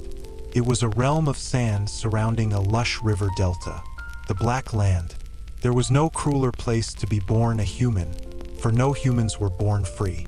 They were all of them slaves, forced to build great temples and palaces for the High Fae who ruled. There was no escape, no chance of having their freedom purchased. And the Queen of the Black Land, memory stirred in his face. She made Amarantha seem as sweet as Ellen, Moore explained with soft venom. Miriam, Rhys continued, was a half-Fae female born of a human mother, and as her mother was a slave, as the conception was against her mother's will, so too was Miriam, born in shackles and deemed human, denied any rights to her Fae heritage. Tell the full story another time, Amren cut in. The gist of it, girl, she said to me, is that Miriam was given as a wedding gift by the queen to her betrothed, a foreign Fae prince named Draken. He was horrified and let Miriam escape. Fearing the queen's wrath, she fled through the desert, across the sea, into more desert, and was found by Jurian. She fell in with his rebel armies, became his lover, and was a healer amongst the warriors, until a devastating battle found her tending to Jurian's new Fae allies, including Prince Draken. Turns out, Miriam had opened his eyes to the monster he planned to wed. He'd broken the engagement, allied his armies with the humans, and had been looking for the beautiful slave girl for 3 years. Jurian had no idea that his new ally coveted his lover. He was too focused on winning the war, on destroying Amarantha in the north. As his obsession took over, he was blind to witnessing Miriam and Draken falling in love behind his back. It wasn't behind his back, Moore snapped. Miriam ended it with Jurian before she ever laid a finger on Draken. Emran shrugged. Long story short, girl, when Jurian was slaughtered by Amarantha, and during the long centuries after, she told him what had happened to his lover, that she'd betrayed him for a Fey male. Everyone believed Miriam and Draken perished while liberating her people from the Black Land at the end of the war, even Amarantha. And they didn't, I said. Rhys and Moore nodded. It was all a way to escape, wasn't it? To start over somewhere else with both their peoples. Another set of nods. So why not show the queens that? You started to tell them. Because, Rhys cut in addition to it not proving a thing about my character, which seemed to be their biggest gripe, it would be a grave betrayal of our friends. Their only wish was to remain hidden, to live in peace with their peoples. They fought and bled and suffered enough for it. I will not bring them into this conflict. Draken's aerial army, Cashin mused, was as good as ours. We might need to call upon him by the end. Rhys merely shook his head. Conversation over. And perhaps he was right.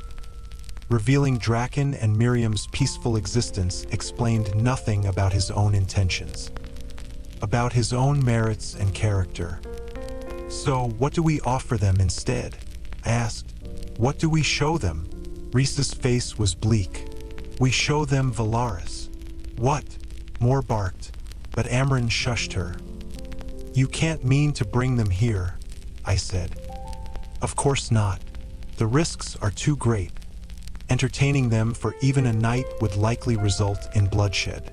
Rhys said. So I plan to merely show them. They'll dismiss it as mind tricks, Azriel countered. No, Rhys said, getting to his feet. I mean to show them, playing by their own rules. Amren clicked her nails against each other. What do you mean, High Lord? But Rhys only said to Moore, send word to your father. We're going to pay him and my other court a visit. My blood iced over. The Court of Nightmares.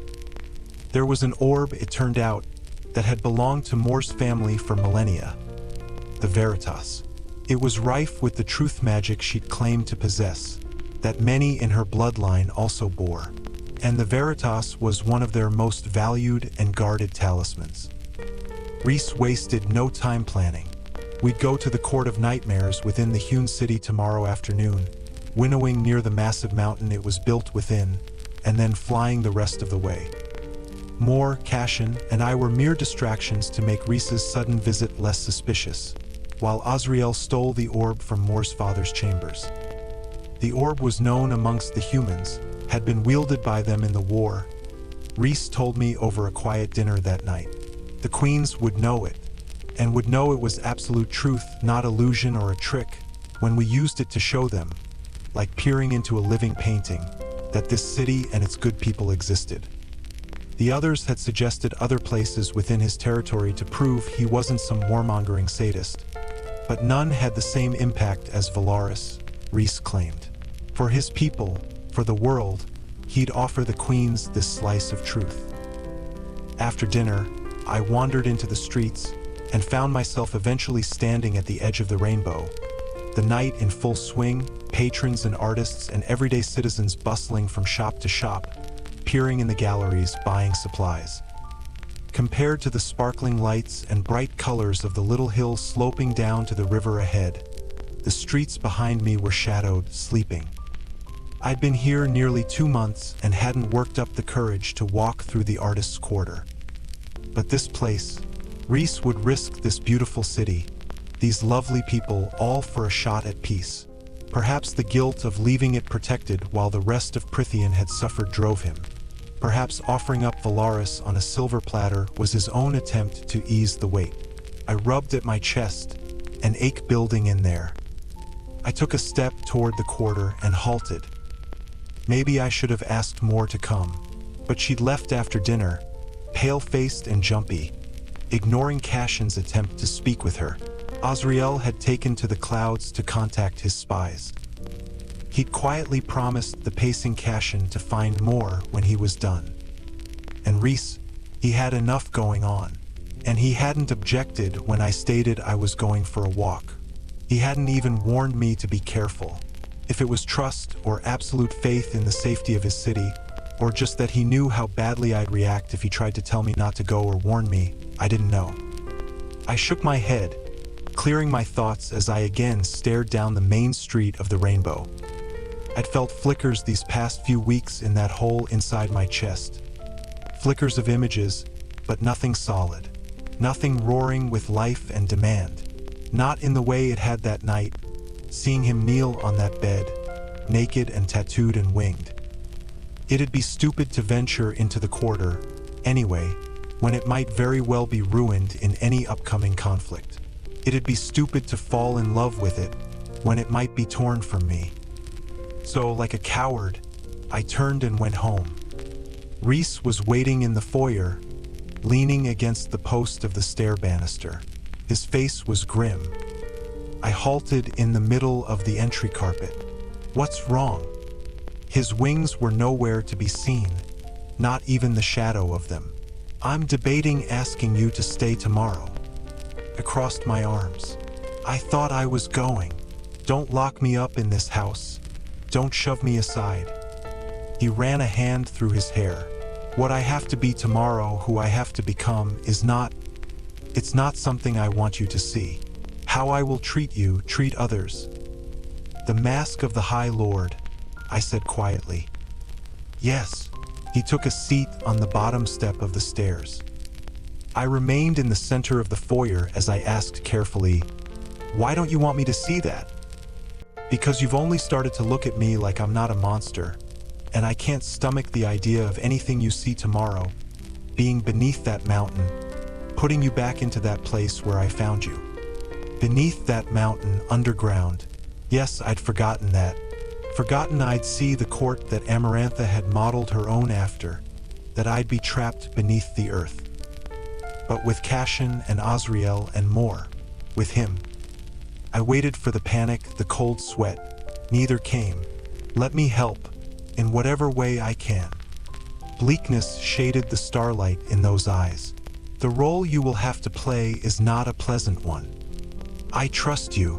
I sat beside him on the stairs, close enough that the heat of his body warmed the chill night air clinging to my overcoat. Why did Moore look so disturbed when she left? His throat bobbed. I could tell it was rage and pain that kept him from telling me outright, not mistrust.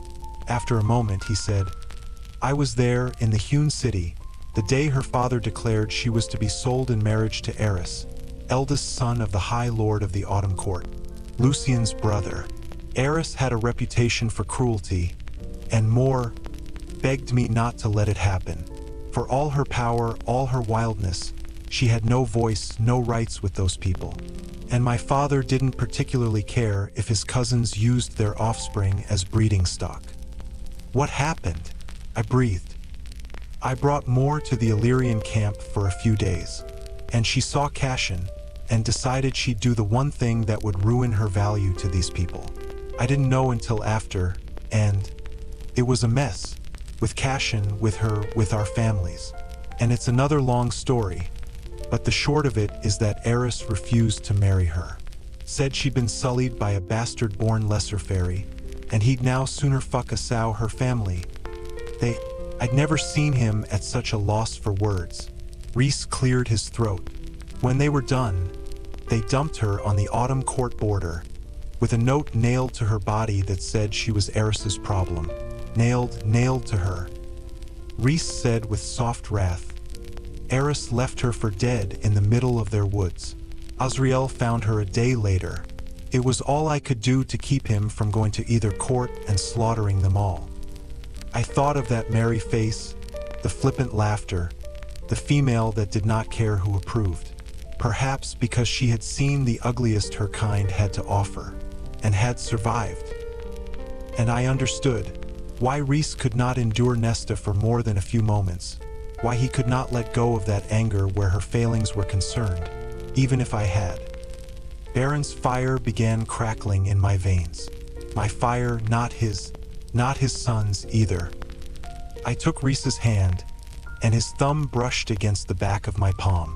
I tried not to think about the ease of that stroke as I said in a hard, calm voice I barely recognized, "Tell me what I need to do tomorrow." Chapter 42. I was not frightened. Not of the role that Rhys had asked me to play today.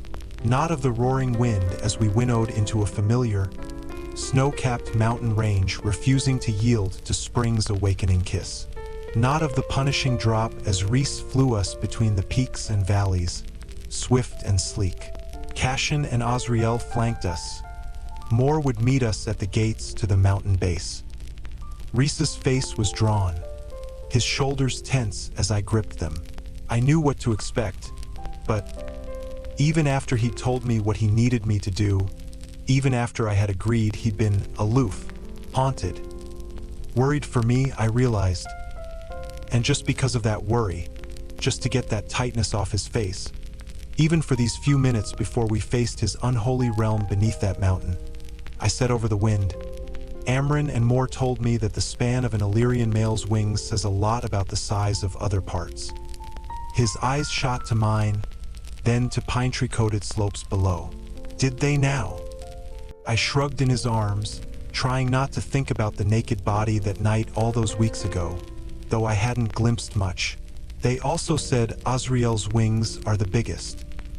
Mischief danced in those violet eyes, washing away the cold distance, the strain. The spymaster was a black blur against the pale blue sky. When we return home, let's get out the measuring stick, shall we? I pinched the rock-hard muscle of his forearm. Rhys flashed me a wicked grin before he tilted down. Mountains and snow and trees and sun and utter free fall through wisps of cloud. A breathless scream came out of me as we plummeted. Throwing my arms around his neck was instinct. His low laugh tickled my nape. You're willing to brave my brand of darkness and put up one of your own. Willing to go to a watery grave and take on the Weaver, but a little free fall makes you scream? I'll leave you to rot the next time you have a nightmare. I hissed, my eyes still shut and body locked as he snapped out his wings to ease us into a steady glide. No, you won't, he crooned. You liked seeing me naked too much. Prick. His laugh rumbled against me. Eyes closed, the wind roaring like a wild animal. I adjusted my position, gripping him tighter. My knuckles brushed one of his wings. Smooth and cool like silk, but hard as stone with it stretched taut. Fascinating. I blindly reached again and dared to run a fingertip along some inner edge. Rhysand shuddered, a soft groan slipping past my ear. That, he said tightly, is very sensitive. I snatched my finger back, pulling away far enough to see his face. With the wind, I had to squint, and my braided hair ripped this way and that, but he was entirely focused on the mountains around us. Does it tickle? He flicked his gaze to me, then to the snow and pine that went on forever. It feels like this, he said, and leaned in so close that his lips brushed the shell of my ear as he sent a gentle breath into it. My back arched on instinct, my chin tipping up at the caress of that breath. Oh, I managed to say. I felt him smile against my ear and pull away. If you want an Illyrian male's attention, you'd be better off grabbing him by the balls. We're trained to protect our wings at all costs. Some males attack first, ask questions later, if their wings are touched without invitation. And during sex, the question blurted out. Rhys's face was nothing but feline amusement as he monitored the mountains. During sex, an Illyrian male can find completion just by having someone touch his wings in the right spot. My blood thrummed. Dangerous territory, more lethal than the drop below. Have you found that to be true? His eyes stripped me bare. I've never allowed anyone to see or touch my wings during sex. It makes you vulnerable in a way that I'm not comfortable with. Too bad, I said, staring out too casually toward the mighty mountain that now appeared on the horizon, towering over the others, and capped, I noted, with that glimmering palace of moonstone. Why? He asked warily. I shrugged, fighting the upward tugging of my lips. Because I bet you could get into some interesting positions with those wings. Rhys loosed a barking laugh, and his nose grazed my ear. I felt him open his mouth to whisper something, but something dark and fast and sleek shot for us, and he plunged down and away, swearing. But another one and another kept coming. Not just ordinary arrows, I realized as Rhys veered, snatching one out of the air. Others bounced harmlessly off a shield he blasted up. He studied the wood in his palm and dropped it with a hiss. Ash arrows, to kill fairies. And now that I was one, faster than the wind, faster than death, Rhys shot for the ground. Flew, not winnowed, because he wanted to know where our enemies were, didn't want to lose them.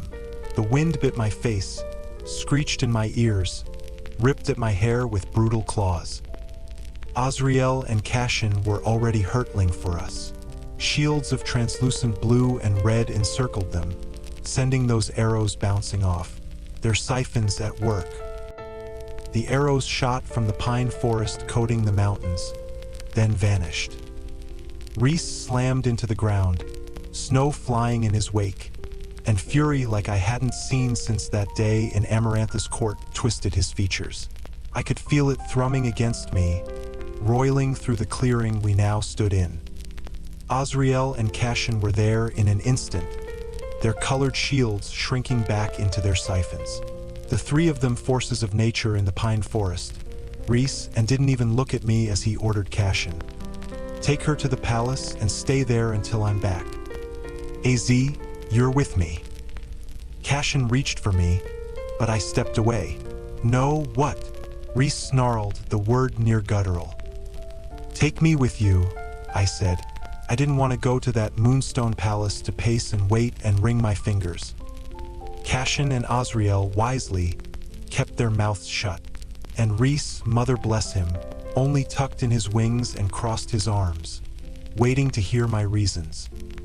I've seen ash arrows, I said a bit breathlessly.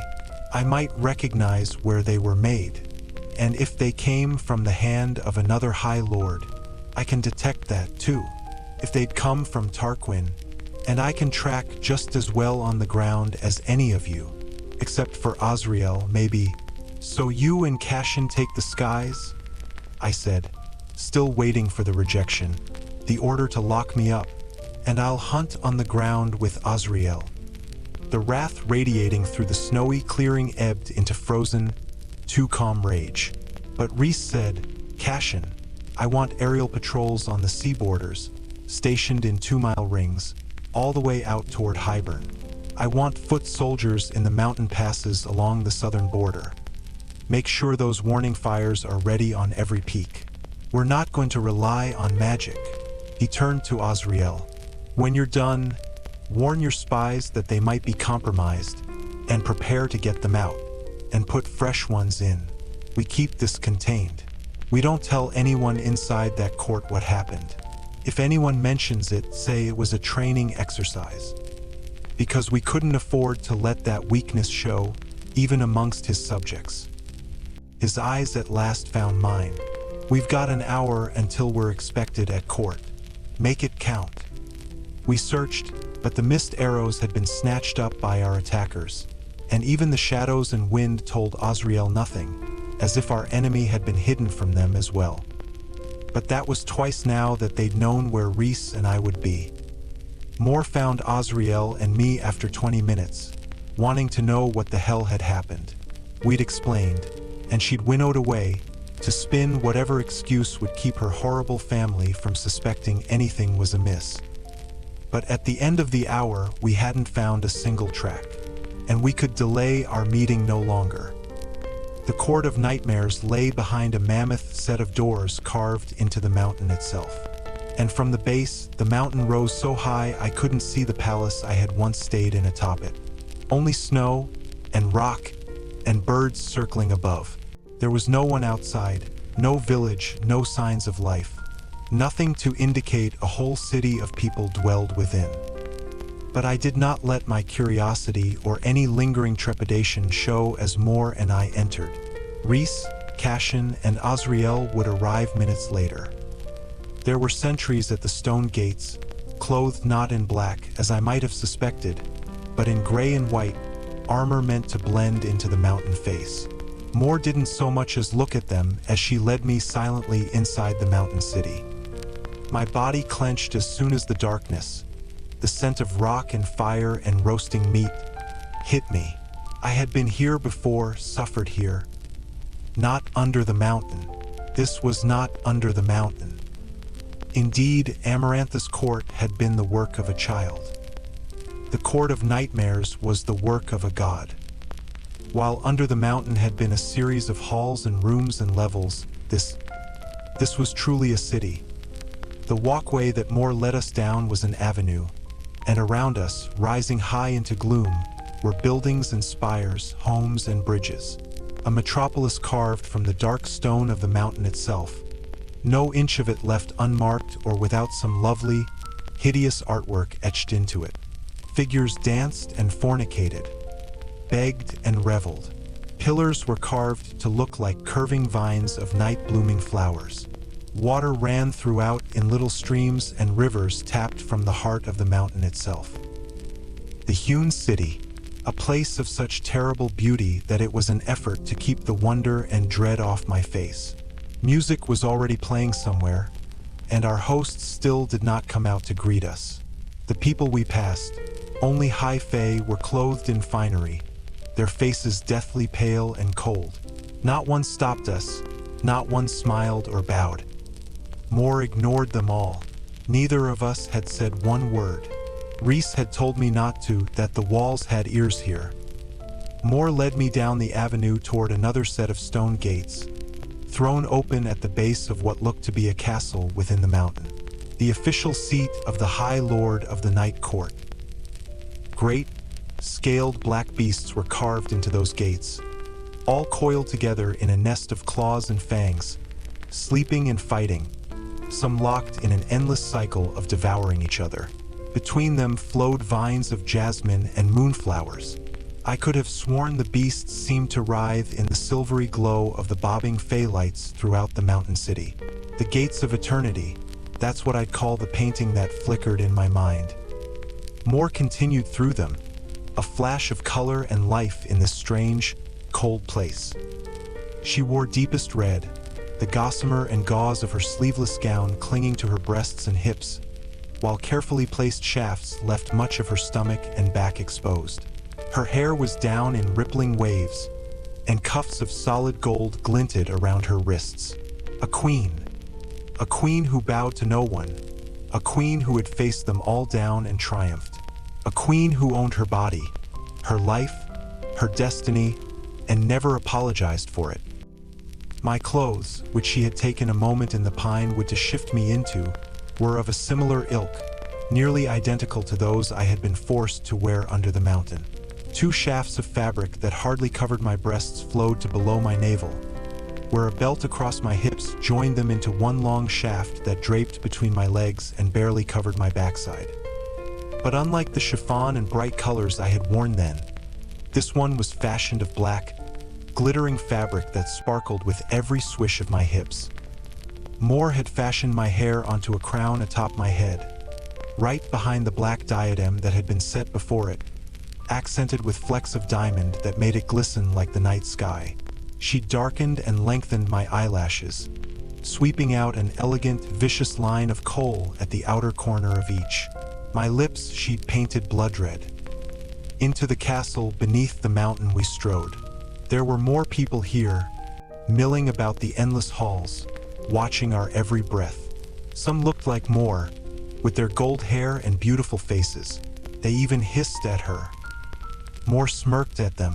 Part of me wished she'd rip their throats out instead. We at last came to a throne room of polished ebony. More of the serpents from the front gates were carved here, this time wrapped around the countless columns supporting the onyx ceiling. It was so high up that gloom hid its finer details, but I knew more had been carved there, too. great beasts to monitor the manipulations and scheming within this room. The throne itself had been fashioned out of a few of them, a head snaking around either side of the back, as if they watched over the High Lord's shoulder. A crowd had gathered, and for a moment, I was again in Amarantha's throne room. So similar was the atmosphere, the malice. So similar was the dais at the other end. A golden-haired, beautiful man stepped into our path toward that ebony throne, and more smoothly halted. I knew he was her father without him saying a word. He was clothed in black, a silver circlet atop his head. His brown eyes were like old soil as he said to her, "Where is he?" No greeting, no formality. He ignored me wholly. Moore shrugged. "He arrives when he wishes to," she continued on. Her father looked at me then, and I willed my face into a mask like hers, disinterested, aloof. Her father surveyed my face, my body, and where I thought he'd sneer and ogle, there was nothing, no emotion, just heartless cold. I followed Moore before disgust wrecked my own icy mask.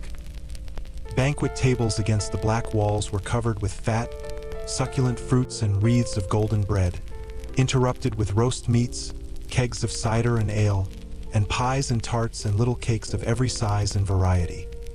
It might have made my mouth water, were it not for the high fae in their finery, were it not for the fact that no one touched the food, the power and wealth lying in letting it go to waste.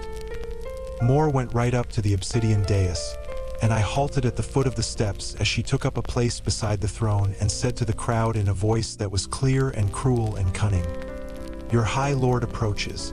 He is in a foul mood, so I suggest being on your best behavior, unless you wish to be the evening entertainment." And before the crowd could begin murmuring, I felt it, felt him. The very rock beneath my feet seemed to tremble, a pulsing, steady beat. His footsteps, as if the mountain shuddered at each touch. Everyone in that room went still as death, as if petrified that their very breathing would draw the attention of the predator now strolling toward us. Moore's shoulders were back, her chin high, feral, wanton pride at her master's arrival. Remembering my role, I kept my own chin lowered, watching beneath my brows. First Cashin and Azriel appeared in the doorway, the High Lord's general and Shadowzinger, and the most powerful Illyrians in history. They were not the males I had come to know. Clad in battle black that hugged their muscled forms, their armor was intricate, scaled, their shoulders impossibly broader, their faces a portrait of unfeeling brutality.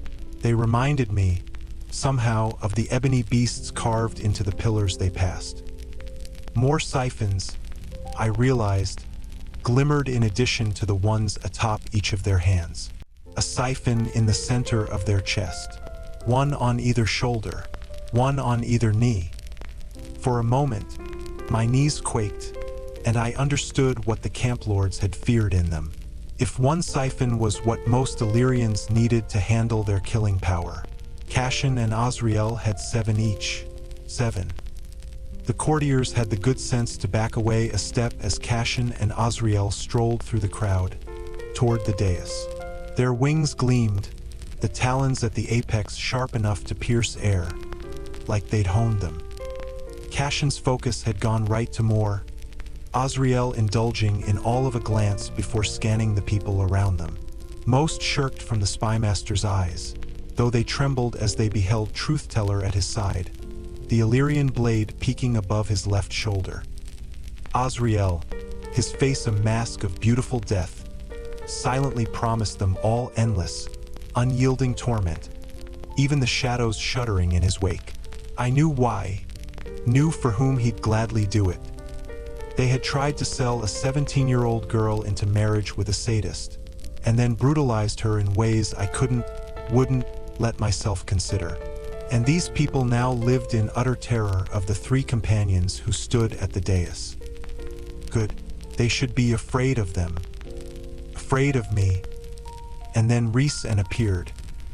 He had released the damper on his power, on who he was.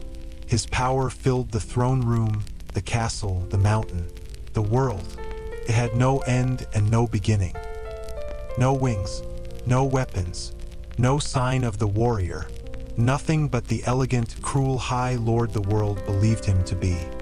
His hands were in his pockets, his black tunic seeming to gobble up the light, and on his head sat a crown of stars. No sign of the male who had been drinking on the roof. No sign of the fallen prince kneeling on his bed. The full impact of him threatened to sweep me away. Here was the most powerful High Lord ever born. The face of dreams and nightmares. Rhys's eyes met mine briefly from across the room as he strolled between the pillars, to the throne that was his by blood and sacrifice and might. My own blood sang at the power that thrummed from him, at the sheer beauty of him. Mor stepped off the dais, dropping to one knee in a smooth bow. Cashin and Azriel followed suit.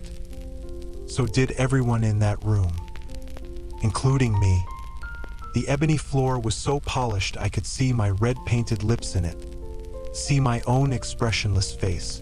The room was so silent I could hear each of Rhys's footsteps toward us. Well, he said to no one in particular. Looks like you're all on time for once. Raising his head as he continued kneeling, Cashin gave Rhys a half grin, the High Lord's commander incarnate, eager to do his bloodletting. Rhys's boots stopped in my line of sight. His fingers were icy on my chin as he lifted my face. The entire room, still on the floor, watched. But this was the role he needed me to play, to be a distraction and novelty. Rhys's lips curved upward. Welcome to my home, fair cursebreaker. I lowered my eyes, my coal-thick lashes tickling my cheek. He clicked his tongue, his grip on my chin tightening. Everyone noticed the push of his fingers, the predatory angle of his head as he said, "Come with me." A tug on my chin and I rose to my feet. Rhys dragged his eyes over me and I wondered if it wasn't entirely for show as they glazed a bit. He led me the few steps onto the dais to the throne. He sat, smiling faintly at his monstrous court.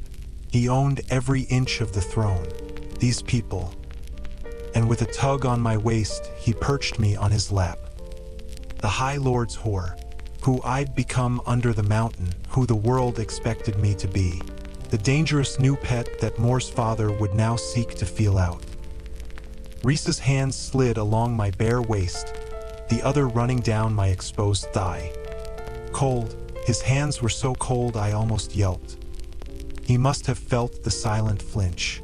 A heartbeat later, his hands had warmed. His thumb, curving around the inside of my thigh, gave a slow, long stroke as if to say sorry. Rhys indeed leaned in to bring his mouth near my ear, well aware his subjects had not yet risen from the floor, as if they had once done so before they were bidden long ago and had learned the consequences. Rhys and whispered to me, his other hand now stroking the bare skin of my ribs in lazy, indolent circles. "Try not to let it go to your head." I knew they could all hear it. So did he. I stared at their bowed heads, my heart hammering, but said with midnight smoothness, "What?" Rhys's breath caressed my ear, the twin to the breath he'd brushed against it merely an hour ago in the skies. That every male in here is contemplating what they'd be. Willing to give up in order to get that pretty, red mouth of yours on them. I waited for the blush, the shyness, to creep in. But I was beautiful. I was strong. I had survived, triumphed, as Mor had survived in this horrible, poisoned house. So I smiled a bit, the first smile of my new mask. Let them see that pretty, red mouth and my white, straight teeth. His hand slid higher up my thigh, the proprietary touch of a male who knew he owned someone body and soul. He'd apologized in advance for it, for this game, these roles we'd have to play. But I leaned into that touch, leaned back into his hard, warm body. I was pressed so closely against him that I could feel the deep rumble of his voice as he at last said to his court, "Rise." As one, they did. I smirked at some of them, gloriously bored and infinitely amused. Rhys brushed a knuckle along the inside of my knee, and every nerve in my body narrowed to that touch. "Go play," he said to them all. They obeyed, the crowd dispersing, music striking up from a distant corner. "Here," Rhys said, his voice cutting through the room like lightning on a stormy night. It was all he needed to summon Mor's father to the foot of the dais. Keir bowed again, his face lined with icy resentment as he took in Rhys, then me. Glancing once at Mor and the Illyrians, Cashin gave Keir a slow nod that told him he remembered, and would never forget, what the steward of the hewn city had done to his own daughter. But it was from Azriel that Keir cringed, from the sight of Truth-Teller. One day I realized Azriel would use that blade on Mor's father, and take a long, long while to carve him up. "Report," Rhys said, stroking a knuckle down my ribs. He gave a dismissive nod to Cashin, Mor, and Azriel, and the trio faded away into the crowd. Within a heartbeat, Azriel had vanished into shadows and was gone. Keir didn't even turn. Before Rhys, Keir was nothing more than a sullen child. Yet I knew Mor's father was older, far older. The steward clung to power, it seemed. Rhys was power. "Greetings, my lord," Keir said, his deep voice polished smooth.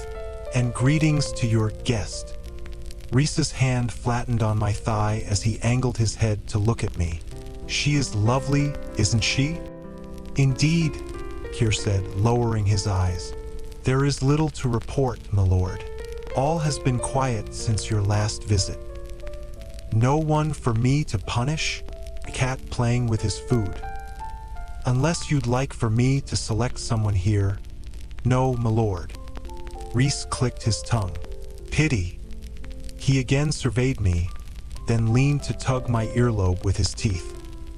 And damn me to hell, but I leaned farther back as his teeth pressed down. At the same moment his thumb drifted high on the side of my thigh, sweeping across sensitive skin in a long, luxurious touch. My body went loose and tight, and my breathing, cauldron damn me again.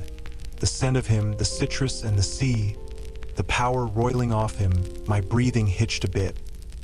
I knew he noticed, knew he felt that shift in me. His fingers stilled on my leg. Keir began mentioning people I didn't know in the court, bland reports on marriages and alliances, blood feuds, and Rhys let him talk.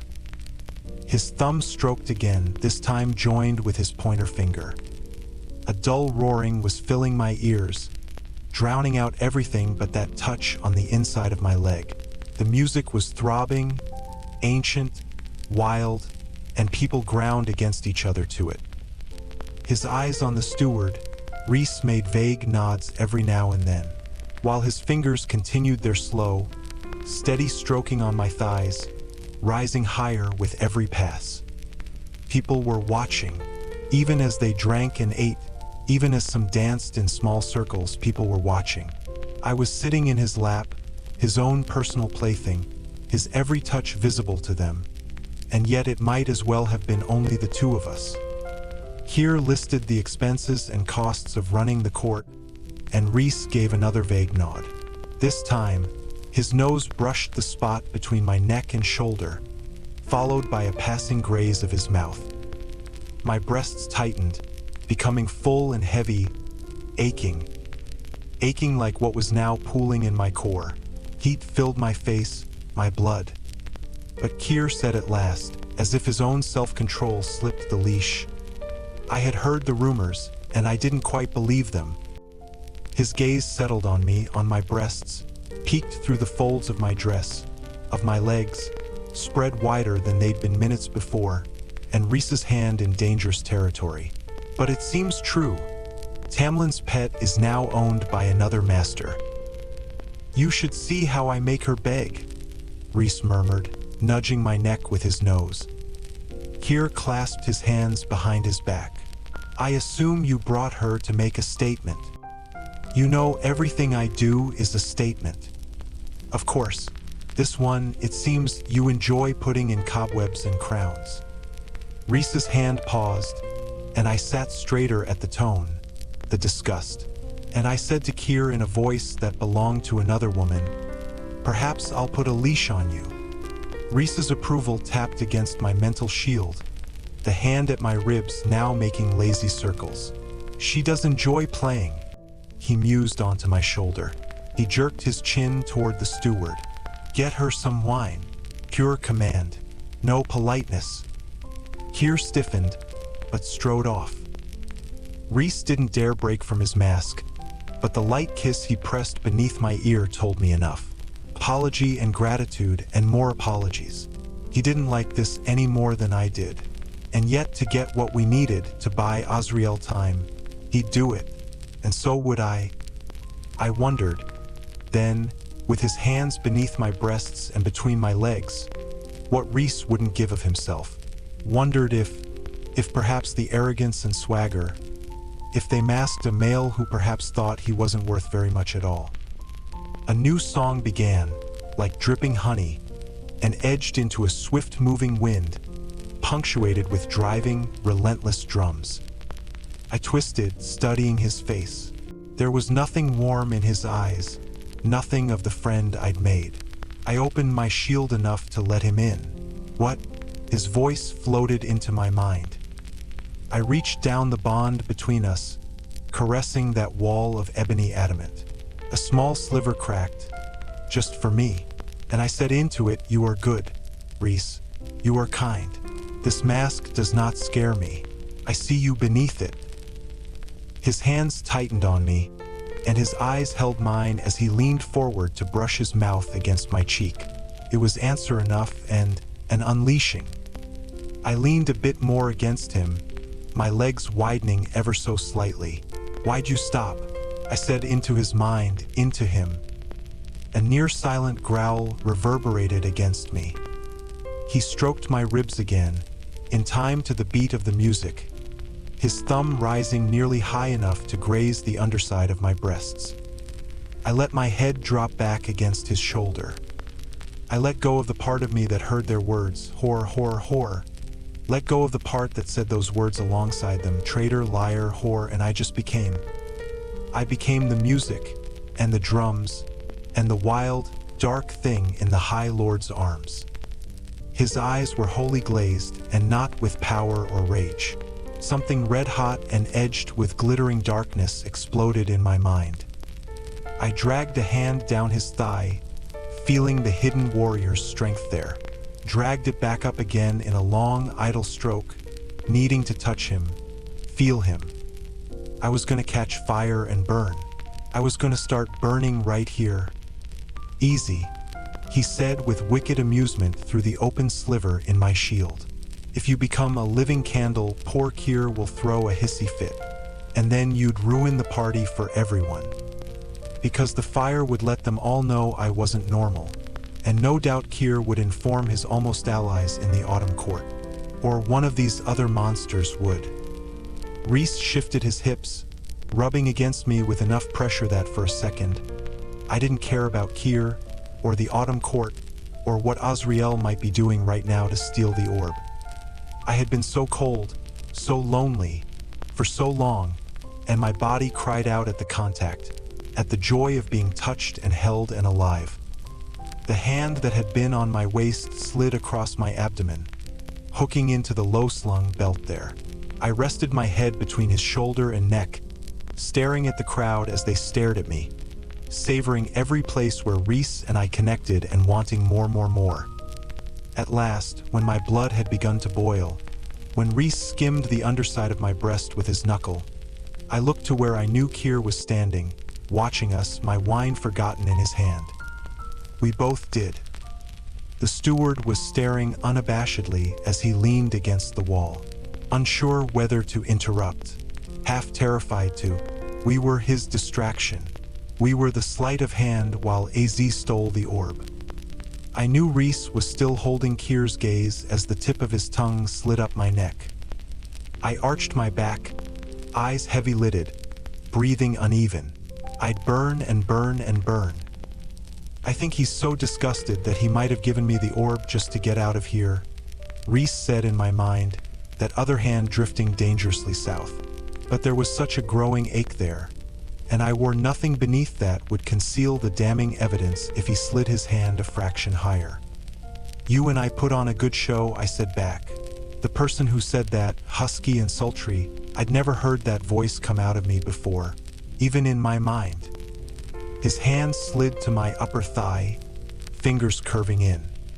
I ground against him, trying to shift those hands away from what he'd learned, to find him hard against my backside. Every thought eddied from my head. Only a thrill of power remained as I writhed along that impressive length. Rhys let out a low, rough laugh. Kyr just watched and watched and watched, rigid, horrified, stuck here until Rhys released him and not thinking twice about why, or where the spymaster had gone. So I turned around again, meeting Rhysand's now blazing eyes, and then licked up the column of his throat. Wind and sea and citrus and sweat. It almost undid me. I faced forward, and Rhys dragged his mouth along the back of my neck, right over my spine, just as I shifted against the hardness pushing into me, insistent and dominating, precisely as his hand slid a bit too high on my inner thigh. I felt the predatory focus go right to the slickness he'd felt there, proof of my traitorous body. His arms tightened around me, and my face burned, perhaps a bit from shame, but Rhys sensed my focus, my fire slip. "It's fine," he said, but that mental voice sounded breathless. "It means nothing. It's just your body reacting. Because you're so irresistible?" My attempt to deflect sounded strained, even in my mind. But he laughed, probably for my benefit. We danced around and teased and taunted each other for months. And maybe it was my body's reaction, maybe it was his body's reaction, but the taste of him threatened to destroy me, consume me, and another male. I'd had another male's hands all over me, when Tamlin and I were barely fighting my nausea. I pasted a sleepy, lust-fogged smile on my face, right as Azriel returned and gave Rhys a subtle nod. He'd gotten the orb. Moore slid up to the spymaster, running a proprietary hand over his shoulders, his chest, as she circled to look into his face. Aziz's scar-mottled hand wrapped around her bare waist, squeezing once, the confirmation she also needed. She offered him a little grin that would no doubt spread rumors, and sauntered into the crowd again, dazzling, distracting, leaving them thinking Aziz had been here the whole time, leaving them pondering if she'd extend Azriel an invitation to her bed. Azriel just stared after Moore, distant and bored. I wondered if he was as much of a mess inside as I was. Rhys crooked a finger to Kyr, who, scowling a bit in his daughter's direction, stumbled forward with my wine. He'd barely reached the dais before Rhys's power took it from him, floating the goblet to us. Rhys set it on the ground beside the throne, a stupid task he'd thought up for the steward to remind him of his powerlessness, that this throne was not his. "Should I test it for poison?" Rhys drawled even as he said into my mind, "Cashin's waiting. Go." Rhys had the same sex-addled expression on his perfect face, but his eyes, I couldn't read the shadows in his eyes. Maybe for all our teasing after Amarantha, he didn't want to be touched by a woman like that. Didn't even enjoy being wanted like that. I had been tortured and tormented, but his horrors had gone to another level. "No, my lord," Kyr groveled. "I would never dare harm you."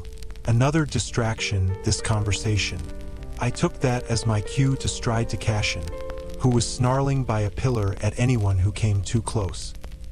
I felt the eyes of the court slide to me, felt them all sniff delicately at what was so clearly written over my body. But as I passed Kyr, even with the High Lord at my back, he hissed almost too quietly to hear, "You'll get what's coming to you, whore." Night exploded into the room.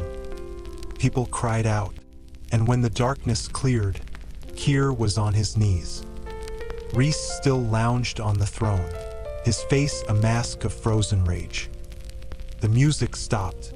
Mor appeared at the edge of the crowd, her own features set in smug satisfaction, even as Azriel approached her side, standing too close to be casual. "Apologize," Rhys said. My heart thundered at the pure command, the utter wrath. Keir's neck muscles strained, and sweat broke out on his lip. I said, Rhys intoned with such horrible calm, "Apologize." The steward groaned, and when another heartbeat passed, bone cracked. Keir screamed, and I watched. I watched as his arm fractured into not 2, not 3, but 4 different pieces, the skin going taut and loose in all the wrong spots. Another crack. His elbow disintegrated. My stomach churned. Keir began sobbing, the tears half from rage, judging by the hatred in his eyes as he looked at me, then Rhys. But his lips formed the words, "I'm sorry." The bones of his other arm splintered, and it was an effort not to cringe. Rhys smiled as Keir screamed again and said to the room, "Should I kill him for it?" No one answered. Rhys chuckled. He said to his steward, "When you wake up, you're not to see a healer. If I hear that you do." Another crack. Keir's pinky finger went saggy. The male shrieked. The heat that had boiled my blood turned to ice. "If I hear that you do, I'll carve you into pieces and bury them where no one can stand a chance of putting you together again." Keir's eyes widened in true terror now. Then, as if an invisible hand had struck the consciousness from him, he collapsed to the floor. Rhys said to no one in particular, "Dump him in his room." 2 males who looked like they could be Mor's cousins or brothers rushed forward, gathering up the steward. Mor watched them, sneering faintly, though her skin was pale. He'd wake up. That's what Rhys had said. I made myself keep walking as Rhys summoned another courtier to give him reports on whatever trivial matters. But my attention remained on the throne behind me, even as I slipped beside Cashin, daring the court to approach to play with me. None did. And for the long hour afterward, my focus half remained on the High Lord whose hands and mouth and body had suddenly made me feel awake, burning. It didn't make me forget, didn't make me obliterate hurts or grievances. It just made me alive. Made me feel as if I'd been asleep for a year, slumbering inside a glass coffin, and he had just shattered through it and shaken me to consciousness. The High Lord whose power had not scared me, whose wrath did not wreck me. And now I didn't know where that put me. Knee-deep in trouble seemed like a good place to start. Chapter 43. The wind roared around Rhys and me as he winnowed from the skies above his court. But Valaris didn't greet us. Rather, we were standing by a moonlit mountain lake ringed in pine trees, high above the world. We'd left the court as we'd come in with swagger and menace. Where Cashin, Azriel, and Mor had gone with the orb, I had no idea. Alone at the edge of the lake, Rhys said hoarsely, "I'm sorry." I blinked. What do you possibly have to be sorry for? His hands were shaking, as if in the aftermath of that fury at what Keir had called me, what he'd threatened. Perhaps he'd brought us here before heading home in order to have some privacy before his friends could interrupt. I shouldn't have let you go, let you see that part of us, of me. I'd never seen him so raw, so stumbling. I'm fine. I didn't know what to make of what had been done, both between us and to Keir, but it had been my choice. To play that role, to wear these clothes, to let him touch me. But, I said slowly, we knew what tonight would require of us. Please don't start protecting me. Not like that. He knew what I meant. He'd protected me under the mountain. But that primal male rage he'd just shown Keir, a shattered study splattered in paint flashed through my memory. Rhys rasped, "I will never never lock you up, force you to stay behind. But when he threatened you tonight, when he called you whore, that's what they'd called him. For 50 years, they'd hissed it. I'd listened to Lucian spit the words in his face. Rhys released a jagged breath. It's hard to shut down my instincts. Instincts, just like someone else had instincts to protect, to hide me away. Then you should have prepared yourself better, I snapped. You seem to be going along just fine with it, until Keir said, I will kill anyone who harms you, Rhys snarled. I will kill them, and take a damn long time doing it. He panted. Go ahead. Hate me. Despise me for it. You are my friend, I said, and my voice broke on the word. I hated the tears that slipped down my face. I didn't even know why I was crying. Perhaps for the fact that it had felt real on that throne with him, even for a moment, and it likely hadn't been. Not for him. You're my friend, and I understand that you're High Lord. I understand that you will defend your true court and punish threats against it. But I can't. I don't want you to stop telling me things, inviting me to do things, because of the threats against me. Darkness rippled, and wings tore from his back. I am not him, Rhys breathed. I will never be him, act like him. He locked you up and let you wither and die. He tried. Stop comparing. Stop comparing me to him. The words cut me short. I blinked. You think I don't know how stories get written? How this story will be written?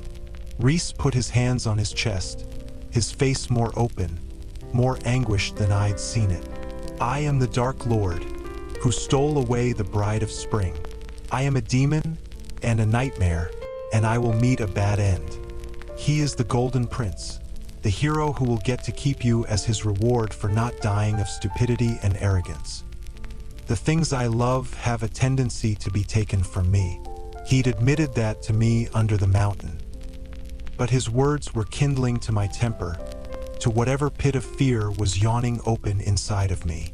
And what about my story? I hissed. What about my reward? What about what I want? What is it that you want, Feyre? I had no answer. I didn't know. Not anymore. What is it that you want, Feyre? I stayed silent. His laugh was bitter, soft. I thought so. Perhaps you should take some time to figure that out one of these days. Perhaps I don't know what I want, but at least I don't hide what I am behind a mask. I seethed. At least I let them see who I am, broken bits and all. Yes, it's to save your people. But what about the other masks, Rhys? What about letting your friends see your real face? But maybe it's easier not to, because what if you did let someone in? And what if they saw everything and still walked away? Who could blame them? Who would want to bother with that sort of mess? He flinched. The most powerful High Lord in history flinched, and I knew I'd hit hard and deep. Too hard, too deep. Rhys, I said, let's go home. The word hung between us, and I wondered if he'd take it back, even as I waited for my own mouth to bark that it wasn't home. But the thought of the clear, crisp blue skies of Valaris at sunset, the sparkle of the city lights. Before I could say yes, he grabbed my hand, not meeting my stare, and winnowed us away. The wind was hollow as it roared around us, the darkness cold and foreign. Cashin, Azriel, and more were indeed waiting at the townhouse. I bid them good night while they ambushed Rhys and for answers about what Keir had said to provoke him. I was still in my dress, which felt vulgar in the light of Valaris, but found myself heading into the garden, as if the moonlight and chill might cleanse my mind. Though, if I was being honest, I was waiting for him, what I'd said. I had been awful. He'd told me those secrets, those vulnerabilities in confidence, and I'd thrown them in his face. Because I knew it had hurt him, and I knew I hadn't been talking about him. Not really. Minutes passed, the night still cool enough to remind me that spring had not fully dawned, and I shivered, rubbing my arms as the moon drifted. I listened to the fountain and the city music. He didn't come. I wasn't sure what I'd even tell him. I knew he and Tamlin were different. Knew that Rhysand's protective anger tonight had been justified, that I would have had a similar reaction. I'd been bloodthirsty at the barest details of Mor's suffering, had wanted to punish them for it. I had known the risks. I had known I'd be sitting in his lap, touching him, using him. I've been using him for a while now, and maybe I should tell him I didn't want or expect anything from him. Maybe Rhys needed to flirt with me, taunt me as much for a distraction and sense of normalcy as I did. And maybe I'd said what I had to him because I'd realized that I might very well be the person who wouldn't let anyone in. And tonight, when he'd recoiled after he'd seen how he affected me, it had crumpled something in my chest. I had been jealous of Cressida. I had been so profoundly unhappy on that barge because I'd wanted to be the one he smiled at like that. And I knew it was wrong, but I did not think Rhys would call me a whore if I wanted him, no matter how soon it was after Tamlin. Neither would his friends, not when they had been called the same and worse, and learned to live and love beyond it, despite it. So maybe it was time to tell Rhys that, to explain that I didn't want to pretend. I didn't want to write it off as a joke or a plan or a distraction. And it'd be hard, and I was scared and might be difficult to deal with, but I was willing to try with him, to try to be something, together. Whether it was purely sex or more or something between or beyond them, I didn't know. We'd find out. I was healed or healing enough to want to try. If he was willing to try too. If he didn't walk away when I voiced what I wanted, him. Not the High Lord, not the most powerful male in Prythian's history. Just him, the person who had sent music into that cell, who had picked up that knife in Amarantha's throne room to fight for me when no one else dared, and who had kept fighting for me every day since, refusing to let me crumble and disappear into nothing. So I waited for him in the chilled, moonlit garden. But he didn't come. Rhys wasn't at breakfast or lunch. He wasn't in the townhouse at all. I'd even written him a note on the last piece of paper we'd used. I want to talk to you. I'd waited 30 minutes for the paper to vanish, but it had stayed in my palm until I threw it in the fire.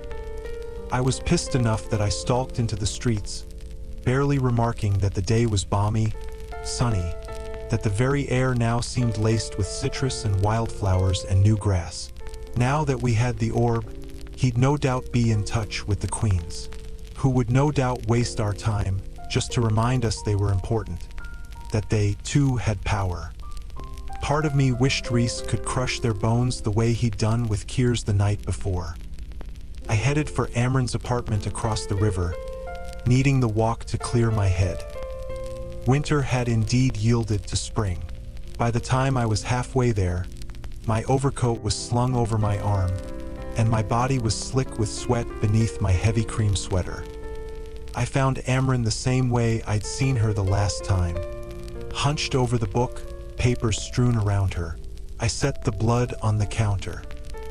She said without looking up, the reason why Rhys bit my head off this morning." I leaned against the counter, frowning. "Where's he gone off to?" "To hunt whoever attacked you yesterday. If they had ash arrows in their arsenal." I tried to soothe the worry that bit deep. "Do you think it was the summer court?" The blood ruby still sat on the floor, still used as a paperweight against the river breeze blowing in from the open windows. Varian's necklace was now beside her bed, as if she fell asleep looking at it. "Maybe," Amren said, dragging a finger along a line of text. "She must be truly absorbed to not even bother with the blood." I debated leaving her to it, but she went on. "Regardless, it seems that our enemies have a track on Rhys's magic, which means they're able to find him when he winnows anywhere or if he uses his powers." She at last looked up. "You lot are leaving Valaris in 2 days." Rhys wants you stationed at one of the Illyrian war camps, where you'll fly down to the human lands once the queens send word. Why not today? Amren said, because Starfall is tomorrow night, the first we've had together in 50 years. Rhys is expected to be here, amongst his people. What's Starfall? Amren's eyes twinkled. Outside of these borders, the rest of the world celebrates tomorrow as Ninsar, the day of seeds and flowers. I almost flinched at that. I hadn't realized just how much time had passed since I'd come here. But Starfall, Amren said, only at the Night Court can you witness it. Only within this territory is Starfall celebrated in lieu of the Ninsar revelry. The rest, and the why of it, you'll find out. It's better left as a surprise. Well, that explained why people had seemed to already be preparing for a celebration of sorts. High Fae and Fairies hustling home with arms full of vibrant wildflower bouquets and streamers and food. The streets were being swept and washed, storefronts patched up with quick, skilled hands. I asked, will we come back here once we leave? She returned to the book. Not for a while. Something in my chest started sinking. To an immortal, a while must be a long, long time. I took that as an invitation to leave and headed for the door in the back of the loft. But Amren said, when Rhys came back, after Amarantha, he was a ghost. He pretended he wasn't, but he was. You made him come alive again.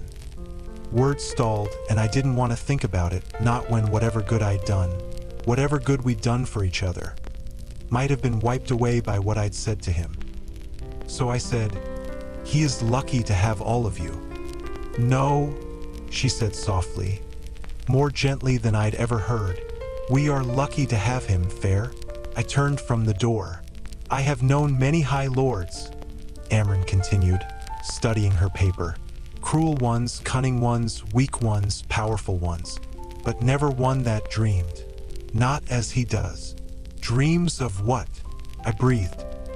Of peace, of freedom, of a world united, a world thriving, of something better for all of us.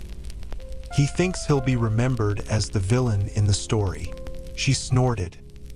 But I forgot to tell him, I said quietly, opening the door, that the villain is usually the person who locks up the maiden and throws away the key. Oh, I shrugged. He was the one who let me out. If you've moved elsewhere, I wrote after getting home from Amren's apartment, you could have at least given me the keys to this house. I keep leaving the door unlocked when I go out. It's getting to be too tempting for the neighborhood burglars. No response. The letter didn't even vanish. I tried after breakfast the next day, the morning of Starfall. Cashin says you're sulking in the House of Wind. What unhigh lord-like behavior? What of my training? Again, no reply. My guilt and whatever else it was started to shift. I could barely keep from shredding the paper as I wrote my third one after lunch. Is this punishment? Or do people in your inner circle not get second chances if they piss you off? You're a hateful coward. I was climbing out of the bath, the city abuzz with preparations for the festivities at sundown, when I looked at the desk where I'd left the letter, and watched it vanish. Nuala and Ceridwen arrived to help me dress, and I tried not to stare at the desk as I waited and waited for the response. It didn't come. Chapter 44. But despite the letter, despite the mess between us, as I gaped at the mirror an hour later, I couldn't quite believe what stared back. I had been so relieved these past few weeks to be sleeping at all that I'd forgotten to be grateful that I was keeping down my food. The fullness had come back to my face, my body. What should have taken weeks longer as a human had been hurried along by the miracle of my immortal blood. And the dress. I'd never worn anything like it, and doubted I'd ever wear anything like it again. Crafted of tiny blue gems so pale they were almost white, it clung to every curve and hollow before draping to the floor and pooling like liquid starlight. The long sleeves were tight, capped at the wrists with cuffs of pure diamond. The neckline grazed my collarbones, the modesty of it undone by how the gown hugged areas I supposed a female might enjoy showing off. My hair had been swept off my face with 2 combs of silver and diamond, then left to drape down my back. And I thought, as I stood alone in my bedroom, that I might have looked like a fallen star. Rhysand was nowhere to be found when I worked up the courage to go to the rooftop garden. The beading on the dress clinked and hissed against the floors as I walked through the nearly dark house. All the lights softened or extinguished. In fact, the whole city had blown out its lights. A winged, muscled figure stood atop the roof, and my heart stumbled. But then he turned, just as the scent hit me, and something in my chest sank a bit as Cashin let out a low whistle. I should have let Nuala and Ceridwen dress me. I didn't know whether to smile or wince. "You look rather good despite it." He did. He was out of his fighting clothes and armor, sporting a black tunic cut to show off that warrior's body. His black hair had been brushed and smoothed, and even his wings looked cleaner. Cashin held his arms out. His siphons remained, a metal, fingerless gauntlet that stretched beneath the tailored sleeves of his jacket. Ready. He'd kept me company the past 2 days, training me each morning, while he'd shown me more particulars on how to use an Illyrian blade. Mostly how to disembowel someone with it. We chatted about everything. Our equally miserable lives as children, hunting, food, everything that is, except for the subject of Rhysand.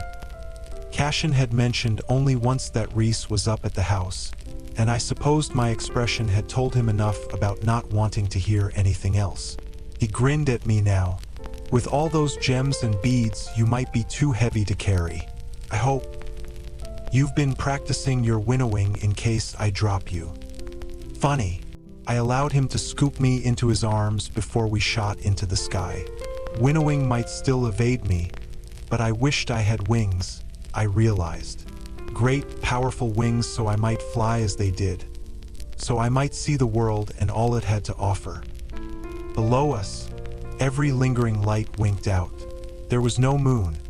No music flitted through the streets. Silence, as if waiting for something. Cashin soared through the quiet dark to where the House of Wind loomed. I could make out crowds gathered on the many balconies and patios only from the faint gleam of starlight on their hair, then the clink of their glasses and low chatter as we neared. Cashin set me down on the crowded patio off the dining room, only a few revelers bothering to look at us. Dim bowls of Feylight inside the house illuminated spreads of food and endless rows of green bottles of sparkling wine atop the tables.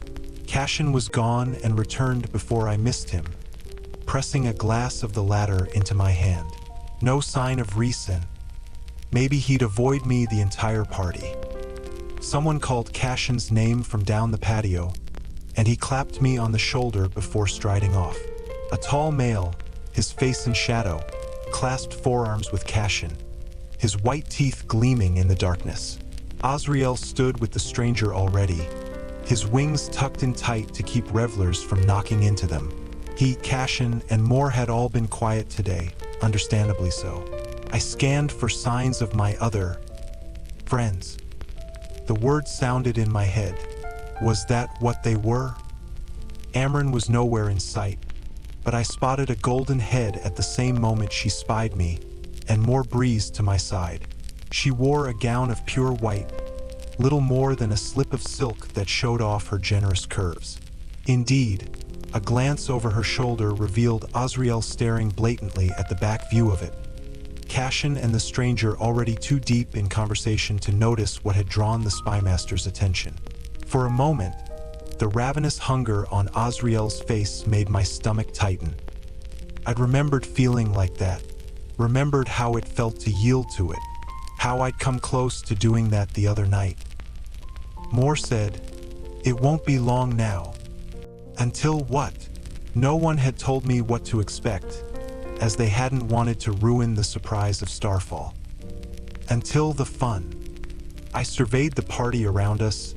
This isn't the fun? Moore lifted an eyebrow. None of us really care about this part. Once it starts, you'll see. She took a sip of her sparkling wine. That's some dress. Your lucky Amryn is hiding in her little attic, or she'd probably steal it right off you. The vain Drake. She won't take time off from decoding? Yes and no. Something about Starfall disturbs her, she claims. Who knows? She probably does it to be contrary. Even as she spoke, her words were distant, her face a bit tight. I said quietly, "Are you ready for tomorrow?" Tomorrow, when we'd leave Valaris to keep anyone from noticing our movements in this area. More, Azriel had told me tightly over breakfast that morning, would return to the Court of Nightmares to check in on her father's recovery. Probably not the best place to discuss our plans, but Moore shrugged. "I don't have any choice but to be ready. I'll come with you to the camp, then go my way afterward." "Cashin will be happy about that," I said, even if Azriel was the one trying his best not to stare at her. Moore snorted. "Maybe." I lifted a brow. "So you too?" Another shrug. "Once. Well, not even. I was 17, he wasn't even a year older, when everything had happened." But there was no darkness on her face as she sighed. "Cauldron, that was a long time ago. I visited Rhys for 2 weeks when he was training in the war camp, and Cashin, Azriel, and I became friends. One night, Rhys and his mother had to go back to the night court, and Azriel went with them, so Cashin and I were left alone. And that night, one thing led to another, and I wanted Cashin to be the one who did it. I wanted to choose." A third shrug. I wondered if Azriel had wished to be the one she chose instead. If he'd ever admitted to it to Moore or Rhys. If he resented that he'd been away that night, that Moore hadn't considered him. Rhys came back the next morning, and when he learned what had happened, she laughed under her breath. "We try not to talk about the incident. He and Cashin, I've never seen them fight like that. Hopefully I never will again. I know Rhys wasn't pissed about my virginity, but rather the danger that losing it had put me in. Azriel was even angrier about it, though he let Rhys do the walloping. They knew what my family would do for debasing myself with a bastard-born lesser fairy." She brushed a hand over her abdomen, as if she could feel that nail they'd spiked through it. "They were right." "So you and Cashin?" I said, wanting to move on from it, that darkness. "You were never together again after that?" "No," Moore said, laughing quietly. "I was desperate, reckless that night. I picked him not just for his kindness, but also because I wanted my first time to be with one of the legendary Illyrian warriors. I wanted to lie with the greatest of Illyrian warriors, actually, and I'd taken one look at Cashin and known. After I got what I wanted, after everything, I didn't like that it caused a rift with him and Rhys, or even him and AZ, so never again." "And you were never with anyone after it? Not the cold, beautiful Shadowsinger who tried so hard not to watch her with longing on his face?" "I've had lovers," Moore clarified, "but I get bored, and Cashin has had them, too, so don't get that unrequited love. Mooneywoo look. He just wants what he can't have, and it's irritated him for centuries that I walked away and never looked back." "Oh, it drives him insane," Rhys said from behind me, and I jumped, but the High Lord was circling me. I crossed my arms as he paused and smirked. "You look like a woman again. You really know how to compliment females, cousin," Moore said, and patted him on the shoulder as she spotted an acquaintance and went to say hello. I tried not to look at Rhys, who was in a black jacket, casually unbuttoned at the top so that the white shirt beneath, also unbuttoned at the neck, showed the tattoos on his chest peeking through. Tried not to look and failed. "Do you plan to ignore me some more?" I said coolly. "I'm here now, aren't I? I wouldn't want you to call me a hateful coward again." I opened my mouth, but felt all the wrong words start to come out. So I shut it and looked for Azriel or Cashin or anyone who might talk to me. Going up to a stranger was starting to sound appealing when Rhys said a bit hoarsely, "I wasn't punishing you. I just..." I needed time. I didn't want to have this conversation here, with so many people listening. So I gestured to the party and said, "Will you please tell me what this gathering is about?" Rhys stepped up behind me, snorting as he said into my ear, "Look up." Indeed, as I did so, the crowd hushed. "No speech for your guests?" I murmured. "Easy. I just wanted it to be easy between us again. Tonight's not about me, though my presence is appreciated and noted," he said. "Tonight's about that." As he pointed, a star vaulted across the sky, brighter and closer than any I'd seen before. The crowd and city below cheered, raising their glasses as it passed right overhead, and only when it had disappeared over the curve of the horizon did they drink deeply. I leaned back a step into Rhys and quickly stepped away, out of his heat and power and scent. We'd done enough damage in a similar position at the Court of Nightmares. Another star crossed the sky, twirling and twisting over itself, as if it were reveling in its own sparkling beauty. It was chased by another and another, until a brigade of them were unleashed from the edge of the horizon, like 1,000 archers had loosed them from mighty bows. The stars cascaded over us, filling the world with white and blue light. They were like living fireworks, and my breath lodged in my throat as the stars kept on falling and falling. I'd never seen anything so beautiful. And when the sky was full with them, when the stars raced and danced and flowed across the world, the music began. Wherever they were, people began dancing, swaying and twirling, some grabbing hands and spinning to the drums, the strings, the glittering harps. Not like the grinding and thrusting of the Court of Nightmares, but joyous, peaceful dancing, for the love of sound and movement and life. I lingered with Rhys and at the edge of it, caught between watching the people dancing on the patio, hands upraised, and the stars streaming past, closer and closer until I swore I could have touched them if I'd leaned out. And there were Mor and Azriel and Cashin, the three of them dancing together, Mor's head tipped back to the sky, arms up, the starlight gleaming on the pure white of her gown, dancing as if it might be her last time, flowing between Azriel and Cashin like the three of them were one unit, one being.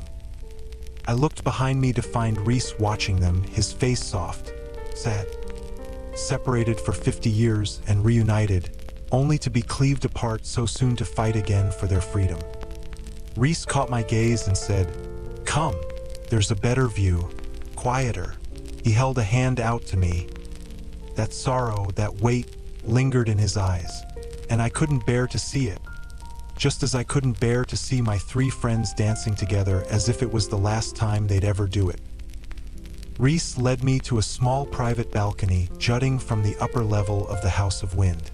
On the patios below, the music still played, the people still danced, the stars wheeling by, close and swift. He let go as I took a seat on the balcony rail. I immediately decided against it as I beheld the drop and backed away a healthy step. Rhys chuckled. "If you fell, you know I'd bother to save you before you hit the ground. But not until I was close to death? Maybe." I leaned a hand against the rail, peering at the stars whizzing past. "As punishment for what I said to you? I said some horrible things too," he murmured. "I didn't mean it," I blurted. "I meant it more about myself than you, and I'm sorry." He watched the stars for a moment before he replied. "You were right, though. I stayed away because you were right, though I'm glad to hear my absence felt like a punishment." I snorted but was grateful for the humor, for the way he'd always been able to amuse me. "Any news with the orb or the queens?" "Nothing yet. We're waiting for them to deign to reply." We were silent again, and I studied the stars. They're not stars at all. No, Rhys came up beside me at the rail. "Our ancestors thought they were, but they're just spirits on a yearly migration to somewhere. Why they picked this day to appear here, No one knows. I felt his eyes upon me and tore my gaze from the shooting stars. Light and shadow passed over his face. The cheers and music of the city far, far below were barely audible over the crowd gathered at the house. There must be hundreds of them, I managed to say, dragging my stare back to the stars whizzing past. Thousands, he said. They'll keep coming until dawn, or I hope they will. There were less and less of them the last time I witnessed Starfall, before Amarantha had locked him away. What's happening to them? I looked in time to see him shrug. Something twanged in my chest. I wish I knew, but they keep coming back despite it. Why? Why does anything cling to something? Maybe they love wherever they're going so much that it's worth it. Maybe they'll keep coming back until there's only one star left. Maybe that one star will make the trip forever out of the hope that someday, if it keeps coming back often enough, another star will find it again. I frowned at the wine in my hand. That's a very sad thought. Indeed. Rhys rested his forearms on the balcony edge, close enough for my fingers to touch if I dared. A calm, full silence enveloped us. Too many words. I still had too many words in me. I don't know how much time passed, but it must have been a while, because when he spoke again, I jolted.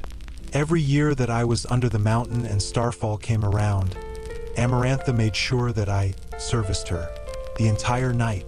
Starfall is no secret, even to outsiders. Even the Court of Nightmares crawls out of the hewn city to look up at the sky. So she knew what it meant to me. I stopped hearing the celebrations around us. I'm sorry, it was all I could offer. I got through it by reminding myself that my friends were safe, that Valaris was safe. Nothing else mattered so long as I had that. She could use my body however she wanted. I didn't care. So why aren't you down there with them? I asked, even as I tucked the horror of what had been done to him into my heart. They don't know what she did to me on Starfall. I don't want it to ruin their night. I don't think it would. They'd be happy if you let them shoulder the burden. The same way you rely on others to help with your own troubles? We stared at each other, close enough to share breath. And maybe all those words bottled up in me, maybe I didn't need them right now. My fingers grazed his, warm and sturdy, patient, as if waiting to see what else I might do. Maybe it was the wine, but I stroked a finger down his. And as I turned to him more fully, something blinding and tinkling slammed into my face.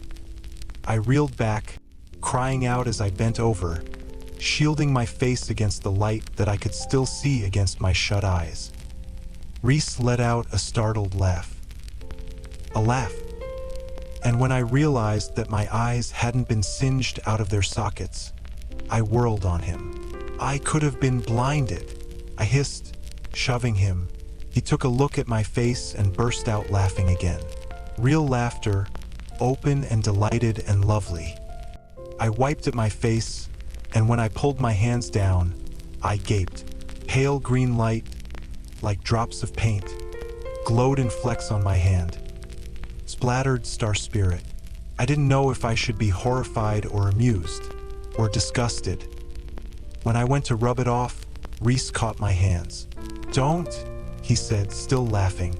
"It looks like your freckles are glowing." My nostrils flared, and I went to shove him again, not caring if my new strength knocked him off the balcony. He could summon wings, he could deal with it. He sidestepped me, veering toward the balcony rail, but not fast enough to avoid the careening star that collided with the side of his face. He leaped back with a curse. I laughed, the sound rasping out of me, not a chuckle or snort, but a cackling laugh. And I laughed again and again as he lowered his hands from his eyes. The entire left side of his face had been hit. Like heavenly war paint, that's what it looked like. I could see why he didn't want me to wipe mine away. Rhys was examining his hands, covered in the dust, and I stepped toward him, peering at the way it glowed and glittered. He went still as death as I took one of his hands in my own and traced a star shape on the top of his palm, playing with the glimmer and shadows until it looked like one of the stars that had hit us. His fingers tightened on mine, and I looked up. He was smiling at me, and looked so un-High Lord-like with the glowing dust on the side of his face that I grinned back. I hadn't even realized what I'd done until his own smile faded, and his mouth parted slightly. "Smile again," he whispered. I hadn't smiled for him, ever, or laughed. Under the mountain I had never grinned, never chuckled. And afterward, and this male before me, my friend, for all that he had done, I had never given him either. Even when I had just painted something on him, for him. I painted again. So I smiled at him, broad and without restraint. "You're exquisite," he breathed. The air was too tight, too close between our bodies, between our joined hands. But I said, "You owe me two thoughts, back from when I first came here. Tell me what you're thinking." Rhys rubbed his neck. "You want to know why I didn't speak or see you? Because I was so convinced you'd throw me out on my ass. He dragged a hand through his hair and huffed a laugh. "I figured hiding was a better alternative. Who would have thought the High Lord of the Night Court could be afraid of an illiterate human?" Purred. He grinned, nudging me with an elbow. "That's one," I pushed. "Tell me another thought." His eyes fell on my mouth. "I'm wishing I could take back that kiss under the mountain. I sometimes forgot that kiss, when he'd done it to keep Amarantha from knowing that Tamlin and I had been in the Forgotten Hall, tangled up together. Rhysand's kiss had been brutal, demanding, and yet, why?" His gaze settled on the hand I'd painted instead, as if it were easier to face. "Because I didn't make it pleasant for you, and I was jealous and pissed off, and I knew you hated me. Dangerous territory, I warned myself. No, honesty, that's what it was. Honesty and trust. I'd never had that with anyone." Rhys looked up, meeting my gaze, and whatever was on my face, I think it might have been mirrored on his, the hunger and longing and surprise. I swallowed hard, traced another line of stardust along the inside of his powerful wrist. I didn't think he was breathing. Do you want to dance with me?" I whispered. He was silent for long enough that I lifted my head to scan his face, but his eyes were bright, silver-lined. "You want to dance?" he rasped, his fingers curling around mine. I pointed with my chin toward the celebration below. Down there with them, where the music beckoned, where life beckoned, where he should spend the night with his friends, and where I wanted to spend it with them too, even with the strangers in attendance. I did not mind stepping out of the shadows, did not mind even being in the shadows to begin with, so long as he was with me. My friend through so many dangers, who had fought for me when no one else would, even myself. "Of course I'll dance with you," Rhys said, his voice still raw. "All night if you wish. Even if I step on your toes? Even then." He leaned in, brushing his mouth against my heated cheek. I closed my eyes at the whisper of a kiss, at the hunger that ravaged me in its wake, that might ravage Prythian. And all around us, as if the world itself were indeed falling apart, stars rained down. Bits of stardust glowed on his lips as he pulled away, as I stared up at him breathless while he smiled. The smile the world would likely never see. The smile he'd given up for the sake of his people, his lands. He said softly, "I am very glad I met you, Feyre." I blinked away the burning in my eyes. "Come on," I said, tugging on his hand. "Let's go join the dance." Chapter 45. The Illyrian war camp deep in the northern mountains was freezing. Apparently, spring was still little more than a whisper in the region. Mor winnowed us all in, Rhys and Encashin flanking us. We had danced. all of us together, and I had never seen Rhys so happy, laughing with Azriel, drinking with Mor, bickering with Cashin. I danced with each of them, and when the night had shifted toward dawn and the music became soft and honeyed, I had let Rhys take me in his arms and dance with me, slowly, until the other guests had left, until Mor was asleep on a settee in the dining room, until the gold disk of the sun gilded Valaris. He'd flown me back to the townhouse through the pink and purple and gray of the dawn, both of us silent, and had kissed my brow once before walking down the hall to his own room. I didn't lie to myself about why I waited for 30 minutes to see if my door would open, or to at least hear a knock, but nothing. We were bleary-eyed but polite at the lunch table hours later, Mor and Cashin unusually quiet, talking mostly to Amren and Azriel, who had come to bid us farewell. Amren would continue working on the book until we received the second half, if we received it. The Shadowzinger was heading out to gather information and manage his spies stationed at the other courts and attempting to break into the human one. I managed to speak to them, but most of my energy went into not looking at Rhys or thinking about the feeling of his body pressed to mine as we danced for hours, that brush of his mouth on my skin. I'd barely been able to fall asleep because of it. Traitor. Even if I'd left Tamlin, I was a traitor. I'd been gone for 2 months, just 2. In fairy terms, it was probably considered less than a day. Tamlin had given me so much, done so many kind things for me and my family. And here I was, wanting another male, even as I hated Tamlin for what he'd done. How he'd failed me. Traitor. The word continued echoing in my head as I stood at Mor's side, Rhys and Cashin a few steps ahead, and peered out at the wind-blown camp. Mor had barely given Azriel more than a brief embrace before bidding him goodbye.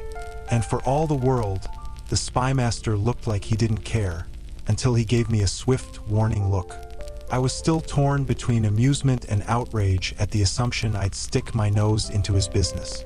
Indeed, built near the top of a forested mountain, the Illyrian camp was all bare rock and mud, interrupted only by crude, easy-to-pack tents centered around large fire pits. Near the tree line, a dozen permanent buildings had been erected of the gray mountain stone. Smoke puffed from their chimneys against the brisk, cloudy morning, occasionally swirled by the passing wings overhead. So many winged males soaring past on their way to other camps or in training. Indeed, on the opposite end of the camp, in a rocky area that ended in a sheer plunge off the mountain, were the sparring and training rings. Racks of weapons were left out to the elements.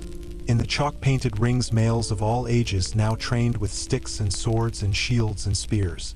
Fast, lethal, brutal. No complaints, no shouts of pain. There was no warmth here, no joy. Even the houses at the other end of the camp had no personal touches, as if they were used only for shelter or storage. And this was where Rhys, Azriel, and Cashin had grown up, where Cashin had been cast out to survive on his own. It was so cold that even bundled in my fur-lined leather, I was shivering. I couldn't imagine a child going without adequate clothing or shelter for a night, much less 8 years. Mor's face was pale, tight. "I hate this place," she said under her breath, the heat of it clouding the air in front of us. "It should be burned to the ground." Cashin and Rhys were silent as a tall, broad-shouldered older male approached, flanked by 5 other Illyrian warriors, wings all tucked in, hands within casual reach of their weapons. No matter that Rhys could rip their minds apart without lifting a finger. They each wore siphons of varying colors on the backs of their hands, the stones smaller than Azriel and Cashin's, and only one, not like the 7 apiece that my 2 friends wore to manage their tremendous power. The male in front said, "Another camp inspection? Your dog," he jerked his chin at. "Cashin was here just the other week. The girls are training." Cashin crossed his arms. "I don't see them in the ring." "They do chores first," the male said, shoulders pushing back and wings flaring slightly. "Then when they've finished, they get to train." A low snarl slipped past Mor's mouth, and the male turned our way. He stiffened. Moore flashed him a wicked smile. "Hello, Lord Devlon," the leader of the camp, then. He gave her a dismissive once-over and looked back to Rhys. Cassion's warning growl rumbled in my stomach. Rhys said at last, "Pleasant as it always is to see you, Devlon, there are two matters at hand. First, the girls, as you were clearly told by Cassion, are to train before chores, not after. Get them out on the pitch. Now." I shuddered at the pure command in that tone. He continued, "Second, we'll be staying here for the time being. Clear out my mother's old house. No need for a housekeeper. We'll look after ourselves.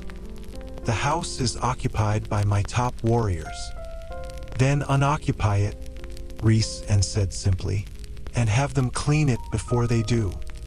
The voice of the High Lord of the Night Court, who delighted in pain and made his enemies tremble. Devlon sniffed at me. I poured every bit of cranky exhaustion into holding his narrowed gaze. "Another like that creature you bring here? I thought she was the only one of her ilk." "Amren," Rhys drawled, "sends her regards. And as for this one," I tried not to flinch away from meeting his stare. "She's mine," he said quietly, but viciously enough that Devlon and his warriors nearby heard. "And if any of you lay a hand on her, you lose that hand. And then you lose your head." I tried not to shiver, as Cassion and Moore showed no reaction at all. "And once Feyre is done killing you," Rhys smirked, "then I'll grind your bones to dust." I almost laughed, but the warriors were now assessing the threat Rhys had established me as, and coming up short with answers. I gave them all a small smile. Anyway, one I'd seen Amren make 100 times. Let them wonder what I could do if provoked. "We're heading out," Rhys said to Cassion and Moore, not even bothering to dismiss Devlon before walking toward the tree line. "We'll be back at nightfall." He gave his cousin a look. "Try to stay out of trouble, please. Devlon hates us the least of the warlords, and I don't feel like finding another camp. Mother above, the others must be unpleasant, if Devlon was the mildest of them." Moore winked at us both. "I'll try." Rhys just shook his head and said to Cassion, "Check on the forces, then make sure those girls are practicing like they should be. If Devlon or the others object, do what you have to." Cassion grinned in a way that showed he'd be more than happy to do exactly that. He was the High Lord's general, and yet Devlon called him a dog. I didn't want to imagine what it had been like for Cassion without that title growing up. Then finally Rhys looked at me again, his eyes shuddered. "Let's go." "You heard from my sisters?" A shake of the head. "No. Azriel is checking today if they received a response. You and I..." The wind rustled his hair as he smirked. "We're going to train." "Where?" He gestured to the sweeping land beyond, to the forested steppes he'd once mentioned. "Away from any potential casualties." He offered his hand as his wings flared, his body preparing for flight. But all I heard were those two words he'd said, echoing against the steady beat of "traitor, traitor. She's mine." Being in Rhys's arms again, against his body, was a test of stubbornness. For both of us, to see who'd speak about it first. We'd been flying over the most beautiful mountains I'd ever seen, snowy and flecked with pines, heading toward rolling steppes beyond them when I said, "You're training female Illyrian warriors?" "Trying to." Rhys gazed across the brutal landscape. "I banned wing clipping a long time ago, but at the more zealous camps deep within the mountains they do it. And when Amarantha took over, even the milder camps started doing it again. To keep their women safe, they claimed. For the past 100 years, Cassion has been trying to build an aerial fighting unit amongst the females, trying to prove that they have a place on the battlefield. So far, he's managed to train a few dedicated warriors, but the males make life so miserable that many of them left. And for the girls in training, a hiss of breath. It's a long road, but Devlon is one of the few who even lets the girls train without a tantrum. I'd hardly call disobeying orders without a tantrum. Some camps issued decrees that if a female was caught training, she was to be deemed unmarriageable. I can't fight against things like that, not without slaughtering the leaders of each camp and personally raising each and every one of their offspring. And yet your mother loved them, and you three wear their tattoos.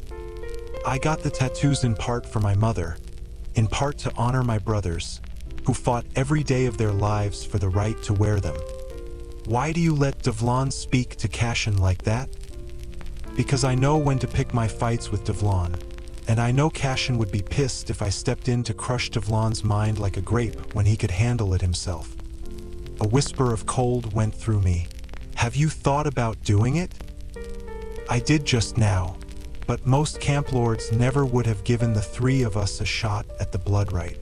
Devlon let a half-breed and 2 bastards take it, and did not deny us our victory. Pines dusted with fresh snow blurred beneath us. What's the blood right? So many questions today. I squeezed his shoulder hard enough to hurt, and he chuckled. You go unarmed into the mountains. Magic band. No siphons, wings bound, with no supplies or clothes beyond what you have on you. You and every other Illyrian male who wants to move from novice to true warrior. A few hundred head into the mountains at the start of the week. Not all come out at the end. The frost-kissed landscape rolled on forever, unyielding as the warriors who ruled over it. Do you kill each other? Most try to, for food and clothes, for vengeance, for glory between feuding clans. Devlon allowed us to take the right, but also made sure Cashin, Azriel, and I were dumped in different locations. What happened? We found each other, killed our way across the mountains to get to each other. Turns out, a good number of Illyrian males wanted to prove they were stronger, smarter than us. Turns out they were wrong. I dared a look at his face. For a heartbeat, I could see it. Blood splattered, savage, fighting and slaughtering to get to his friends, to protect and save them. Rhys set us down in a clearing. The pine trees towering so high they seemed to caress the underside of the heavy, gray clouds passing on the swift wind. So, you're not using magic, but I am? I said, taking a few steps from him. Our enemy is keyed in on my powers. You, however, remain invisible. He waved his hand. Let's see what all your practicing has amounted to. I didn't feel like it. I just said, When did you meet Tamlin? I knew what Rhysand's father had done. I hadn't let myself think too much about it. About how he'd killed Tamlin's father and brothers, and mother. But now, after last night, after the Court of Nightmares, I had to know. Rhys's face was a mask of patience. Show me something impressive, and I'll tell you. Magic, for answers. I know what sort of game you're playing. I cut myself off at the hint of a smirk. Very well. I held out my hand before me, palm cupped, and willed silence into my veins, my mind. Silence and calm and weight, like being underwater. In my hand, a butterfly of water flapped and danced. Rhys smiled a bit, but the amusement died as he said, Tamlin was younger than me, born when the war started. But after the war, when he'd matured, we got to know each other at various court functions. Rhys clenched his jaw. He seemed decent for a High Lord's son, better than Baron's brood at the Autumn Court. Tamlin's brothers were equally as bad, though worse, and they knew Tamlin would take the title one day. And to a half-breed Illyrian who'd had to prove himself, defend his power, I saw what Tamlin went through. I befriended him, sought him out whenever I was able to get away from the war camps or court. Maybe it was pity, but I taught him some Illyrian techniques. Did anyone know? He raised his brows, giving a pointed look to my hand.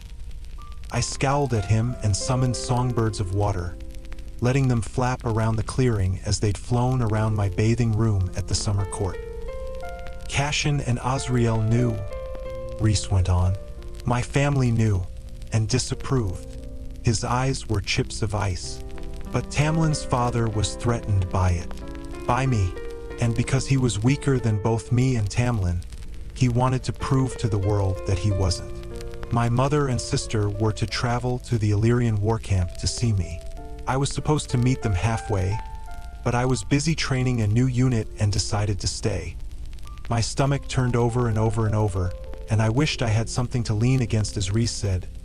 Tamlin's father, brothers, and Tamlin himself set out into the Illyrian wilderness, having heard from Tamlin, from me, where my mother and sister would be, that I had plans to see them. I was supposed to be there. I wasn't, and they slaughtered my mother and sister anyway. I began shaking my head, eyes burning. I didn't know what I was trying to deny, or erase, or condemn. It should have been me, he said, and I understood. Understood what he'd said that day I'd wept before Cashin in the training pit. They put their heads in boxes and sent them down the river to the nearest camp. Tamlin's father kept their wings as trophies. I'm surprised you didn't see them pinned in the study. I was gonna vomit. I was gonna fall to my knees and weep. But Rhys looked at the menagerie of water animals I'd crafted and said, "What else?" Perhaps it was the cold. Perhaps it was his story, but hoarfrost cracked in my veins, and the wild song of a winter wind howled in my heart. I felt it then, how easy it would be to jump between them, join them together, my powers. Each one of my animals halted midair and froze into perfectly carved bits of ice. One by one, they dropped to the earth and shattered. They were one. They had come from the same dark origin, the same eternal well of power. Once, long ago, before language was invented and the world was new. Rhys merely continued. When my father heard, I wasn't wholly truthful to you when I told you under the mountain that my father killed Tamlin's father and brothers. I went with him, helped him. We winnowed to the edge of the spring court that night, then went the rest of the way on foot to the manor. I slew Tamlin's brothers on sight.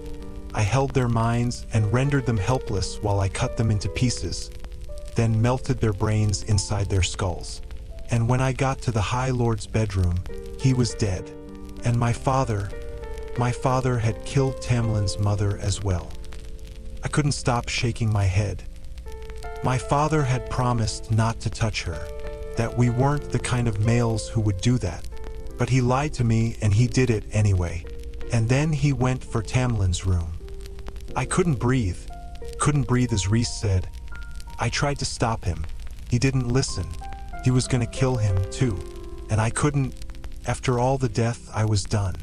I didn't care that Tamlin had been there, had allowed them to kill my mother and sister, that he'd come to kill me because he didn't want to risk standing against them. I was done with death. So I stopped my father before the door. He tried to go through me.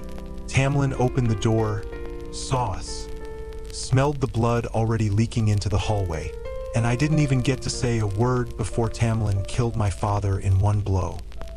I felt the power shift to me, even as I saw it shift to him, and we just looked at each other as we were both suddenly crowned High Lord, and then I ran. He'd murdered Rhysand's family, the High Lord I'd loved. He'd murdered his friend's family, and when I'd asked how his family died, he'd merely told me a rival court had done it.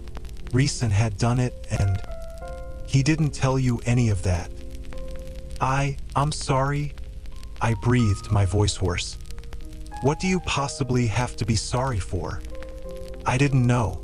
I didn't know that he'd done that.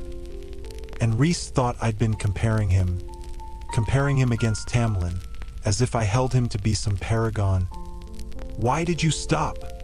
He said, motioning to the ice shards on the pine needle carpet. The people he'd loved most gone, slaughtered in cold blood, slaughtered by Tamlin. The clearing exploded in flame.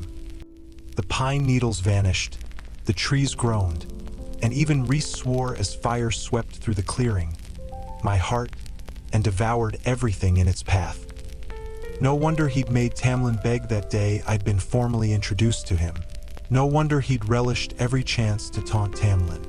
Maybe my presence here was just to... No, I knew that wasn't true.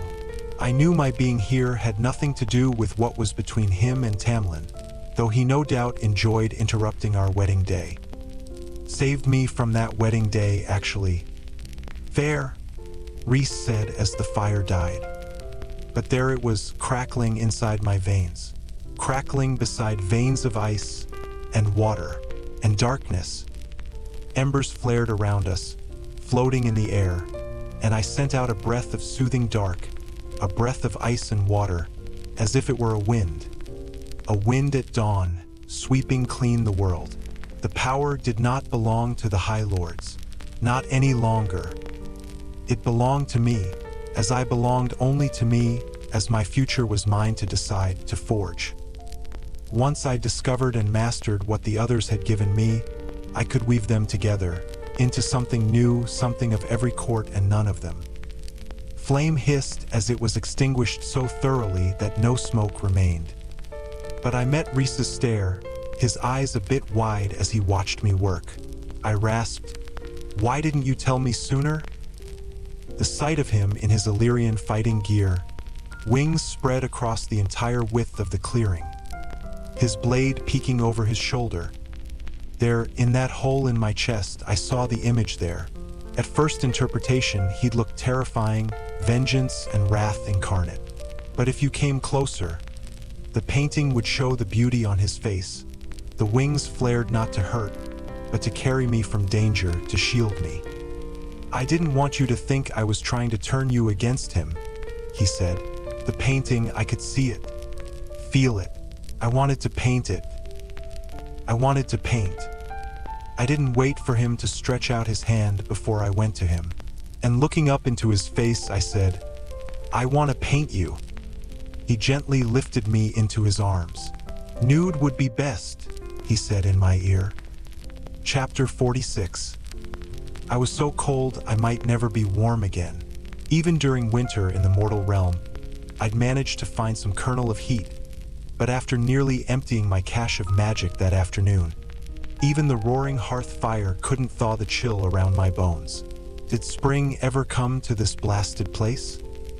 "They picked these locations," Cashin said across from me, as we dined on mutton stew around the table tucked into the corner of the front of the stone house, "just to ensure the strongest among us survive." "Horrible people," Moore grumbled into her earthenware bowl. "I don't blame AZ for never wanting to come here. I take it training the girls went well," Rhys drawled from beside me, his thigh so close its warmth brushed my own. Cashin drained his mug of ale. "I got one of them to confess they hadn't received a lesson in 10 days. They'd all been too busy with chores, apparently. No born fighters in this lot?" "3, actually," Moore said. 3 out of 10 isn't bad at all. The others, I'd be happy if they just learned to defend themselves. But those 3, they've got the instinct, the claws. It's their stupid families that want them clipped and breeding." I rose from the table, taking my bowl to the sink tucked into the wall. The house was simple, but still bigger and in better condition than our old cottage. The front room served as kitchen, living area, and dining room with 3 doors in the back. One for the cramped bathing room, one for the storage room, and one being a back door because no true Illyrian, according to Rhys, ever made a home with only one exit. "When do you head for the hewn city tomorrow?" Cashin said to her, quietly enough that I knew it was probably time to head upstairs. Moore scraped the bottom of her bowl. Apparently, Cashin had made the stew. It hadn't been half bad.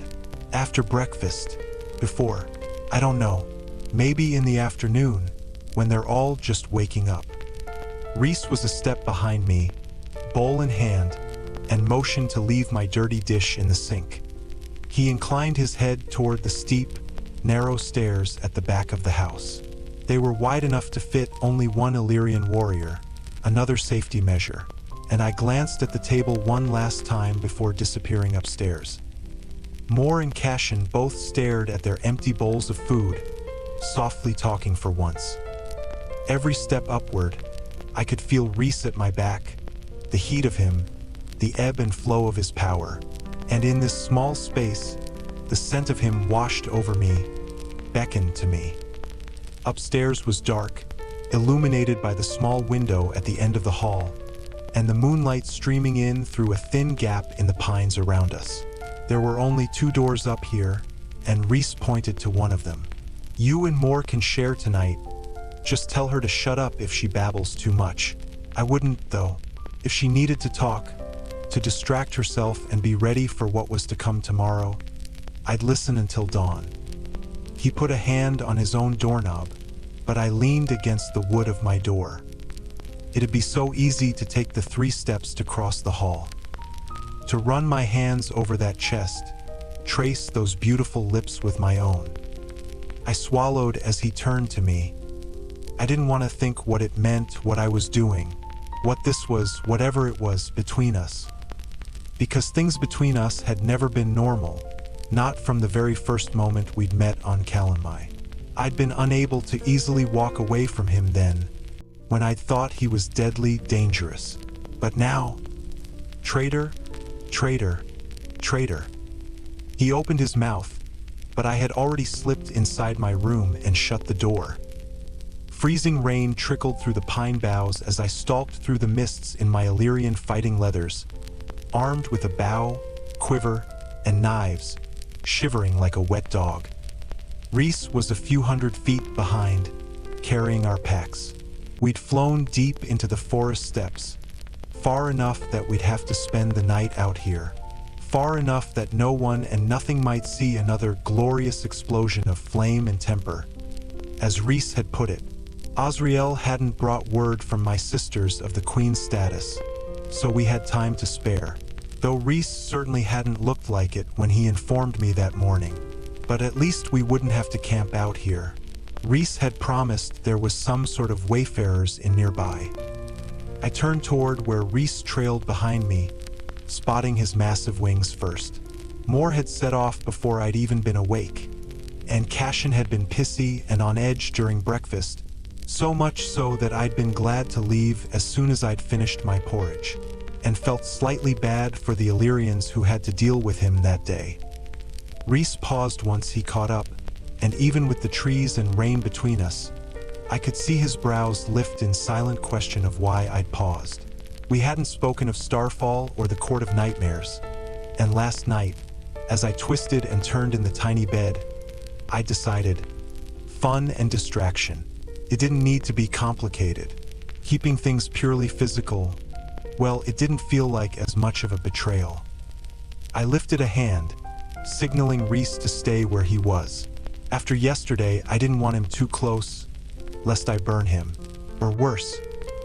He sketched a dramatic bow, and I rolled my eyes as I stalked to the stream ahead, contemplating where I might indeed try to play with Baron's fire. My fire. Every step away, I could feel Rhys's stare devouring me. Or maybe that was through the bond, brushing against my mental shields. Flashes of hunger so insatiable that it was an effort to focus on the task ahead and not on the feeling of what his hands had been like, stroking my thighs, pushing me against him. I could have sworn I felt a trickle of amusement on the other side of my mental shield. 2. I hissed and made a vulgar gesture over my shoulder, even as I let my shield drop, just a bit. That amusement turned into full delight, and then a lick of pleasure that went straight down my spine. Lower. My face heated, and a twig cracked under my boot, as loud as lightning. I gritted my teeth. The ground sloped toward a gray, gushing stream, fast enough that it had to be fed by the towering snow-blasted mountains in the distance. Good, the spot was good. An extra supply of water to drown any flames that might escape, plenty of open space. The wind blew away from me, tugging my scent southward, deeper into the forest as I opened my mouth to tell Rhys to stay back. With that wind and the roaring stream, it was no surprise that I didn't hear them until they had surrounded me. Feyre. I whirled, arrow knocked and aimed at the source of the voice. For spring court sentinels stalked from the trees behind me like wraiths, armed to the teeth and wide-eyed. Two I knew, brawn and heart. And between them stood Lucian. Chapter 47. If I wanted to escape, I could either face the stream or face them. But Lucian, his red hair was tied back, and there wasn't a hint of finery on him. Just armored leather, swords, knives. His metal eye roamed over me, his golden skin pale. "We've been hunting for you for over 2 months," he breathed, now scanning the woods, the stream, the sky. "Rhys, Cauldron saved me. Rhys was too far back, and how did you find me?" My steady, cold voice wasn't one I recognized, but hunting for me, as if I were indeed prey. If Tamlin was here, my blood went icier than the freezing rain now sluicing down my face, into my clothes. "Someone tipped us off you'd been out here, but it was luck that we caught your scent on the wind." And Lucian took a step toward me.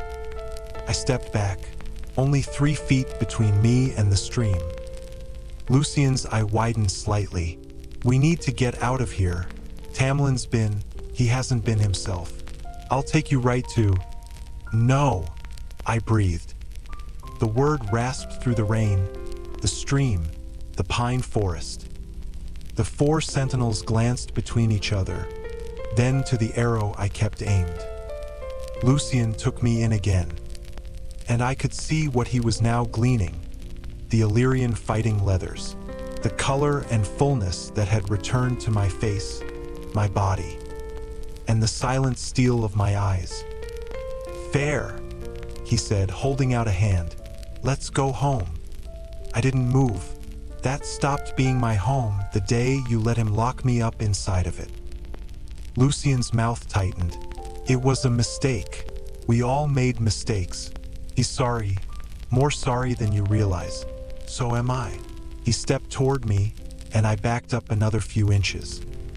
Not much space remained between me and the gushing waters below. Cashin's training crashed into me, as if all the lessons he'd been drilling into me each morning were a net that caught me as I free fell into my rising panic. Once Lucian touched me, he'd winnow us out. Not far, he wasn't that powerful, but he was fast. He'd jump miles away, then farther and farther until Rhys couldn't reach me. He knew Rhys was here. "Feyre," Lucian pleaded, and dared another step, his hand outraised. My arrow angled toward him, my bowstring groaning. I'd never realized that while Lucian had been trained as a warrior, Cashin, Azriel, Mor, and Rhys were warriors. Cashin could wipe Lucian off the face of the earth in a single blow. "Put the arrow down," Lucian murmured, like he was soothing a wild animal. Behind him, the 4 sentinels closed in, hurting me, the High Lord's pet and possession. "Don't," I breathed, "touch me. You don't understand the mess we're in, Feyre. I need you home. Now." I didn't want to hear it. Peering at the stream below, I calculated my odds. The look cost me. Lucian lunged, hand out. One touch, that was all it'd take. I was not the High Lord's pet any longer. And maybe the world should learn that I did indeed have fangs. Lucian's finger grazed the sleeve of my leather jacket, and I became smoke and ash and night. The world stilled and bent, and there was Lucian, lunging so slowly for what was now blank space as I stepped around him, as I hurtled for the trees behind the sentinels. I stopped, and time resumed its natural flow. Lucian staggered, catching himself before he went over the cliff, and whirled. I wide to discover me now standing behind his sentinels. Brawn and heart flinched and backed away. From me, and from Rhys, and at my side. Lucian froze. I made my face a mirror of ice, the unfeeling twin to the cruel amusement on Rhysand's features as he picked at a fleck of lint on his dark tunic. Dark, elegant clothes, no wings, no fighting leathers. The unruffled, fine clothes, another weapon, to hide just how skilled and powerful he was, to hide where he came from and what he loved. a weapon worth the cost of the magic he'd used to hide it, even if it put us at risk of being tracked. "Little Lucian," Rhys purred, "didn't the lady of the Autumn Court ever tell you that when a woman says no, she means it?" "Prick," Lucian snarled, storming past his sentinels, but not daring to touch his weapons. "You filthy, whoring prick." I loosed a growl. Lucian's eyes sliced to me, and he said with quiet horror, "What have you done, Feyre?" "Don't come looking for me again," I said with equal softness. "He'll never stop looking for you, never stop waiting for you to come home." The words hit me in the gut, like they were meant to. It must have shown in my face because Lucian pressed, "What did he do to you? Did he take your mind and—" "Enough," Rhys said, angling his head with that casual grace. "Feyre and I are busy. Go back to your lands before I send your heads as a reminder to my old friend about what happens when Spring Court flunkies set foot in my territory." The freezing rain slid down the neck of my clothes, down my back. Lucian's face was deathly pale.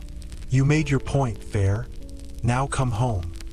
"I'm not a child playing games," I said through my teeth. That's how they'd seen me. In need of coddling, explaining, defending. "Careful, Lucian," Rhys drawled, "or Fair Darling will send you back in pieces, too." "We are not your enemies, Feyre," Lucian pleaded. "Things got bad, and they got out of hand, but it doesn't mean you give up."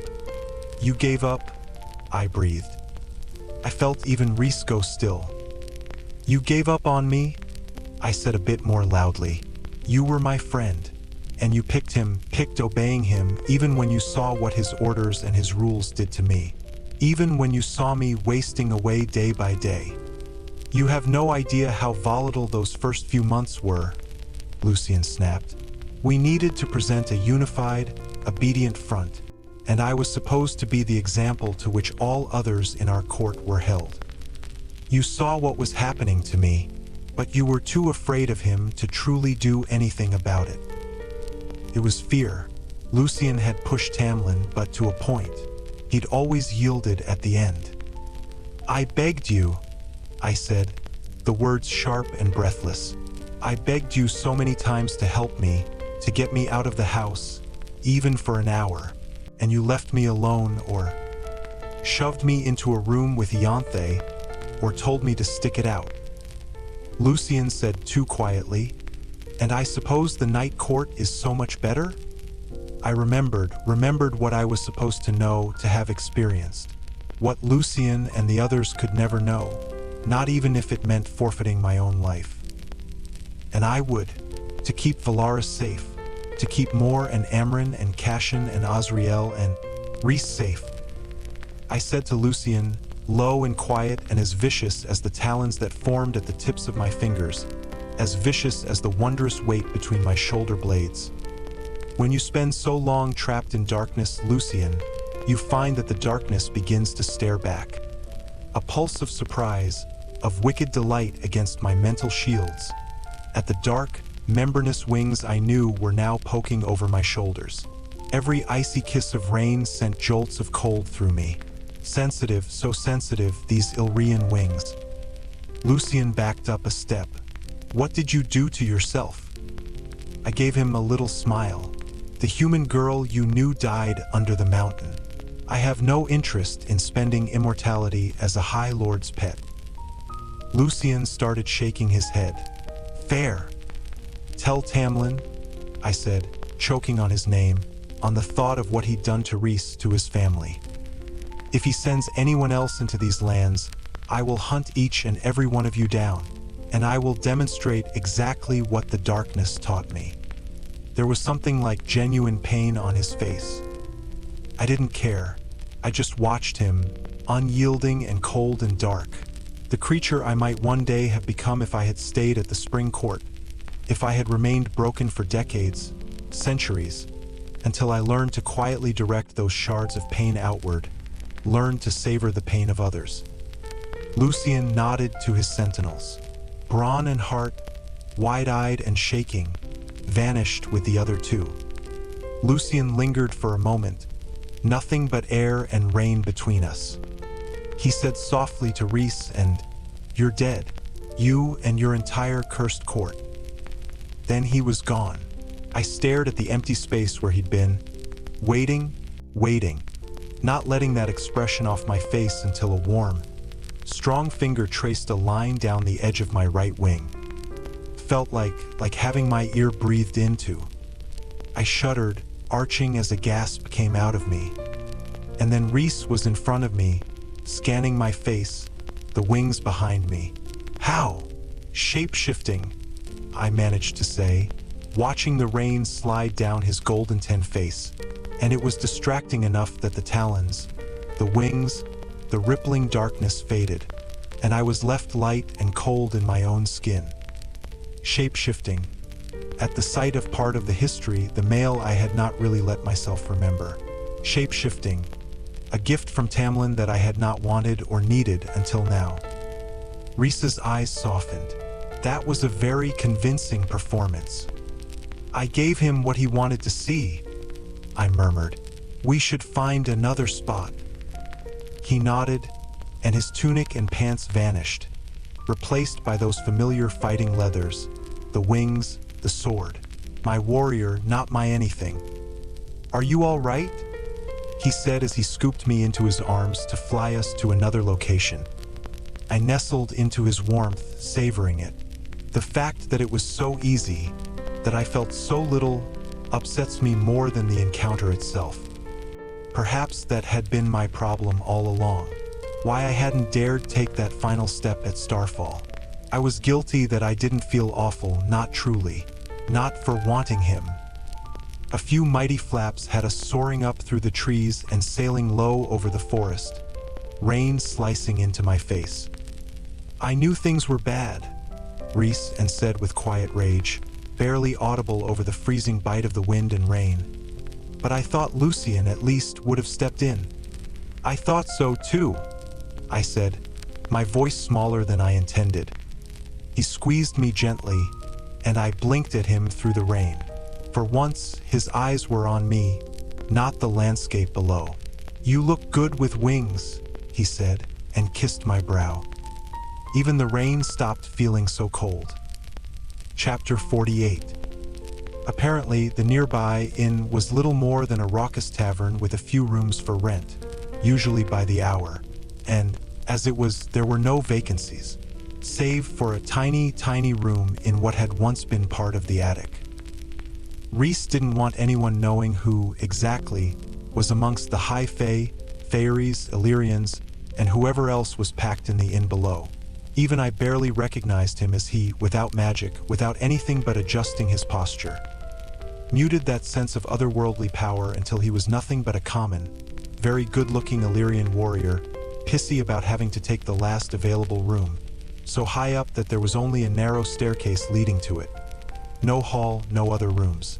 If I needed to use the bathing room, I'd have to venture to the level below, which, given the smells and sounds of the half-dozen rooms on that level, I made a point to use quickly on our way up and then vow not to visit again until morning. A day of playing with water and fire and ice and darkness in the freezing rain had wrecked me so thoroughly that no one looked my way, not even the drunkest and loneliest of patrons in the town's tavern. The small town was barely that, a collection of an inn, an outfitter's store, supply store, and a brothel, all geared toward the hunters, warriors, and travelers passing through this part of the forest either on their way to the Illyrian lands or out of them, or just for the fairies who dwelled here, solitary and glad to be that way, too small and too remote for Amarantha or her cronies to have ever bothered with. Honestly, I didn't care where we were so long as it was dry and warm. Rhys opened the door to our attic room and stood aside to let me pass. Well, at least it was one of those things. The ceiling was so slanted that to get to the other side of the bed, I'd have to crawl across the mattress. The room so cramped it was nearly impossible to walk around the bed to the tiny armoire shoved against the other wall. I could sit on the bed and open the armoire easily. The bed. "I asked for two," Rhys said, hands already up. His breath clouded in front of him. Not even a fireplace. and not enough space to even demand he sleep on the floor. I didn't trust my mastery over flame to attempt warming the room. I'd likely burn this whole filthy place to the ground. If you can't risk using magic, then we'll have to warm each other, I said, and instantly regretted it. Body heat, I clarified, and just to wipe that look off his face, I added, my sisters and I had to share a bed. I'm used to it. I'll try to keep my hands to myself. My mouth went a bit dry. I'm hungry. He stopped smiling at that. I'll go down and get us food while you change. I lifted a brow. He said, remarkable as my own abilities are to blend in, my face is recognizable. I'd rather not be down there long enough to be noticed. Indeed, he fished a cloak from his pack and slid it on, the panels fitting over his wings, which he wouldn't risk vanishing again.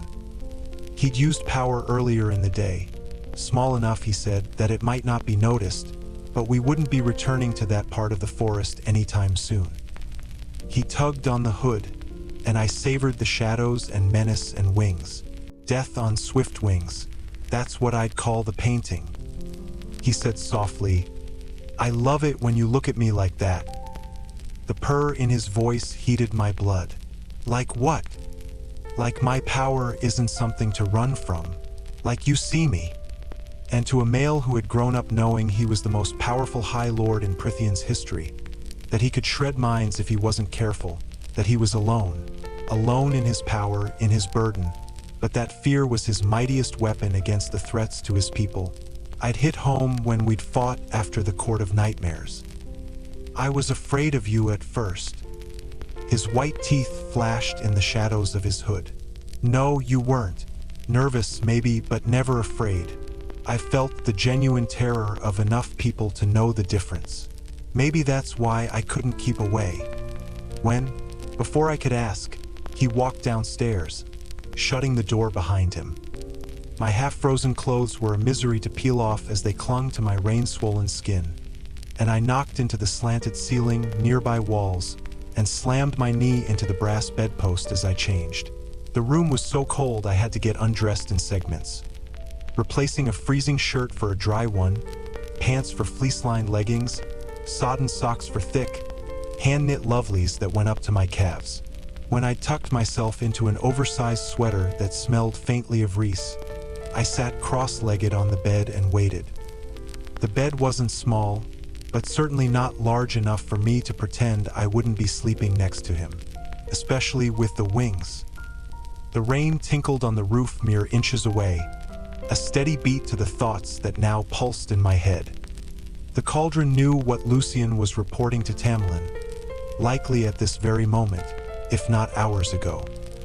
I'd sent that note to Tamlin, and he'd chosen to ignore it, just as he'd ignored or rejected nearly all of my requests, acted out of his deluded sense of what he believed was right for my well-being and safety. And Lucian had been prepared to take me against my will. Fey males were territorial, dominant, arrogant, but the ones in the spring court, something had festered in their training, because I knew, deep in my bones, that Cashin might push and test my limits, but the moment I said no, he'd back off. And I knew that if I had been wasting away and Rhys had done nothing to stop it, Cashin or Osriel would have pulled me out. They would have taken me somewhere, wherever I needed to be, and dealt with Rhys later. But Rhys would never have not seen what was happening to me, would never have been so misguided and arrogant and self-absorbed. He'd known what Ianthe was from the moment he met her, and he'd understood what it was like to be a prisoner and helpless and to struggle every day with the horrors of both. I had loved the High Lord who had shown me the comforts and wonders of Prythian. I had loved the High Lord who let me have the time and food and safety to paint. Maybe a small part of me might always care for him, but Amarantha had broken us both, or broken me so that who he was and what I now was no longer fit. And I could let that go. I could accept that. Maybe it would be hard for a while, but maybe it'd get better. Rhys's feet were near silent, given away only by the slight groan of the stairs. I rose to open the door before he could knock, and found him standing there, tray in his hands. 2 stacks of covered dishes sat on it, along with 2 glasses and a bottle of wine, and "Tell me that stew I smell." I breathed in, stepping aside and shutting the door while he set the tray on the bed. Right, not even room for a table up here. Rabbit stew, if the cook's to be believed. I could have lived without hearing that, I said, and Rhys grinned.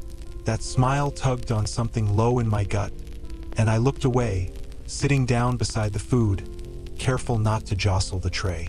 I opened the lid of the top dishes, 2 bowls of stew. What's the other one beneath? Meat pie. I didn't dare ask what kind of meat. I shot him a glare, but he was already edging around the bed to the armoire, his pack in hand. "Go ahead and eat," he said. "I'm changing first." Indeed, he was soaked and had to be freezing and sore. "You should have changed before going downstairs." I picked up the spoon and swirled the stew, sighing at the warm tendrils of steam that rose to kiss my chilled face. The rasp and slurp of wet clothes being shucked off filled the room. I tried not to think about that bare, golden chest, the tattoos, the hard muscles. You were the one. Training all day. Getting you a hot meal was the least I could do. I took a sip, bland but edible and, most importantly, hot. I ate in silence, listening to the rustle of his clothes being donned, trying to think of ice baths, of infected wounds, of toe fungus. Anything but his naked body, so close, and the bed I was sitting on. I poured myself a glass of wine, then filled his. At last, Rhys squeezed between the bed and jutting corner of the wall, his wings tucked in close. He wore loose, thin pants, and a tight-fitting shirt of what looked to be softest cotton. "How do you get it over the wings?" I asked while he dug into his own stew. "The back is made of slats that close with hidden buttons, but in normal circumstances, I just use magic to seal it shut." "It seems like you have a great deal of magic constantly in use at once." A shrug. "It helps me work off the strain of my power. The magic needs release, draining, or else it'll build up and drive me insane. That's why we call the Illyrian stones siphons. They help them channel the power, empty it when necessary." "Actually insane?" I set aside the empty stew bowl and removed the lid from the meat pie. "Actually insane, or so I was warned. I can feel it, though, the pull of it, if I go too long without releasing it." "That's horrible." Another shrug. "Everything has its cost, Feyre. If the price of being strong enough to shield my people is that I have to struggle with that same power, then I don't mind. Amren taught me enough about controlling it. Enough that I owe a great deal to her. Including the current shield around my city while we're here. Everyone around him had some use, some mighty skill. And yet there I was, nothing more than a strange hybrid. More trouble than I was worth." "You're not," he said. "Don't read my thoughts. I can't help what you sometimes shout down the bond. And besides, everything is usually written on your face, if you know where to look. Which made your performance today so much more impressive." He set aside his stew just as I finished devouring my meat pie, and I slid back on the bed to the pillows, cupping my glass of wine between my chilled hands. I watched him eat while I drank. "Did you think I would go with him?" He paused mid-bite, then lowered his fork. "I heard every word between you. I knew you could take care of yourself, and yet..." He went back to his pie, swallowing a bite before continuing. "And yet I found myself deciding that if you took his hand, I would find a way to live with it. It would be your choice." I sipped from my wine. "And if he had grabbed me?" There was nothing but uncompromising will in his eyes. "Then I would have torn apart the world to get you back." A shiver went down my spine, and I couldn't look away from him. I would have fired at him. I breathed. "If he had tried to hurt you, I hadn't even admitted that to myself." His eyes flickered. "I know." He finished eating, placed the empty tray in the corner, and faced me on the bed, refilling my glass before tending to his. He was so tall he had to stoop to keep from hitting his head on the slanted ceiling. "One thought in exchange for another," I said. "No training involved, please." A chuckle rasped out of him, and he drained his glass, setting it on the tray. He watched me take a long drink from mine. "I'm thinking," he said, following the flick of my tongue over my bottom lip, "that I look at you and feel like I'm dying, like I can't breathe. I'm thinking that I want you so badly I can't concentrate half the time I'm around you, and this room is too small for me to properly bed you, especially with the wings." My heart stumbled a beat. I didn't know what to do with my arms, my legs, my face. I gulped down the rest of my wine and discarded the glass beside the bed, steeling my spine as I said, "I'm thinking that I can't stop thinking about you, and that it's been that way for a long while, even before I left the spring court. And maybe that makes me a traitorous, lying piece of trash, but it doesn't," he said, his face solemn. "But it did. I'd wanted to see Rhys and during those weeks between visits, and hadn't cared when Tamlin stopped visiting my bedroom. Tamlin had given up on me, but I'd also given up on him, and I was a lying piece of trash for it." I murmured, "We should go to sleep." The patter of the rain was the only sound for a long moment before he said, "All right." I crawled over the bed to the side tucked almost against the slanted ceiling and shimmied beneath the quilt. Cool, crisp sheets wrapped around me like an icy hand. But my shiver was from something else entirely as the mattress shifted. The blanket moved, and then the two candles beside the bed went out. Darkness hit me at the same moment the warmth from his body did. It was an effort not to nudge toward it. Neither one of us moved, though. I stared into the dark, listening to that icy rain, trying to steal the warmth from him. "You're shivering so hard the bed is shaking," he said. "My hair is wet," I said. It wasn't a lie. Rhys was silent. Then the mattress groaned, sinking directly behind me as his warmth poured over me. "No expectations," he said. "Just body heat." I scowled at the laughter in his voice. But his broad hands slid under and over me, one flattening against my stomach and tugging me against the hard warmth of him, the other sliding under my ribs and arms to band around my chest, pressing his front into me. He tangled his legs with mine, and then a heavier, warmer darkness settled over us, smelling of citrus and the sea. I lifted a hand toward that darkness and met with a soft, silky material, his wing, cocooning and warming me. I traced my finger along it, and he shuddered, his arms tightening around me. "Your finger is very cold," he gritted out, the words hot on my neck. I tried not to smile, even as I tilted my neck a bit more, hoping the heat of his breath might caress it again. I dragged my finger along his wing, the nails scraping gently against the smooth surface. Rhys tensed, his hands splaying across my stomach. "You cruel, wicked thing," he purred, his nose grazing the exposed bit of neck I'd arched beneath him. "Didn't anyone ever teach you manners?" "I never knew Illyrians were such sensitive babies," I said, sliding another finger down the inside of his wing. Something hard pushed against my behind. Heat flooded me, and I went taut and loose all at once. I stroked his wing again, 2 fingers now, and he twitched against my backside in time with the caress. The fingers he'd spread over my stomach began to make idle, lazy strokes. He swirled one around my navel, and I inched imperceptibly closer, grinding up against him, arching a bit more to give that other hand access to my breasts. "Greedy," he murmured, his lips hovering over my neck. "First you terrorize me with your cold hands. Now you want... What is it you want, Feyre? More, more, more." I almost begged him as his fingers traveled down the slope of my breasts, while his other hand continued its idle stroking along my stomach, my abdomen, slowly, so slowly, heading toward the low band of my pants and the building ache beneath it. Rhysand's teeth scraped against my neck in a lazy caress.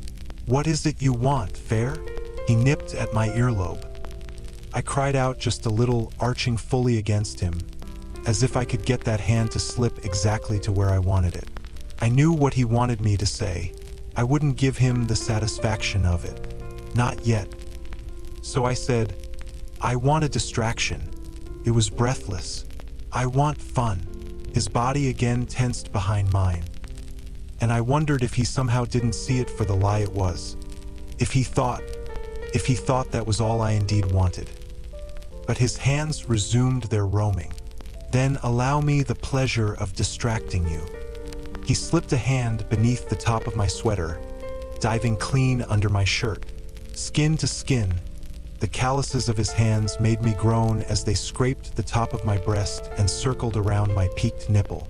"I love these," he breathed onto my neck, his hands sliding to my other breast. "You have no idea how much I love these."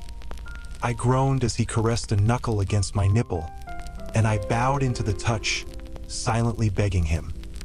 He was hard as granite behind me, and I ground against him, eliciting a soft, wicked hiss from him. "Stop that," he snarled onto my skin. "You'll ruin my fun." I would do no such thing. I began twisting, reaching for him, needing to just feel him, but he clicked his tongue and pushed himself harder against me, until there was no room for my hand to even slide in. "I want to touch you first," he said, his voice so guttural I barely recognized it. "Just let me touch you." He palmed my breast for emphasis. It was enough of a broken plea that I paused, yielding as his other hand again trailed lazy lines on my stomach. "I can't breathe when I look at you. Let me touch you." Because I was jealous and pissed off. She's mine. I shut out the thoughts, the bits and pieces he'd given me. Rhys slid his finger along the band of my pants again, a cat playing with its dinner. Again. "Please," I managed to say. He smiled against my neck. "There are those missing manners." His hand at last trailed beneath my pants. The first brush of him against me dragged a groan from deep in my throat. He snarled in satisfaction at the wetness he found waiting for him, and his thumb circled that spot at the apex of my thighs, teasing, brushing up against it, but never quite.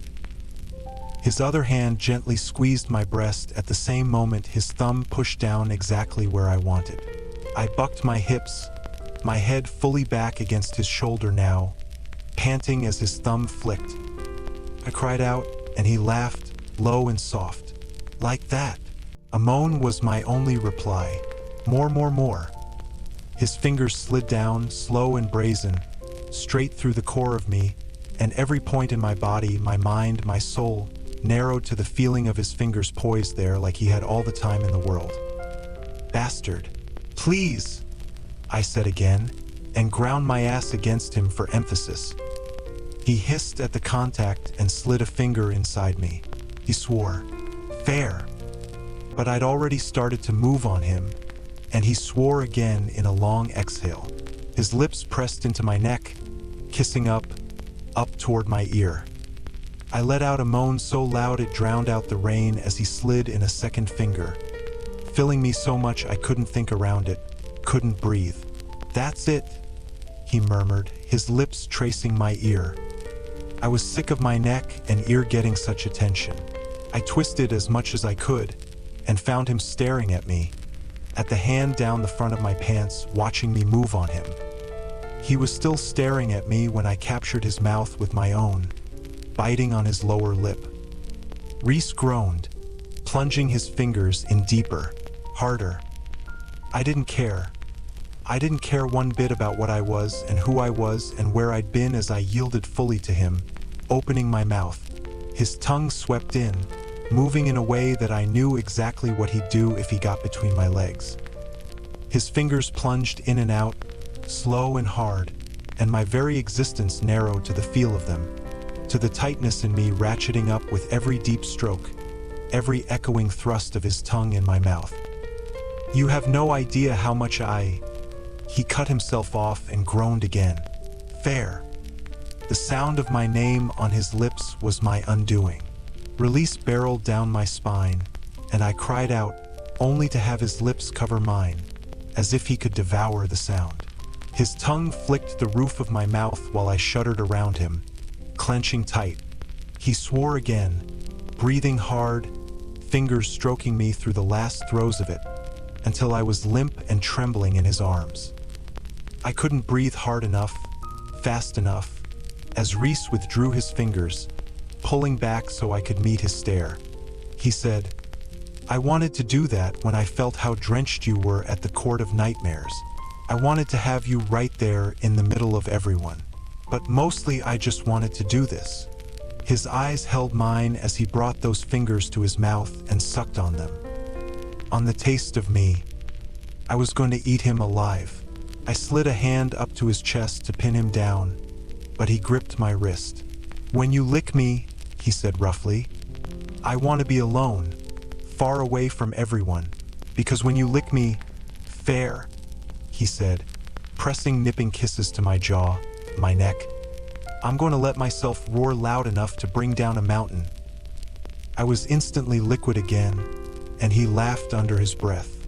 And when I lick you, he said, sliding his arms around me and tucking me in tight to him, I want you splayed out on a table like my own personal feast. I whimpered. I've had a long time to think about how and where I want you, Rhys said onto the skin of my neck, his fingers sliding under the band of my pants, but stopping just beneath. They're home for the evening. I have no intention of doing it all in one night, or in a room where I can't even fuck you against the wall. I shuddered. He remained long and hard against me. I had to feel him, had to get that considerable length inside of me. Sleep, he said. He might as well have commanded me to breathe underwater. But he began stroking my body again, not to arouse, but to soothe long, luxurious strokes down my stomach, my sides. Sleep found me faster than I'd thought. And maybe it was the wine, or the aftermath of the pleasure he'd wrung from me, but I didn't have a single nightmare. Chapter 49. I awoke, warm and rested and calm. Safe. Sunlight streamed through the filthy window, illuminating the reds and golds in the wall of wing before me, where it had been all night, shielding me from the cold.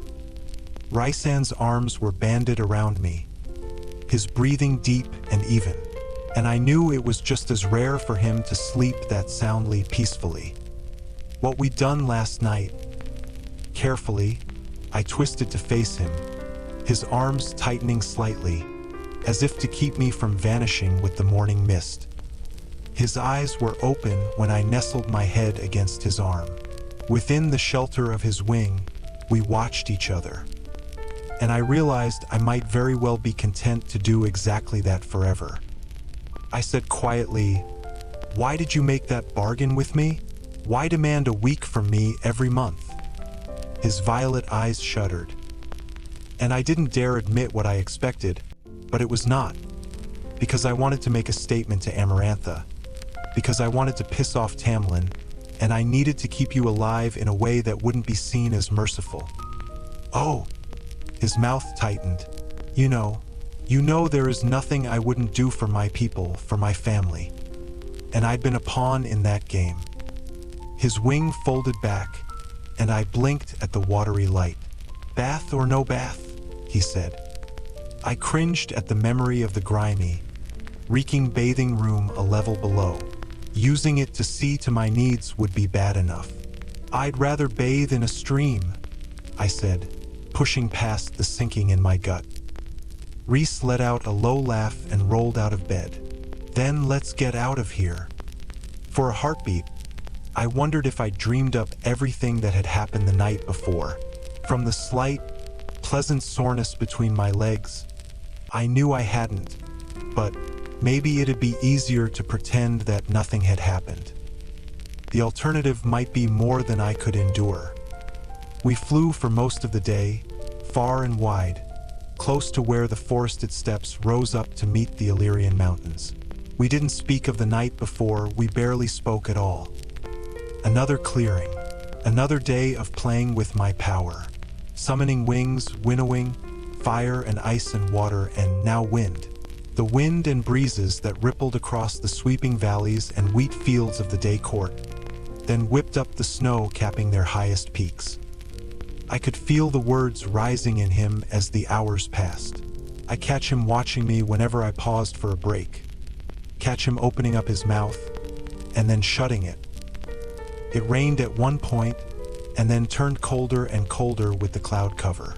We had yet to stay in the woods past dark, and I wondered what sort of creatures might prowl through them. The sun was indeed sinking by the time Rhys gathered me in his arms and took to the skies. There was only the wind and his warmth and the boom of his powerful wings. I ventured, "What is it?" His attention remained on the dark pines sweeping past. "There is one more story I need to tell you." I waited. He didn't continue.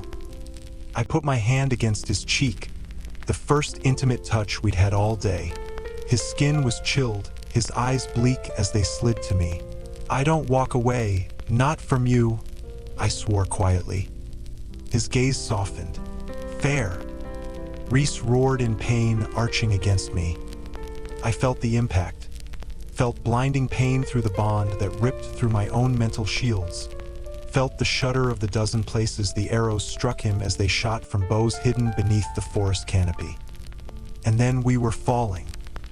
Rhys gripped me, and his magic twisted around us in a dark wind, readying to winnow us out, and failed. Failed because those were ash arrows through him, through his wings. They tracked us. Yesterday, the little magic he'd used with Lucian, they'd somehow tracked it and found us even so far away. More arrows. Rhys flung out his power. Too late. Arrows shredded his wings, struck his legs.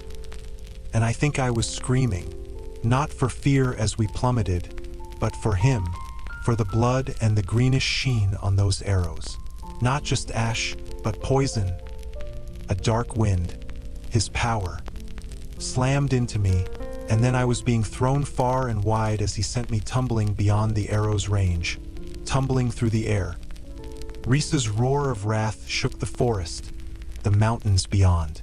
Birds rose up in waves, taking to the skies, fleeing that bellow. I slammed into the dense canopy, my body barking in agony as I shattered through wood and pine and leaf, down and down. Focus, focus, focus. I flung out a wave of that hard air that had once shielded me from Tamlin's temper. Threw it out beneath me like a net. I collided with an invisible wall so solid I thought my right arm might snap. But I stopped falling through the branches. 30 feet below, the ground was nearly impossible to see in the growing darkness. I did not trust that shield to hold my weight for long. I scrambled across it, trying not to look down, and leaped the last few feet onto a wide pine bough. Hurtling over the wood, I reached the trunk and clung to it, panting, reordering my mind around the pain, the steadiness of being on ground. I listened for Rhys, for his wings, for his next roar. Nothing. No sign of the archers who he'd been falling to meet, who he'd thrown me far, far away from. Trembling, I dug my nails into the bark as I listened for him. Ash arrows, poisoned ash arrows. The forest grew ever darker, the trees seeming to wither into skeletal husks. Even the birds hushed themselves. I stared at my palm, at the eye inked there, and sent a blind thought through it, down that bond. Where are you? Tell me and I'll come to you. I'll find you. There was no wall of onyx adamant at the end of the bond. Only endless shadow. Things, great, enormous things, were rustling in the forest. Rhysand, no response. The last of the light slipped away. Rhysand, please. No sound. And the bond between us silent. I'd always felt it protecting me, seducing me, laughing at me on the other side of my shields. And now it had vanished. A guttural howl rippled from the distance, like rocks scraping against each other. Every hair on my body rose. We never stayed out here past sunset.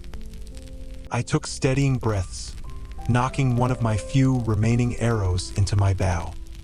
On the ground, something sleek and dark slithered past, the leaves crunching under what looked to be enormous paws tipped in needle-like claws. Something began screaming, high panicked screeches, as if it were being torn apart. Not Rhys, something else. I began shaking again, the tip of my arrow gleaming as it shuddered with me. Where are you? Where are you? Where are you? Let me find you, let me find you, let me find you. I unstrung my bow. Any bit of light might give me away. Darkness was my ally. Darkness might shield me. It had been anger the first time I'd winnowed, and anger the second time I'd done it. Rhys was hurt. They had hurt him, targeted him, and now, it was not hot anger that poured through me, but something ancient and frozen, and so vicious that it honed my focus into razor sharpness. And if I wanted to track him, if I wanted to get to the spot I'd last seen him, I'd become a figment of darkness, too. I was running down the branch just as something crashed through the brush nearby, snarling and hissing, but I folded myself into smoke and starlight, and winnowed from the edge of my branch and into the tree across from me. The creature below loosed a cry, but I paid it no heed. I was night. I was wind. Tree to tree, I winnowed, so fast the beasts roaming the forest floor barely registered my presence. And if I could grow claws and wings, I could change my eyes too. I'd hunted at dusk often enough to see how animal eyes worked, how they glowed. Cool command had my own eyes widening, shifting. A temporary blindness as I winnowed between trees again, running down a wide branch and winnowing through the air for the next. I landed, and the night forest became bright, and the things prowling on the forest floor below, I didn't look at them. No, I kept my attention on winnowing through the trees until I was on the outskirts of the spot where we'd been attacked, all the while tugging on that bond, searching for that familiar wall on the other side of it. Then, an arrow was stuck in the branches high above me. I winnowed onto the broad bough. And when I yanked out that length of ash wood, when I felt my immortal body quail in its presence, a low snarl slipped out of me. I hadn't been able to count how many arrows Rhys had taken, how many he'd shielded me from using his own body. I shoved the arrow into my quiver and continued on, circling the area until I spotted another, down by the pine needle carpet. I thought frost might have gleamed in my wake as I winnowed in the direction the arrow would have been shot. Finding another and another, I kept them all, until I discovered the place where the pine branches were broken and shattered. Finally, I smelled Rhys, and the trees around me glimmered with ice as I spied his blood splattered on the branches, the ground, and ash arrows all around the site, as if an ambush had been waiting and unleashed a hail of hundreds, too fast for him to detect or avoid, especially if he'd been distracted with me, distracted all day. I winnowed in bursts through the site, careful not to stay on the ground too long lest the creatures roaming nearby scent me. He'd fallen hard, the tracks told me, and they'd had to drag him away, quickly. They tried to hide the blood trail, but even without his mind speaking to me, I could find that scent anywhere. I would find that scent anywhere. They might have been good at concealing their tracks, but I was better. I continued my hunt, an ash arrow now knocked into my bow as I read the signs. 24 at least had taken him away, though more had been there for the initial assault. The others had winnowed out, leaving limited numbers to haul him toward the mountains, toward whoever might be waiting. They were moving swiftly, deeper and deeper into the woods, toward the slumbering giants of the Illyrian mountains. His blood had flowed all the way. Alive, it told me. He was alive, though if the wounds weren't clotting, the ash arrows were doing their work. I'd brought down one of Tamlin's sentinels with a single well-placed ash arrow. I tried not to think about what a barrage of them could do. His roar of pain echoed in my ears. And through that merciless, unyielding rage, I decided that if Rhys was not alive, if he was harmed beyond repair, I didn't care who they were and why they had done it. They were all dead. Tracks veered from the main group, scouts probably sent to find a spot for the night. I slowed my winnowing, carefully tracing their steps now. Two groups had split, as if trying to hide where they'd gone. Rhys's scent clung to both. They'd taken his clothes, then, because they'd known I'd tracked them, seen me with him. They'd known I'd come for him. A trap, it was likely a trap. I paused at the top branches of a tree overlooking where the two groups had cleaved, scanning the ground. One headed deeper into the mountains. One headed along them. Mountains were Illyrian territory. Mountains would run the risk of being discovered by a patrol. They'd assume that's where I would doubt they would be stupid enough to go. They'd assume I'd think they'd keep to the unguarded, unpatrolled forest. I weighed my options, smelling the two paths. They hadn't counted on the small, second scent that clung there, entwined with his. And I didn't let myself think about it as I winnowed toward the mountain tracks, outracing the wind. I didn't let myself think about the fact that my scent was on Rhys, clinging to him after last night. He'd changed his clothes that morning, but the smell on his body, without taking a bath, I was all over him. So I winnowed toward him, toward me, and when the narrow cave appeared at the foot of a mountain, the faintest glimmer of light escaping from its mouth, I halted. A whip cracked, and every word, every thought and feeling went out of me. Another whip and another. I slung my bow over my shoulder and pulled out a second ash arrow. It was quick work to bind the two arrows together so that a tip gleamed on either end, and to do the same for two more. And when I was done, when I looked at the twin makeshift daggers in either hand, when that whip sounded again, I winnowed into the cave.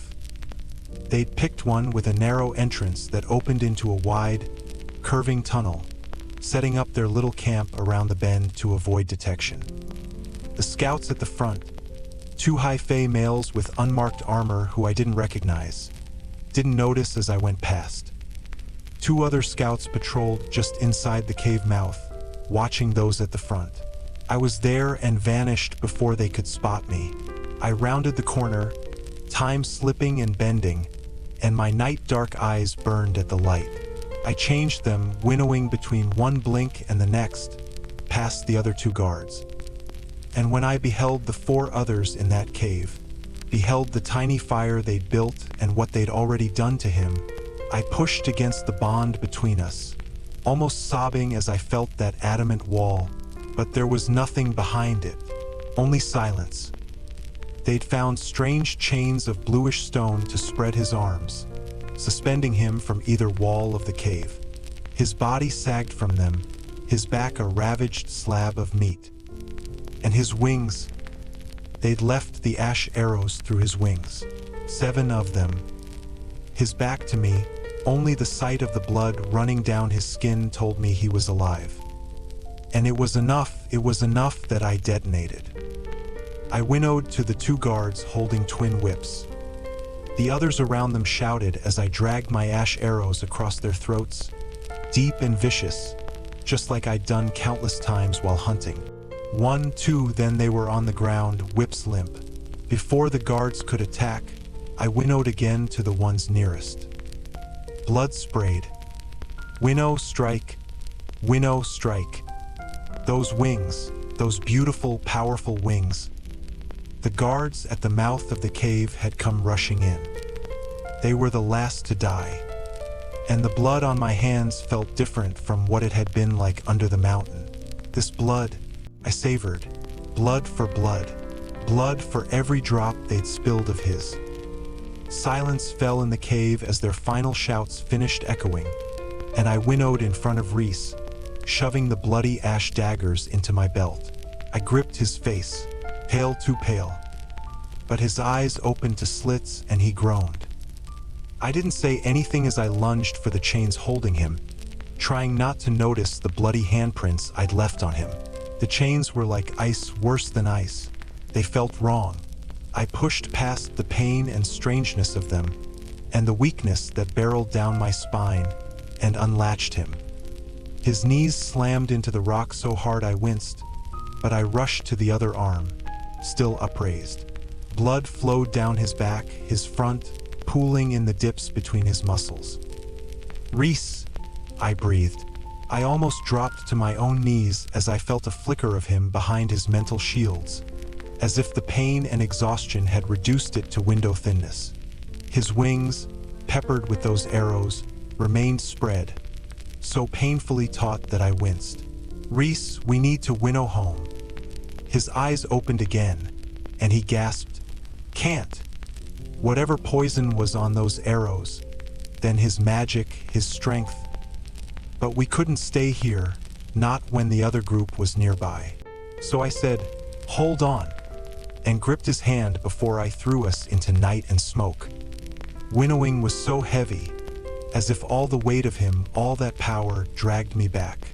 It was like wading through mud, but I focused on the forest, on a moss-shrouded cave I'd seen earlier that day while slaking my thirst, tucked into the side of the riverbank.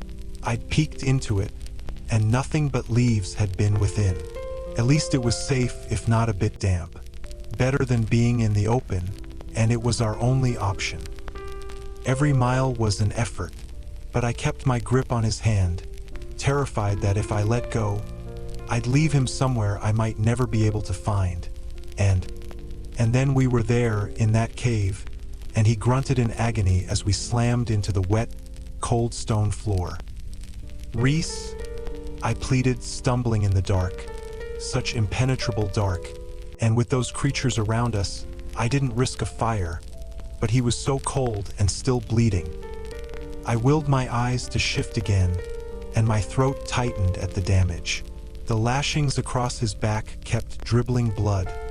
But the wings, I have to get these arrows out. He grunted again, hands braced on the floor, and the sight of him like that, unable to even make a sly comment or half smile. I went up to his wing. "This is going to hurt." I clenched my jaw as I studied the way they'd pierced the beautiful membrane. I'd have to snap the arrows in two and slide each end out. No, not snapping. I'd have to cut it. Slowly, carefully, smoothly, to keep any shards and rough bits from causing further damage. Who knew what an ash splinter might do if it got stuck in there? "Do it!" he panted, his voice hoarse. There were 7 arrows in total, 3 in this wing, 4 in the other. They'd removed the ones from his legs, for whatever reason, the wounds already half-clotted. Blood dripped on the floor. I took the knife from where it was strapped to my thigh, studied the entry wound, and gently gripped the shaft. He hissed. I paused. "Do it," Rhys repeated, his knuckles white as he fisted his hands on the ground. I set the small bit of serrated edge against the arrow and began sawing as gently as I could. The blood-soaked muscles of his back shifted and tensed, and his breathing turned sharp, uneven. Too slow, I was going too slowly. But any faster and it might hurt him more, might damage the sensitive wing. "Did you know?" I said over the sound of my sawing. "That one summer, when I was 17, Ellen bought me some paint? We'd had just enough to spend on extra things, and she bought me and Nesta presents. She didn't have enough for a full set, but bought me red and blue and yellow. I used them to the last drop, stretching them as much as I could, and painted little decorations in our cottage." His breath heaved out of him, and I finally sawed through the shaft. I didn't let him know what I was doing before I yanked out the arrowhead in a smooth pull. He swore, body locking up, and blood gushed out, then stopped. I almost loosed a sigh of relief. I set to work on the next arrow. I painted the table, the cabinets, the doorway, and we had this old black dresser in our room, one drawer for each of us. We didn't have much clothing to put in there, anyway. I got through the second arrow faster, and he braced himself as I tugged it out. Blood flowed, then clotted. I started on the third. I painted flowers for Ellen on her drawer, I said, sawing and sawing. Little roses and begonias and irises. And for Nesta, the arrow clattered to the ground and I ripped out the other end. I watched the blood flow and stop, watched him slowly lower the wing to the ground, his body trembling. Nesta, I said, starting on the other wing. I painted flames for her. She was always angry, always burning. I think she and Amren would be fast friends. I think she would like Valaris despite herself. And I think Ellen would like it too. Though she'd probably cling to Azriel, just to have some peace and quiet. I smiled at the thought, at how handsome they would be together, if the warrior ever stopped quietly loving more. I doubted it. Azriel would likely love more until he was a whisper of darkness between the stars. I finished the fourth arrow and started on the fifth. Rhys's voice was raw as he said to the floor, "What did you paint for yourself?" I drew out the fifth, moving to the sixth before saying, "I painted the night sky." He stilled. I went on. I painted stars and the moon and clouds and just endless, dark sky. I finished the sixth and was well on my way sawing through the seventh before I said, "I never knew why. I rarely went outside at night. Usually, I was so tired from hunting that I just wanted to sleep. But I wonder," I pulled out the seventh and final arrow. "I wonder if some part of me knew what was waiting for me, that I would never be a gentle grower of things, or someone who burned like fire, but that I would be quiet and enduring and as faceted as the night. That I would have beauty, for those who knew where to look, and if people didn't bother to look, but to only fear it, then I didn't particularly care for them, anyway. I wonder if, even in my despair and hopelessness, I was never truly alone. I wonder if I was looking for this place, looking for you all." The blood stopped flowing, and his other wing lowered to the ground. Slowly, the lashes on his back began to clot. I walked around to where he was bowed over the floor, hands braced on the rock, and knelt. His head lifted, pain-filled eyes, bloodless lips. "You saved me," he rasped. "You can explain who they were later." "Ambush," Rhys said anyway, his eyes scanning my face for signs of hurt. "Hybern soldiers with ancient chains from the king himself to nullify my power. They must have traced the magic I used yesterday. I'm sorry." The words tumbled out of him. I brushed back his dark hair. That was why I hadn't been able to use the bond to speak mind to mind. "Rest," I said, and moved to retrieve the blanket from my pack. It'd have to do. He gripped my wrist before I could rise. His eyelids lowered. Consciousness ripped from him. Too fast. Much too fast and too heavy. "I was looking for you too," Rhys murmured, and passed out. Chapter 50. I slept beside him, offering what warmth I could, monitoring the cave entrance the entirety of the night. The beasts in the forest prowled past in an endless parade, and only in the gray light before dawn did their snarls and hissing fade. Rhys was unconscious as watery sunlight painted the stone walls, his skin clammy. I checked his wounds and found them barely healed, an oily sheen oozing from them. And when I put a hand on his brow, I swore at the heat. Poison had coated those arrows, and that poison remained in his body. The Illyrian camp was so distant that my own powers, feeble from the night before, wouldn't get us far. But if they had those horrible chains to nullify his powers, had ash arrows to bring him down, then that poison... An hour passed. He didn't get better. No, his golden skin was paling. His breaths were shallow. "Rhys," I said softly. He didn't move. I tried shaking him. If he could tell me what the poison was, maybe I could try to find something to help him. He did not awaken. Around midday, panic gripped me in a tight fist. I didn't know anything about poisons or remedies. And out here, so far from anyone, would Cashin track us down in time? Would more winnow in? I tried to rouse Rhys over and over. The poison had dragged him down deep. I would not risk waiting for help to arrive. I would not risk him. So I bundled him in as many layers as I could spare, yet took my cloak, kissed his brow, and left.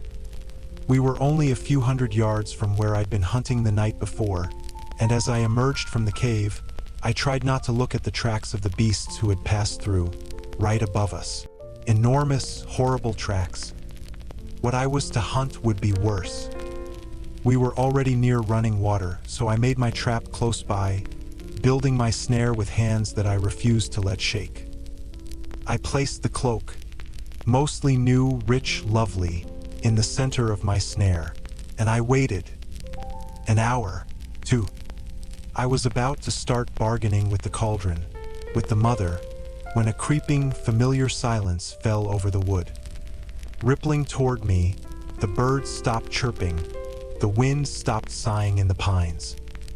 And when a crack sounded through the forest, followed by a screech that hollowed out my ears, I knocked an arrow into my bow and set off to see the Suriel. It was as horrific as I remembered. Tattered robes barely concealing a body made of not skin, but what looked to be solid, worn bone. Its lipless mouth held 2 large teeth, and its fingers, long, spindly, clicked against each other while it weighed the fine cloak I'd laid in the center of my snare, as if the cloth had been blown in on a wind. "Fair Cursebreaker," it said, turning toward me, in a voice that was both one and many. I lowered my bow. "I have need of you." I was running out of time. I could feel it, that urgency begging me to hurry through the bond. "What fascinating changes a year has wrought on you, on the world," it said. A year. Yes, it had been over a year now since I'd first crossed the wall. "I have questions," I said. It smiled, each of those stained, 2 large brown teeth visible. "You have 2 questions. An answer and an order." I didn't waste time. Not with Rhys, not when this wood might be full of enemies hunting for us. "What poison was used on those arrows?" "Bloodbane," it said. I didn't know that poison, had never heard of it. "Where do I find the cure?" The Suriel clicked its bone fingers against each other, as if the answer lay inside the sound. "In the forest." I hissed, my brows flattening. Please don't be cryptic. What is the cure?" The Suriel cocked its head, the bone gleaming in the light. "Your blood. Give him your blood, Cursebreaker. It is rich with the healing gift of the High Lord of the Dawn. It shall spare him from the Bloodbane's wrath." "That's it," I pushed. "How much blood?" "A few mouthfuls will do. A hollow, dry wind. Not at all like the misty, cold veils that usually drifted past, brushed my face. I helped you before. I have helped you now. And you will free me before I lose my patience, Cursebreaker." Some primal, lingering human part of me trembled as I took in the snare around its legs, pinning it to the ground. Perhaps this time the Suriel had let itself be caught, and knew how to free itself, had learned it the moment I'd spared it from the Naga. Test of honor, and a favor, for the arrow I'd shot to save it last year. But I knocked an ash arrow into my bow, cringing at the sheen of poison coating it. "Thank you for your help," I said, bracing myself for flight should it charge at me. The Suriel's stained teeth clacked against each other. "If you wish to speed your mate's healing, in addition to your blood, a pink-flowered weed sprouts by the river. Make him chew it." I fired my arrow at the snare before I finished hearing its words. The trap sprang free, and the word clicked through me. "Mate, what did you say?" The The Suriel rose to its full height, towering over me even from across the clearing. I had not realized that despite the bone, it was muscled powerful.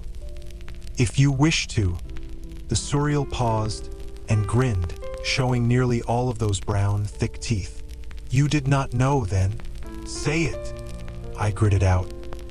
"The High Lord of the Night Court is your mate." I wasn't entirely sure I was breathing. "Interesting," the Suriel said. Mate. Rhysand was my mate. Not lover, not husband, but more than that. A bond so deep, so permanent that it was honored over all others. Rare, cherished. Not Tamlin's mate. Rhysand's. I was jealous and pissed off. "You're mine." The words slipped out of me, low and twisted. "Does he know?" The Suriel clenched the robes of its new cloak in its bone fingers. "Yes." "For a long while?" "Yes. Since." "No. He can tell me. I want to hear it from his lips." The Suriel cocked its head. You are feeling too much too fast. I cannot read it." "How can I possibly be his mate?" Mates were equals, matched, at least in some ways. "He is the most powerful High Lord to ever walk this earth. You are new. You are made of all 7 High Lords. Unlike anything. Are you two not similar in that? Are you not matched?" "Mate," and he knew he'd known. I glanced toward the river, as if I could see all the way to the cave, to where Rhysand slept. When I looked back at the Suriel, it was gone. I found the pink weed and ripped it out of the ground as I stalked back to the cave. Mercifully, Rhys was half awake. The layers I'd thrown on him now scattered across the blanket, and he gave me a strained smile as I entered. I chucked the weed at him, showering his bare chest with soil. "Chew on that." He blinked blearily at me. "Mate." But he obeyed, frowning at the plant before he plucked off a few leaves and started chewing. He grimaced as he swallowed. I tore off my jacket, shoved up my sleeve, and strode to him. He'd known and kept it from me. Had the others known? Had they guessed? He'd promised not to lie, not to keep things from me. And this most important thing in my immortal existence. I drew a dagger across my forearm, the cut long and deep, and dropped to my knees before him. I didn't feel the pain. "Drink this, now." Rhys blinked again, brows raising, but I didn't give him the chance to object before I gripped the back of his head, lifted my arm to his mouth, and shoved him against my skin. He paused as my blood touched his lips. Then his mouth opened wider, his tongue brushing my arm as he sucked in my blood. One mouthful, 2, 3. I yanked back my arm, the wound already healing, and shoved down my sleeve. "You don't get to ask questions," I said, and he looked up at me, exhaustion and pain lining his face, my blood shining on his lips. Part of me hated the words, for acting like this while he was wounded, but I didn't care. "You only get to answer them, and nothing more." Wariness flooded his eyes, but he nodded, biting off another mouthful of the weed and chewing. I stared down at him, the half-Illyrian warrior who was my soul-bonded partner. "How long have you known that I'm your mate?" Rhys stilled, the entire world stilled. He swallowed. "Feyre. How long have you known that I'm your mate?" You ensnared the Suriel? How he'd pieced it together, I didn't give a shit. I said, "You don't get to ask questions." I thought something like panic might have flashed over his features. He chewed again on the plant, as if it instantly helped, as if he knew that he wanted to be at his full strength to face me. Color was already blooming on his cheeks, perhaps from whatever healing was in my blood. "I suspected for a while," Rhys said, swallowing once more. "I knew for certain when Amarantha was killing you, and when we stood on the balcony under the mountain, right after we were freed, I felt it snap into place between us. I think when you were made, it heightened the smell of the bond. I looked at you then, and the strength of it hit me like a blow. He'd gone wide-eyed, had stumbled back as if shocked, terrified, and had vanished. That had been over half a year ago. My blood pounded in my ears. When were you going to tell me? Feyre. When were you going to tell me? I don't know. I wanted to yesterday, or whenever you'd noticed that it wasn't just a bargain between us. I hoped you might realize when I took you to bed. And do the others know? Amren and more do. Azriel and Cashin suspect. My face burned. They knew. Why didn't you tell me? You were in love with him. You were going to marry him. And then you were enduring everything, and it didn't feel right to tell you. I deserved to know. The other night you told me you wanted a distraction, you wanted fun, not a mating bond, and not to someone like me, a mess. So the words I'd spat after the Court of Nightmares had haunted him. You promised no secrets, no games. You promised. Something in my chest was caving in on itself. Some part of me I thought long gone. I know I did, Rhys said, the glow returning to his face. You think I didn't want to tell you? You think I liked hearing you wanted me only for amusement and release? You think it didn't drive me out of my mind so completely that those bastards shot me out of the sky because I was too busy wondering if I should just tell you or wait, or maybe take whatever pieces that you offered me and be happy with it? Or that maybe I should let you go, so you don't have a lifetime of assassins and High Lords hunting you down for being with me? I don't want to hear this. I don't want to hear you explain how you assumed that you knew best, that I couldn't handle it. I didn't do that. I don't want to hear you tell me that you decided I was to be kept in the dark while your friends knew, while you all decided what was right for me. Feyre, take me back to the Illyrian camp, now. He was panting in great, rattling gulps. Please. But I stormed to him and grabbed his hand. Take me back now. And I saw the pain and sorrow in his eyes. Saw it and didn't care, not as that thing in my chest was twisting and breaking. Not as my heart ached so viciously that I realized it had somehow been repaired in these past few months. Repaired by him. And now it hurt. Rhys saw all that and more on my face, and I saw nothing but agony in his as he rallied his strength and, grunting in pain, winnowed us into the Illyrian camp. Chapter 51. We slammed into freezing mud right outside the little stone house. I think he'd meant to winnow us into it, but his powers had given out. Across the yard, I spied Cashin and more at the window of the house, eating breakfast. Their eyes went wide, and then they were rushing for the door. Feyre, Rhys groaned, bare arms buckling as he tried to rise. I left him lying in the mud and stormed toward the house. The door flung open, and Cashin and more were sprinting for us, scanning every inch of our bodies. Cashin realized I was in one piece and hurtled for Rhys, who was struggling to rise, mud covering his bare skin, but more saw my face. I went up to her, cold and hollow. I want you to take me somewhere far away, I said. Right now. I needed to get away, needed to think, to have space and quiet and calm. More looked between us, biting her lip. Please, I said, and my voice broke on the word.